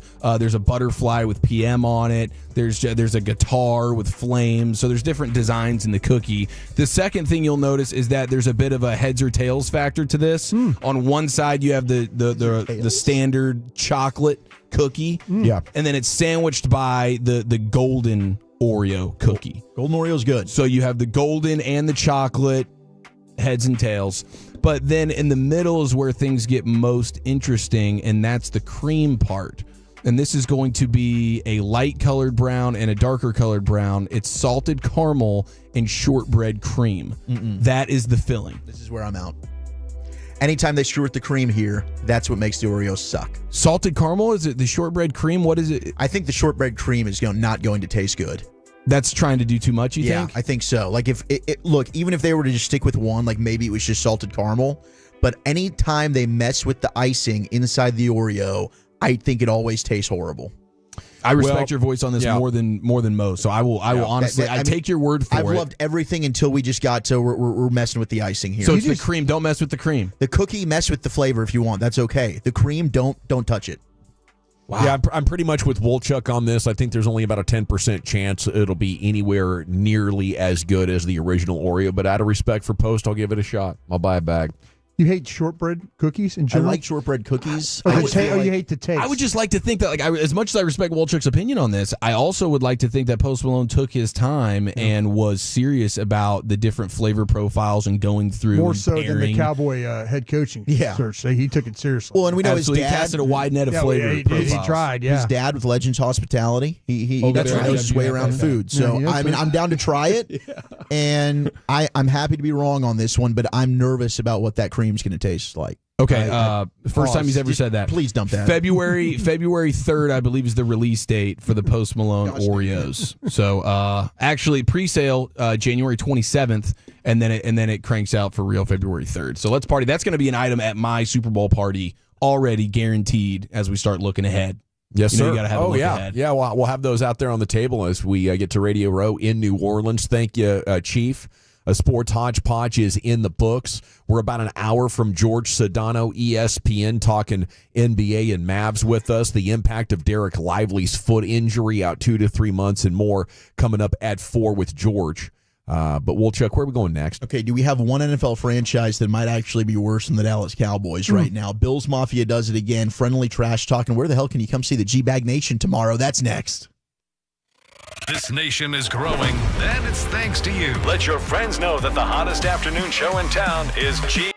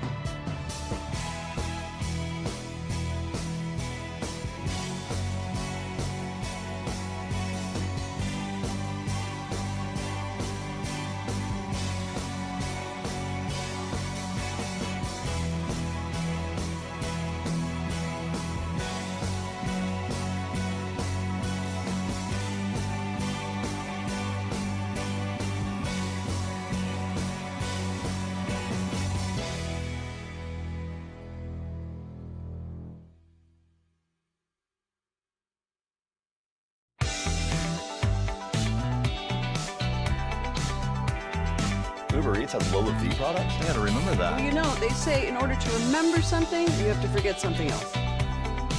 Okay, now that is a very cute haircut. That's like a little shag. I've never seen it before. Well, I mean, of course you have.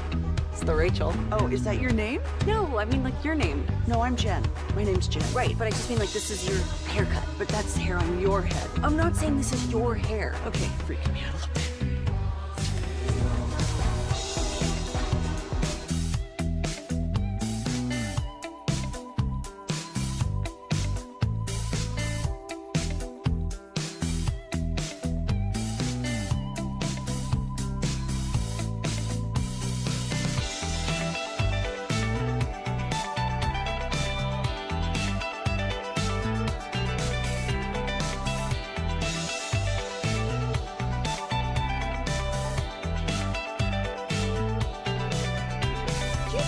That you've got to forget something else to remember that Uber Eats has groceries. No, that's absurd. Hey, remember when you used to be a, what was it, Pepper Lady? Pepper Lady? Wasn't it Cinnamon Sisters? Laser Babes. Saffron Squad? Nutmeg Maidens? Pre-curb? No. Nutmeg Maidens. I just said that. Was it Spice Girls? Doesn't sound right. Was it Saffron Squad?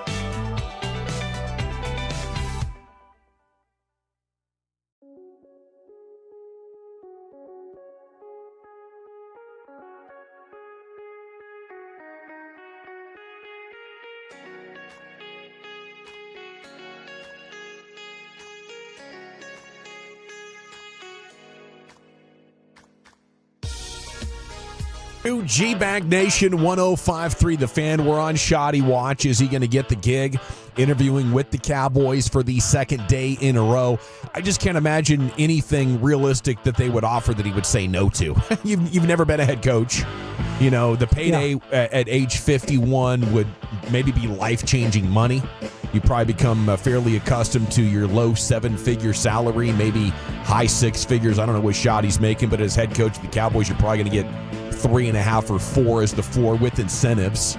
So I'm expecting Schottenheimer will be head coach here at some point in the next 24 to 48 hours, the latest.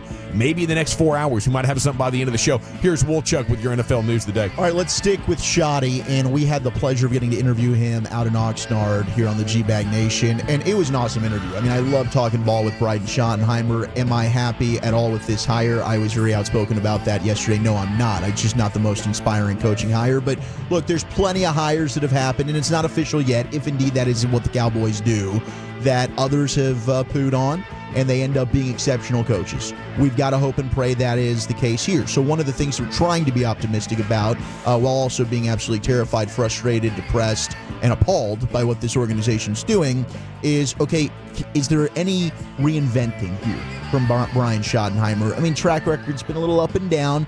Overall, probably not as great as you'd want it to be as an offensive coordinator, but there has been some years of success. Borrowing plays has been something that we've talked about a lot.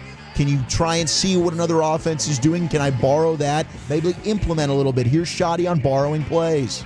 You do steal the idea, and then you make it your own. Matter of fact, my first year in the league, 1990, 97, Dick Vermeil's staff in St. Louis, that was kind of my job, was just kind of keep tabs on what was the new wrinkles and what people were doing, college and pro, and just I'd jot them down, show them to Dick or Jerry Rome, and sometimes he'd be like, get that stuff out of here, and other times he'd be like, oh, that's really cool. So as you know, it's been going on a long time. Right. But we really do believe that, you know, our system is special. It's got the flexibility, the versatility, but we're always trying to stay on top of trends.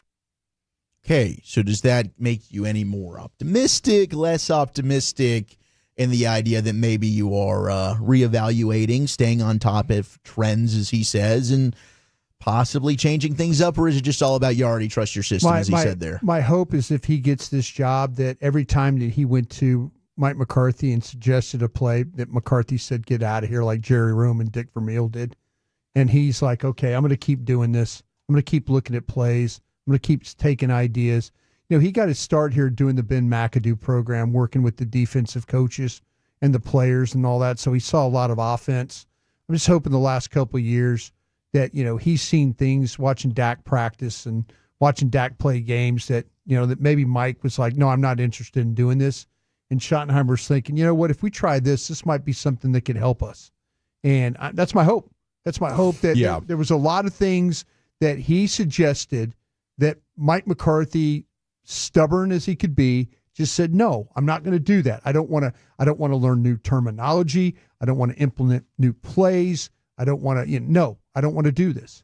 I hope that if that's what Schottenheimer has been doing, is collecting plays and looking at ideas, that he saved all those teaching reels, all those plays that he drew up, you know, and I hope that he gets to do what he wants to do with them. But yeah, that's my hope. Yeah. No, that's all we have. That's all we have is hope. I want a guy that's super proud of stealing plays. Like, oh, yeah, we're looking at high school. We're looking at college. We're always looking for anything, anywhere, because it's better to crowdsource this kind of thing when you're trying to solve modern defense. Is that what you want?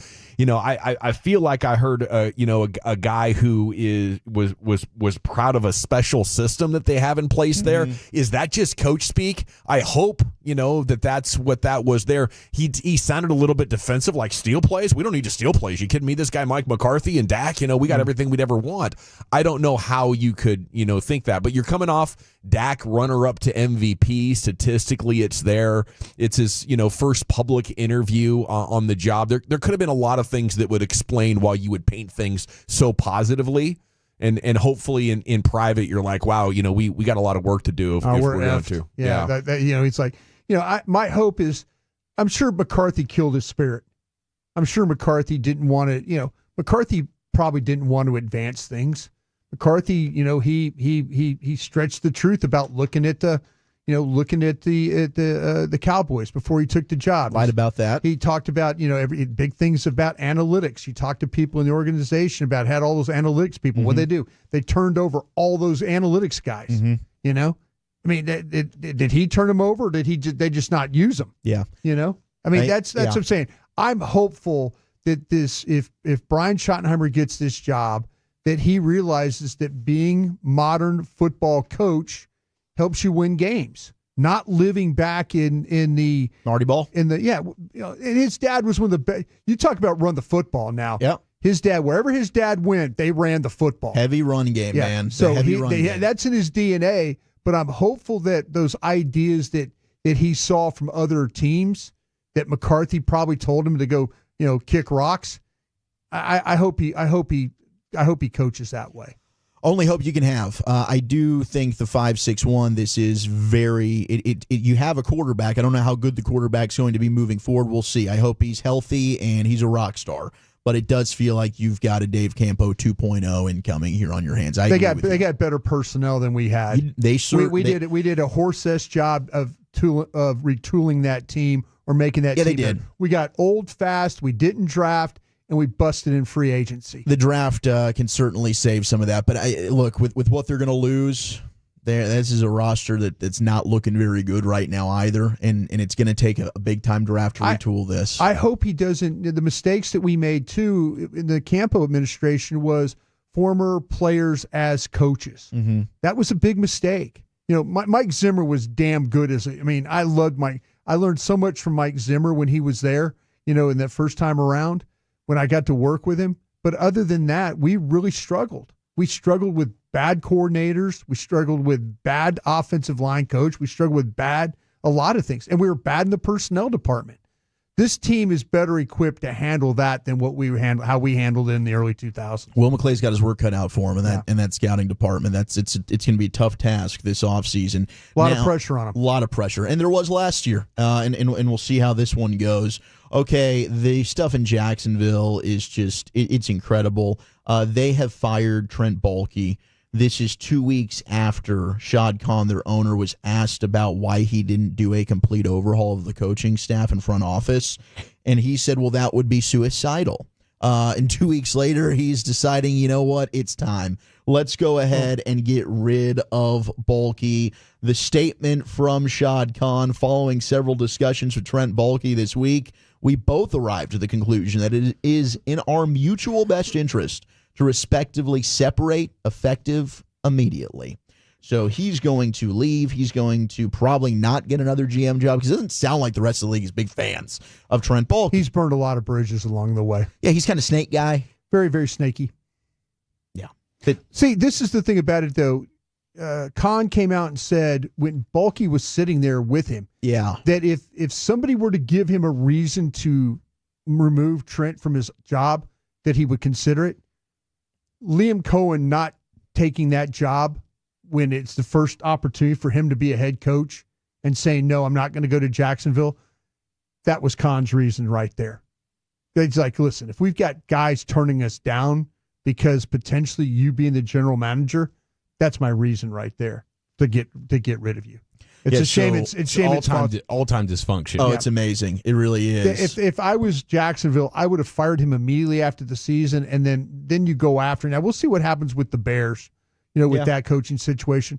But you would have had a better chance. I would have totally gone after Ben Johnson. Said, listen, whatever general manager dude you want to bring from Detroit or whoever you feel comfortable with, we'll make it work.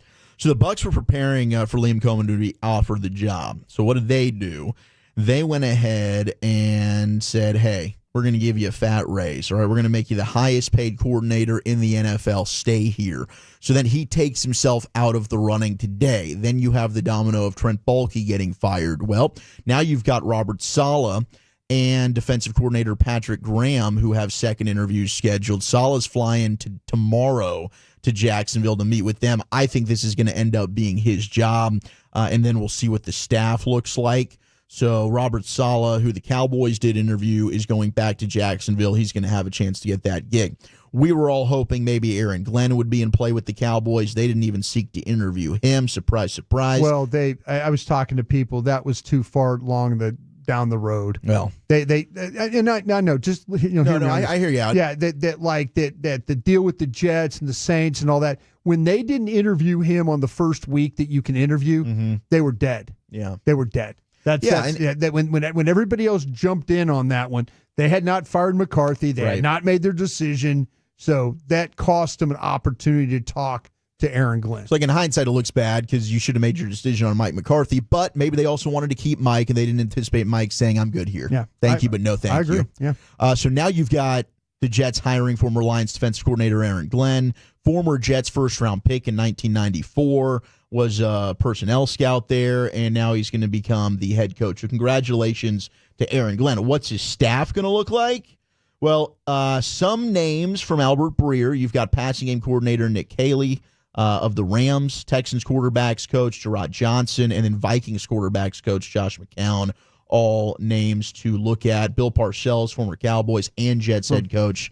He's pumped about this Aaron Glenn move, said he's not afraid to be contentious. He's just feisty, not rude or impolite. He's just willing to get his point across. Thinks he's going to have a lot of success with his style. Well, it sounds like that if, Hank Fraley, or I mentioned Mark Brunell, remember he was a guy that maybe might come along here too. Lions quarterback coach. Yeah, and so if he doesn't get the OC job, then there was a possibility that he would go. That's what I was trying to do here for Dallas is get Glenn and then get Mark Brunell to come along. I would have made a ton of sense. It really would have. So congratulations to Liam Cohen. He gets himself a nice payday. He's going to stay in Tampa. Aaron Glenn's the head coach. Now maybe Robert Saleh in line to get the gig with the Jags. We'll see after they fire Trent Baalke. Now we know Ben Johnson. We'll get to more Ben Johnson audio later in the finest with Eric, but Amon-Ra St. Brown does his weekly podcast with his brother Equinemius, and he had some fun back and forth with his former OC, who's now a division rival head coach in Chicago.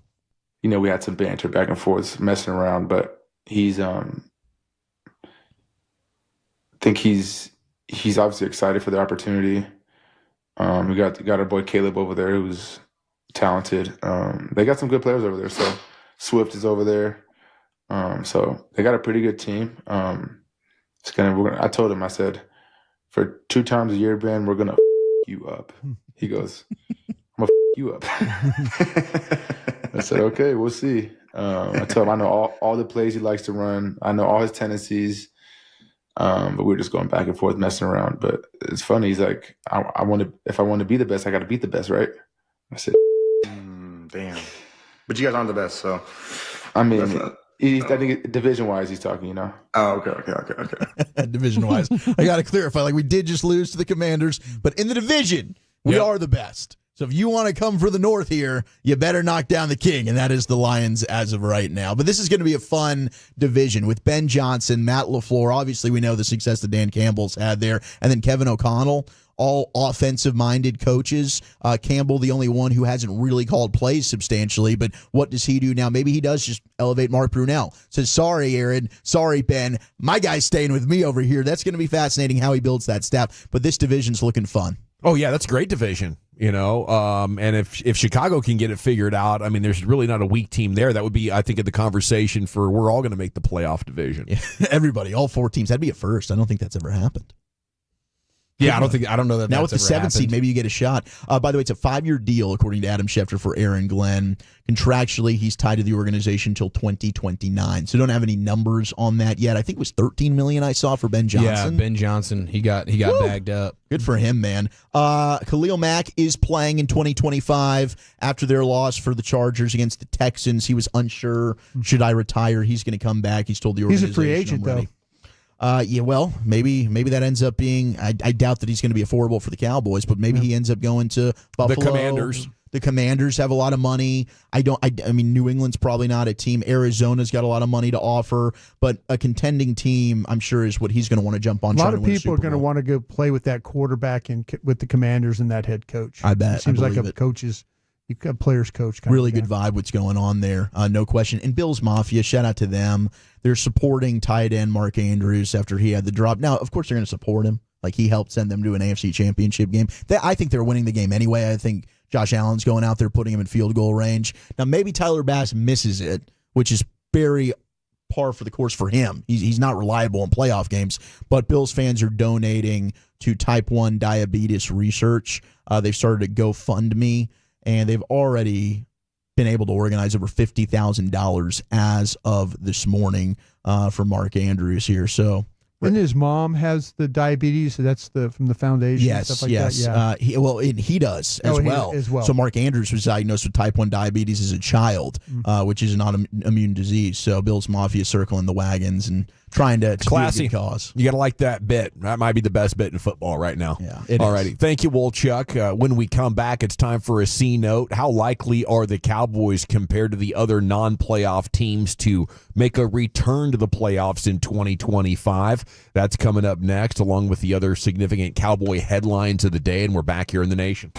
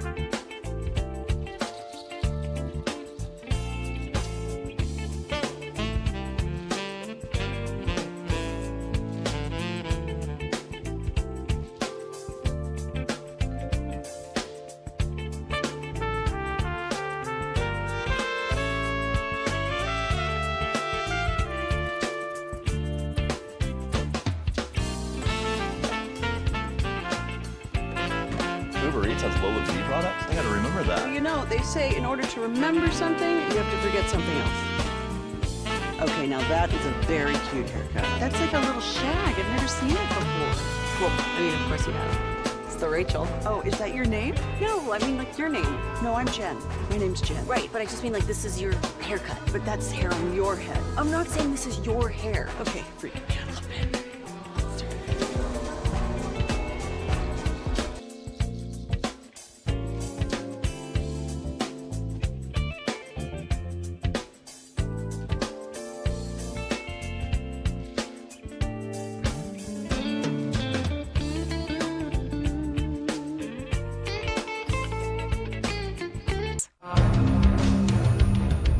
Welcome back. It is the G-Bag Nation here on The Fan.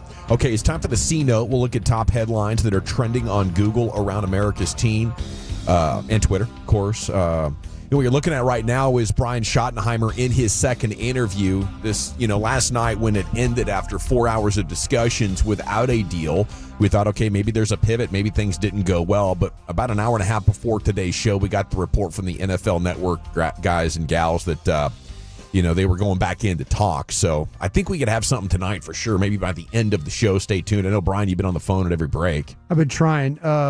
This thing might be talking about how they're going to put the staff together. All right. It's kind of what I'm getting a little just bit hashing things out. Yeah, like, who we can consider, who, maybe who on the current staff. And you're saying the Jason Witten thing, not the slam dunk that maybe we've been talking about for the last couple of weeks. Witten's always going to be in consideration for things, but I was told we're all in the media, not just at 105.3 The Fan. We're probably making a little bit of a too big of a deal of that. All right. So that's that. I'm just, like I said, things I get told every once in a while. So we'll see how it plays out. Appreciate the insights and perspectives. We're going to get, a look back on Brian Schottenheimer's track record. I'm going to try my best to harvest some optimism and positivity out of there. You guys tell me if I'm hitting on it or, if I just need to give it a rest. But, you could look at this thing glass half full. Segments brought to you by Cars for Kids. Donate today, carsforkids.org. It's brought to you by the Frankels. Life's unpredictable. Accidents happen. If you or a loved one is injured in a car or truck wreck, call the Frankels. Get a free consultation, 214 or 817-333-3333. Jump online to frankelfirm.com. Yeah, Michael Irvin says this is not the right hire. He was on TV once again this morning. Says he can see why they did it. Guy was in the building, give him a shot and all that, but they need the guy to elevate the mood around the team and help people believe in the locker room and the fan base. And, I appreciate, I think that's a lot of what Dan Campbell did. I think a lot of coaches can be cerebral and, inspire confidence. But if you want more of a rah-rah guy, I wouldn't argue with that. I don't think you need one of those guys. But, I feel like, guys, we are going into a 3 to 5 year period now that could see the Cowboys fail to hold on to relevance. Because I don't think that Jerry views it like Michael does now, that we need to get somebody excited. I think Jerry is just going to who's the guy that we can pay the least and control who he's hiring with the coaching staff and isn't going to pitch a fit when I meddle in his affairs, and undermine him in front of the team. I think that's really the criteria. You had the 2000 to 2005 run, but that was just 5 years removed from a Super Bowl. Now you're 25 years removed from dominance. They survived a few seasons in the 80s. They made the big bold move to bring in Jimmy, and you're right back at him again in the 90s. They survived the Romo years, or the Broadish years by getting Romo. Yeah. And they got Parcells and they had momentum again. But now all of these years later, they survived 2010 to 2013 because they were playing for the division every year in week 17, right? And they never won that pivotal game, whether it was against the Eagles or the Giants or Washington, but they had a chance, back then. I feel like now, after the end of the Packers playoff game and then this season and going into this with a hire that inspires no confidence, we might actually see their ability to drive TV ratings drying up here if they don't make the playoffs again. Can you guys see that happening? Or do the Cowboys have such a vice grip on it, and the way that the national media talks about the soap opera, they will remain the number one talking point team in all of the U.S., even if they miss the playoffs, let's say the next 3 years? If they miss the playoffs for the next 3 years, that might do it. As of immediately, no. I think we saw it when you've got a game against Cincinnati on Monday Night Football, where they're like a 5-7 football team, pretty much out of it. They're not good. They've got Cooper Rush starting at quarterback, and it was the highest rated ESPN Monday night game of that week 13 or whenever it was, they've ever had. So to me, it doesn't really matter. Like if they're in the hunt or not, people want to probably hate watch the Cowboys. They enjoy watching them fail. They enjoy watching the misery of myself and other Cowboy fans in what we're going through, because that's how you become the most popular Oregon franchise in all sports. You're loved by a lot of people, but you're hated by maybe more people. So I don't know. I really don't think the ratings are going to be affected. And honestly, Jerry probably feels like the ratings aren't going to be affected. And that's why he doesn't care. Because really, why should he? Until he sees something or I see something to prove otherwise, I don't think they're going to have any issues in that area. And that's a massive problem if that's really what he's caring about. It is a problem. I think the hope would be that they would lose relevance and force the Jones family to change their approach, Right. But maybe actual football fundamentals, like great coaching, doesn't matter nearly as much as the ability to stir that pot and keep the soap opera moving. But I will hope that the national TV stops talking about them at some point in the next 36 months. And Jerry is faced with the same dilemma as when he wanted that stadium built. I have to do something to get the fans reinterested. You go get Parcells and suddenly your organization, has a significant 180. Yeah, that's what it's going to take. That's what it is going to take when he cares about that stuff more than anything else. That's the shoe that's going to have to drop. It's not the Commanders now unseating you and you having the longest drought to the NFC Championship. That doesn't bother him. Nope. If we got the news today that the Commanders were more valuable with their franchise, then that would be the thing that would be like, okay, now we got to switch something up. I'm sure you guys have seen the text and the Twitter activity. Like, there's a lot of fans saying, I'm done. Yes. I'm protesting now. No more of this, no more of that. But I do think just paying attention to the Cowboys and watching the Cowboys games and talking about the Cowboys with your friends on the job or at the youth sports game as you're killing time at practice, as long as it continues to, be a talking point like that, it's so ingrained into the fabric of our culture that's just what we pay attention to and talk about in our sports community. I don't know. Maybe I'm overestimating how bad this next half decade could suck. But looking at the roster and looking at Dak's contract and the way they manage the cap, I don't know how they get out of it. Blogging the Boys did a nice piece on the details of Schottenheimer's resume and his track record. With the Jets, 6th season. Guys, made the playoffs 3 times, smack dab in the middle of the Patriots dynasty. Isn't that something? Never had a good passing game, even in the Favre year. Why? I mean, their receivers were Jericho Cotchery and Lavernius Coles. Probably a little Wayne Corbett in there as well. Maybe the tail end of his deal. After that 3 years, Schotty got out, went to the Rams. No talent. Their QB was Sam Bradford, Austin Davis, and Sean Hill. The rushing attack, an older Steven Jackson, then Zach Stacy and Trey Mason. I mean, those Cowboys teams around that time, that was one of the few teams that they could actually beat. I remember thinking of just how horrible that coaching staff was but their best receivers were Amendola, Chris Givens, Kenny Britt, and Tavon Austin. So I don't know how you could expect Schotty to do much at all with that offense. It was one of the worst run organizations, but it might have been his offensive ineptitude that forced them to think outside the box and go get Sean McVay. Yeah, I mean, sure, the personnel stuff wasn't great or whatever, but you had Jared Goff looking like he was a certified bust, awful, disgusting, number 1 overall pick quarterback. And then McVay comes in there, and it's not long before they're playing in a Super Bowl. Yeah. So you can see the difference there. And I understand the personnel factor for sure, but Todd Gurley. Like, come on, yes, like you were clearly not doing, like, Jared Goff. It looked like it was already damaged goods after 1 year. That's what you did to him. Man. So then he's with the Seahawks from 18 to 20. And working under Pete Carroll, Seahawks offense moved inside the top 10 in points scored. They won 10-plus games in each of his 3 seasons with the team, made the postseason each time. Chris Carson, your featured back, ran over 1,100 yards in back-to-back seasons. Did have the good wide receiver trio there with Baldwin Lockett and the beginning of DK Metcalf's career. And just like his 2 previous stops, the Seahawks were better at running the ball than passing. They finished top 10 in rushing. So I think if you're the front office and maybe the smart coaches around there and you're endorsing Schottenheimer or you're deciding on Schottenheimer, it's with the understanding that we're not going to pass our way to success here. As much as we've tried, as much as we believe in Dak Prescott, the best running teams are making the playoffs this year.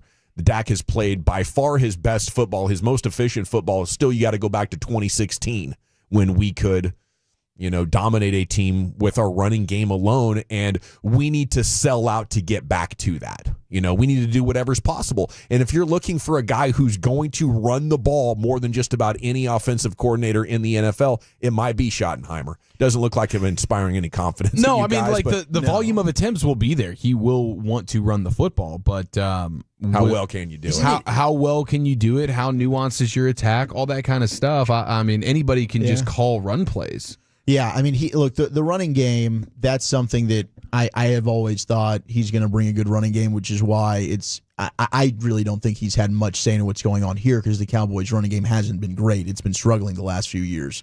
But the one thing that's funny is Dak's supposedly one of the biggest advocates, right? So does that mean Dak just wants to run the football then? If that's the sell, is it like Dak's, all right, let's do it. Let's line up. Let's play smash mouth and run the ball. I mean, what's the number? Dak can look it up. If I pass 35 times, we are going to lose the game. Yeah. So if Dak is endorsing that, like, guys, we need to get serious about this run game because I need better looks in the secondary, then I think that would be, an evolved and mature perspective for him to have. Quick InsideTheStar.com mock draft. Guys, maybe you don't see this as a big need, but what if the Cowboys did what this author is suggesting in his mock round 1, pick 12 out of Penn State, the tight end, Tyler Warren. I do love Tyler Warren. I do. 6'6", 257, runs a 4.6 40. I'm a big Tyler Warren fan. If you could tell me he can smack him up in the run game, I could get sold. Tyler Warren can block. Do you think he can? Yeah, absolutely. Sounds like Broadus has some doubt. They played him at fullback, offensive tackle. How much did he play in line? This year, I don't have the percentage for you. Yeah. He played a lot in the slot this year. Yeah, they played him a lot in the slot. He's an outstanding receiver when it comes to playing on the outside and catching the ball and doing those things. I don't know about, like I say, I kind of felt like that maybe the blocking wasn't one of his strengths. No, Cody Warren's breakdown is he needs to improve blocking against edge defenders. And must improve his hand placement and his leverage at the point of attack. Yeah, I think he's been a solid anchor at the point of attack. Will mainly play as a flex or slot receiver. We'll see him in line as a natural hands catcher. All the things you want to talk about him coming off the ball and stuff like that. He's a little clunky as a route runner. But I think Jake Ferguson is a sufficient starter, but as a backup with a star. I mean, if you're just trying to make more first downs, and you're considering wide receiver heavily, why not a star? Maybe the best guy you've had at the position since Jason Witten. Gronk-like with the way he runs his routes. Sure. And then after the catch, he's not going to just outrun people, but he's going to bulldoze over you. I mean, this is a guy that got snaps along the offensive line. To me, I think he'd instantly be your best blocking tight end personally. I don't have that question about him when I watched him play. Yeah, I did. I saw the Illinois and Ohio State games were the two that I watched. USC was very impressive, too. He did, against Illinois, he did knock down their linebacker on the second level. I kind of felt like, though, the leverage problems he had, he was like one shot and off. Yeah. When you watched him, I thought he'd be better with his hands. But, man, I mean, he's going to catch the football. He's going to make contested catches, but he's going to need some work, I think, as a run blocker on the next level. But I didn't see him as as like a top guy when you start to talk about the blocking ability. That gave me a little bit of that pause. Brian, where are we going next? I'll tell you what, I've got some interesting quotes about a coach that was hired, but I also want to talk to you guys a little bit though about these breakdowns of these teams in the playoffs again. We'll do that next.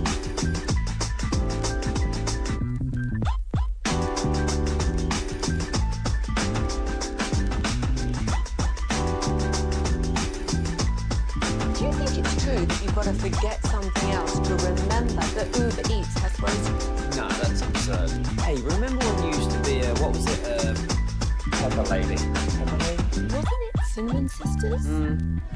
Basil Babes. Saffron Squad? Nutmeg Maidens? Paprika? No. Nutmeg Maidens? I just said that. Was it Spice Girls? Doesn't sound right. Was it Saffron Squad?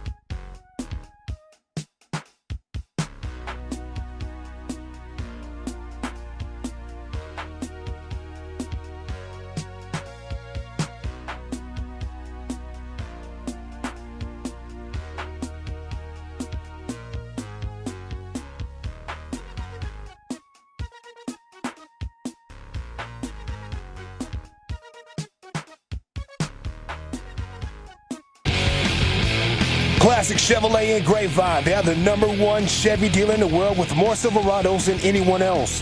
Go see them today and visit ClassicChevrolet.com. This is Texas. This is Classic Chevrolet. Together, let's drive, relax, and enjoy the difference. Based on new Chevrolet registrations 2023 and 2024. Thank you very much, Lucius. G-Back Nation 105.3 The Fan. Hope you're having a fantastic day. It's time now for Krusty's Corner, and here's the king, Brian Brodish. Thank you very much, General. Appreciate that. You ever find yourself going back and looking at stories about when somebody was hired and what people said about the guy that was hired or the gal that was hired? Yeah, my favorite one to do that with is Doug Peterson when he got hired by the Eagles. Like it was completely panned. Yeah. No, there wasn't a single person that gave it a passing grade for a hire. Yeah. I was just curious because, and not that, the whole thing with Schotty and all that, I just always wonder what that narrative's going to be. I went back and I just was looking through when the Lions hired Dan Campbell. You ever gone through that one? Oh, dude, man, Campbell. Yeah. I mean, geez, well, we got receipts for this show. Yeah, absolutely. I mean, it was like, oh my gosh, meathead. There was a lot of people that just couldn't believe that he would get a head coaching job. Headlines from the Detroit Free Press, Carlos Moraz. Detroit Lions hired Dan Campbell as head coach. Why didn't anybody else want him? Colin Cowherd said Dan Campbell hire was awful. Just kind of wonder about that. Analysts give Lions a hiring of Dan Campbell an average grade. It was a perennial failure organization that made a very risky outside-the-box move. I mean, you could easily see how, most NFL teams going towards a CEO type, very stoic, and this guy was the opposite, so it was an easy one to pick on. But it's such an inexact science. It's like trying to draft the quarterback. Being able to identify which coach is going to be awesome is a very, very difficult thing to predict. I'll tell you the one that we've been the most wrong on, I think, as North Texas sports fans, is the Jason Kidd one. Because of how rough it ended with the Bucks, it appeared that he kind of found his lane as an assistant coach with the Lakers. Good point. Mm-hmm. But man, he's had so many right answers for these Mavs. Yeah, I just find it funny. Is it one of those things where when a guy gets hired or a gal gets hired, should the number one thing that we think about is patience? Or is that no longer in sports? Do we no longer have patience for a hire? Well, in this business, it's so much about opinion, and do you like it or do you not? So I don't think we should wait. I think it is an updatable situation, and as long as you're humble and honest about it and fair to the guy, don't make it personal. I don't think anything's out of bounds. I made it personal with Garrett. To get Garrett fired, I made it personal. Well, you'd seen him work for 6 years by the time you did. Yeah. It was painfully obvious. I don't think there is any patience in the NFL. We're seeing coaches get fired one and done. No, I'm saying as a fan base. Yeah, but as the media, should we be patient? Yeah, at least coming away of patience. Yeah, and I get what you're saying, and I've even said it today, because I went on the rant, and it wasn't, it was about you weren't wrong. There were a lot of the people. shoddy news. Yeah. But you don't know. I mean, we really have no idea with these coaches who's going to be good, who's going to be bad. Maybe Brian Schottenheimer ends up being an excellent head coach. Right. But it is fair to wonder, why has nobody else in the National Football League requested an interview with him this year? Yeah. I believe the last time he had a head coaching interview was back in 2013. Like, people were trying to tag me and stuff that was like, yeah, he turned down an interview in 2010. We're talking about 15 years ago. Sure. So the NFL knows Brian Schottenheimer. He's been a lifer in the business. People know whether or not he would probably be a good coaching candidate. The fact that nobody else has wanted to interview him makes me think, I don't know about this. And it's also more of the process. Right? If they had You're mad at the process. You're not mad at the player or the coach. You're mad at the process. Exactly. If they'd have done their due diligence, and hey, maybe they did get screwed because they waited on Mike. They expected Mike to be here. Right. They didn't think Mike would give him the Heisman and say thank you, but no thanks. So now they couldn't interview Ben. They couldn't interview Aaron Glenn. Maybe that stuff is all real excuses. I don't know what goes on behind those doors. That's why you don't be patient with the Cowboys, because you know they weren't really interested in Ben Johnson. That's what it feels like to me. They don't deserve the benefit of the doubt. Yeah, I just wonder when the guy gets hired or the gal gets hired, that's when you have to show patience. But sure, if it's CY hiring a guy, if it's Nico or Jim Nill hiring a guy, and we don't know him, I'd be like, okay, they obviously are good at this. Yes. Yeah, you get the benefit of the doubt. I can't give Jerry the benefit of the doubt. 30 years of trying to do things his way has gotten you absolutely nowhere. It's gotten you the biggest drought in the NFC when it comes to making a conference championship. You need to do better. See, that's where I'm kind of at right now. I want to believe, okay, fine, if that's the guy you want to, I'm with you guys on the process part of it. And I worked in the NFL for 13 years. I there's no way in hell that I would do it the way that they do it over there. There's just no way I would do that. I think you have to stay on top of things. You have to be ready to act. Do you think McCarthy okey-doked them? Do you think they thought that McCarthy was going to take a 2-year deal and just No, I think if anybody was pulling an okey doke, it was the Cowboys acting like they were interested, and they hit him with a contract that would basically have plunged him right back into the situation that he started 2024 in. Sure. After what he'd given, what he'd put up with, and delivered, a locker room that loves him in 3 straight 12-win seasons. If you can't commit to me for any amount of time, it's the Cowboys being faulty. Kind of feel that way too. I think you're right about that. All right. Man, let me talk about this real quick, then this other thing I want to talk about. I did this thing, Pro Football Focus. Once again, me, I'm kind of diving into these nerdy numbers and stuff like that. But this is a Dallas Cowboy related one that I want to get into, because they just posted their top 75 free agent players around the league. And I was curious where the Cowboys fell on this free agent list. With their own guys? With their guys, yeah. I'm curious where they fall. Like, there's 75 guys in the NFL that Pro Football Focus is ranked.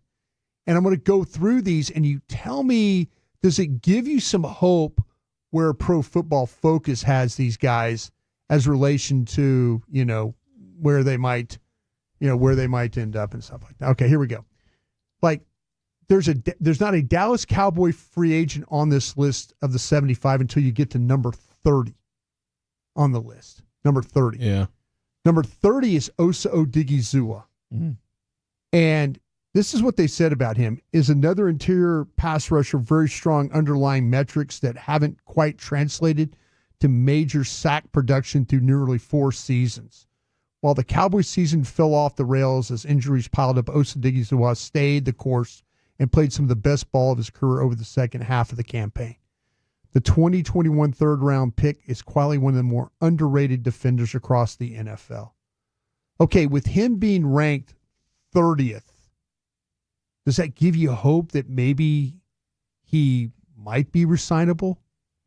I guess it would depend on how many defensive tackles are ahead of him in that 30 players. If he still ends up being one of the top 3 defensive tackles on the market, I still think he's going to end up getting more money than what the Cowboys are probably willing to offer. Totally, yeah. Yeah, and I do wonder what the market's going to be with, because you keep talking about how this draft is like defensive tackle. Yeah, defensive. Yeah. Well, it's very, very one technique. Very. It is. Okay, so then there are some one techs that have some pass rush ability, like Ty Williams, and even Mason Graham has that. Well, then maybe as Osa being more of obviously a 3 technique, maybe that actually helps him with, hey, there's not a ton of these type of prototypes in the draft. So, and you've seen interior defensive linemen, like the numbers have gone up quite a bit. Mm-hmm. The value's super high there. So my guess is another team gives him way more money than the Cowboys will be willing to. It makes me nervous because, about the 30th best free agent making significant money in an open market, that's the kind of guy that you overpay for. And the Cowboys are notorious for paying average players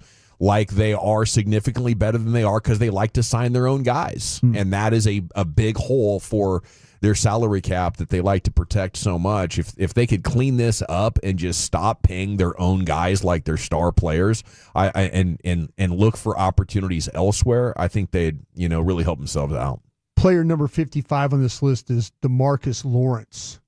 Of the 75, player number 55 is DeMarcus Lawrence. That's a guy I think I'm interested in having back. Obviously, he loves the Cowboys, but he's taken team-friendly deals already, and he might shun the free agent market to stick around here for what could make sense for you. Number 60 is Zach Martin on this list.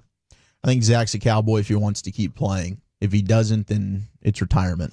And it's time to move on. I think you need to draft and develop or give the young guys that you have a full season to see what they can do. But I think Zach Martin would just be a progress stopper, and he's not good enough to put you back in the playoffs. Player 65 is Chauncey Golston. That's a guy you could probably keep. I think that might be around a contract that you could get back. And you need all the defensive linemen you can get your hands on. Okay, now what I want to say is on this too, Jordan Lewis isn't on this list. I kind of feel like Jordan Lewis is like the best defensive player that they have. He made some big plays. He brought added toughness. You really needed corners, but I bet Pro Football Focus is looking at it more like in a huge sample size, and we're remembering like a half dozen plays where he came up big. I kind of felt like when they were really not very good on defense, he was the one guy that was actually playing well. I think pro people are going to watch that tape, and they're going to see like, man, okay, a little bit of an older nickel corner, but man, with like injuries. you mentioned, but what you talked about though with the toughness and all that, I think is something. This gave me hope.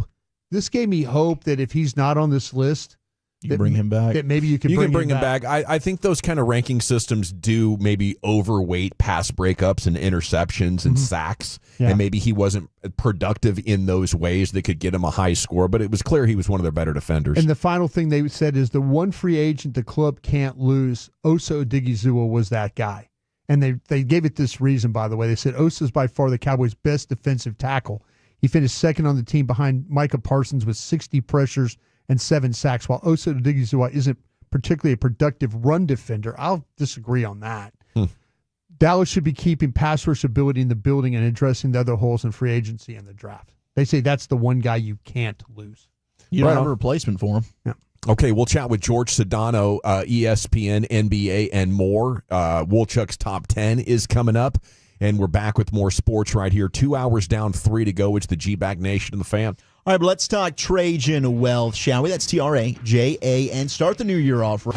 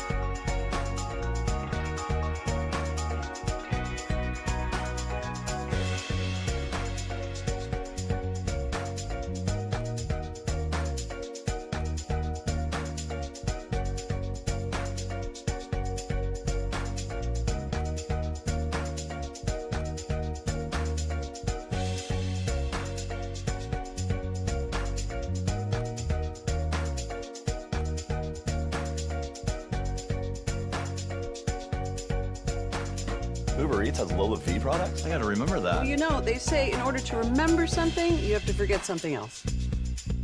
Okay, now that is a very cute haircut. That's like a little shag. I've never seen it before. Well, of course you have. It's the Rachel. Oh, is that your name? No, I mean like your name. No, I'm Jen. My name's Jen. Right, but I just mean like this is your haircut. But that's hair on your head. I'm not saying this is your hair. Okay, freaking me out a little bit.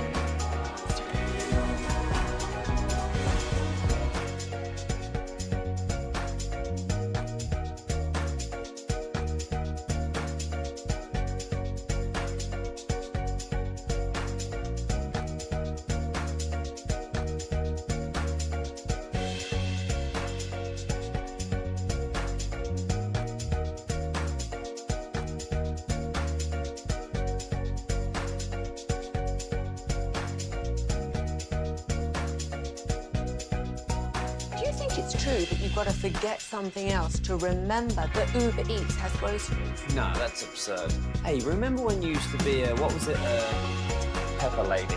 Pepper Lady? Wasn't it Cinnamon Sisters? Basil Babes. Saffron Squad? Nutmeg Maiden? Pre-Club? No. Nutmeg Maiden. I just said that. Was it Spice Girls? Doesn't sound right. Was it Saffron Squad?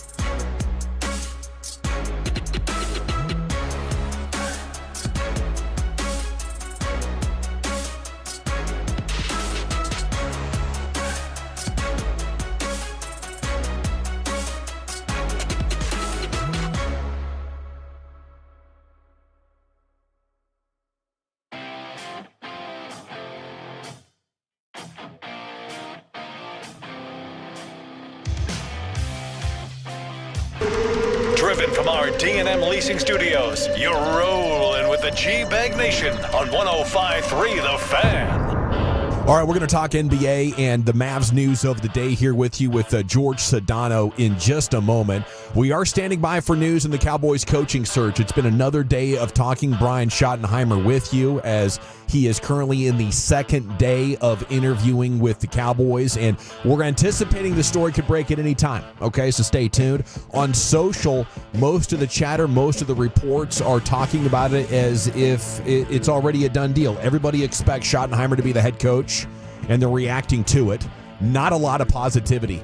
I mean, we just did an exercise last hour. All we can do is try to think outside the box, look at glass half full type of stuff. Maybe after 14 years as an offensive coordinator and doing other roles with NFL teams, he could be ready to take the next step. Sure. You know, some guys flop as a head coach. Sometimes as the head coach, it makes the best out of you. So we can hope for that. Well-liked guy. Yeah, that's the thing about it is both sides of the ball really like this guy a lot. You know, he started out helping the defensive staff, and then, the defensive players were all like, wow, okay, Schotty, hey, we get you, man. Nice. Really enthusiastic, and I think that's where, you got his the respect from the quarterback, the offensive players, but also those defensive guys. The Cowboys like continuity. They sure love their continuity. They do love that. Keep it comfortable. You had a top 5 offense. When he had good players in Seattle, that was the only stop where he had good players. Top 10 offense, made the playoffs. Yeah. And then things kind of fell apart late when Russell Wilson got hurt. Their offensive line had fallen apart, and everybody wanted to let Russ cook. And the more he passed, the less they won. So Schottenheimer, we believe, will try to make this a good running team again. If he's half that of his dad, he'll be just fine. His dad was one of the most physical head coaches when you looked at his teams, the Kansas Cities, the Clevelands. Hopefully that's in his DNA. I know we always talk about that. How do you help Dak? The ability to run the football. You've talked about that quite a bit. So that's our big Cowboys story of the day. We'll be back into that with you here coming up in 15 minutes. ESPN's George Sedano joining us now here on 105.3 The Fan is Mavs and T-Wolves tonight there at the AAC. Thanks for joining us, George. How the heck are you?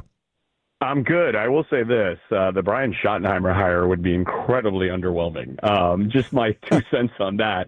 And by the way, it wouldn't be the first time that he carried over from OC to head coach, or at least attempted to do that. It happened with the Jets when they fired Eric Mangini, and they ended up hiring Rex Ryan, and he stayed on as the offensive coordinator again. But yeah, he seems to always be kind of a default answer. Again, though, if that's what you guys end up with, I don't know how I feel about George, that. George, let me ask you, where were you then, circle back in the time machine, and where were you with the Dan Campbell hire? With the Dan Campbell hire in Detroit? Yeah, back in 2021. I didn't know. I will say this. Because you're Miami, right? You've been with him in Miami, He was an interim coach there. Yeah. Yes, he was the interim coach there, and people liked him. Parcells obviously was very high on him back then and had been high on him for a long time. So I think there was plenty of people in that camp of like, he'll eventually make a good CEO-type head coach. Is he going to be someone that can be, a schemer / head coach like a Sean McVay or Kyle Shanahan eventually became, because we didn't know who those guys were, at least not to this extent now. Sure. Certainly not McVay. But I think they felt like he could be a good head coach and be kind of the CEO type. I didn't know very much about him other than just quick dealings with him that one season. But again, knowing that he had the Parcells stamp of approval, I was like, well, look, if Bill thinks he's good, he's got to be at least pretty good. Yeah. Now, George Sedano, most known as a national NBA reporter, but you got a lot of football chops, don't you? You do college football play-by-play, so we appreciate your perspective on this. I would like to follow up on, what to you specifically would be underwhelming about looking forward to Schottenheimer taking over with the Cowboys. I just think that he's just not one of these sexy candidates, right? Like, I get that. And honestly, he's had some rough patches as an offensive coordinator. So it's not like he's had this overwhelming success. I mean, you talked about the stuff with the Seahawks. And, yeah, look, the Jets, too. They got to the AFC Championship with the Jets. But I think that team, if anything, if you look back at that particular stretch, he was just kind of having Sanchez kind of manage the game. Occasionally they would take some shots, but they were a run-first team offensively, and, they won on the backs of that defense that Rex Ryan built. So I just don't feel like his resume is someone that screams head coach. Certainly his dad was amazing, in my opinion. I know he didn't win the ultimate game, but he was a guy that, everyone that I've spoken to that was working in the league or covered the league at that time, raved about just dealing with him and what he was as a head coach. But Brian, to me, has never felt like a guy. I always thought he'd be a career coordinator. So it I guess not surprising because he's already on staff, but again, just not someone that I've ever pegged, or even people that I'm close to in league circles that ever pegged as a head coaching candidate. Yeah, I'm with you on this, George. This is an all-time low depression here as a Cowboy fan. I'm grasping at straws to try and find some positivity. Hell, I'd rather have Coach Prime. I'm with you, I think everybody would. Yeah, that'd get me excited. I think that would be a splash move. Now, we also had some sad news with our Mavericks here with the Derek Lively injury. And this was one where we first thought X-ray was negative. Now it's 2 to 3 months for Derek Lively. This is huge for our Mavericks. Can you give us some optimism at all here? Yeah, it's huge. You may remember I came on this show, when he was a rookie last year, and I said, this guy's got something. Like, he is someone that they really believe in. He's got leadership qualities beyond his years.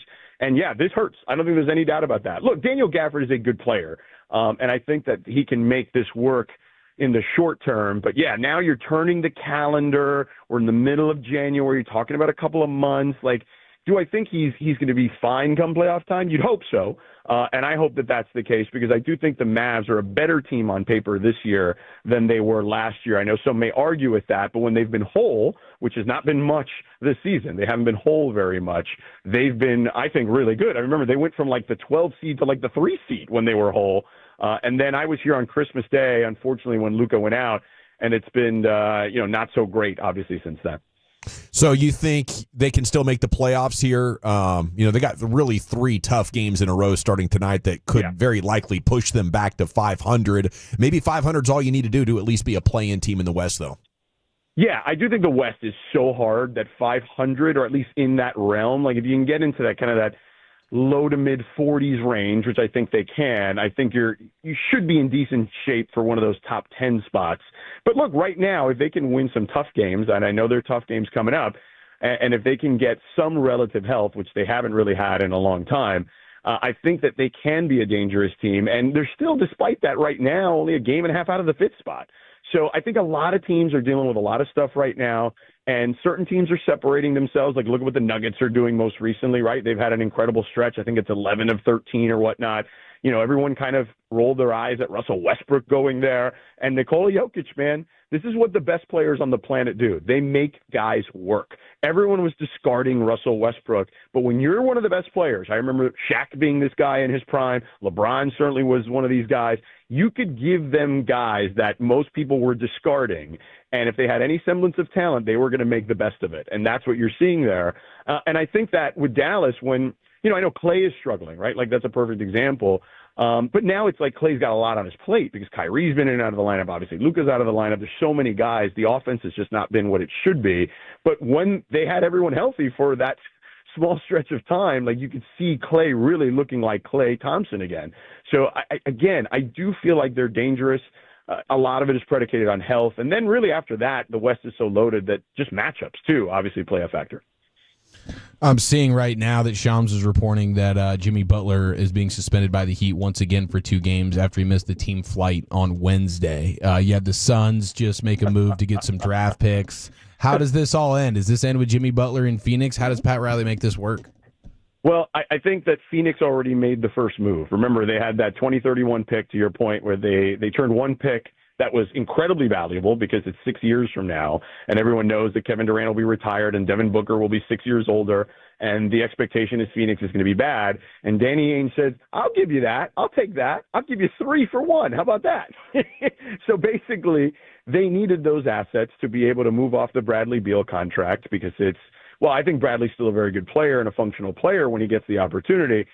People want to save up for 2026 free agency. I think we're heading back to an NBA where free agency matters again. And if you look at that 2026 class, there's a lot of names that are outright free agents. There's a number of guys. Not that I'm saying this guy will opt out, but Luka's got a player option. At the very least, he's going to opt out to get more money. So I think that year is a year that teams are trying to save up for because there's going to be a number of guys out there. It's not going to be 2010 or 2016 free agency with like LeBron and Durant in those specific years. But I think we're heading back there because teams are just tired, guys. They are tired. And I think the league is tired of guys asking out with 3 and 4 years left on their deal. Like, it's gotten ridiculous. So I think Phoenix kind of made the first foray into acquiring Jimmy Butler, which is using at least one of those picks, if not 2, to offload Bradley Beal somewhere, and then giving one of those picks to Miami, and then getting 2 or 3 other teams involved and getting the pieces that Miami needs to get a Butler deal done. So if I had to guess, I think we're closer to it. Whereas a week ago, I would have told you I think Jimmy Butler is going to be in Miami, and I think they're just going to figure this thing out in the summer when more teams can get in the fray. ESPN's George Sedano with us. Are there any interesting or relevant Mavs trade rumors, either them getting a player or could they trade Klay Thompson if it's not working out well? Would there be demand for him? Yeah, I think there would be some demand. I don't see that just yet. Give me a couple of weeks because I'm going to be here twice in the next couple of weeks, and I could get a feel for what that will look like. I don't know if they would trade him this season. I think that this deadline rather. I think that in the off season, I think all bets are off, right? Like I think that teams always look to maneuver, but I would have to kind of do a little digging on that to get a real feel for it. But I would be surprised, is what I would say. But I do think the Mavs clearly are now going to be in business for another big man, right? With Derek Lively out. Like, I think that all of a sudden becomes a priority. And, I think you can get a big man for relatively cheap, right? You can get, I think, a quality big man for a couple second-round picks. So I don't know the draft capital that they have off the top of my head, but I would imagine they have enough second-round picks to potentially get someone that could at least help spell Daniel Gafford, at least for the next couple of months until Lively comes back. How much of a feel do you get that maybe the Mavs are becoming more of a destination than we're used to? I mean, it's always been a joke that, the Mavs talk about free agency and then everybody turns them down. Could they be a player in 26? Oh, yeah. I mean, as long as Luke is here, I think you're going to be a player. Like, I think guys want to be here. I mean, look at Kyrie. I think it's one of the most underrated deals we've had in the last couple of years is getting Kyrie here because – and I know he mentioned about the celebration of his anniversary here the other day where he's like, we won that trade.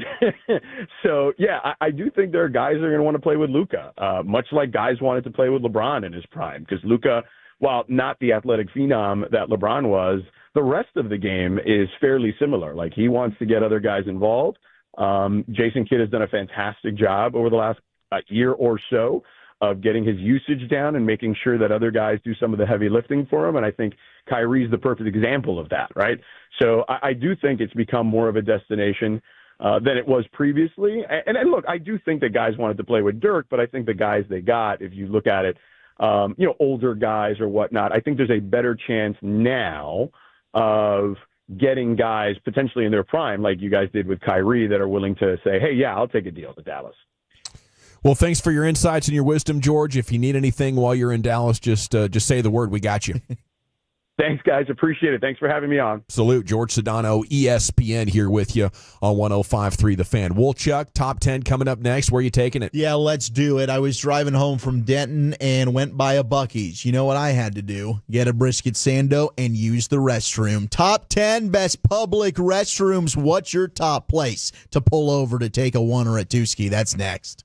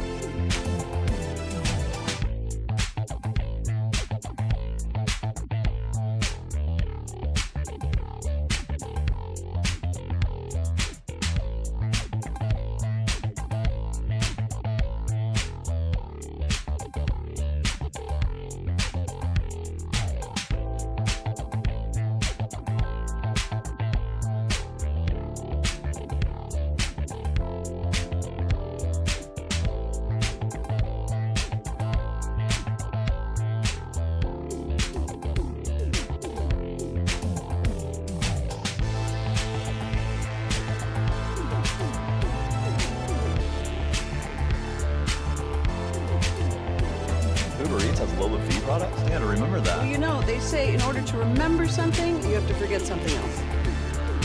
Okay, now that is a very cute haircut. That's like a little shag. I've never seen it before. Well, I mean, of course you have. It's the Rachel. Oh, is that your name? No, I mean like your name. No, I'm Jen. My name's Jen. Right, but I just mean like this is your haircut. But that's hair on your head. I'm not saying this is your hair. Okay, freaking me out a little bit.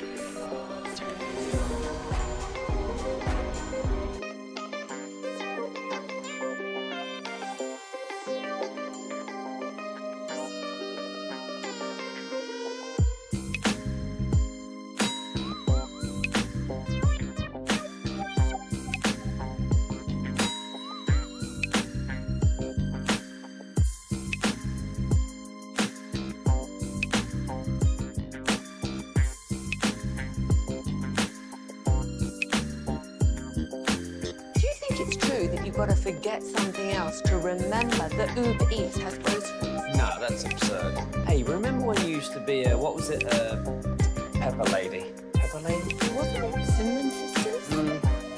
Basil Babes. Saffron Squad? Nutmeg Maidens? Pre-curd? No. Nutmeg Maidens. I just said that. Was it Spice Girls? Doesn't sound right. Was it Saffron Squad?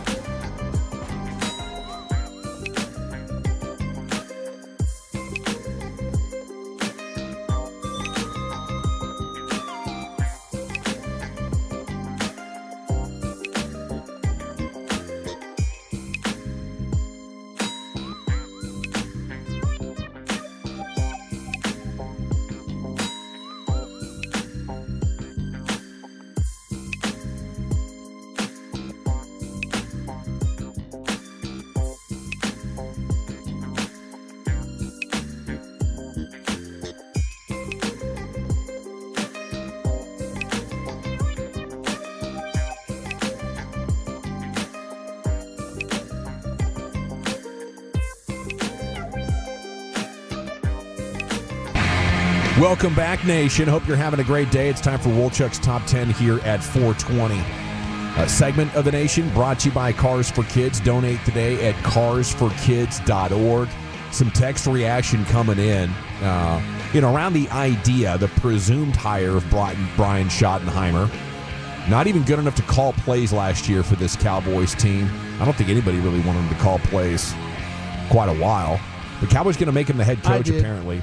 I did. Yeah, that's right. You want him to call plays instead of Mike. I sure did. I wanted potentially something different. I was not happy with the way the offense was running, and I thought maybe a change at that spot. Sometimes it works out where I remember very well standing on the sidelines watching Mike Holmgren talk to Andy Reid and say, Andy, call this series here, man. I'm in a little rut. So I always thought, well, heck, the guy that really knew how to call plays was asking for some help. Maybe Mike McCarthy should have kind of done the same, but we didn't see that. No, I would love to see it, especially if you had the idea that maybe you wanted to make him head coach. I'd love to see, what he would do differently. 8183 says if we hire Schotty, it's worse than the Dave Campo hire. Let's not go disparaging Dave. That's not true. We were far worse than where this team was. Seriously, we were not. We did not do a good job overall as a scouting department, coaching staff, front office. It was just not good. So no, this team is far better shape than where we were back then, and we didn't do a good job for 3 seasons. Another 214 says, I heard Zach's rant on the Cowboys, and I love it. You're saying everything that us Cowboys fans are feeling and thinking. Keep bringing your voice, brother. Okay, so salute to Zach. It's time now for his top 10. Here he is, the Woolly Bully, Zach with an H. Here for you. I'm here for you, Cowboys Nation. Just pretty much vocalizing how I feel. Did you know? That echoes your sentiments. Then when he did that interview with TV, get spinach in your teeth. Did I? Yeah, I haven't had any spinach today. You got something in your teeth. Let me see. I don't see anything. Nothing? I don't think I see anything. Is it that poop? Hope not. Hope not. What's an thought you Eagles went with the double brush after that. I did. I don't think, and we haven't gone around the rim today either. So Right. I think we're good. I think I cleaned everything out. I'm a little bit worried about this now, though, Brian. Thank you very much. We'll have to We'll see how it goes. Good job. They're probably going to strap the whole thing. I don't think I'm even going to make NBC it. to be came in here and said, we saw your viral video. We need you to channel that and do that again. How do you feel about your performance? That's going to air tonight, right? Honestly, terrible. Really? Did you feel bad? I feel like you can't just channel that stuff. Over there at WFFA. Yeah. it just comes naturally. So they should ask Blake to do this. That would have been better. Blake would have been way better. Blake it or leave it. Blake would have been a really NBC5. good one. Yep, Blake would have been a win there. Okay, let's get to it. Top 10 best public restrooms to stop at if you've got to go in an emergency. 877-881-1053. Now, I thought about this. It was awesome because I heard KMC earlier talking Buc-ee's.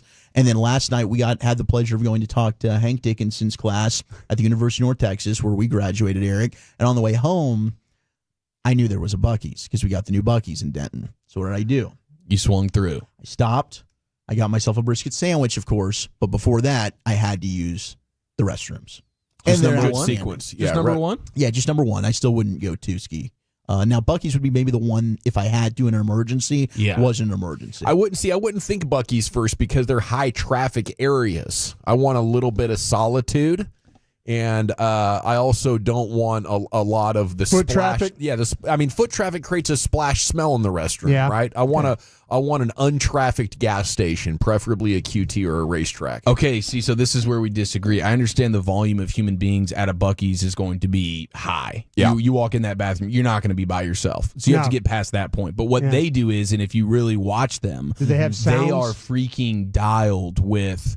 Basically, one person comes out, a cleaner comes in. Yep. Like they're keeping that thing Tag teaming spick it. and span. Yes, dude. Like well-oiled machine. At a Quick Trip, I don't know, somebody who works at just a run-of-the-mill, everyday gas station, how often is that thing getting cleaned? Because when I go in there, it's probably been a couple of weeks. See, how do they handle the sound effects that go on in a bathroom with a lot of people in there?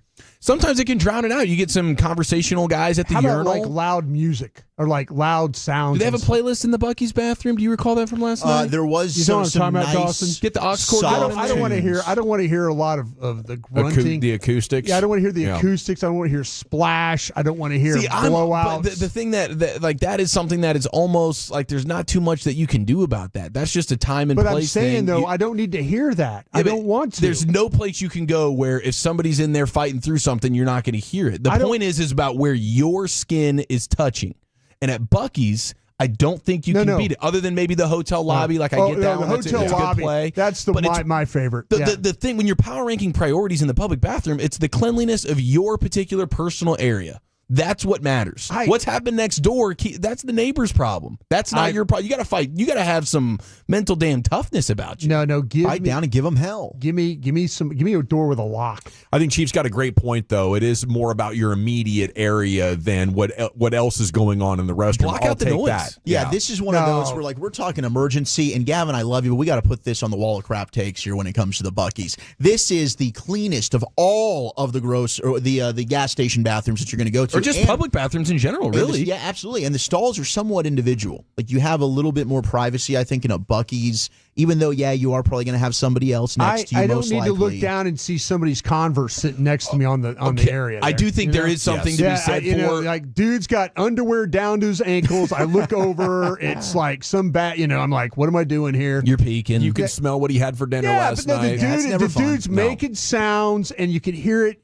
hitting the water. I don't want to be a part of that. I don't know if I've ever been in an actual Buc-ee's restroom. I've been there many times, but I just don't have a strong memory of it, so I might have a blind spot. No, I appreciate you being honest and vulnerable with that. Next time, splash up on the under part of the commode. I'm projecting based on how long the line is. You go into a Buc-ee's on a Saturday afternoon, it's like a Target on Christmas Eve. They are prepared, though, with the volume of urinals and stalls. Mm-hmm. Like, they got a large number. And the privacy so that's good news. element here is better than anywhere else, in my opinion. I do think that you're right about the idea that maybe just the general, we need to revolutionize the sport of bathroom building when it comes to why is there a gap? Between stalls, why can I see a 3-foot space and I can see your ankles or I can see your shins? Yeah. I don't need to see that. Why can't we full wall this thing from the floor up? Yeah. Why does there even have to be any sort of... Some do, and some of these Buc-ee's have that, which is absolutely outstanding. Okay, well then... Floor to ceiling? I don't know why we need to have a communal space. Seattle Airport, you go into the restroom, there's a bunch of sinks, it's co-ed, and you go into your own private deal.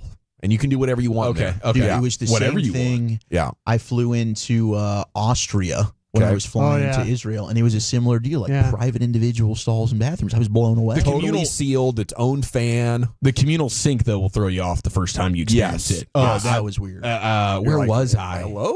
Yeah, where was I at? Los Angeles. Was it that Thailand trip? No, that was the urinals too. Son of a gun. What? HG Supply. HG Supply is the first place that I went to. They got one in Trophy Club or whatever. We were trying to think of an airport. It throws you off. A hardware store. Local restaurant. HG Supply does sound like a hardware store. What is it? It's a restaurant. Oh, is it? Okay. Yeah. Lucius, you are a man who I think cleans your area more so than anybody that works here, and rightly so. So when it comes to the restrooms, if you've got to go in public, what are your thoughts here? So we're talking about like number 2, right? Because I don't do away games whatsoever. Yeah, I don't either. I'm with you on this, but this firm is line in the sand. This is you don't have an It's experience. got to really be an emergency. Other than that, I'm going to drive home. How far am I from home? I will hold Lucius it and, is and drive absolutely home right. too, Lucius. Absolutely right here. Yeah. Now, Yeah, but we're talking about utter just human desperation. Hotel lobby for sure. Hotel lobby for sure. A coffee shop. Okay. Usually those people are in and out. You know, there's some people sitting around and everything like that. And the mall is empty as hell nowadays. Oh. Pull up to a Macy's on the outside and, just run in there to the department area. Willow Bend Mall. There's never anybody there if you're ever in the Plano area, and that is definitely a good spot to It's go. spooky, too, walking around an empty-ass mall. It's very creepy. Yeah. I feel like, what has gone on here? I tell my son, we spent all day out here when we was teenagers. It's like, Pandemic why? vibes. The suite level at the Cowboys where we broadcast, the Brad Sham, like after everybody's gone, that's a pretty good place to I'll go. admit it. Yeah. I've had to do that there. Yeah. And that's one where I feel safe and secure. You've painted the walls in the Brad Sham radio booth? No, just in the at the visiting. Yeah. Oh, you did? Oh, yeah. Yeah. Because there's a lock on the door and it's clean. It is. But that's his private space. He eats sushi like 5 feet from there. All right. What happened? What happened? Your tooth? Did your tooth just fly out? That was my zen. I'm sorry. Okay. that was my lip I pillow. thought you lost a tooth. I did the thing where I transitioned from the bottom lip to the top lip, just to try and throw your You bloodstream threw a me curveball. off. I didn't know. Threw me off as well. I thought you were losing teeth over there. Sorry about that. Yeah, I went full Rex Ryan. Yeah, no, it's okay. But I am one, Lucius. I'm with you. Like, and Eric knows this about me. I am not trying to go in public places if I can avoid it. In fact, I think I can count on like one hand the amount of public places I've actually had to do it. Yeah, but how many public places have you had to go in just for the rewipe? Okay, that's a different story. Especially during the summer. That swamp ass is real, man. All right, I'll go anywhere but the metal bowls. Yeah, that it is tough, man. That's you get why a I warm go summer through so day. much baby powder, damn it. All my secrets are coming out here in the top 10 today. Let's get to number 10, best public restrooms near you if you need to go in an emergency. Number 10, I can't say I've done this. Public parks. You pull off at a public park. Oh, Totally it seems out. Like an outdoor wilderness pit. Yeah, kind of what are we deal? doing, man? It's like a sauna in there. It's like go in the trees. I guess it depends on the weather. You're right, because if it's really hot in Texas here, we're not going to do this. Some of these places. The metal bowl? That's a once a month clean. They don't dude. care. The public park? That's Yeah, probably why they it's don't- number 10. They don't care. Number Half of them are hookup spots. For number lonely Shark dads. Park and all that. Yeah. Number 9, I don't know why the hell you would do this. A bar? Like maybe if it's a No See, I was way. thinking those are some of the grossest ones. I was Horrible. thinking of the top 10 worst places to have to handle biz. I think the and the bar bar would would be be up a there. top 3. You Mount guys- Rushmore for sure. There's a bar in downtown Portland called the Matador. The stall has no door on it, and Yeah. you're looking down the line of the urinals. That's just ridiculous. that's a no. They're telling you we don't want you to poo here. I'll give credit. Hurtado, Brad Sham should do that. In I his did town. once. I did once. at the bar.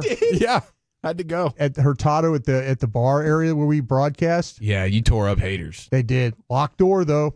Locked door. Yeah. And Now- and clean smell. That should be That's a good standard. Locked point. door should be standard. Yeah, it should be. Now, they do specify that for men, this is a no-go, but the women's restrooms and bars supposedly are usable.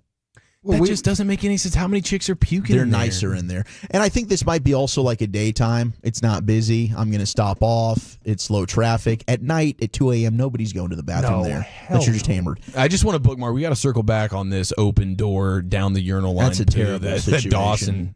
I mean, goodness gracious. Bro. I had to go, and it wasn't anywhere near final call. You know, I So pooped I my ran in pants there, before that. and it was one of those that you try to get done in 45 seconds. 972 said bathroom at the Cowboy Club at the Star in Frisco. Those are elite bathrooms. I believe it. I do believe that. 8 are your gas stations, okay? So, I mean, Buc-ee's aren't all over the country, or else they'd be number 1, but I guess your general gas station comes in at 8. 7 is Starbucks. Yeah, Not Lucius anymore. called that. Lucius called that. You can't hang around, though, anymore, right? Not anymore. That's a toughie right there. I will say our Chick-fil-A bathrooms were pretty clean. So, like, Did you make sure of it? Yeah, I was usually one that was pretty, like, let's make it. Is the crapper clean? Let's make sure. Is that because you had to use it? I would go in there and clean it yourself. Oh, yes. Oh, wow. Yeah, I'd bring the spray in there. That's and servant leadership right I'm there. making sure that this thing is good to go. The library at number 6. People texted in the public library. Ding, never ding, done that. ding, ding. Public library either. All right. 682 asking a pretty pointed question: is pooing at the Matador what led to your sobriety? No, that was years later.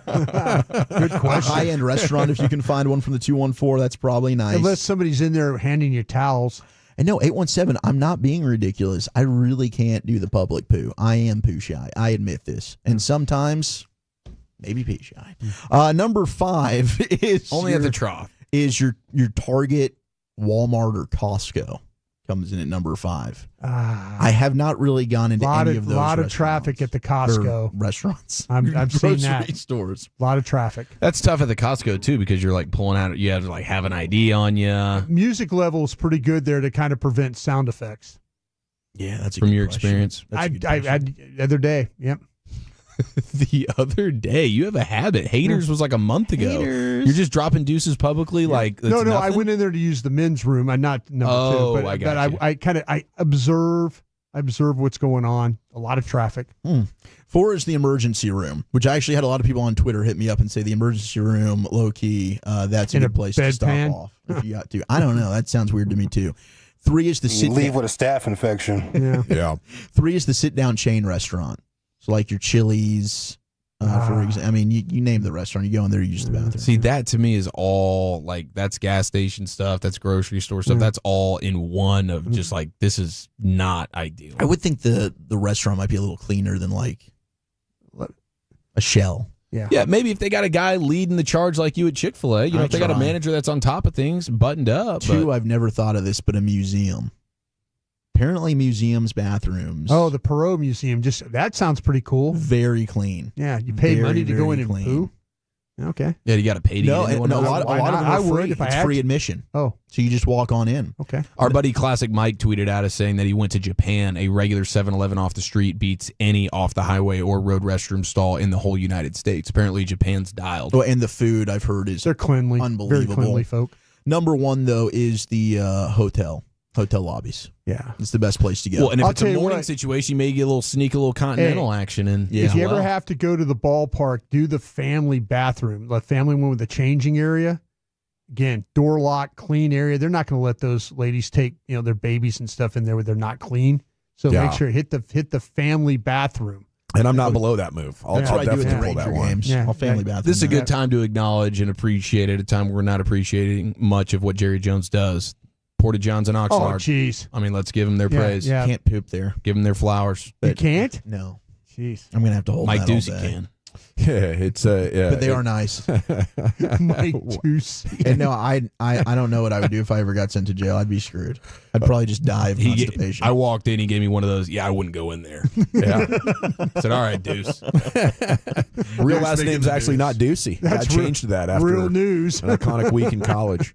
How bad a shape do the Mavs now find themselves in with another big injury? It's a Mavs game night. Football's finest looming in the balance coming up at the top of the hour, and we're back here in the nation.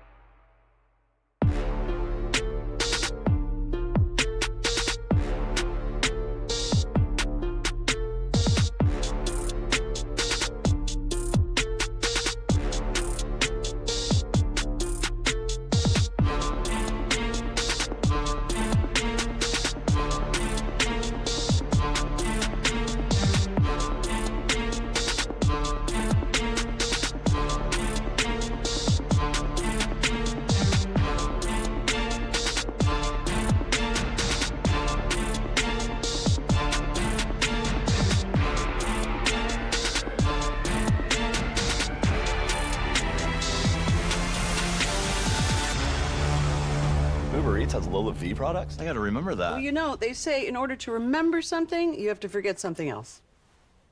Okay, now that is a very cute haircut. That's like a little shag. I've never seen that before. Well, I mean, it's Rachel. Oh, is that your name? No, I mean, like your name. No, I'm Jen. My name's Jen. Right, but I just mean like this is your haircut. But that's hair on your head. I'm not saying this is your hair. Okay.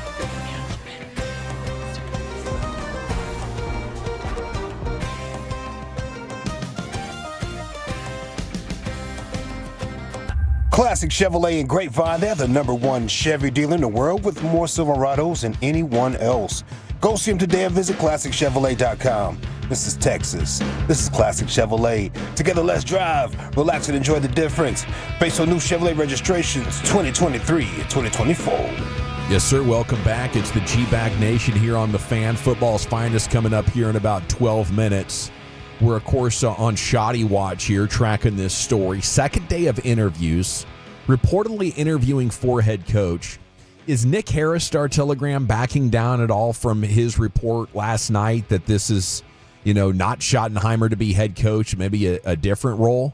Because he's been standing strong on that. And if you don't want it to be Schottenheimer, Nick Harris is your lifeline right now, Wolchuk. What are you seeing from your old buddy? Yeah, I've been talking with Nick pretty much every day about this. And in his defense, he's like, man, I just want this thing to be over. And I don't blame you. But he's standing strong on he thinks that this would be, as an offensive coordinator, play caller. He does not think, and they could also be talking to him about the head coaching gig, but he thinks when it's all said and done, it will be as an OC, not as the head coach. It's just weird that you would do it for 2 days in a row. Like, you don't have any other options. Would you like to continue as OC? Yes. Okay, we're going to go talk to head coaches, Brian. We'll let you know when we got something new to update you. Maybe it's a situation, too, where they want to kind of walk through and see, okay, how would you handle this thing with Dak? How would you handle it with CD?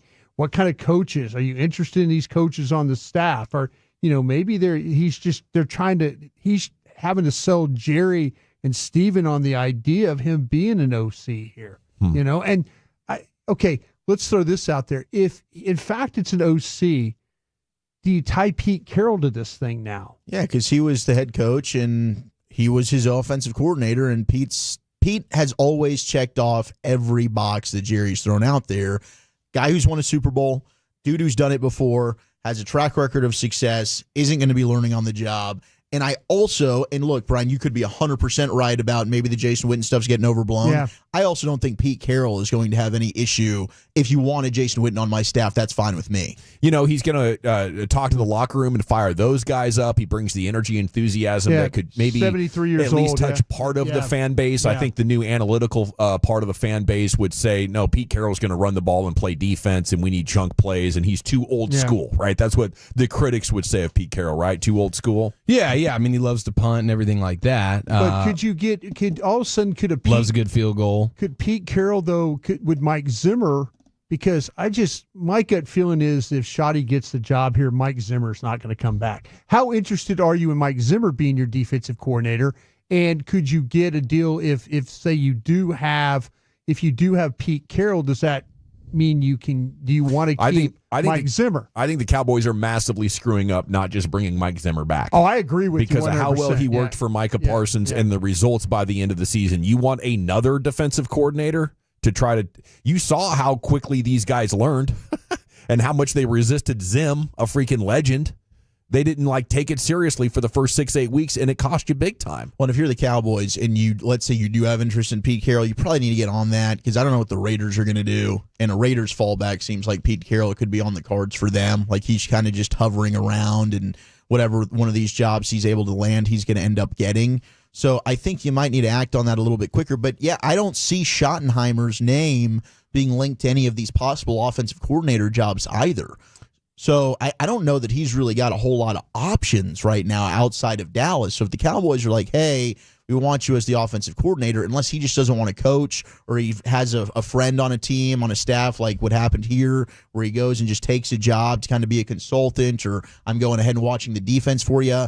I don't know what other options he's necessarily got right now. And I hope nobody takes this as a criticism of Dak Prescott. I feel like I have to reset this every time I mention it, but If you would go hypothetically a Schottenheimer Pete Carroll combination or a Schottenheimer Mike Zimmer combination, you were committing to trying to win big with defense and running.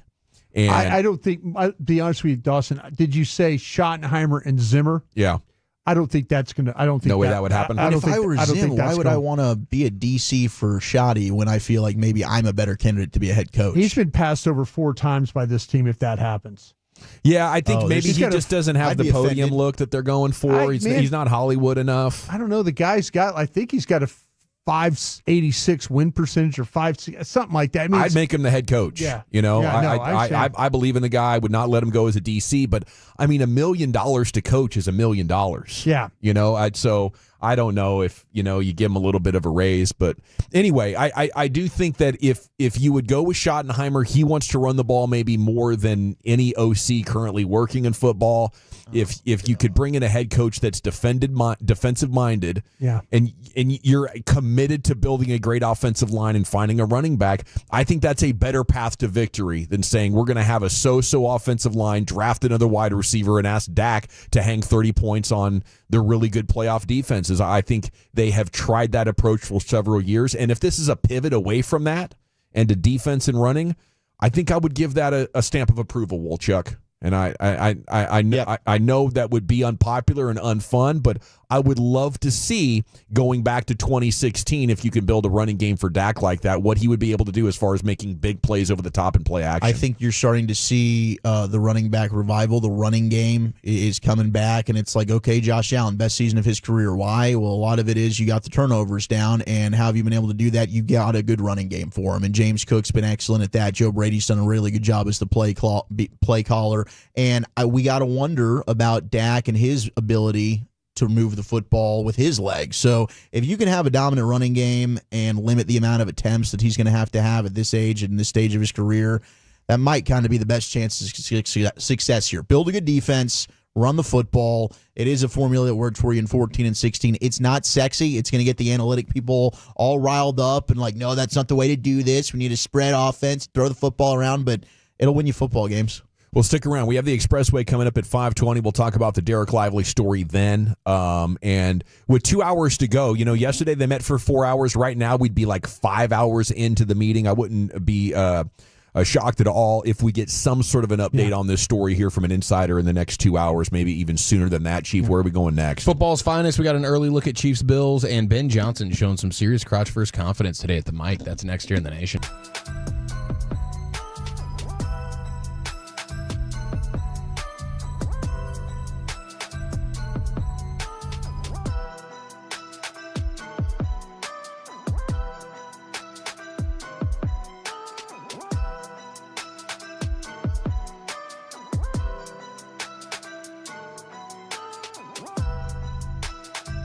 Do you think it's true that you've got to forget something else to remember that Uber Eats has groceries?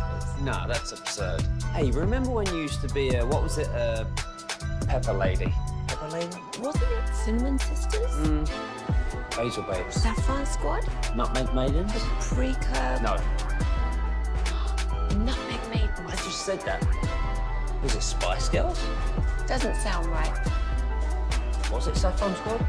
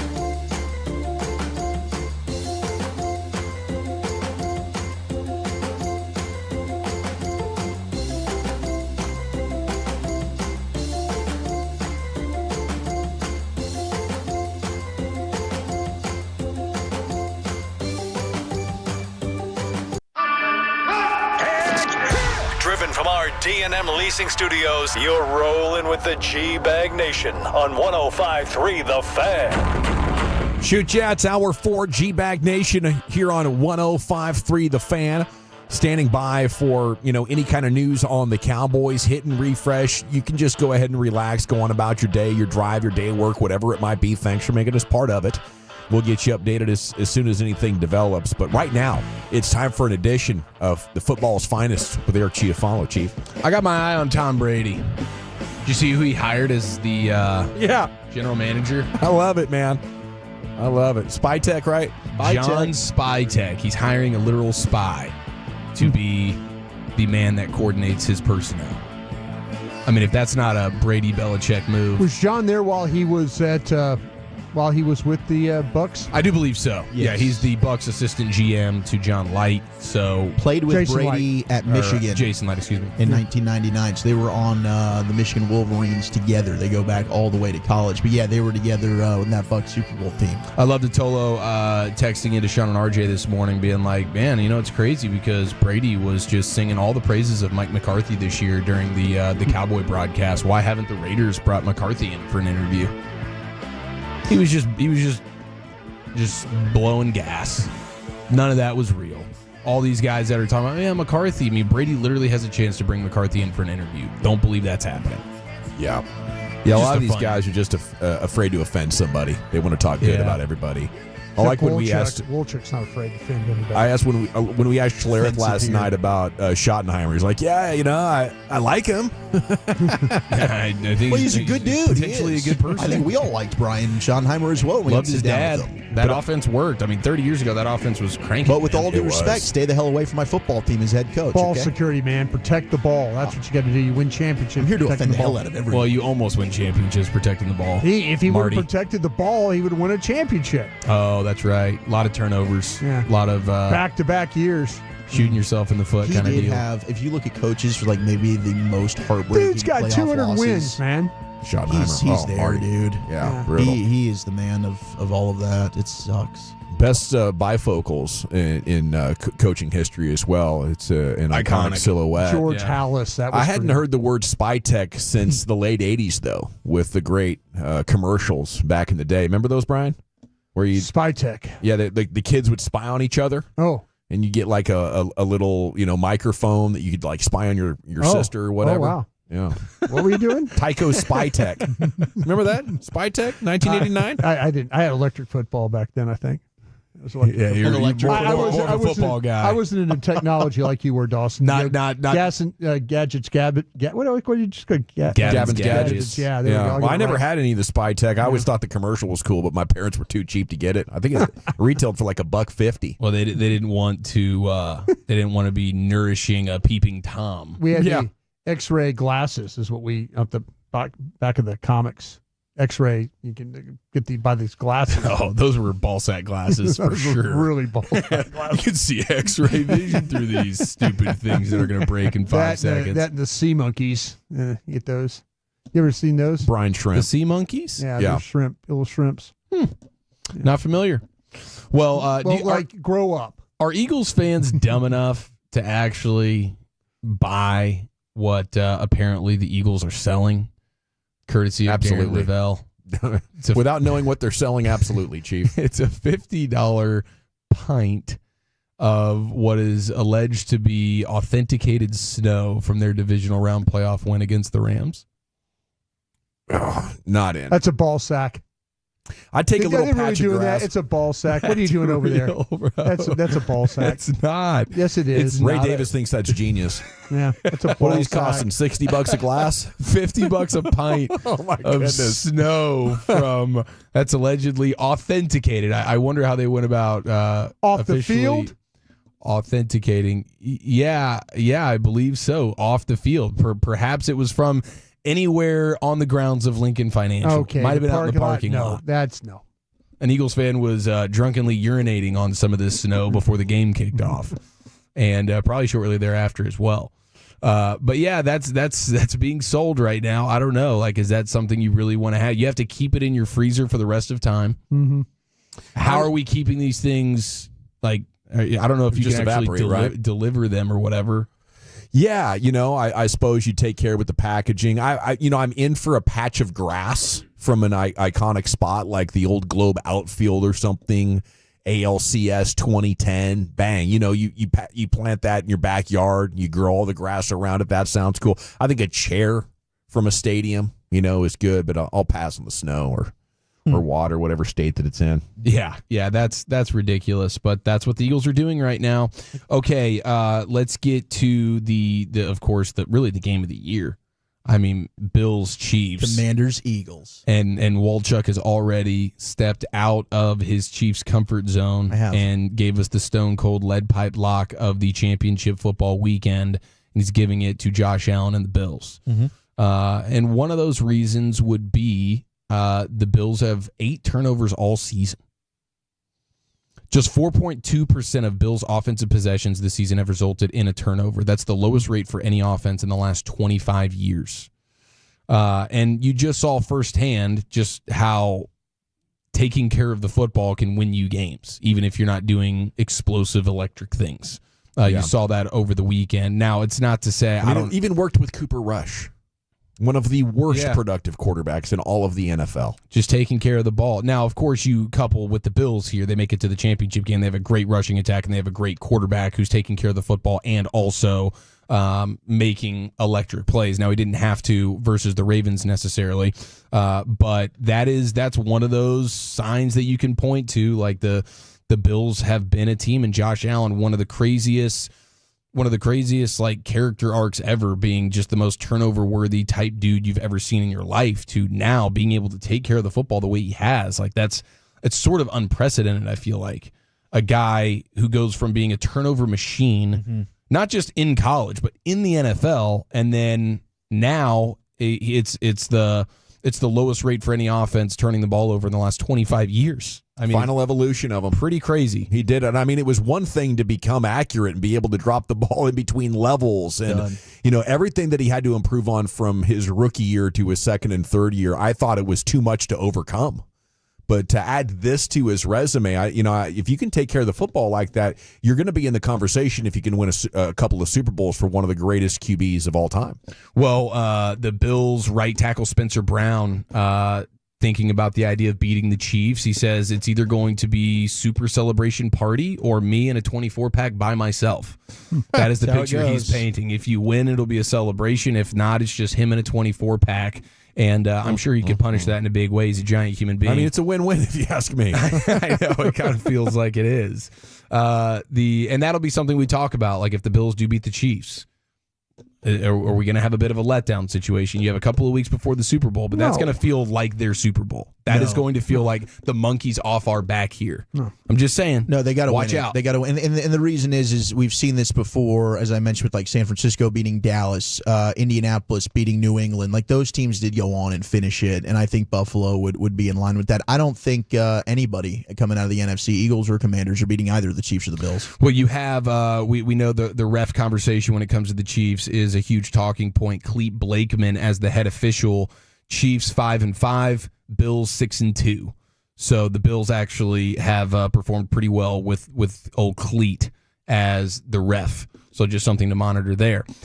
You also have, the haters are coming out of the woodworks. We'll hear from Mad Dog Russo in the Sports Sound or Sounds of the Sports Day coming up in the 6 o'clock hour. But Marlon Humphrey, corner for the Ravens, he just tweeted out, I have no reason of saying this other than being a hater. The Bills or whatever NFC team got to beat the Chiefs. We can't let them keep getting away with this. So everybody, the Chiefs have everybody a little bit flustered right now and frustrated. And I just cannot wait for this game. We've hit that point where we're no longer having fun and we want to tear the great down. I just keep pulling for the great, unless he's super annoying or handsome like Tom Brady was. I enjoy some dominance. I'm with you. I absolutely love it, and I'm rooting for it. But this is going to be, it's very much so a coin flip game. Have we seen what the line is? What's happened with the line? Because it opened as a pick'em. I'll tell you right now. It's like the Bills getting some respect there. Can I give you like the nerdiest stats of the nerdiest stat? Kansas City -1.5, Brian. Yeah, I got 2 here. To talk about Deion Dawkins, the tackle for the Bills. He's aligned with the widest average split, 1.97 yards from the guard in 2024 of any tackle in the season dating back to 2016. In fact, Dawkins' last 3 seasons ranked in the top 5 widest average splits by a left tackle over that span. Dawkins' average split is nearly a full foot wider than the average tackle. I mean, is that kind of a weird thing? But you're thinking about trying to keep guys wide. Like that, you think about that extra yard that maybe they have to, that 2 yards that they have to, a rusher has to travel on him. That not, and now your quarterback, Allen's just getting rid of the ball. It is that we don't even think about splits, but here this guy is taking advantage of that in the way that he blocks. And maybe that's that's his plan for keeping these edge rushers, just giving his guy just that little bit more of an opportunity. Yeah, I wonder how vulnerable that makes you to the interior stuff. The Bills offensive line as a whole had played 80% of the snaps this year. They've been healthy. That's the best in the league. Yeah, they're pretty good. They got some road graders. And you blitz them and all that. They're even better than that. There's a lot of really cool. But I thought that was just one of those kind of those nerdy metrics. Like, you don't think anything about split, but maybe it does make a difference when you got a quarterback that gets rid of it like Josh Allen. Yeah, that's interesting. I'll tell you what, a lot of fans, a lot of Chiefs haters are clamoring to get the other Hollywood starlet that is a part of this matchup to Arrowhead so that we can see her instead of Taylor Swift so much, because Josh Allen is engaged to movie star Haley Steinfeld. And so now she's a little bit more like, I haven't seen her pop up in any NFL games. She likes being private. So does Josh. They like to keep this. I think the only public picture they have that they've posted is like their engagement. Their actual engagement. Yeah. They're trying to keep their relationship pretty close to the vest. Yeah. A lot of people are like, dude, get her to the game. I don't know how that would work. If you're Kansas City, are you giving her a suite? I don't think you're doing that. If this is in Buffalo, it's a no-brainer, but I don't think you're going to allow... He could buy a suite. Yeah, they can afford it. He can rent one. So she can afford just one. Just go ahead and come out of pocket for it, and they're not going to deny it. I'm sure the Bills have got some suites that they have that the league gives them, and they could put her in one of those suites for sure. Players demand it. Yeah. Speaking of suite, did you guys see the Caleb Williams reaction? He says, according to Stacey Dale, she said Caleb Williams said he let out a loud scream when he got the call that Ben Johnson would be his next head coach. I just wonder how that scream sounded. But Ben Johnson, we've all been wondering how he sounds. I wouldn't want my story covered like that. It was a primal yell. Nobody's screaming about it. What do you think I am? One of the Beatles super fans here? Woohoo! Yeah! You think it was kind of a woohoo kind of deal? I think there's a chance. Well, here's Ben Johnson. Everybody's been wondering what type of command he has, what type of confidence he has. We know he's a great play caller, but what's the deal? He was taking some shots. He was at the height of confidence here. We'll start with the joke that he makes at the end. He's got a lot of respect for the other head coaches in the NFC North Division. Take it away. New head coach of the Bears, Ben Johnson. I know this is the toughest division of football right now. There's 3 teams that made the playoffs this year.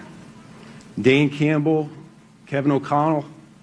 You're talking about 2 guys that are up for Coach of the Year awards as the season ends here. And to be quite frank with you, I kind of enjoyed beating Matt LaFleur twice a year. And then he just had the biggest ass-eating grin on his face. He was expecting more of a laugh from everybody. Not really a good response. Tough crowd there. Yeah, huh? but I'd give that a thumbs down for initial impression. First impression, no swag. Yeah, he was probably. I think just the balls to do that. Nobody's doing that now. I'm assuming him and Matt LaFleur probably have a great relationship. They're probably good buddies. I don't know. Yeah. But it's Packers Bears. Like I think the head coach of the Bears is usually going to take a dig at the Packers. I kind of expected a little bit of that. You want to crotch first that. You crotch first that punchline. He sort of backed into it. I did like the smile though. Like the visual of it kind of made it better. I thought it was. I'm like checking it to make sure this wasn't an AI ball sacking thing. I really was, because I didn't know what he sounded like. I was like looking at it intently, but that's a real clip. He actually said that at his presser today. And then they asked him about, because we remember the play from a few weeks ago, Lions in Chicago, and they pull off the sort of the stumble bum play where they fake like a play action and they're tripping around and then they throw a touchdown off it. Yeah. And that was something that they saw from the Packers a couple of years ago versus the Bears. And it was an accidental thing with the Packers. They actually tripped and then ended up scoring a touchdown on it. And Ben Johnson was like, oh, I'll just design this and we'll score. And that's what he did. And so they asked him about that particular play and if whenever he was coaching versus the Bears this year, if it was sort of like a job interview for him. Ben, to your left. Yeah. The stumble bum play that you hit the Bears with. Did you like that one? It was clever. That was a Matt LaFleur special. Was that the start of your job interview here, or were you just showing off? I don't know about that. Just trying to play coy with it a little bit, but I mean, I sense the big time confidence off of him there. He's very confident he's going to come in here and get the job done. And I did think I liked when he put up the hands, to tell your left from your right, which one makes the L. He had to do that there when he was like to your left. Put that up there. I do that too from time to time. I don't know if I want my offensive coordinator doing that, but You're it's head apparently coach? working out for him. Yeah, I guess head coach now. And then how about Michael Kay on his radio show yesterday saying that there's word out there, leaks that he's heard, that whatever the Jets pay Aaron Glenn, he's made it known that he would like to keep Aaron Rodgers. So Aaron Glenn, of course, gets the job. This was yesterday, Michael Kay saying this, and now Aaron Glenn is the head man with the Jets, and Michael Kay, certainly in the know, is like, yeah, Aaron Glenn wants Aaron Rodgers. So we'll see how that plays out, but I don't know what other team's going to want Rodgers. I have no idea, and he's only going to want to play for contenders for the most part. I said Jeremy Fowler thought that he was probably going to have to retire. I mean, it might be politicking. I'm not going to say anything bad about any player on my first week on the job that might end up staying here, but I think it's probably a wise strategy. Like, if you stick with Rodgers in year one and it doesn't go well, that's your scapegoat. You move on from him. You restart your clock. Now you got 2 or 3 years with a new quarterback to sort of, allow your time to go. But man, I guess Aaron really loves that organization or loves living in New York, because I don't know how you take that job and be excited about anything right now. It's a dumpster fire that just started. You need to let that thing burn out probably for a good 24 months, get you a clean slate if you're going to have success. Yeah, that's tough sledding right there with the Jets, man. That's a stay away. Thank you, Chief. It's time to hit the expressway. How bad a shape are the Mavs in? What is the latest with Schottenheimer's interview with the Cowboys? Stick around. We have the latest coming up next on The Fan. More G-Bag Nation, less commercials. We go commercial.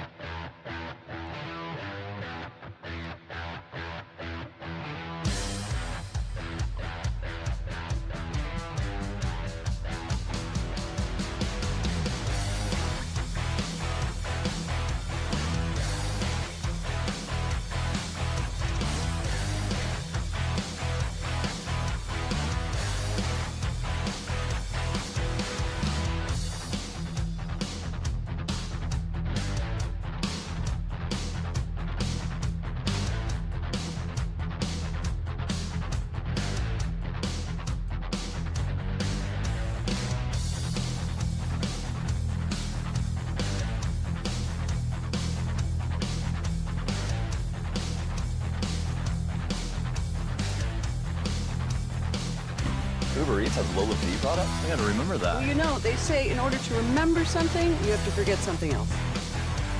Okay, now that is a very cute haircut. That's like a little shag. I've never seen it before. Well, I mean, of course you have. It's the Rachel. Oh, is that your name? No, I mean, like your name. No, I'm Jen. My name's Jen. Right, but I just mean like this is your haircut. But that's hair on your head. I'm not saying this is your hair. Okay,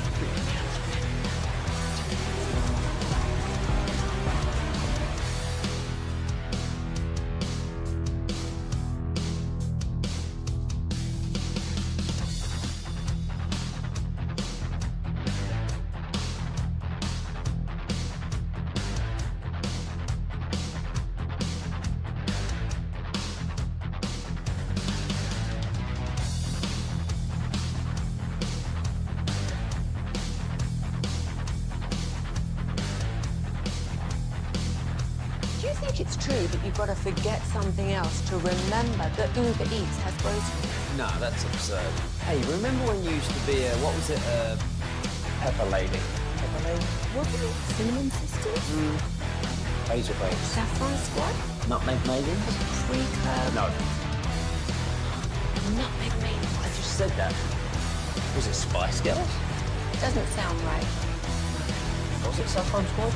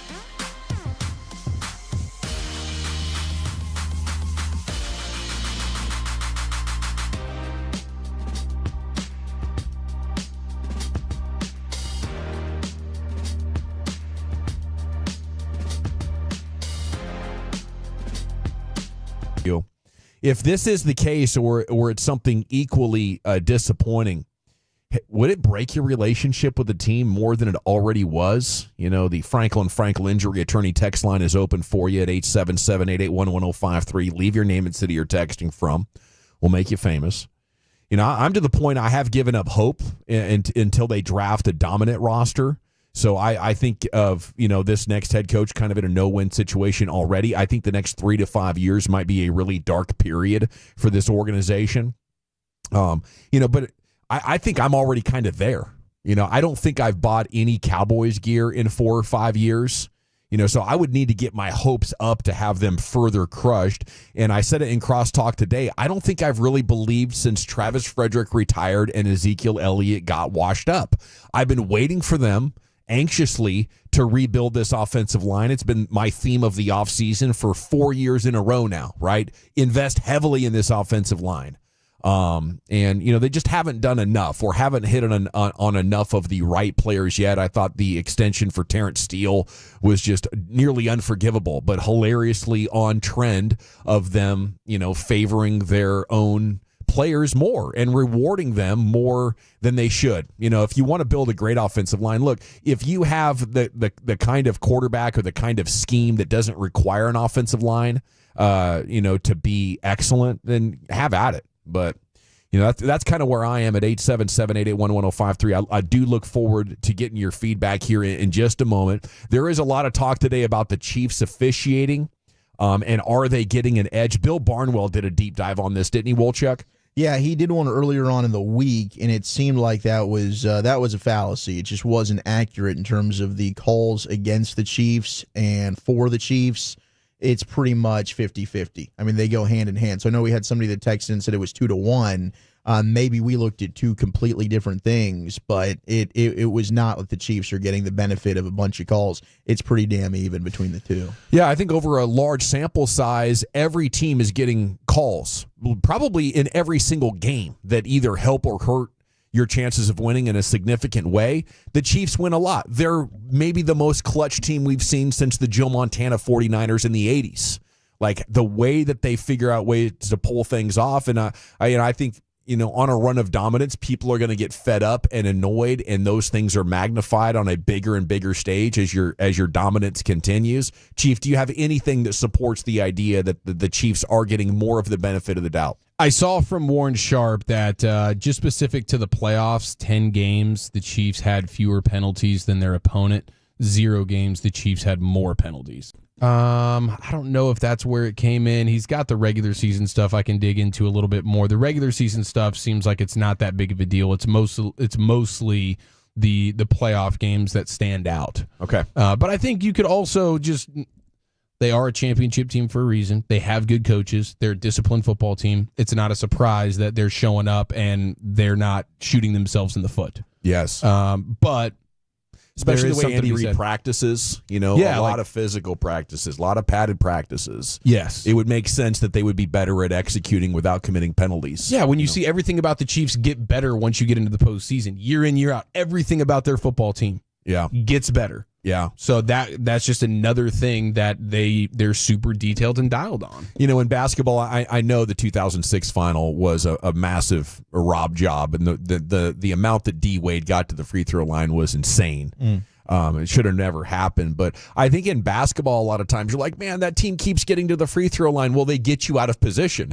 and then you're trying to challenge a shot from the side or a bad angle. You're not square, and that is what the great players like a D Wade or a Kobe Bryant or James Harden are able to do. Mavs story, speaking of hoop, biggest injury maybe of the season so far. This is, maybe more impactful than Luka's, because we don't know how Derek Lively will be able to come back out 2 to 3 months here with a hairline fracture in his foot or something, a broken bone in his foot. And these things can be very tricky. Kevin Durant tried to come back from one of these once late in a season, re-injured it, had to be out like another 6 months from that point. So we're hoping for the best for Derek Lively. But this could be season ending for him, and if that's the case, would you move to a tank posture now? Did this sort of become the straw that breaks the camel's back for you guys as you're looking at this Mavs team? Is there still hope? Should they start tanking now?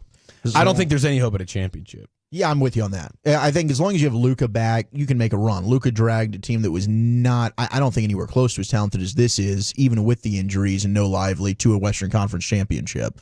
So you can make a run at this thing. I don't think you're winning a championship without Derek Lively. I think he is that important. I mean, but the math says he should be back mid to late March. Then you got a shot. Like if you're able to, if you can even get him until in May, like I think you can win a series without him potentially. But then again, like when they played Minnesota, part of that was the two bigs, like Gafford and Lively. Like that helped with the matchup. That's going to help you match up against Jokic and the Nuggets, I would think. If you don't have the two bigs, that will probably hurt you. But Luka is so great, and we've seen Kyrie also play at an MVP level at times this year. We'll see about the back. Yeah, I mean, that right there, that's huge. But I can't trust the health of anybody on this team. This is a snake-bitten injury season. I'm just waiting for the next domino to fall. Yeah, in talking to folks over there at the organization, they use the word with me, reinvent. They have to reinvent themselves of how they play basketball. And so that means they're going to have to do some things with some adjustments, with the lineups, maybe some substitutions, things like that. But that was when talking to them, that's all they kept saying. We got to reinvent ourselves. We got to reinvent. We were this. We're not that anymore. You have to find a way to play great defense again. That's kind of where they're at right now. And he gave you an anchor and rim protection and a guy that kept players out of the paint that Gafford, for all of his activity and rebounding and shot blocking potential, just he doesn't give you, So I would say internally, guys, let's be honest. Does Lively have an injury that is likely to extend beyond 3 months? Do we want to shut him down? Like, are we putting him further at risk if we bring him back in April and May? And maybe publicly right now you don't want to deflate the bubble too much because, there's still a lot of fan interest and a lot of TV ratings to be had still, and you don't want to deflate your fan base. But internally, if we're feeling that way, if Luka comes back and gets injured again shortly after the All-Star break, I love what Nico did in the Derek Lively draft. I believe in him, and I would love to see what another, lottery pick, even if it's in the mid-teens, could produce for this basketball team. That might be, the best sort of asset management you could do from this point I wonder how forward-thinking they would be on some of that stuff, because you have the trade deadline on the front end of all this. So how does that change things for you? Because, after if Luka comes back and then gets banged up again, and now it's like, dang, we missed an opportunity at the trade deadline to try and be some level of a seller. I don't think you could really get anything for Klay Thompson. I don't think they would be able to do much with that. But, I mean, maybe an expiring contract. Depending on the back of Kyrie Irving. Yes, that's another one. Yeah. That would be a guy that, if he's healthy, he's playing really awesome basketball. You can get something serious for him if he's healthy. Yeah, but I mean, your three of your best players with Luka, Kyrie, and Lively have the kind of injuries that could, continue beyond their anticipated return. If you feel like Irving needs back surgery, and we're delaying that until the offseason. Now, I do believe if this team can figure out a way to be 100%. By the time you get to the end of the season, I still do believe a championship is possible. No matter how good OKC plays in the regular season, I think there's still a one-man superstar show. And if you can figure out a way to contain Shai Gilgeous-Alexander, you're going to give yourself a path to victory over a 7-game series. I guess this would eliminate the possibility of trading Gafford. You can't do that now. Mm-hmm. No. He's someone you can't afford to lose. I'd maybe revisit that in the offseason, And on that, after next year, Gafford is going to be a free agent, and that is kind of why I'm thinking if there's any chance of getting the team back healthy and going for it this summer, you have to do it, because the Lively Gafford combination gives you a chance to do battle with a Jokic. It gives you a chance to out-rebound OKC, which is their only weakness still. Even though they addressed it in the offseason, they're still not a very good rebounding team. You're going to need those two studs. And right now, it's looking like after next year, going into the free agency of 2026, you're no longer going to have that two-headed monster at center. And I want to try to maximize what that brings between now and then. We also have to talk about how injury-prone is Lively going forward. Is this a building block type of player, or is this a guy you're just waiting for his next injury? I saw a Mavs account that posted a get well soon Lively with the picture and everything. The picture they used is of him last year with that face mask on because he had a broken nose. I mean, I think it's 7 or 8 injuries over 2 seasons. Now, the great news with Lively, we've stayed away from the catastrophic stuff. There's no ACLs, there's no patellas, there's no microfracture surgery, there's no Achilles tendon so far, there's no back surgery.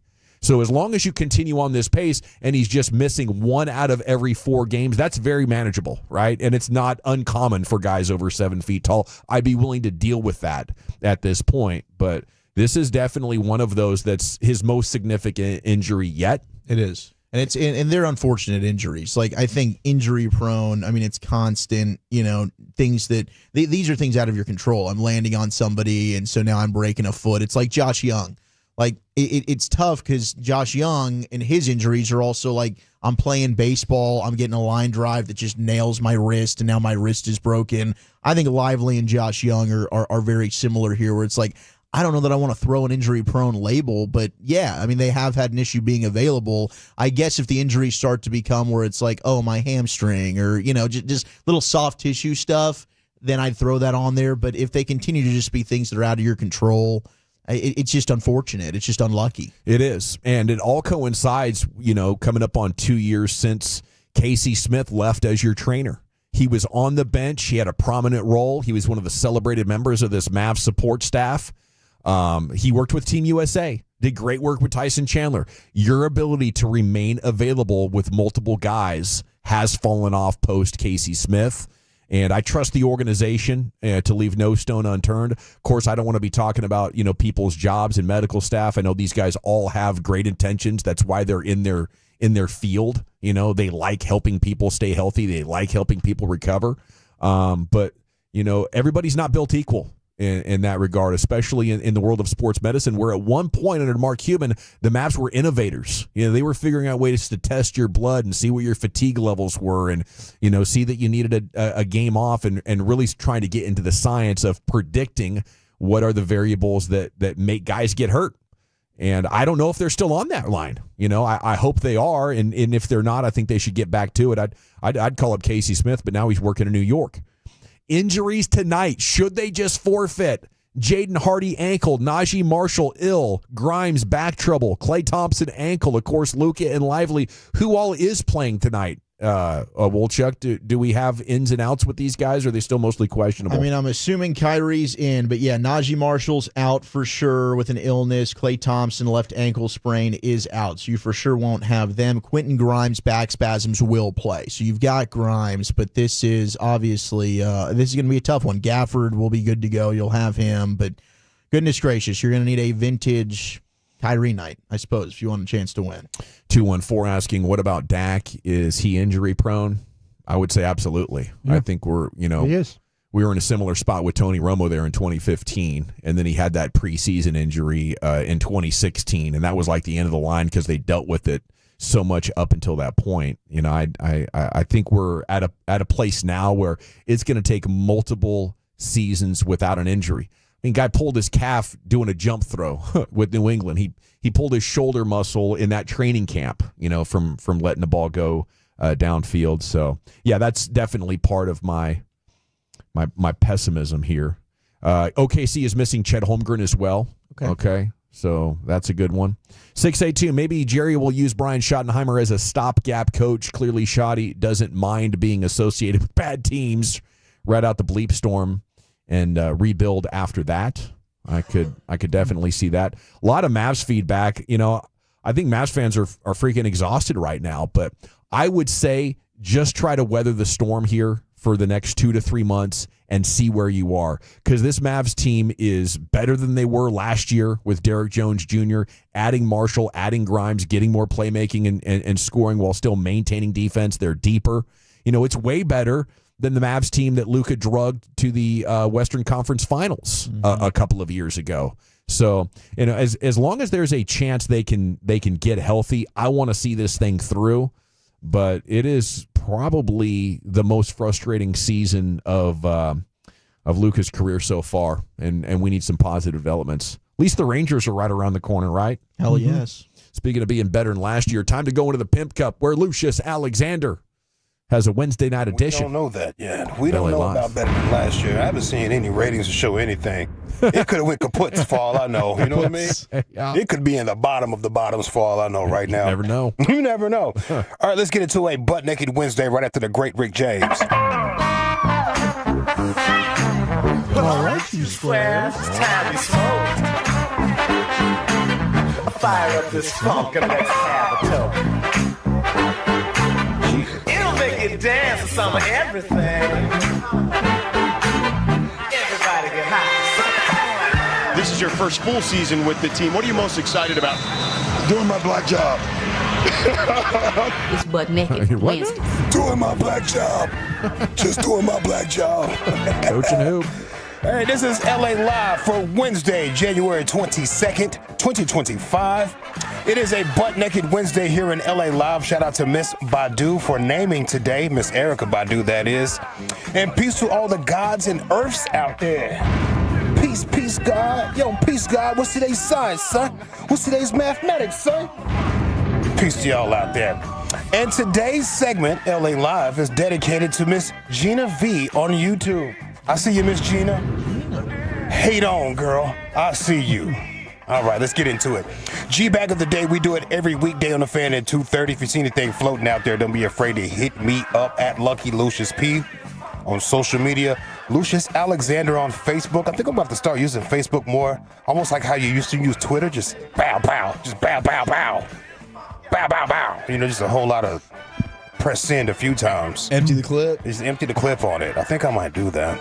I'm not sure. Lucius Alexander on Facebook. You can follow us all if you find G-Bag Nation on Twitter. Our winner right here is from the RJ and Choppy Show. Still day 2, right? Day 2. The day didn't change? Okay. Bobby Belt and Sean go back and forth over Coach McCarthy doing crosstalk. By the way, Mike McCarthy is reporting that weather delays have prevented him from interviewing with the New Orleans Saints. Mike McCarthy has a social media account? He has several reporters that he feeds that information to that have since reported it this morning. What is the real report? There are several reporters saying, hey, Mike McCarthy's definitely interested in, the Saints are definitely interested. Weather has gotten in the way. So, but why do you have to be so childish I'm and just petty saying. about it? I'm just saying. I'm saying and now. I'm telling you. Why do you have to be like There's nothing so petty bitchy about it. I'm just saying. It's great. Like, it's the way he's it is. gone. You won. I assume it's Laura Why are you Oakman still just reporting it. whiny and cheap about it? What do you mean cheap? That got him. Cheap. You already won. What are you being so petty about it for? I'm just saying it's the report that's out there. Just celebrate it and be comical and poised. This is me celebrating. No, you're being right freaking now. petty and annoying about it. I love it. You want to get punched in the freaking face? Sean almost got thrown off the air right there. Oh, yeah. Never go full Chris Arnold. What do you mean cheap? Freaking beard. What do you mean? Only 3-time Hall of Famers can get away with that. Yeah, keep talking. All right. Let's get into this little Wednesday vibes. Again, shout out Gina V. I see you, girl. LA Live 105.3 The Fan on a Butt Naked Wednesday. I have a question for the Tolos. I asked this on Facebook. What's a DFW sports scandal that lives rent-free in your head? Huh? What is a DFW sports scandal that... Oh, yeah. I remember that. Lucky Whitehead coming in off that night of Instagram living, just a wild night with a lady and showing up for the, what was it, team flight without any shoes. I was waiting. I was waiting at the front desk there where the players come through because one of the players was going to sign a ball for me, and Lucky came in, no shirt, like his slacks, no shoes, and like 10 minutes later he was walking out. You know, like Garrett sent him home. Like, bro, you ain't traveling with us today. Yeah, send him on home. I'll sleep it off on the plane, Coach. I'm good. Yeah. Yeah, well, we had the night show here at 105.3 The Fan. I used to leave here and go to La Zona Rosa. Not because of the girls. I mean, the atmosphere was amazing, but they had the fantastic nachos that the cook would only serve late at night. So I'll go fall through there, eat me some nachos. Guess who I always seen in the VIP? Lucky Whitehead. It's amazing how you pulled that off. Mm-hmm. You know, I think the White House, you know, I don't know if there's an individual scandal there, but just the whole concept of it. Yeah. That sounds so amazing. I think about the White House 2 or 3 times a year or a week, maybe. You know, just the idea of like we're practicing, but we're going to go here and party our balls off with a bunch of gals right afterwards. You could see it from the practice field. And what's funny is like they used to have a guy, his name was Paco. And Paco used to like get on the lawnmower and drive around from the practice facility and cut the yard. So it's like you had the guys, like they had guys in there that were changing out all the linen. Yeah. You had people going in and doing that, making sure the room was stocked up and everything. But yeah, Paco would drive he would drive from Valley Ranch around through the neighborhood and mow the yard. That's awesome. While we were out there practicing. Probably made good money right there. Oh, no. Heck yeah, man. It was Michael Irvin's guy. Paco, I definitely good guy. think Terrence Williams in the scooter incident. Oh, that's yeah, hilarious. that's classic. And then Joseph Randall in the stealing of the underwear and cologne. Yeah, I got that one right here. He definitely walked on out of there, buddy. So weird. Yeah, well, I mean, we understand now, right? Don't we? Now we get it. We totally get it now. Oh, Sam Hurd. Yeah. Oh, wow. That one was the real cocaine Sam bear. Hurd was really actually a sweet man. I mean, there was one day after a game, I stood there, little me, and he stopped and signed autographs for every single person that was waiting. Yeah, was his cousin or something sold to undercover? 30 people. Yeah. Yeah. Yeah, so it wasn't him actually touching the work. No. His cousin got caught up by an FBI. He was like the agent or VC, something. you know? He was like, oh, you need money? This I got your you. business? Let me front it I'll for loan you. you some money so you can go do that, then bring me back to Capitol. They said, I got you. Yeah, Josh Hamilton at Sherlock's, I think, was one for a long time that I always thought about. We don't have the Sherlock's Bar and Grills around here anymore, but that was insane. I mean, he had gone straight. He's got the wife. The next thing you know, he's drunk at a Sherlock's, being intimate in a restroom stall with a lady he just met. Unbelievable story. Full Ben Roethlisberger. Yeah, well, I think the gal was willing in this instance. In this particular scenario. Yeah. I mean, you have the college coaches that went buck wild. You had Rick Pitino. Yeah. And his bit. where he's in the bar closes down. He's under the table getting it. He has a moment of intimacy with a woman, and then when asked about it, he's like, yes, we did, but it was very brief. How about threw himself under the table How about there. our coach from the Dolphins, the line coach? Oh, Krista Forster. Forster. How high we get together. Yeah. By lines, you're talking about the lines he was snorting off of his desk at work at the Dolphins facility. Yeah. He was But this one was hell of a line DFW coach. specific. Wild. Oh, this Yeah, is it DFW. was. I'm This is sorry. DFW specific. I'm sorry. Yeah. Remember the TCU quarterback Casey Paul Hall that got like kicked off for selling weed? Because like the police department there did like a months-long investigation and they couldn't find anything, but they had to arrest somebody to justify their spending of taxpayer dollars. So Yep, that was on the list. The TCU 2012 drug bust of the football squad. Is that the same thing? yeah, Yeah, man. yeah, they got their football team. That was a low point for That's the kind of program. wild right there. What's a DFW sports scandal that lives rent-free in your head? Toto said 2006 NBA Finals. That's good. Yeah. Tony Braxton breaking up the 3 J's. Yes. Which, was that a rumor? I think that's a rumor. I don't think it really happened that way. I don't know, but I'm sure CA would tell you. He sure does. He knows.